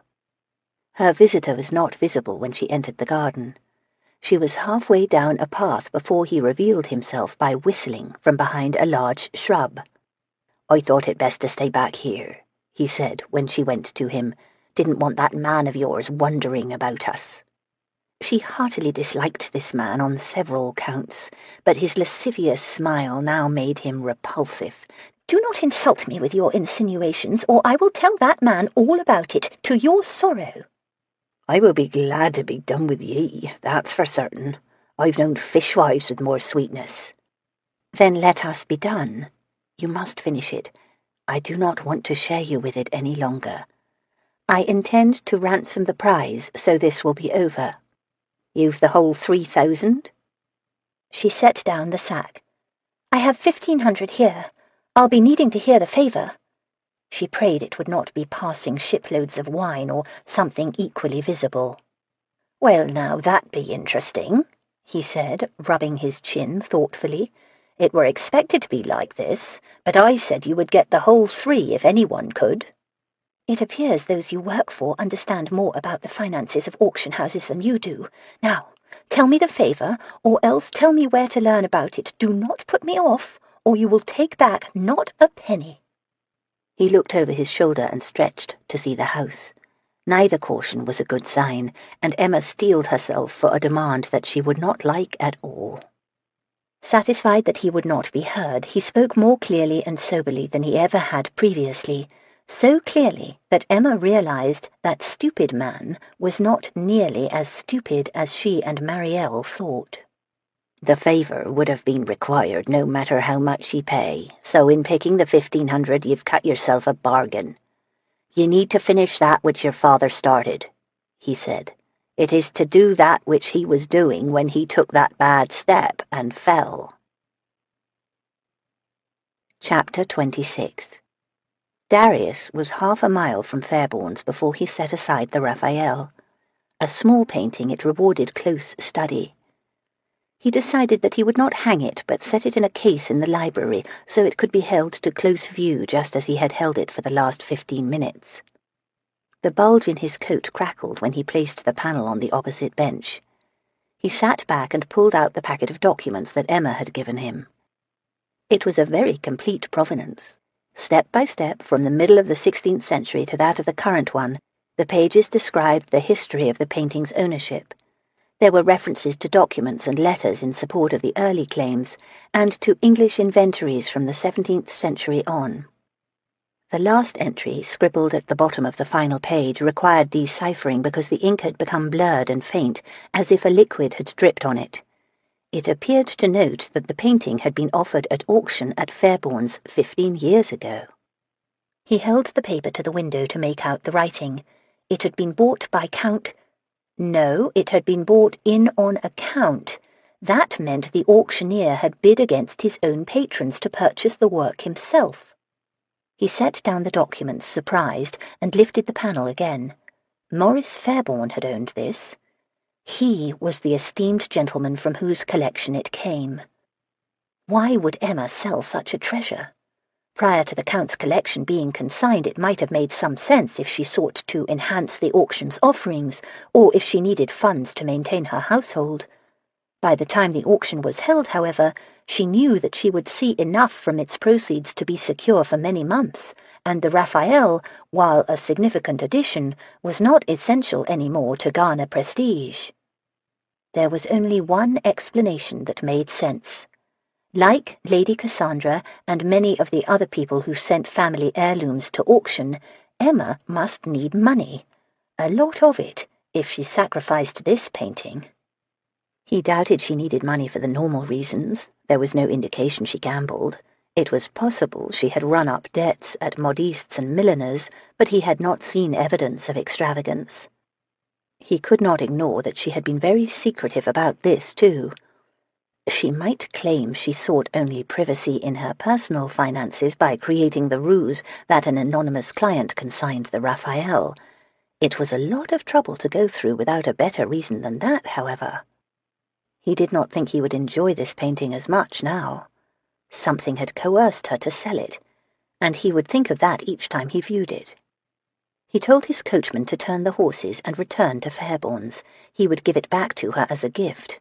If she tried to refuse it, he would leave it at the auction house, so she had no choice. He would not ask why she had done it either, Although he badly wanted to know, he suspected the answer would not reflect well on Fairbourne's or her father, and probably not even on her. He called for the coach to stop before it arrived at Fairbourne's door. Something had caught his eye that needed to be addressed first. He put his head to the window and looked out. Tucked amid the horses tied nearby was a large chestnut. Its rider calmly hand-fed it pieces of an apple that he lazily cut with a small knife. The presence of that horse and rider here, 10 doors down from Fairbourne's, infuriated Darius. "I told you not to follow her," he said. "I told you to leave her alone." The owner palmed the rest of the apple under his horse's mouth. When it was gone, he walked over, set his elbows on the window's lower edge, and looked in. "I am not following her. I am not even watching her. That was to be your role, remember?" "Then what the hell are you doing here, Kendale?" "Maybe I am having a new coat made at that tailor there." He jerked his thumb over his shoulder. It was Kendale's way of pointing out that it was a public street and he could be here if he chose, which it was. But Darius doubted Kendale had ordered a new coat in many months. Other things occupied his time and mind. "Are you saying that you are not here because of Fairbourne's?" "I am saying I did not come here because of her. If you are angry because she matters to you in some way, it may be good that you are here now too, though." "Why? Is she having another rendezvous with Marielle Lyon?" "She did that yesterday. If you had been watching her like you are supposed to, you would know that." A frowning scold formed. "You and Ambery have proven useless." Darius opened the door and stepped down. "That is because you are on a fool's errand. It would be impossible to keep watch on every person in England around whom the vaguest rumours and suspicions fly. I will not insult law-abiding citizens to satisfy your—" Darius broke off his speech when Kendale abruptly tensed and all but pointed like a hunting dog. Darius followed Kendale's sharp gaze to Fairbourne's. A man walked along the side of the building carrying a sack. The fellow wore ill-fitting clothes and a flat-brimmed, low-crowned hat. "Who is he? A thief?" Kendale shook his head. "He is very nonchalant for a thief. I do not know his name yet." "Why do you know him at all?" "He visited Marielle Lyon 2 weeks ago. From the sharp words exchanged as he left, she threw him out.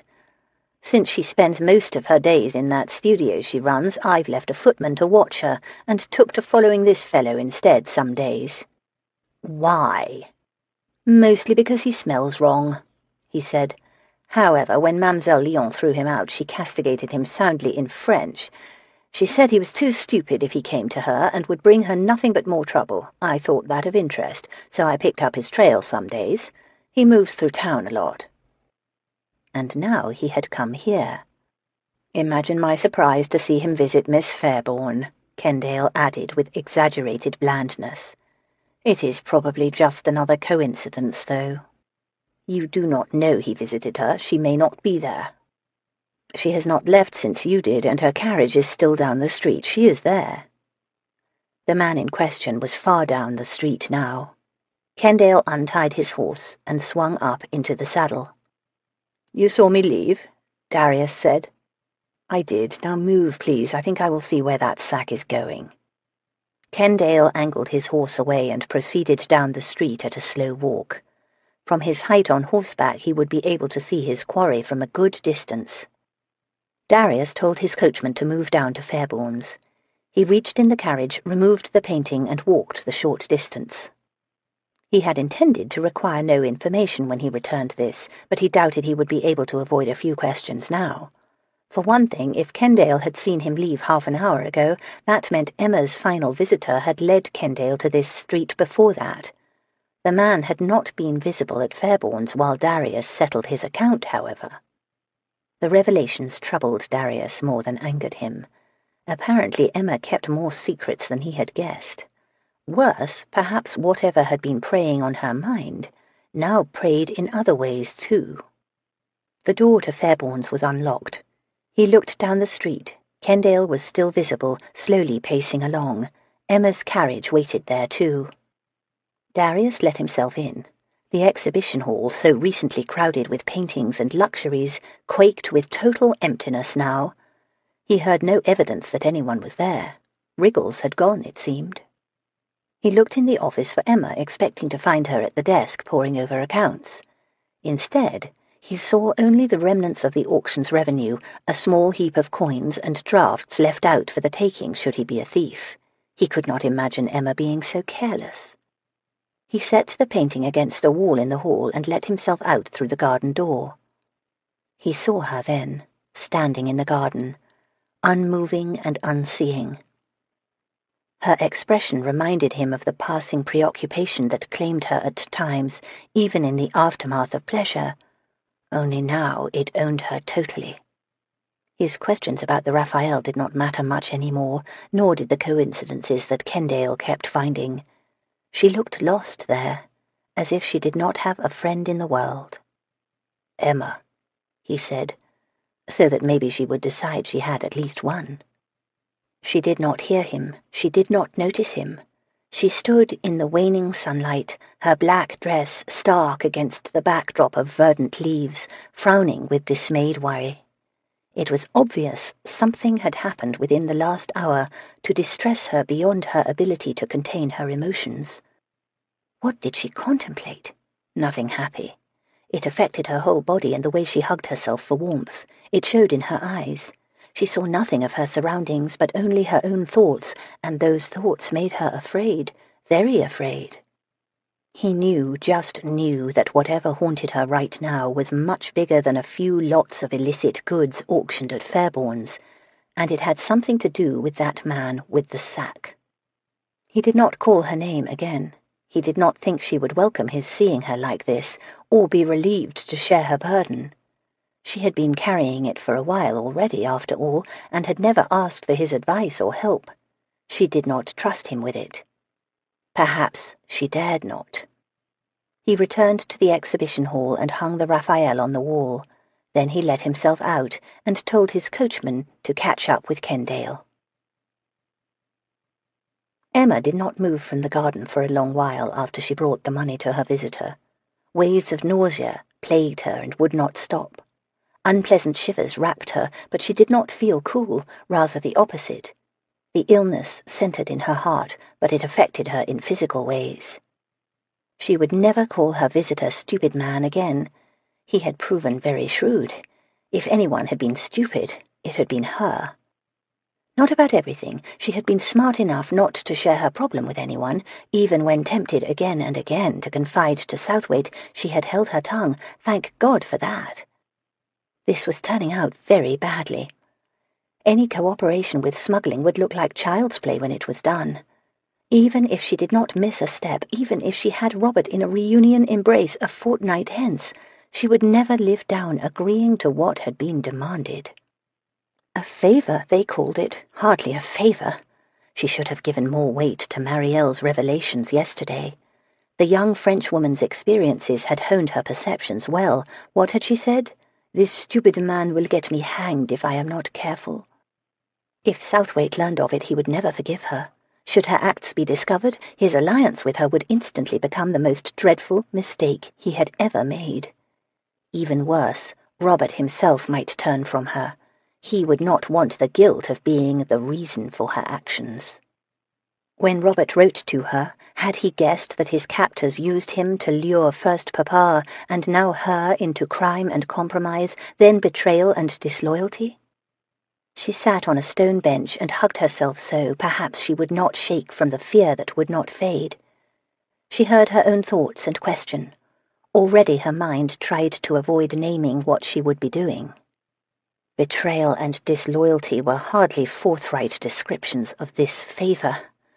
She would be bargaining for Robert's life with nothing less than treason, and she would not spare herself the truth of that. Twilight came while she sat there. Finally Mr. Dillon walked into the garden. "Will you be wanting to go home now, Miss Fairbourne? The horse needs feeding and water." She forced herself to her feet. "I have been inconsiderate. It has been a long day, and we can all use feeding and water." Mr. Dillon thought that very funny. He followed her into the exhibition hall through the garden door and waited while she went to the office and scooped what was left of the money into her reticule. "Should I bring this?" he asked when she rejoined him. He pointed to the wall. A painting hung there. Even in the dim light, its blues and reds shone from an internal light. St. George slew his dragon once more, while a princess watched. She looked around the exhibition hall, half expecting to see Southwaite emerge from a dark corner. He must have returned the painting and left at once. He had probably deciphered the provenance, despite her efforts to make that hard to do. He would have realized this had been Papa's, and that she had sold it for herself. Had he returned it out of sentimentality, so she might not lose one of Papa's prized paintings? Or did he suspect where the money would go, and wanted to distance himself from being touched by it all? "Yes, please bring it, Mr. Dillon. It is too valuable to leave here unguarded." In the carriage, she admired the Raphael for a few minutes, thinking it would be nice to have a St. George to slay her dragons. Then she set it aside and began composing the letter she must write to Southwaite to tell him that their personal alliance was over forever. Chapter 27. Darius approached the massive house on Grosvenor Square at 10 o'clock the next night.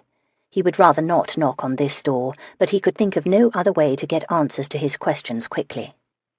The first question would be settled in mere moments. Would he even be received? A servant took his hat, and another accepted his card.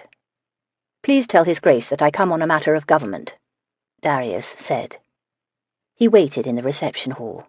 The house seemed quiet. No sounds of a dinner party broke the silence, or even those of footsteps. The Duke must be home, however, if the card had been borne away. He fought to conquer his impatience. There was the chance he would be left here a long while with no response to his calling card. It would be a childish retaliation for all the cuts and silence, but dukes were allowed to indulge in pique. It seemed like an hour before the servant returned, but on checking his watch he saw it had been only 15 minutes. He was told His Grace would see him. He followed the periwigged servant up to the public rooms. The Duke of Penthurst received him in the library. It appeared his host had been enjoying a quiet evening alone, reading in the company of 2 of his hounds. He set aside his book as Darius was announced, then gestured to a chair facing his own. He stretched out his legs, crossed his boots, and dangled his hand to give the closest dog a scratch. He subjected Darius to a scrutiny that made his dark eyes appear even more hooded than normal. "A matter of government, you said. Last I recall, you were on the back benches on the wrong side. I did not send up word that I brought you information about the government. You wanted to go the other way, in other words." "Yes." Penthurst found that amusing. Even as he smiled, his eyes lit with brittle lights. "Why would I be agreeable to that?" "No reason. Not any more, at least. Not long ago he would do it in friendship, perhaps." "It touches on that chain we were establishing on the coast." "Ah, yes, that. Did you ever manage it? That was a very ambitious plan." "You are nothing if not an ambitious man." "As I recall, it was a joint effort." "It still is, and it is now in place. It has been for more than a month. It has seen some success." "You refer to the prisoner you brought back from the coast with you, I assume." "You know about that?" "Of course. Is that why you are here? I would suggest we toast your role in his capture, but he freely admitted only to being a smuggler. I could nab any fellow walking along a road in Kent and have an even chance of capturing one of those." "I had heard of that confession. I thought perhaps he later was more forthcoming." Penthurst gathered his limbs and leaned forward so he could scratch the head of his dog. The candles on the table with his book caught the sheen of the yellow silk ribbon that bound his old-fashioned queue at his nape. Later, I suppose you mean after he was tortured." He looked up. "We might as well call it what it is." "Was it called that when you heard about it?" "Of course not. We are a civilized people, so we never admit to such things." He made himself comfortable again.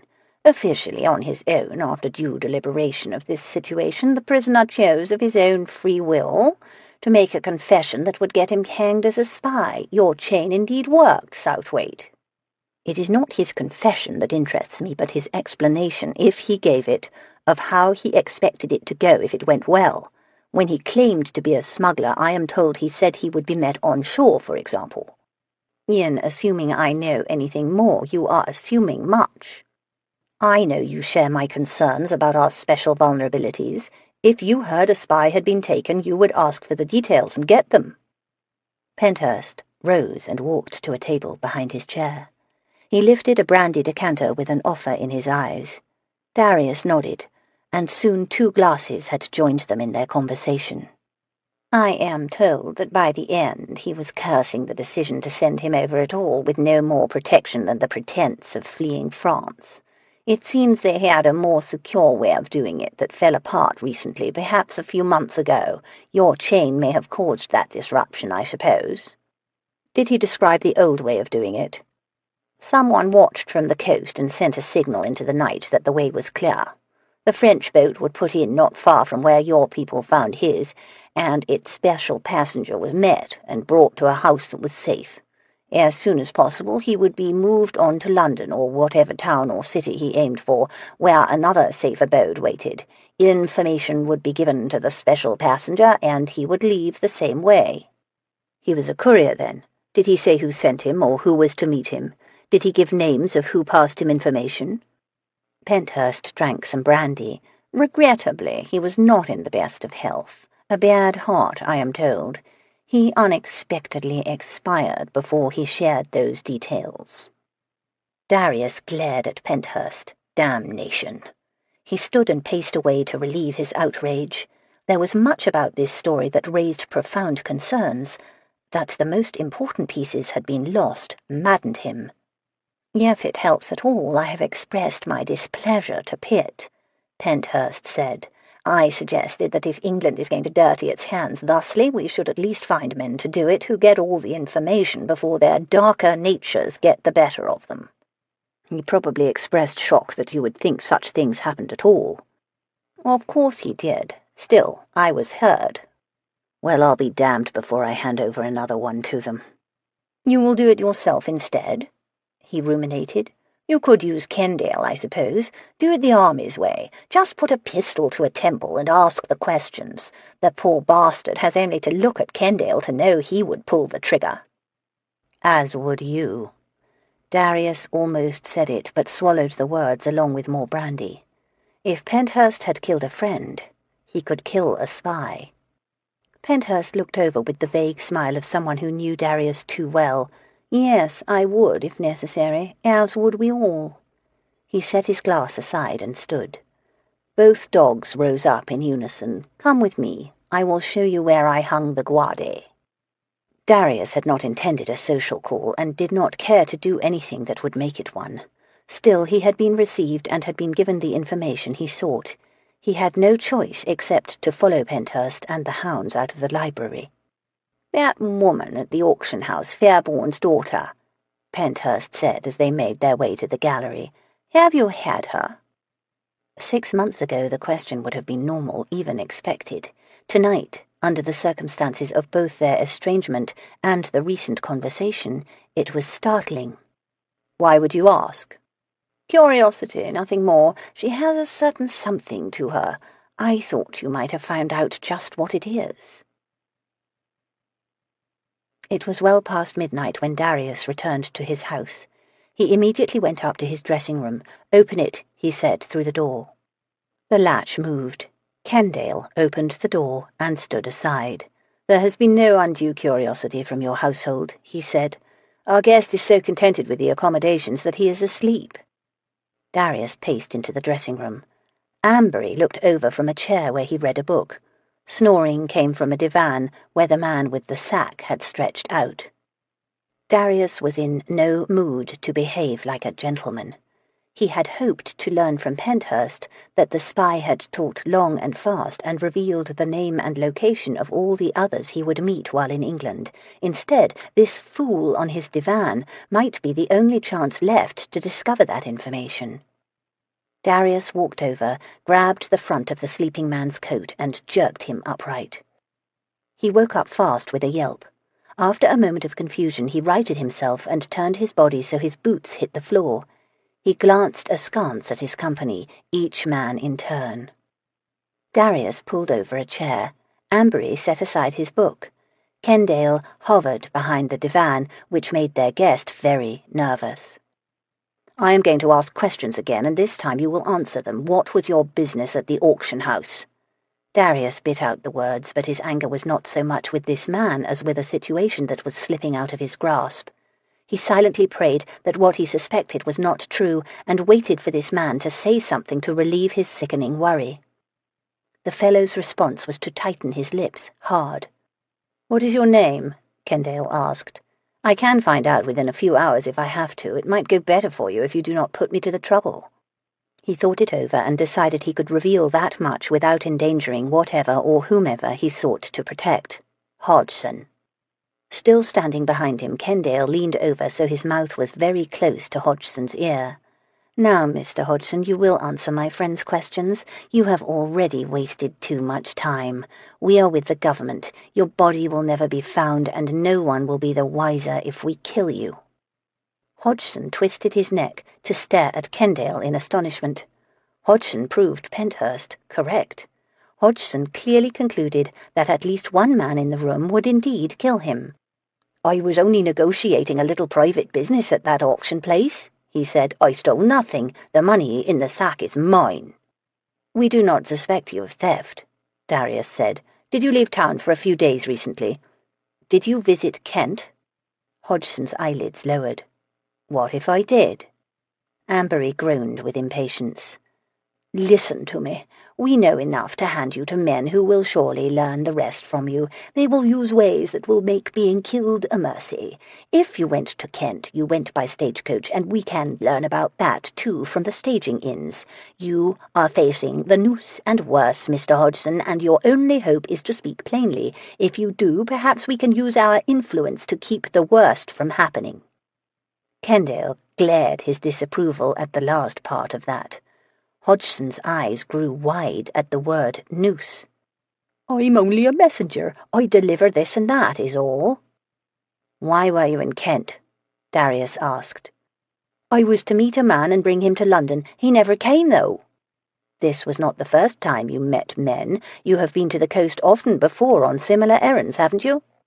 "A few times." "Tell us about your business with Maurice Fairbourne and now his daughter." "Ah, hell, ye already know about that?" Hodgson flushed. His expression fell into one of miserable worry. "I would bring him messages. I'd also bring him some things, wine and such, for his auction house to sell. That is where that sack of coin came from." He coughed and rubbed his mouth with his sleeve. "He has a cottage on the coast, and a few times these men I met, usually they do come, not like the last one, would stay there a night or so before we went to London." "Did you kill him? Push him from that cliff? Was that one of the messages that you delivered?" Darius asked. "No, that fall was nothing but trouble for me. No cottage after that, and no help. The fool went and fell on his own." He shook his head. "What a bad night that was. See here, I keep telling ye I am just a man who does errands. I deliver things. Now, I'll admit that it entered my head now and then that I was being hired by them that smuggle, what with that wine and such, but that ain't a real crime. Most everyone does it." He tried a smile. "Most likely your lordships have drunk some of it at those fine parties you have." "Who gave you the messages that you gave to Fairbourne?" Ambery asked. "Who instructed you on these deliveries, and who paid you?" "Sometimes the men I met gave me the messages to deliver, and sometimes there might be another one who came too and made me explain how it had gone, and might give me messages or even notes to deliver, or I wouldn't deliver such to him. That one did not stay with me. I think he would go back, though." "You knew this was not about smuggling," Kendale said dangerously. "I hope they paid you well for your treason." "Treason? Goods came in those boats, and goods is what I brought to Mr. Fairbourne." "Goods and spies," Kendale snarled. Hodgson turned to Darius. "My lord, you surely do not think that—" Darius held up a hand to stop him. "Fairbourne was convenient to your duties. Once he died, that must have been a problem." "Hell of a problem, truth be told." "Were you told to replace him with his daughter? Is that why you were at the auction house?" "Replace, hell, same family. It was thought she knew what to do." He shrugged. "Was easier for it to be her as someone else. She was happy enough to do it." Darius saw red. He was on his feet and halfway to Hodgson before Ambery caught his arm hard, stopping him. Hodgson reared back at the threat, visibly shaken by Darius's reaction. Darius found some restraint, barely. He did not sit, however, nor did Ambery. Mr. Hodgson looked up at the three of them now hovering over them. Darius's fist still had not unclenched. "You blackmailed Fairbourne and his daughter into this," Darius said. "Why else would you have that sack of money and all this help you claim they gave? Fairbourne did not need whatever goods you brought him." "I keep telling ye I did not do anything. I was only a messenger." Impatient now, Darius grabbed him by the coat again. "What message did you give that would make Maurice Fairbourne help you?" "His son," Hodgson yelped. "I was told to tell him his son was being held and would only live if he helped. He was to signal to the boat if all was clear and take in a guest that I might bring now and then." "You fed him a lie, then. Did you ever see his son?" "Of course not. Where would I see him? I was told to tell him that, and I did, and I explained it to the daughter when she proved ignorant. She wanted to pay a ransom and be done with it. It was so high she had to help anyway." "Damn you!" Darius made to hit him again. Ambery pulled Darius away and warned him off with a glare, then went and sat beside Mr. Hodgson. "You are in a bad spot here. There's 2 men here ready to hang you now, and others who will be more than happy to do it later. Your only hope is if you can help us find some of these men whom you met on the coast and aided in entering England." "But I don't know where they be now." Hodgson was sweating badly and appeared desperate. "I'd help if I could, I swear it." "That is unfortunate. However, perhaps you know if another one is coming soon," Ambery suggested. "Are you expected to meet anyone on the coast again soon?" Hodgson shot him a cautious look. He glanced over his shoulder at Kendale and quickly checked Darius's demeanour too. "I was planning a journey to the coast again next week. That is how it is done. If the man doesn't meet me the week he is supposed to, I go a fortnight later again." Darius did not want to hear more if more was coming. He would not stand there while this bastard described how Emma would be signalling from the cliff walk and opening her cottage to spies looking out for very discreet lodging. He strode from the dressing-room before he thrashed Hodgson bloody. He went to his bedchamber and slammed the door in his wake, his head filled with a fury so black he could barely contain it. Damnation, he should have seen it, should have guessed. Smuggling? Hell! He had been an idiot. Emma would never risk so much for so little. Of course, the everything else had to do with graver matters than a few wagons of illegally imported goods. She should have told him. He would have found a way to get her out of it. He would have shown her how her father's refusal to accept Robert's death had led to this, and how she must not allow herself to be coerced with the same stupid lie. He would have explained how holding steadfast on that belief created a vulnerability that anyone who knew of the belief could exploit. He would have... His mind saw her in the garden, looking so lost after Hodgson left her. Was that when she had learned the real price? His memory of her there, so torn and confused and unbearably unhappy, made too much sense now. It touched him, despite his chaotic thoughts and raw emotions. She could not tell him, of course. She could not ask for his help, no matter what she thought was at stake.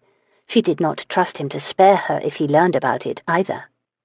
He strode to a table that held some books and took out a folded letter tucked in its drawer.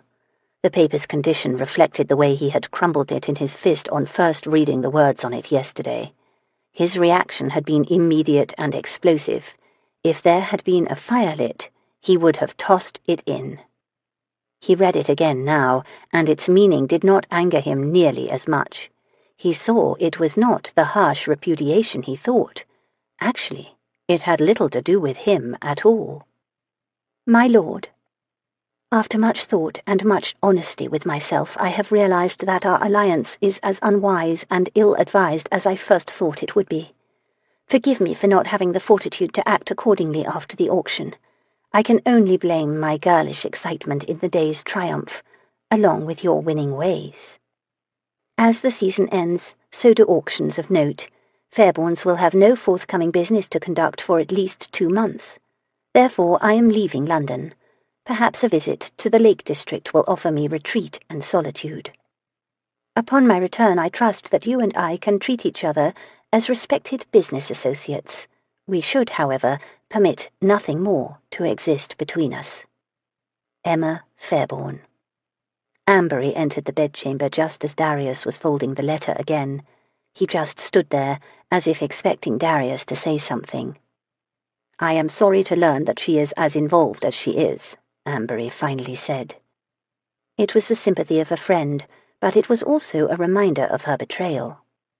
"She thinks her brother is alive, just as her father did," Darius said. "Yes, however, that doesn't make a difference in the end, does it?" "No, damn it."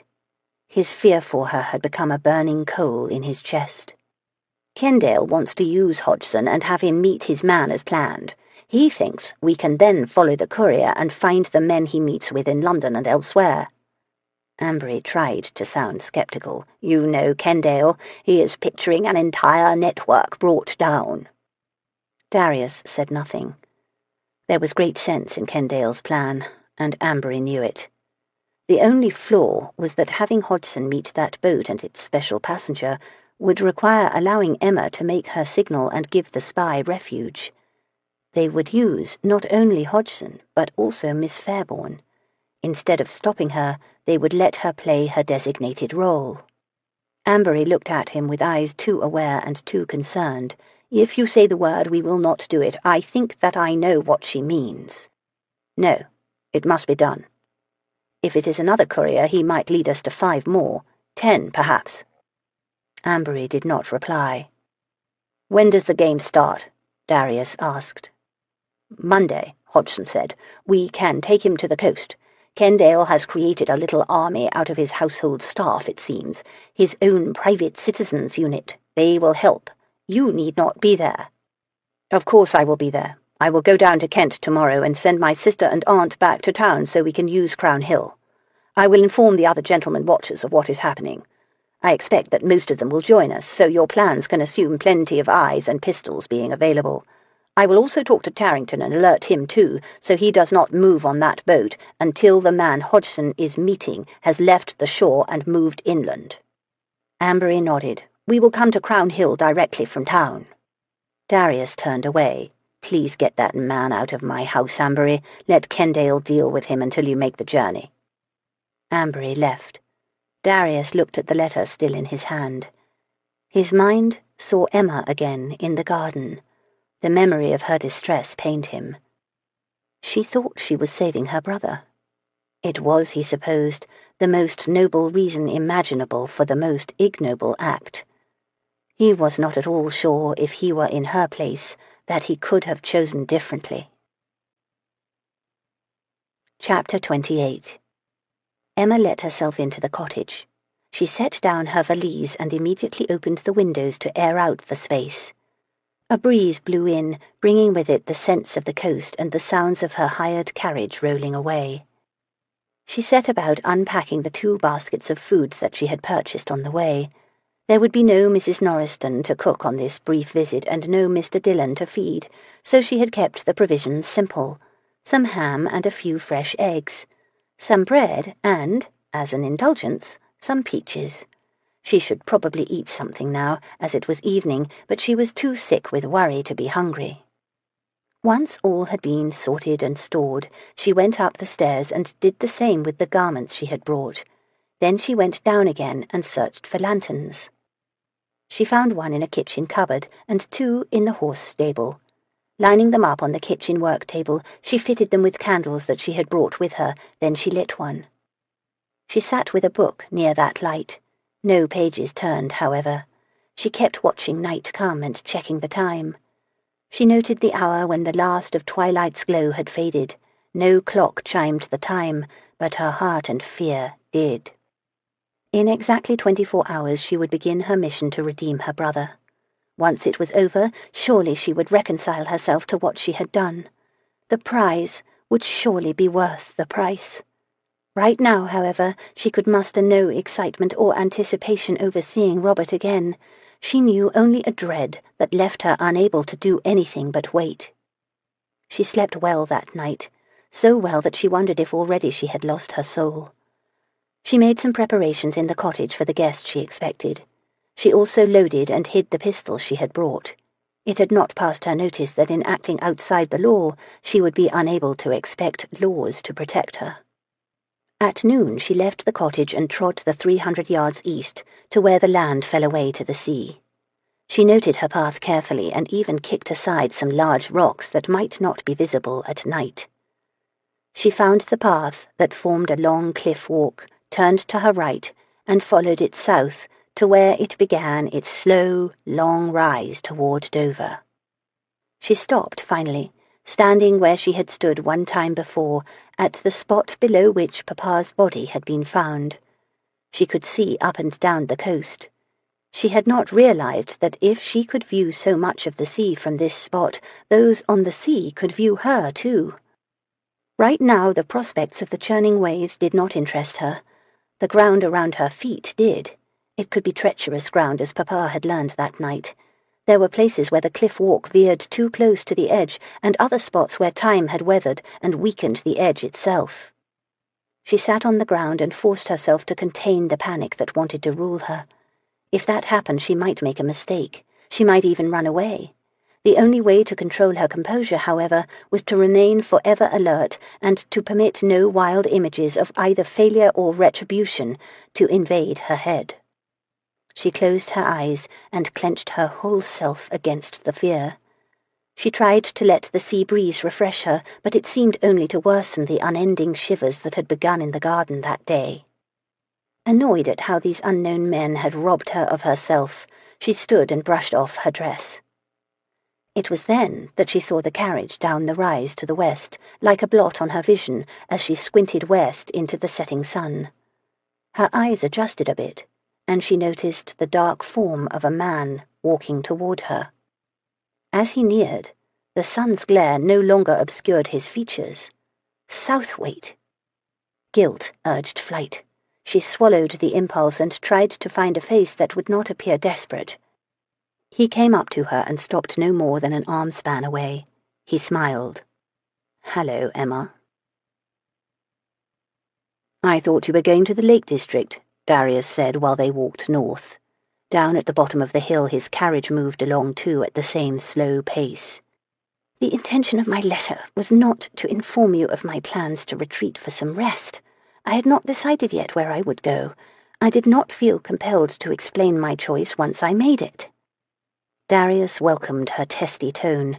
She had appeared so pale when he first saw her face, pale and drawn and confused by his presence. At least now she had mustered enough of the Emma he knew to be annoyed. He pretended not to notice how agitated his presence made her, but he saw it in her stiffness and in the haunted expression in her eyes, and in the way she did not look at him directly, as if she knew she could hide nothing if she did. She stopped walking and frowned. "Since you have made reference to my letter, I know that you received it. Considering its content, your insistence on this stroll and conversation is perplexing." "Forthright as always, I see. Yes, I read it. I did not care for the contents. I am not used to being thrown over with so little ceremony and with no reason."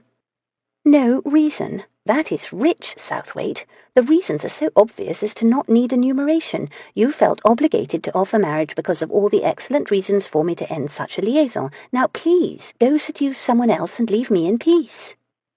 Face flushed with exasperation, she marched away. He caught up. She spied him falling into step again, closed her eyes, and groaned. "I cannot leave you in peace, Emma. I am sorry." "Then you are more conceited than I knew."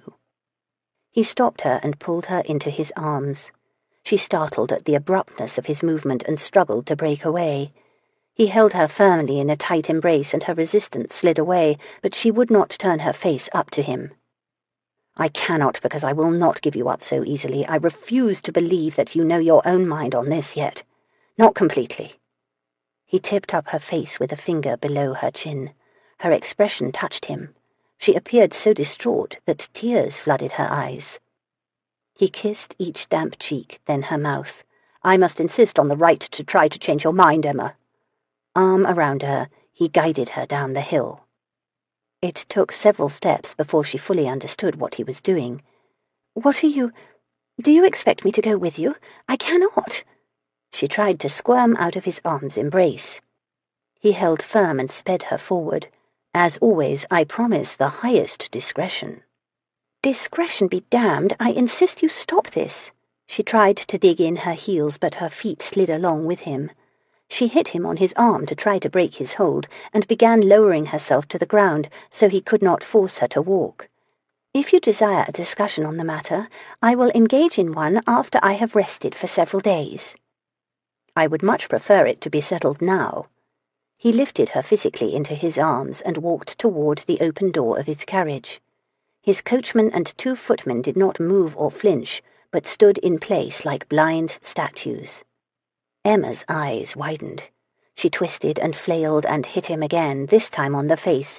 "You do not understand. I cannot go with you now." She glared with shock and fury when he did not stop walking. When he reached the carriage, she hit his shoulder and pushed against his hold. "Stop at once, or you will be guilty of abduction." "Then abduction it will be, Emma." Emma clung to the window's edge as the world sped by. Each minute took her farther from where she needed to be tonight. Her mind raced. If she did not signal with the lantern, it would be interpreted as a warning that the coast was not clear. How often could that happen before there were other interpretations and she was suspected of betrayal? And Robert, how horrible if night after night they put him in that boat headed for home, only to bring him back each time because his sister had not done as she was told. She sank back on her seat, too frightened to think. Southwaite reached for her hand. She slapped his away. He tried to gather her into his arms, and she hit him again and again, while she wept tears of helplessness. "Stop! Do not touch me! You do not know. This is just a game to you, a man's prideful game. I am just a game to such as you." "You are no game, Emma." He retreated, however, and moved to the seat facing her. She refused to look at him. She gazed out the window until the coach stopped in the drive of Crown Hill. As soon as she was handed down, she strode into the house. She ignored the servants and mounted the stairs, seeking the chamber she had used the last time he brought her here. She found the room easily enough. She entered, slammed the door, and rested against it while she turned the key. Then she ran to the window. The terrace below looked terribly distant. There was no way to jump or climb. She would have to give him the slip somehow, if not today, then tomorrow. She wondered how long it would take to walk back to her father's cottage. "Emma." She froze. He spoke through the door, but she heard him clearly. "Go away, Lord Southwaite. There will be no seductions in ballrooms this time." Silence. She prayed he had left. She did not want to insult him. She wished he had accepted her letter for what it said and not conceived this game. He had no way to know how dangerous this delay that he created for her could be, and how terribly confused his presence made her. Go away, so I do not have to break my own heart by being cold and cruel." "Emma, I know." The wood of the door did not muffle the warm resonance of his voice nor its inflections. He did not say "I know," as if he responded to what she had yelled at him. He said it like he knew. Her heart beat so hard that she felt it in her head. She walked halfway back to the door. "What do you know?" "I know why you were at the cottage alone, without even your coachman. I know why I found you on the cliff walk at the spot where your father fell." Each word he said chilled her more. She experienced the worst fear then. It was the terror of a person in flight who had just been caught. "I know almost everything," he said. "Open the door now. I am no danger to you. You have no reason to be afraid. You have not done anything wrong." Not yet, but it was not for lack of intention. Had he not stopped her, even now, if she could escape?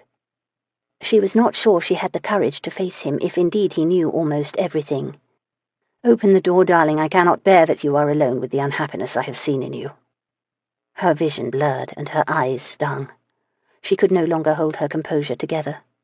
Defeated and miserable with grief that she would fail her brother, she stumbled to the door and worked the key. One look at Southwaite, at the sympathy in his eyes, and she fell into his arms, sobbing. "I thought it was about smuggling. That is wrong, of course, but it is a very commonplace crime." Emma whispered while her head lolled on his shoulder. Her outpouring of emotion had given her some peace. He felt little strength in her while he held her on his lap on the edge of the bed. She wiped her eyes. "I knew that you could not excuse even that. When I learned much more was involved, I dared not tell you or even see you again. Even now, just knowing what I planned to do compromises you, doesn't it?" That remained to be seen. "You must let me go, Southwaite, please, I beg you. These people have Robert. Once I have him back, once I see him, I will find a way to undo this, I will. I will shoot the man who brings him over, if you want. Just please let me do what I must so they will bring him back." He did not know what to say to that, so he said nothing. Both Morris and Emma had been badly deceived, however. No matter what they paid or what they did, Robert Fairbourne would not be restored to them. "You do not believe me," she said. "You do not trust me either." "I trust you, Emma. I think you would shoot him if that was the bargain you struck with me, and I believe that you and your father truly thought you were saving your brother." "I not only think it, I know it. I insisted on proof, and they let him write a letter to me."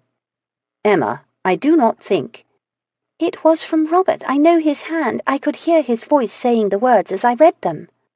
"They could have—" "It was not a forgery."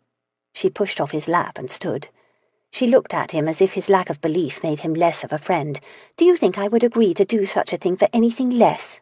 Do you believe I would not recognize a letter written by someone else in his name?" He took her hand and cajoled her back to him. She sat beside him, distressed once more.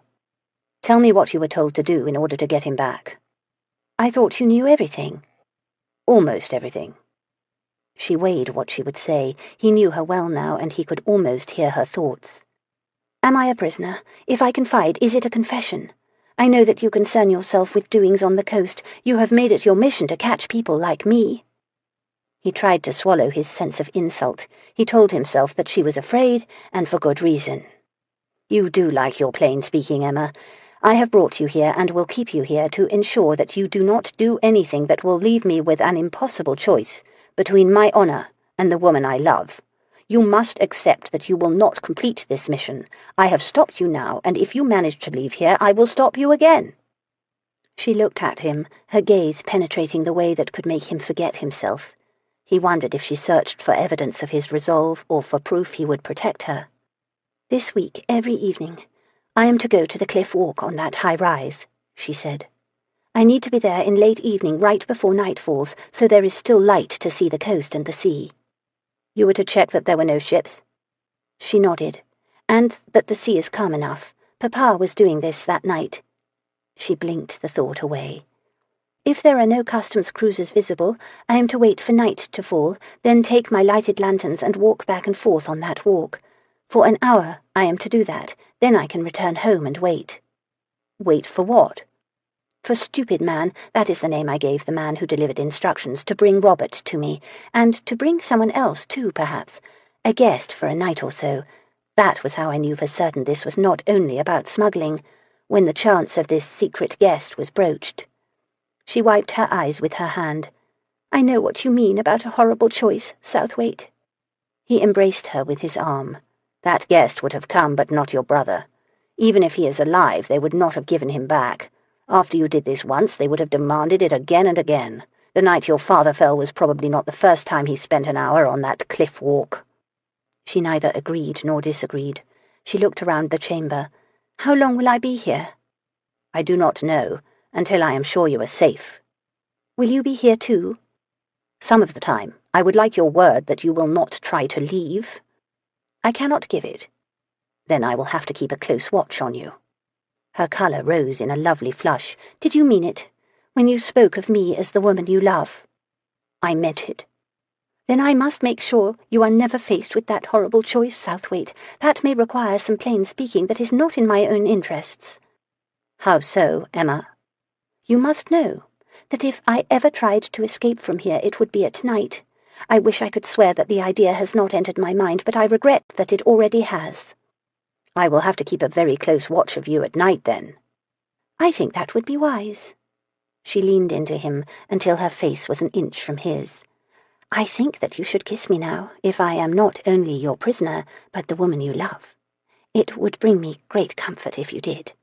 I might not feel helpless and alone, and so afraid, if you held me in your arms."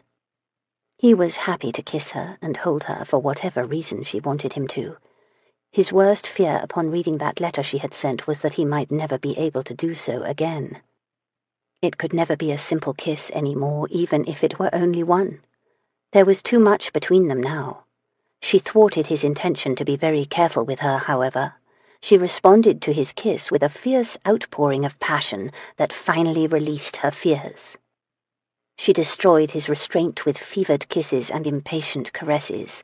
She clawed at his cravat and shirt until she bared his chest to her teeth and tongue. Her aggression incited an unbearable hunger that darkened his mind to anything except having her, taking her, and possessing her forever.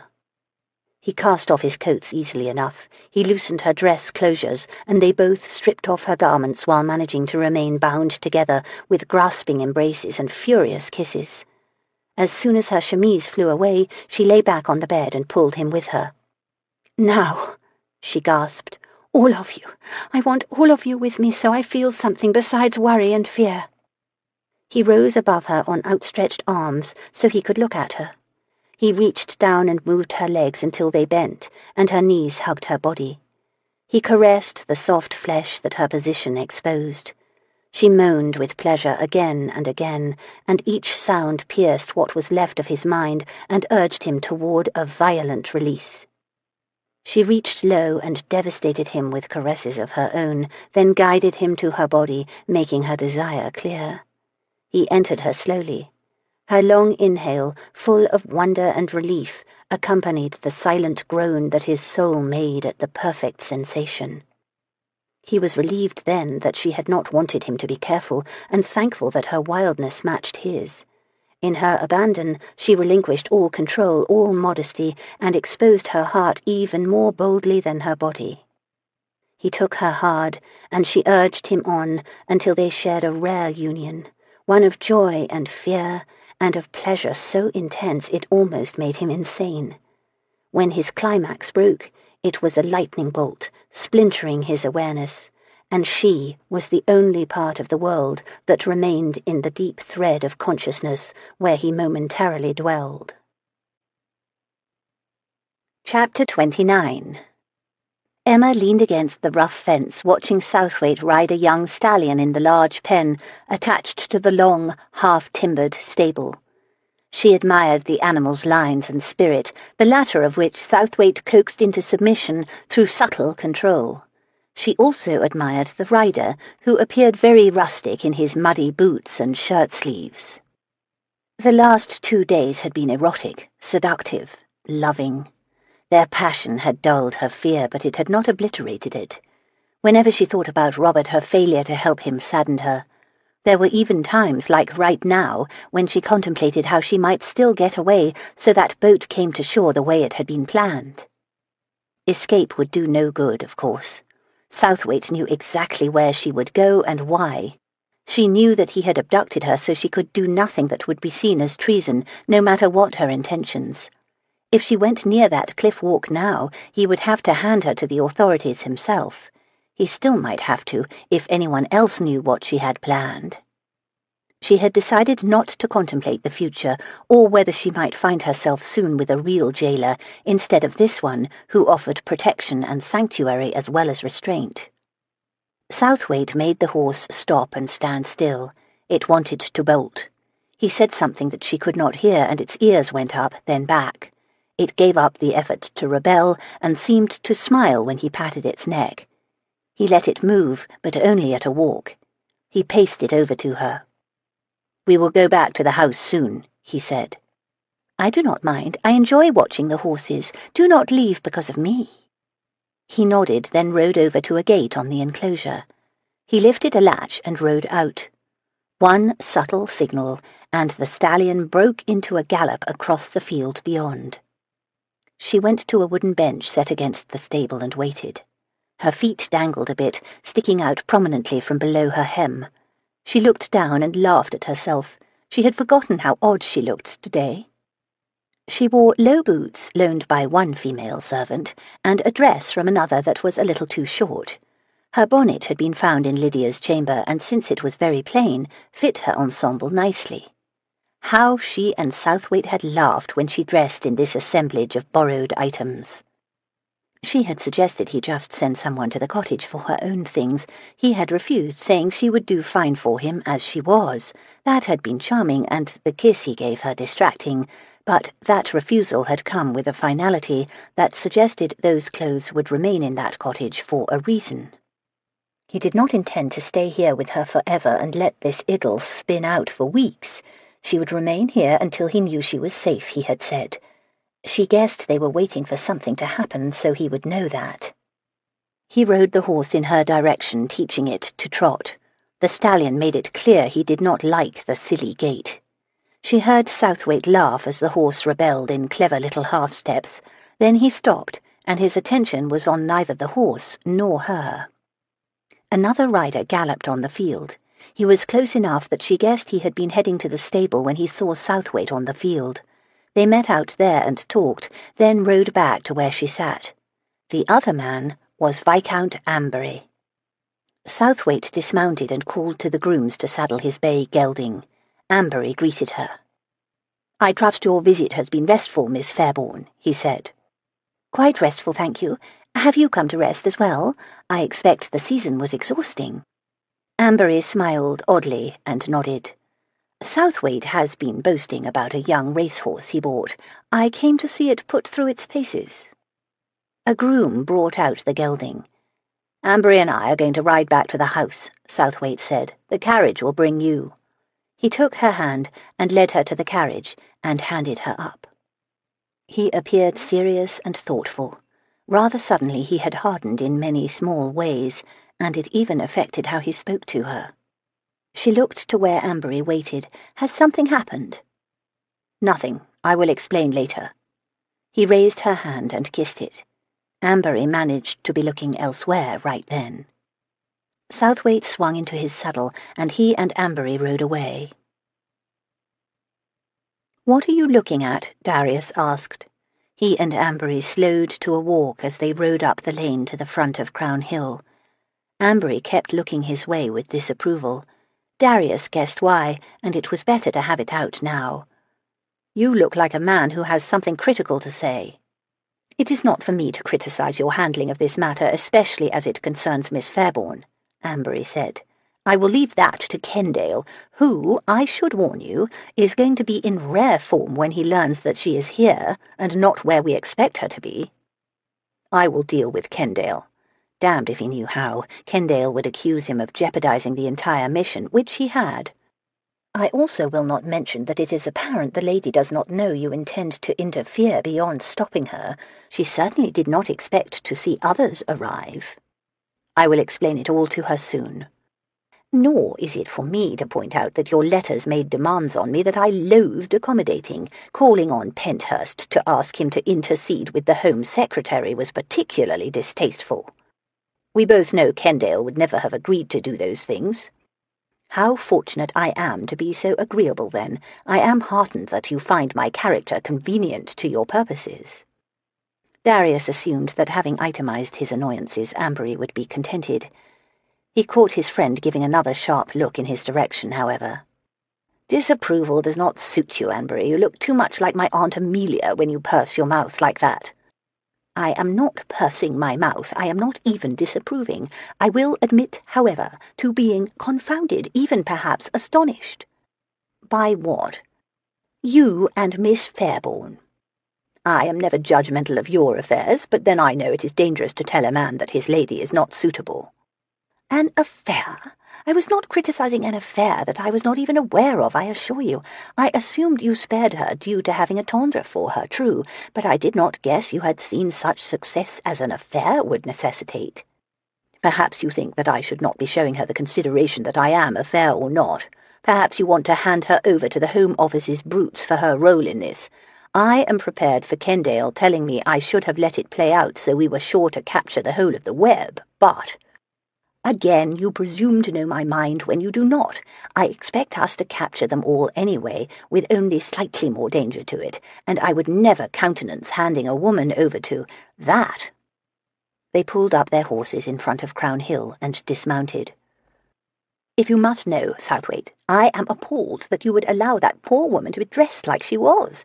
It is to her credit that she wore that hideous and ill-fitting dress as if it were the finest silk and refused to be embarrassed by your thoughtlessness." Darius had not thought Emma looked hideous. He had not even noticed the dress after they laughed over it. "We had to make do." "You should have done better." Amberry shook his head. "The poor woman." They immediately went to the library. Kendale waited there.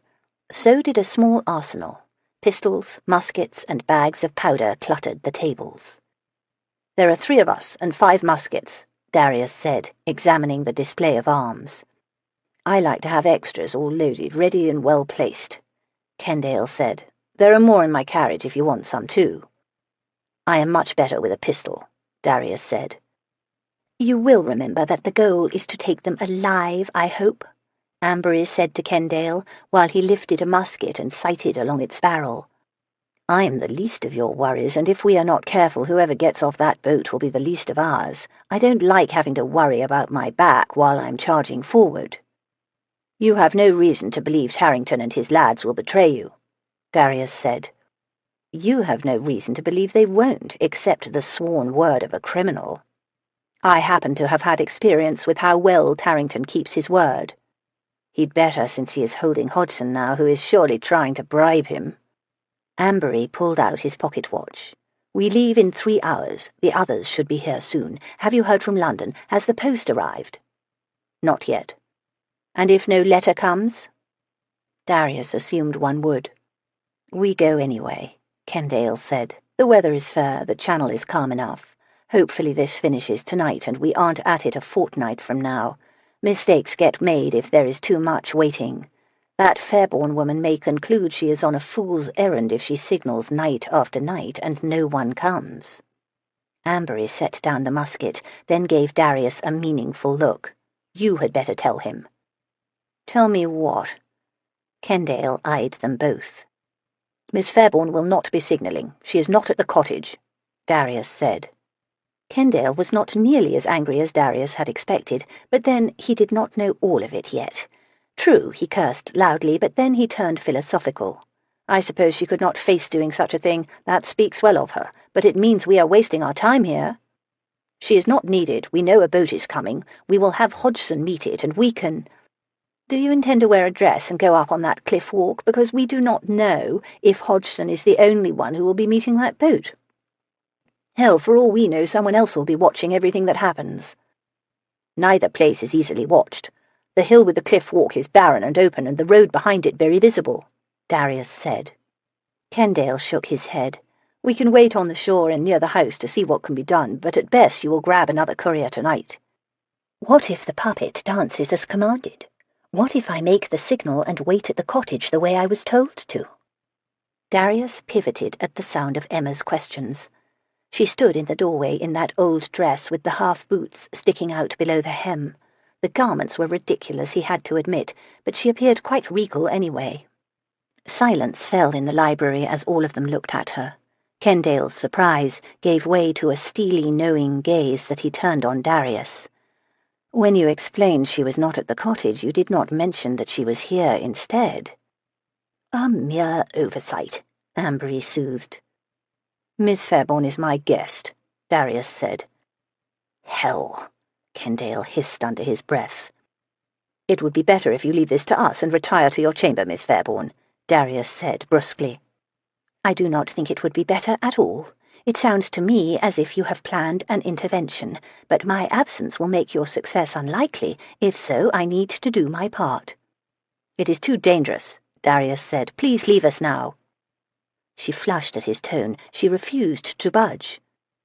Damnation, of all times for her to get stubborn. He wanted to throw her over his shoulder and carry her away from this library. He strode over to her and trusted she saw how close he was to doing just that. "Go now, Emma." He kept his voice low and private, but did not stint on the force of will behind his words. I want to do it. I need to. No, you are out of this. A rebellious, resentful expression tightened her face. He half expected her to start a row right here in front of Kendale and Ambery. Instead, she turned on her heel and walked out. He shut the door behind her. As he rejoined them, Kendale made much of looking out of the window. Ambery occupied himself with the ritual of pouring some brandy. "What she says is true, Southwaite," Ambery said, finally. "You know it is." "No." "I will stay with her," Kendale said. "At the first sign of danger to her, I will act. I'll kill anyone who tries to harm her." "You can't stay with her on that damned cliff walk," Darius snapped. "I can stay close enough to stop a man with a musket ball." "Not once they're in the cottage. We have no guarantee they will even leave come morning. It could be days that she is alone with them. I will not allow that." Kendale understood the danger. He would no more leave a woman that vulnerable than Darius would, and he no longer pressed the matter. "Suppose we put someone in that cottage with her, you, for example, up above in one of the bedchambers," Ambery said. "You could keep an ear on her, if not an eye, Southwaite. As for their hiding there for days, we will find a means to discourage their even remaining one night. What you propose hardly ensures her safety. She will remain here. I will not discuss it further." Kendale strode to the door. "Damn, where are you going?" Darius said. "To learn the lady's mind on it. You are not her father or brother or any relative. Unless there has been a wedding I don't know of, she is not under your authority. She has the right to make her own choice, seems to me." Darius saw red. He started after Kendale to stop him. A tight grasp on his upper arm interfered. He turned on Ambery. "I was going to thrash Kendale, but you will do if you insist." "Thrash if you want. Better that than you forget who you are and why we are even here." Ambery's voice urged calm, but he did not release his hold. "She came within a feather of treason, Southwaite. Would you deny her the chance to write that in her mind?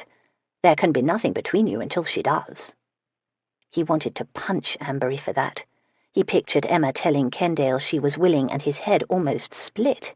He wanted to lock her away, and cursed himself for keeping her with him instead of sending her to the ends of the earth to protect her. His fury gathered, darkened, and broke like a storm's wave. But it ebbed after that, and sense began giving shape to more rational thoughts. All that was left then was cold determination. Chapter 30. "You are sure that you know what to do and say?" Southwaite asked the question yet again. Emma nodded. She tried to reassure him with her eyes and her touch, but he was not a man to be appeased this evening. "Tell me," he said. "Repeat it all back to me, so I know there is no misunderstanding." "I am to take the lanterns and go to the cliff walk as planned. No matter what I see on the coast, I am to make the signal." "Kendale will be where he can see you. No one should approach you, Emma. If you see anyone around, anyone at all—" "I know, you have told me. I will be fine, Darius. I will not get myself hurt." "The rest. Tell me the rest."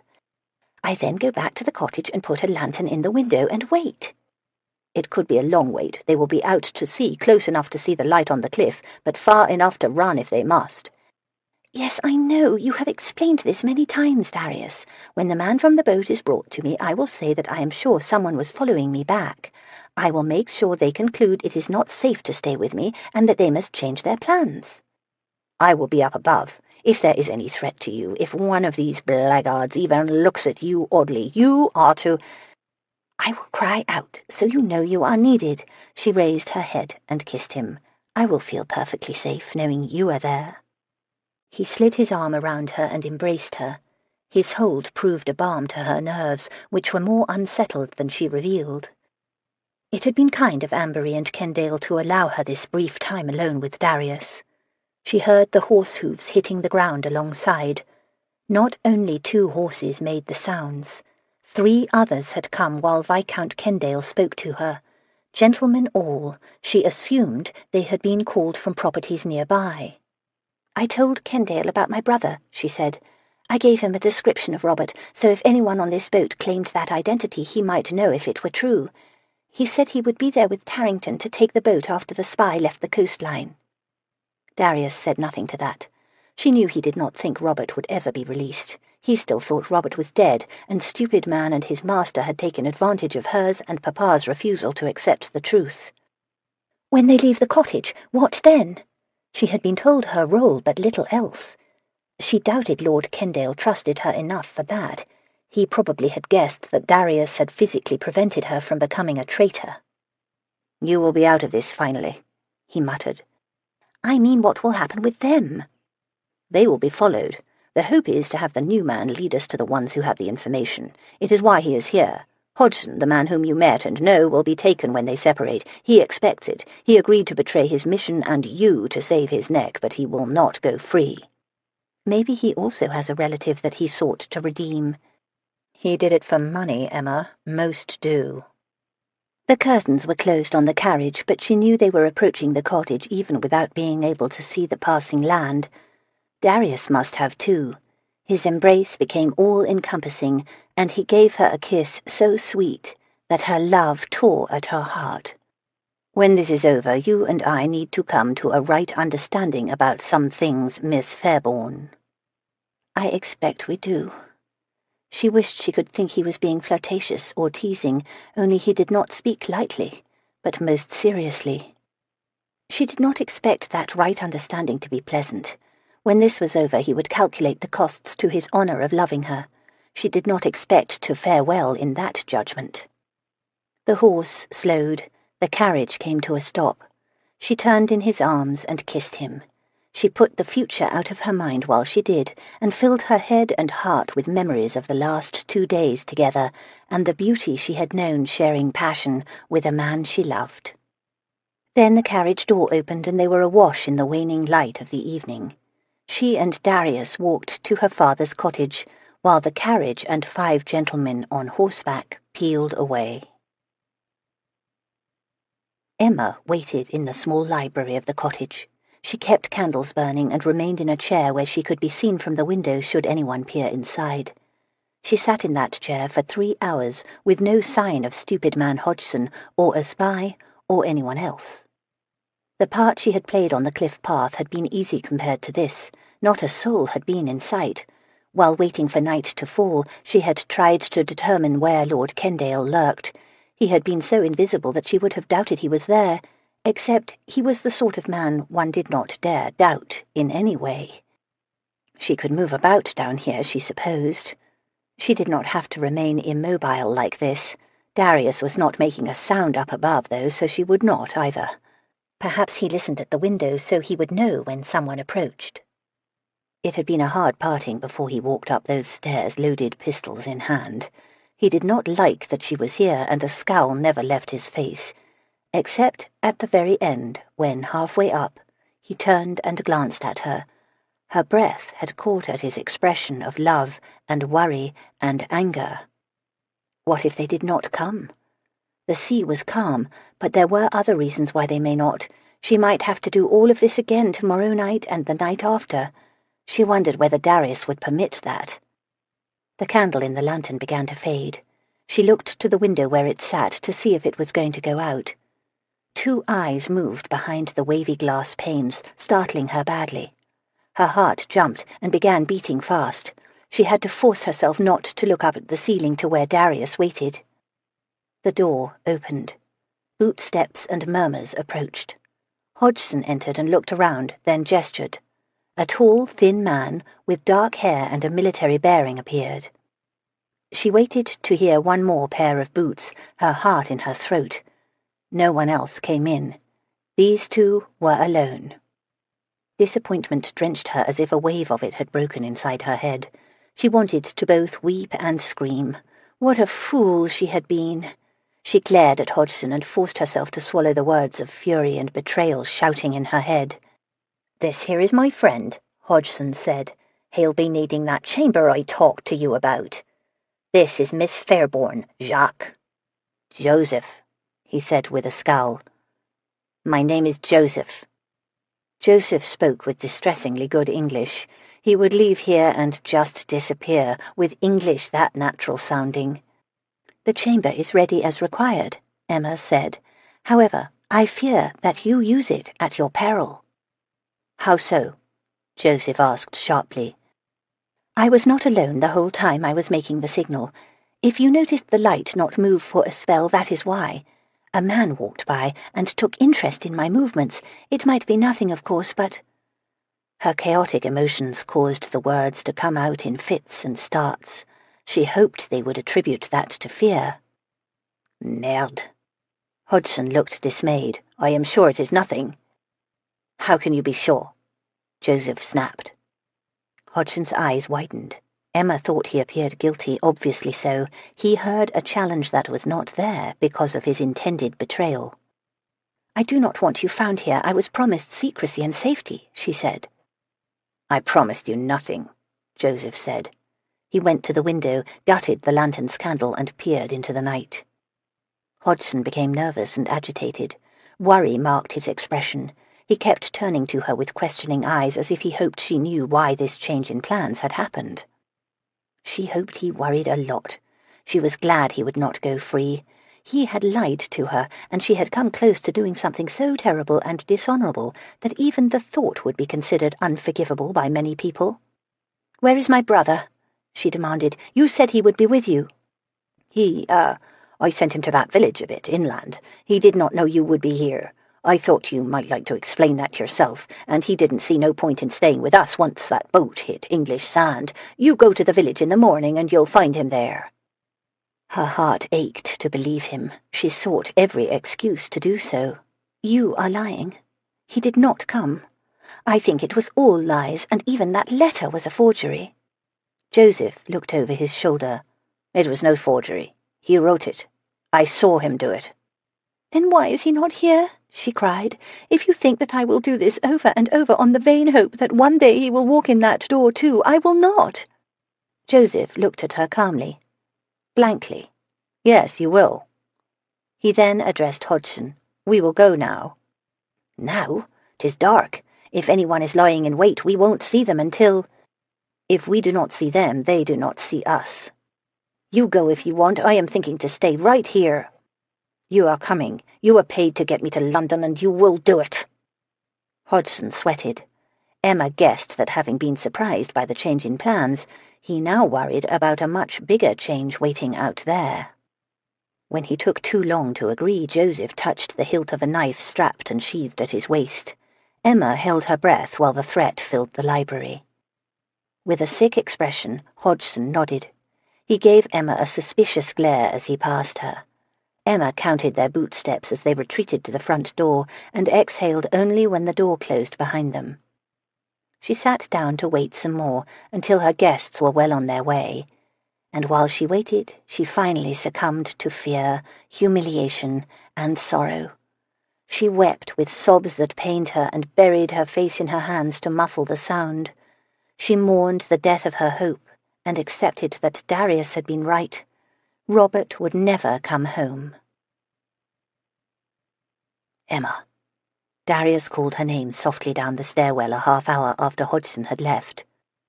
She came to the stairs and looked up at him. "Snuff the candles and come up here. It will be hours before anyone arrives to tell us how it all ends." She put out the candles, then mounted the stairs.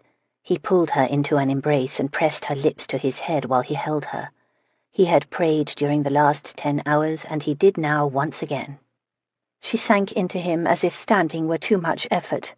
"I feel as though I have been walking on top of a fence for days, all tight as I managed my balance." "Come and get some sleep. You have had little enough of that recently." She resisted his attempt to guide her away from the stairs. She sniffed, and he knew then that she had been weeping and still was distraught. "As you predicted, my brother was not brought home to me." She buried her face in his coat and began weeping hard. "I am so ashamed," she muttered, with harsh fury between swells of crying. He held her while deep, angry sobs racked her. He caressed her shoulder and arm, hoping to reassure her. "Emma, you saw a duty to your family. Your decision was one that everyone could understand." "You are just being kind." Her voice sounded muffled, broken, and tight. "You would never have considered such a thing, no matter what the coercion." "I am glad you are so certain. I am not. There are those for whom I might make the same decision. My sister. You." She looked up at him. She appeared touched that he included her. You might contemplate it, but in the end you would not do it. You would refuse to buy us with treason. You would never agree to be a pawn, nor would you depend on the honesty of criminals either. You would do something noble and brave instead. You would execute a daring rescue of us, like men are wont to do. But which women are not wont to do, because the skill and strength are not available to them. Come to sleep, Emma. It is finished now. It was finished now. No, not quite yet, but it would be very soon. He did not speak of their passion and love, but that was all she thought about at that moment, how this embrace would not be there for her in the days ahead, how the comfort of his warmth would disappear. She had never been suitable, not even as a mistress, and after what she had done, that was even more true. His friends knew she had agreed to help Hodgson. Soon others in the government would know too. How else would they all explain tonight's adventure? Miss Fairbourne may have redeemed herself in the end, but that did not cleanse the stain of sin. "I am not sleepy," she said. "Then just rest in my arms. This will be a long night still." "That would be very nice, but it would be a waste to spend the time just resting, don't you think?" His kiss said that he understood her well enough. He was a man, after all. She was grateful that he did not act as if she were too fragile right now for such a thing. "I so love it when you are forthright, Miss Fairbourne. I would have played the chaste knight with you if necessary, but that is not where my blood is." She giggled softly into his coat. The sound instantly lightened the mood and put the day's dangerous events off to one side, so its shadow touched her only a little instead of owning her completely. She squirmed out of his embrace and strolled to her bedchamber. A lone candle burned there. She used it to light another near the looking-glass. The way the glass reflected the dancing flame reminded her of a ballroom and a candelabra and a magnificent chandelier. He had his coats off by the time he was across the threshold. He went to work on her dress. "Amber scolded me for forcing you to make do with this old dress and those boots today." "Did you explain they were the first clothes I had worn in more than a day, and that you had most rudely torn my one dress in a fit of impatience?" "A fit of passion, not impatience. I think of myself as the citadel of patience when it is warranted." She insisted on carefully folding and stacking each of the garments. They might be poor, but they were not hers. As soon as she was finished, he pulled her to him and laid her down. She made herself comfortable. She looked around the chamber. "If Papa's ghost is here, it does not seem to mind." "That is not a thought to encourage passion, Emma." He looked around too. "Do you sense it here? Not that I believe in such nonsense, of course." "No, I did before you abducted me." "It was not really an abduction, Emma." "Before you abducted me the night before, it was like it had been on my last visit, but today, when we arrived, no longer." She pushed down the shoulders of her chemise and bared her breasts. She joined her hands behind her head so her breasts rose high. "Now, do your worst." He caressed and teased her breasts. The most delicious titillation made her sighs deepen. He aroused with his teeth and tongue in the delicate manner that always drove her mad. Pleasure lapped through her, and she abandoned herself to its wonderful sensations, concentrating on his scent and touch and warmth, surrendering every part of herself so she might always own this memory. Soon impatience claimed her as her arousal intensified. She begged him to take her so she might have all of him, too. "Soon," he said, kissing her stomach and shoving up the chemise. "Not yet." She did not wait for his lead when he moved down on her. Instead, she bent her knees, spread her thighs, and lifted her hips. He knelt and cupped her bottom and lowered his head in order to take her to paradise.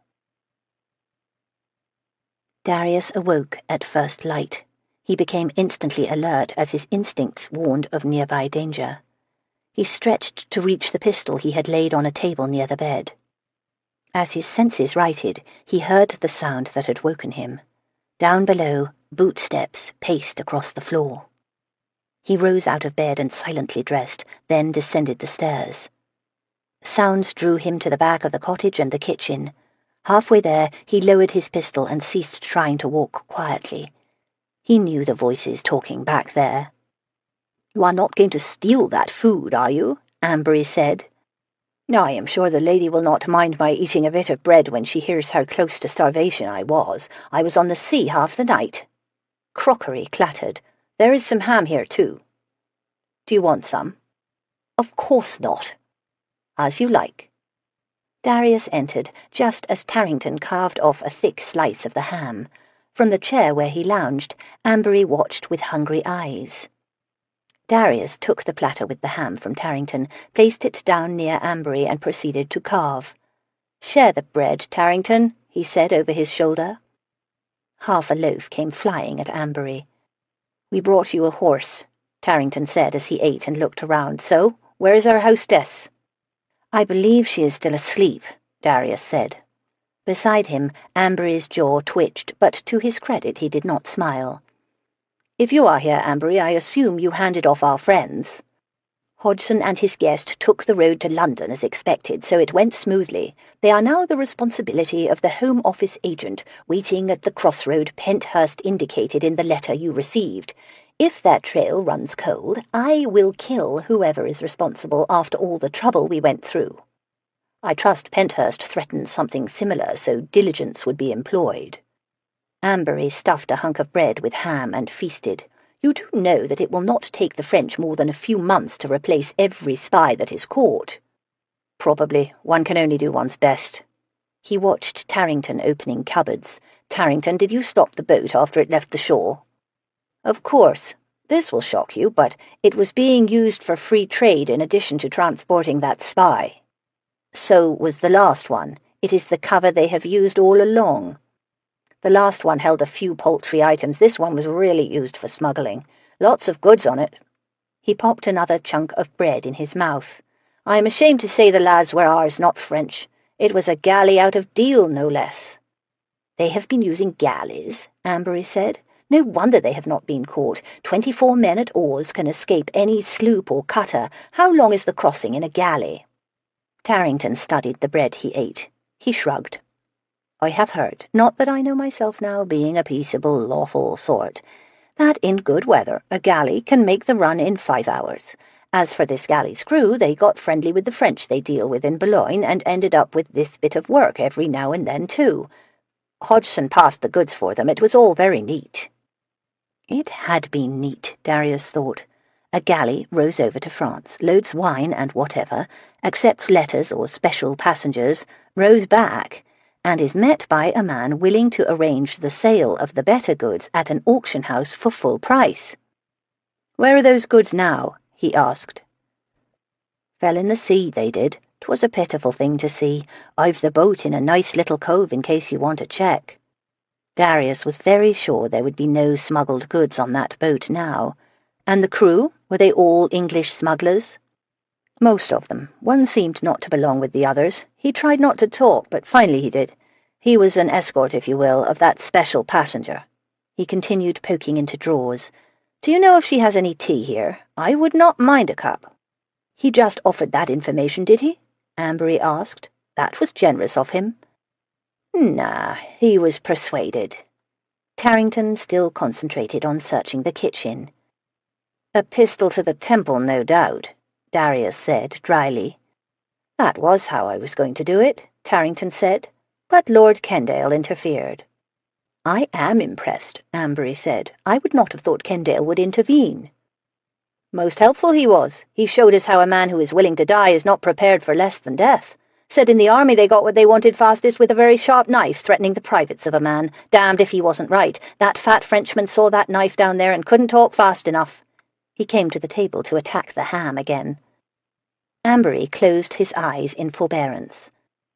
"Where is he now, the fat one?" Darius asked. "With the others in that cave I have, waiting for your lordships to tell me what to do with them. A few of my lads are keeping watch. Lord Kendale is with them." "So we still have the boat and the smugglers and the fat man who made sure the special passenger got here safely and met his contact. Only the illegal goods are lost?" "Right. Bottom of the sea they are." "Ambery, I think we should have a talk with the fat man. The smugglers know from where they put to sea, and this fellow probably knows how to get from there to the lair of those who send the spies in the first place." Amber's eyes lit. "If you are thinking what I suspect, Kendale will be overjoyed. The Admiralty will not like it, however. They cannot stop smugglers from crossing to France, so it is doubtful they can stop us." Tarrington's gaze shifted back and forth between them following the conversation. "You think to go over? It isn't as easy as you may think. They have a navy, too, and soldiers crowding the coast these days. In the least, you had better bring an army with you." "I was thinking more in terms of bringing you and your lads with us," Darius said. "I am certainly not going to rely on the traitorous smugglers in that cave of yours." "No, no, no." Tarrington waved both of his arms. "I agreed to one night along the coast, our coast, not some foolhardy, noble, stupid—" "Ambery, remind me to ask Kendale what happened to the goods that were on that boat he and Tarrington's lads stopped last night. Kendale might turn a blind eye and see it as the spoils of war, but he will never lie outright if the question is put to him." Tarrington glared with resentment. Ambery laughed. Tarrington folded his arms and shook his head with resignation. "Hell, you are a hard man, Southwaite." "We may pay dearly for this, Southwaite, and I am not talking about the obvious risks to our persons," Ambery said. "The government does not like its citizens making unauthorized military invasions." "If we are found out, there will be hell to pay, that is certain," Darius said. "We will explain that in truth this was not a military mission. It was a rescue mission." Darius explained what he meant and whom they would rescue. If Ambery was skeptical, he did not show it. Tarrington only wanted assurance that his lads could take what they could carry. Kendale, Darius knew, would be glad for the action, no matter what it was called. He sent them off to make plans, then went up the stairs. Emma was awake, lying amid the sheets in the early morning light. She appeared so lovely. Her hair fanned over the pillows, silken and bright. Her gaze, as she looked over at him, contained memories of last night and a warmth born of the intimacy they now shared. She believed her brother was still alive. She felt it, she said. She insisted the letter sent to her had not been a forgery. She knew Robert Fairbourne was alive more surely than he knew most things in his life except his love for her. Who was he to question what her heart could and could not know? He sat on the bed and bent low to kiss her, thinking, as he always did now, that she was extraordinary in every way. She may have surrendered to him, but in doing so she had captured him totally. "My carriage will come for you in a couple of hours," he said. "It will take you back to London." "Are you coming too?" "Not yet. There are a few things still to resolve, although the plan worked perfectly." "When will you be in London again?" "A week, perhaps." Her arms encircled his neck, and she kissed him hard and long. He felt emotion rise in her. She bared her heart in that kiss. Amid her love was sorrow and even some fear. He gently released her hold and brought her hands together where he could kiss them. He stood to go. "Do not forget that I love you, Emma. Never doubt that." Chapter 31. "Lord Ambery still has not reclaimed his ring and taken the earrings," Cassandra said. "I believe he has been preoccupied of late," Emma said. "Is he even in town?" "I have not seen him about. Perhaps he is not. However, the goal was to turn jewellery into money, not end up with more jewellery, so I hope he settles this soon." They sat in the garden behind Fairbourne's auction house. Emma and Cassandra had stopped by here in order for Emma to meet with Marielle, who had just arrived. Marielle was busy untying the cord that closed a little sack that she had brought. "Stupid man is gone," Marielle mentioned as her long, slender fingers worked at the knot. 10 days now he has not been visible." "Who is stupid man?" Cassandra asked. Marielle looked up, surprised, then turned apologetic eyes on Emma. She returned to the knot. "A man who was bothering Marielle," Emma said. She would like to tell Marielle that stupid man would never be visible again, but discretion forbade it. "Oh, I thought she was talking about my brother." Emma burst out laughing. Cassandra smiled with naughty pride. Marielle clawed at the string. Emma wiped her eyes. It felt wonderful to laugh. She had not been in good spirits the last 10 days. Southwaite's absence from her life had left a void. She had not anticipated that, or the way her heart had so quickly resigned itself to living with that void forever. "Do not forget that I love you. Do not doubt that." She did not doubt it, nor did she expect it to make enough difference. There probably would not be a public scandal, but people who mattered to Southwaite already knew what she had agreed to do for Hodgson, and more would learn of it. If his alliance with her continued, his name would be forever compromised. A week, he had said. It had already been 10 days. She had reconciled to it being much longer. At some point a letter would come, and he would explain it all to her with sincere regrets. She waited for it the way one waited for any bad news, with a sick worry that almost wished it would just happen and be over. Ah, bon. Marielle finally opened the neck of the sack. She carefully poured the contents on the table. "Cameos!" Cassandra exclaimed. She lifted one. "They are exquisite. They look very old." Emma held up one of the gems. Its tiny relief depicted Dionysus and his entourage. The agate stone from which it had been carved was so thin as to be translucent. The carving appears antique, but the setting is later, a Renaissance work, perhaps. "That is what I was told. The woman who owns it says it was once owned by the king and is very valuable. She will give it to your auction if you have other fine things." Cassandra looked up from her cameo through her long black lashes. She gave Emma a quizzical look.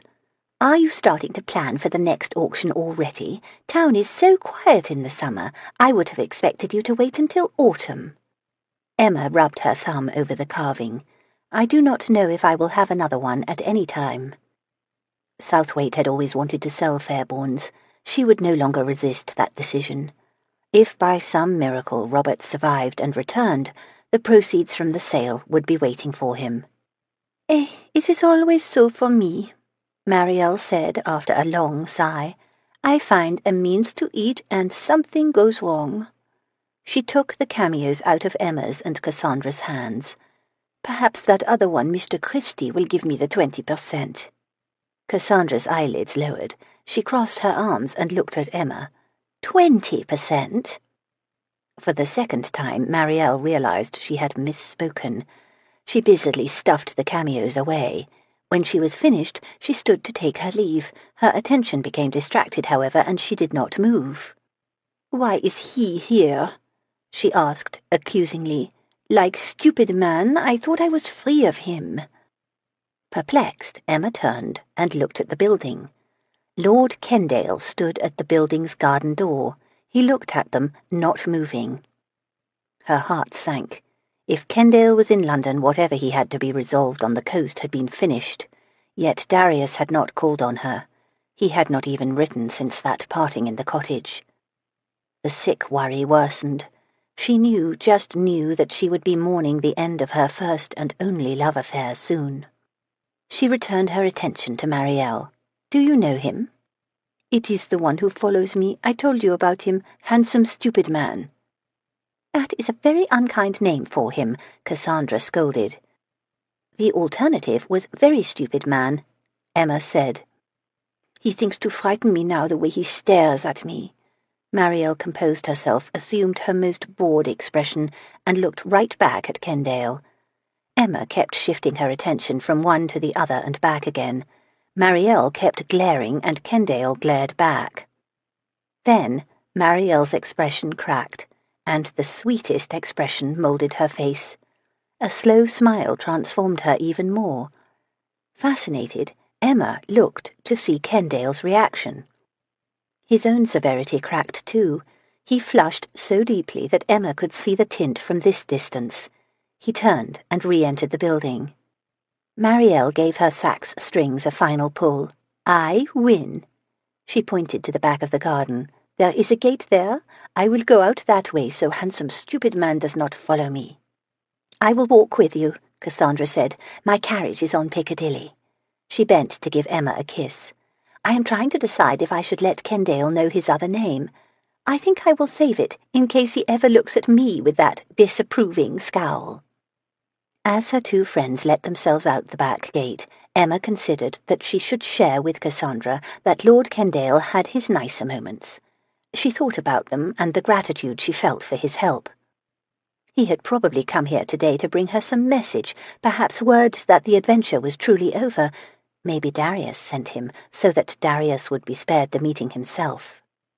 She stood to go and greet Lord Kendale. She turned to the building. What she saw made her gasp. A brown-haired man stood at the garden door now. He broke into a smile and walked toward her, his strides lengthening with his impatience. She watched him come, immobile from shock. "Robert!" Emma broke her long embrace and caught her breath. She examined her brother through tear-filled eyes. He took her hand and urged her to sit. He appeared so happy and quite fit. She was relieved that he had not been starved while in his prison. "How?" she began asking, but emotion choked the words. He held her hand between his two. "I was rescued, by 2 lords no less. They had at least 20 men with them, all armed, and Colonel Laplage was so surprised that not even 1 shot was fired." "Who is Laplage?" "He is the man who held me. He has taken residence in the manor of some French count not far from Boulogne." Robert shrugged. "I am not sure what he does there, but people come and go, and even sat to dinner with us at times. Army officers, and I suspect members of the government. They never spoke of any of that while I was there, though." Emma dabbed her eyes with her handkerchief. It was startling to discover that Robert had not only not been starving in a dungeon the way she had pictured, but instead had been enjoying fine meals with his captor's guests in the dining room. She eyed him again. "I like your hair. That is new." He touched the fashionably short brown curls. "Do you? Laplage's valet did it for me. Everyone else had rid themselves of their queues in France years ago." "That is a nice coat, too. It becomes you." He looked down on it and smiled. "I like it. Laplage has excellent tailors." She pictured Southwaite and his friends rushing into that manor house, pistols drawn, and finding Robert in a fine dining room with his expertly tailored coat and finely dressed hair. "I am relieved that you did not suffer, Robert, and I am touched that those lords risked their lives to rescue you. I will never be able to repay them, nor will you." Her eyes felt very dry now.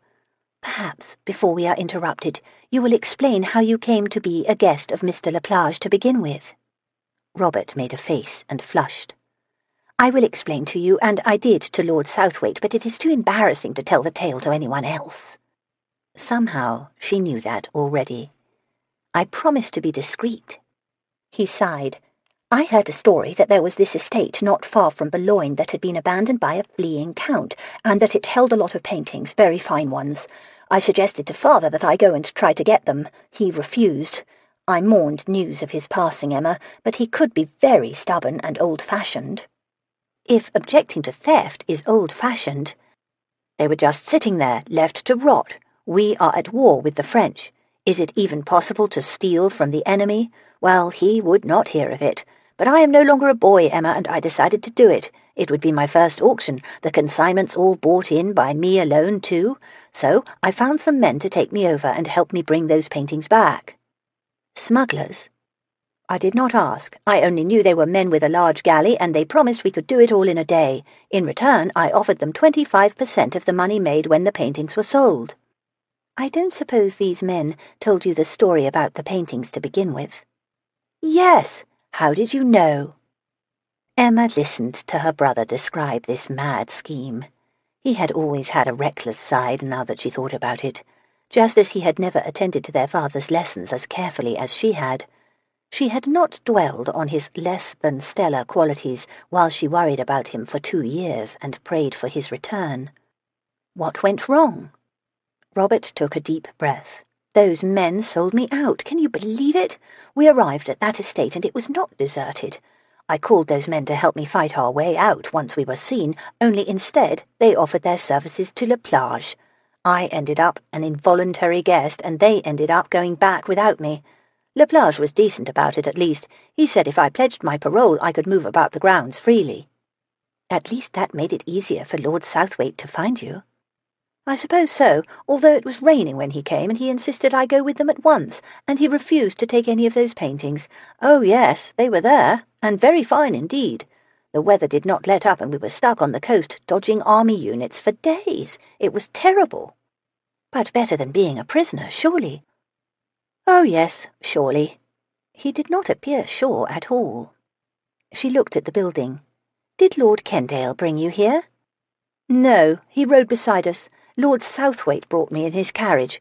We went to the house first, and Maitland told him where you were." "Southwaite. We must go in, so that I can thank them." She began to rise, but Robert caught her hand and bid her sit again. "There is something that I need to explain before you go in there, Emma." She did not miss the way he flushed when he said that. She sat and waited. "I did not come back alone," Robert said. "While I was in France, I married." Fairbourne's hosted one of its happiest parties that afternoon. No paintings covered the walls and no music played. The guests enjoyed the last bottles of the smuggled claret, however. If anyone guessed their provenance, nothing was said. Emma had returned to the hall with her brother as soon as she recovered from hearing about his marriage. As they walked through the garden, Robert had finally expressed some self-recrimination. "I was young and stupid and a pigeon waiting to be plucked, Emma. I was lured into that scheme to sail to France, I think.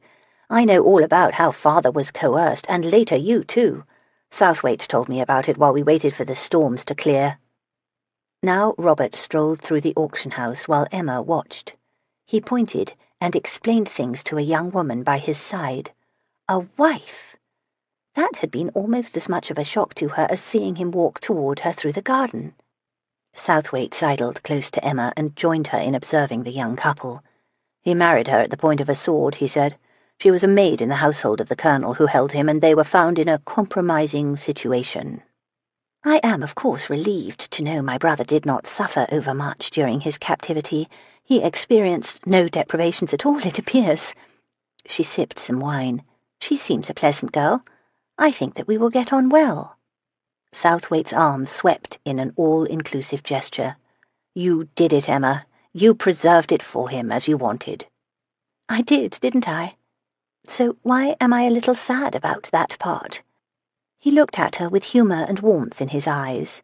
"Perhaps because you know that you can do it better than he ever will. Do not look indignant at the suggestion. Your brother and I had some long talks about art while we waited for the sea to settle and prayed no French troops found us first. I think you paid more attention to your father's lessons than he did." Probably so. She doubted Robert would ever agree with that, however. Still, there might be a role for her at Fairbourne's in the future. In the least, Robert might let her catalogue the silver. She stiffened her spine and her composure. "I admit that I will be nostalgic. I will think fondly of my not-so-final auction, and of the grand success of the last one. However, it is his legacy, and I must step aside and allow him his due." "Actually, Emma, only part of it is his. You have a talent for ignoring that I am half-owner." He set aside his wineglass and took hers away too. "Now, come with me. It is too crowded here." It was not crowded at all, but she did not object when he sped her out the garden door and guided her deep into the plantings near the rear wall. He swept her into an embrace and kissed her soundly. "It has been forever, Emma," he muttered, then kissed her again. Love poured through her, as fresh and vibrant as ever, making the arousal that stirred her sparkle with joy. "Thank you for bringing him back to me. Thank you for coming back safely, too. If you had not—" The very thought horrified her whenever she thought of it. After telling her about his bride, Robert had blurted all of the danger they had faced. Her stark realization of what she might have lost had dimmed her excitement until she dragged Robert inside so she could see Southwaite hale and fit with her own eyes. "There was little danger," Southwaite said. "We let Kendale lead. He is actually very good at this sort of thing." She had thanked Lord Kendale and Lord Amberley with all her heart. There had been others who had not accompanied Robert to London. She needed to thank them, too, when she could. He kissed her again and again. His possessive caresses thrilled every part of her. "Southwaite." The voice spoke calmly, not far away at all. Darius looked up, but did not release her. "What is it, Amberley?" "We are leaving. Mr. Fairbourne and his wife just departed for home. They took Miss Fairbourne's carriage. I will see you at Brooks tomorrow." As Amber's boots crunched on the pebble path, the full meaning of the little conversation sliced into Emma's mind. Southwaite began to kiss her again, but stopped. "What is it, Emma? You are suddenly very serious." "I am thinking about the changes this homecoming heralds, Darius. My brother did not take my carriage. He took his own carriage. He is bringing his wife to his house, not mine. When he seeks a respite from town, he will journey with her to his cottage near the sea. I have no house or carriage now. In fact, I have nothing." He smiled down at her while she described her pending poverty. He did not appear nearly as concerned as she thought a friend should. "That is true, Emma. It is very unfair, too. However, as it happens, I have a very nice house here in London, and much more than a cottage by the sea, and I have a lot of carriages, and one of them can be yours." "Are you offering me an arrangement, Darius?" It touched her deeply that he still wanted her in any way, and that she might not lose him too soon, eventually, but not yet. Even the liaison he implied would be ruinous for him, however. Perhaps he counted on his famous discretion to keep her a secret. "I am suggesting a very special arrangement, Emma." He glanced over her head to the building. "I have half an auction house. I think I need someone to watch over that investment for me in the years to come. I am not inclined to leave it totally in the hands of my partner, not that I do not trust your brother's expertise or honesty, of course." Of course. He did not seek a romantic liaison then. He was not proposing she even be his mistress. It would primarily be a business arrangement of a different kind, it seemed. She pretended that sorrow did not already sicken her heart. "I would be proud to be your representative at Fairbourne's. I promise you that nothing will ever be done there in the future that might bring discredit to your name, Darius. That will never happen again if you allow me to watch over your interests there."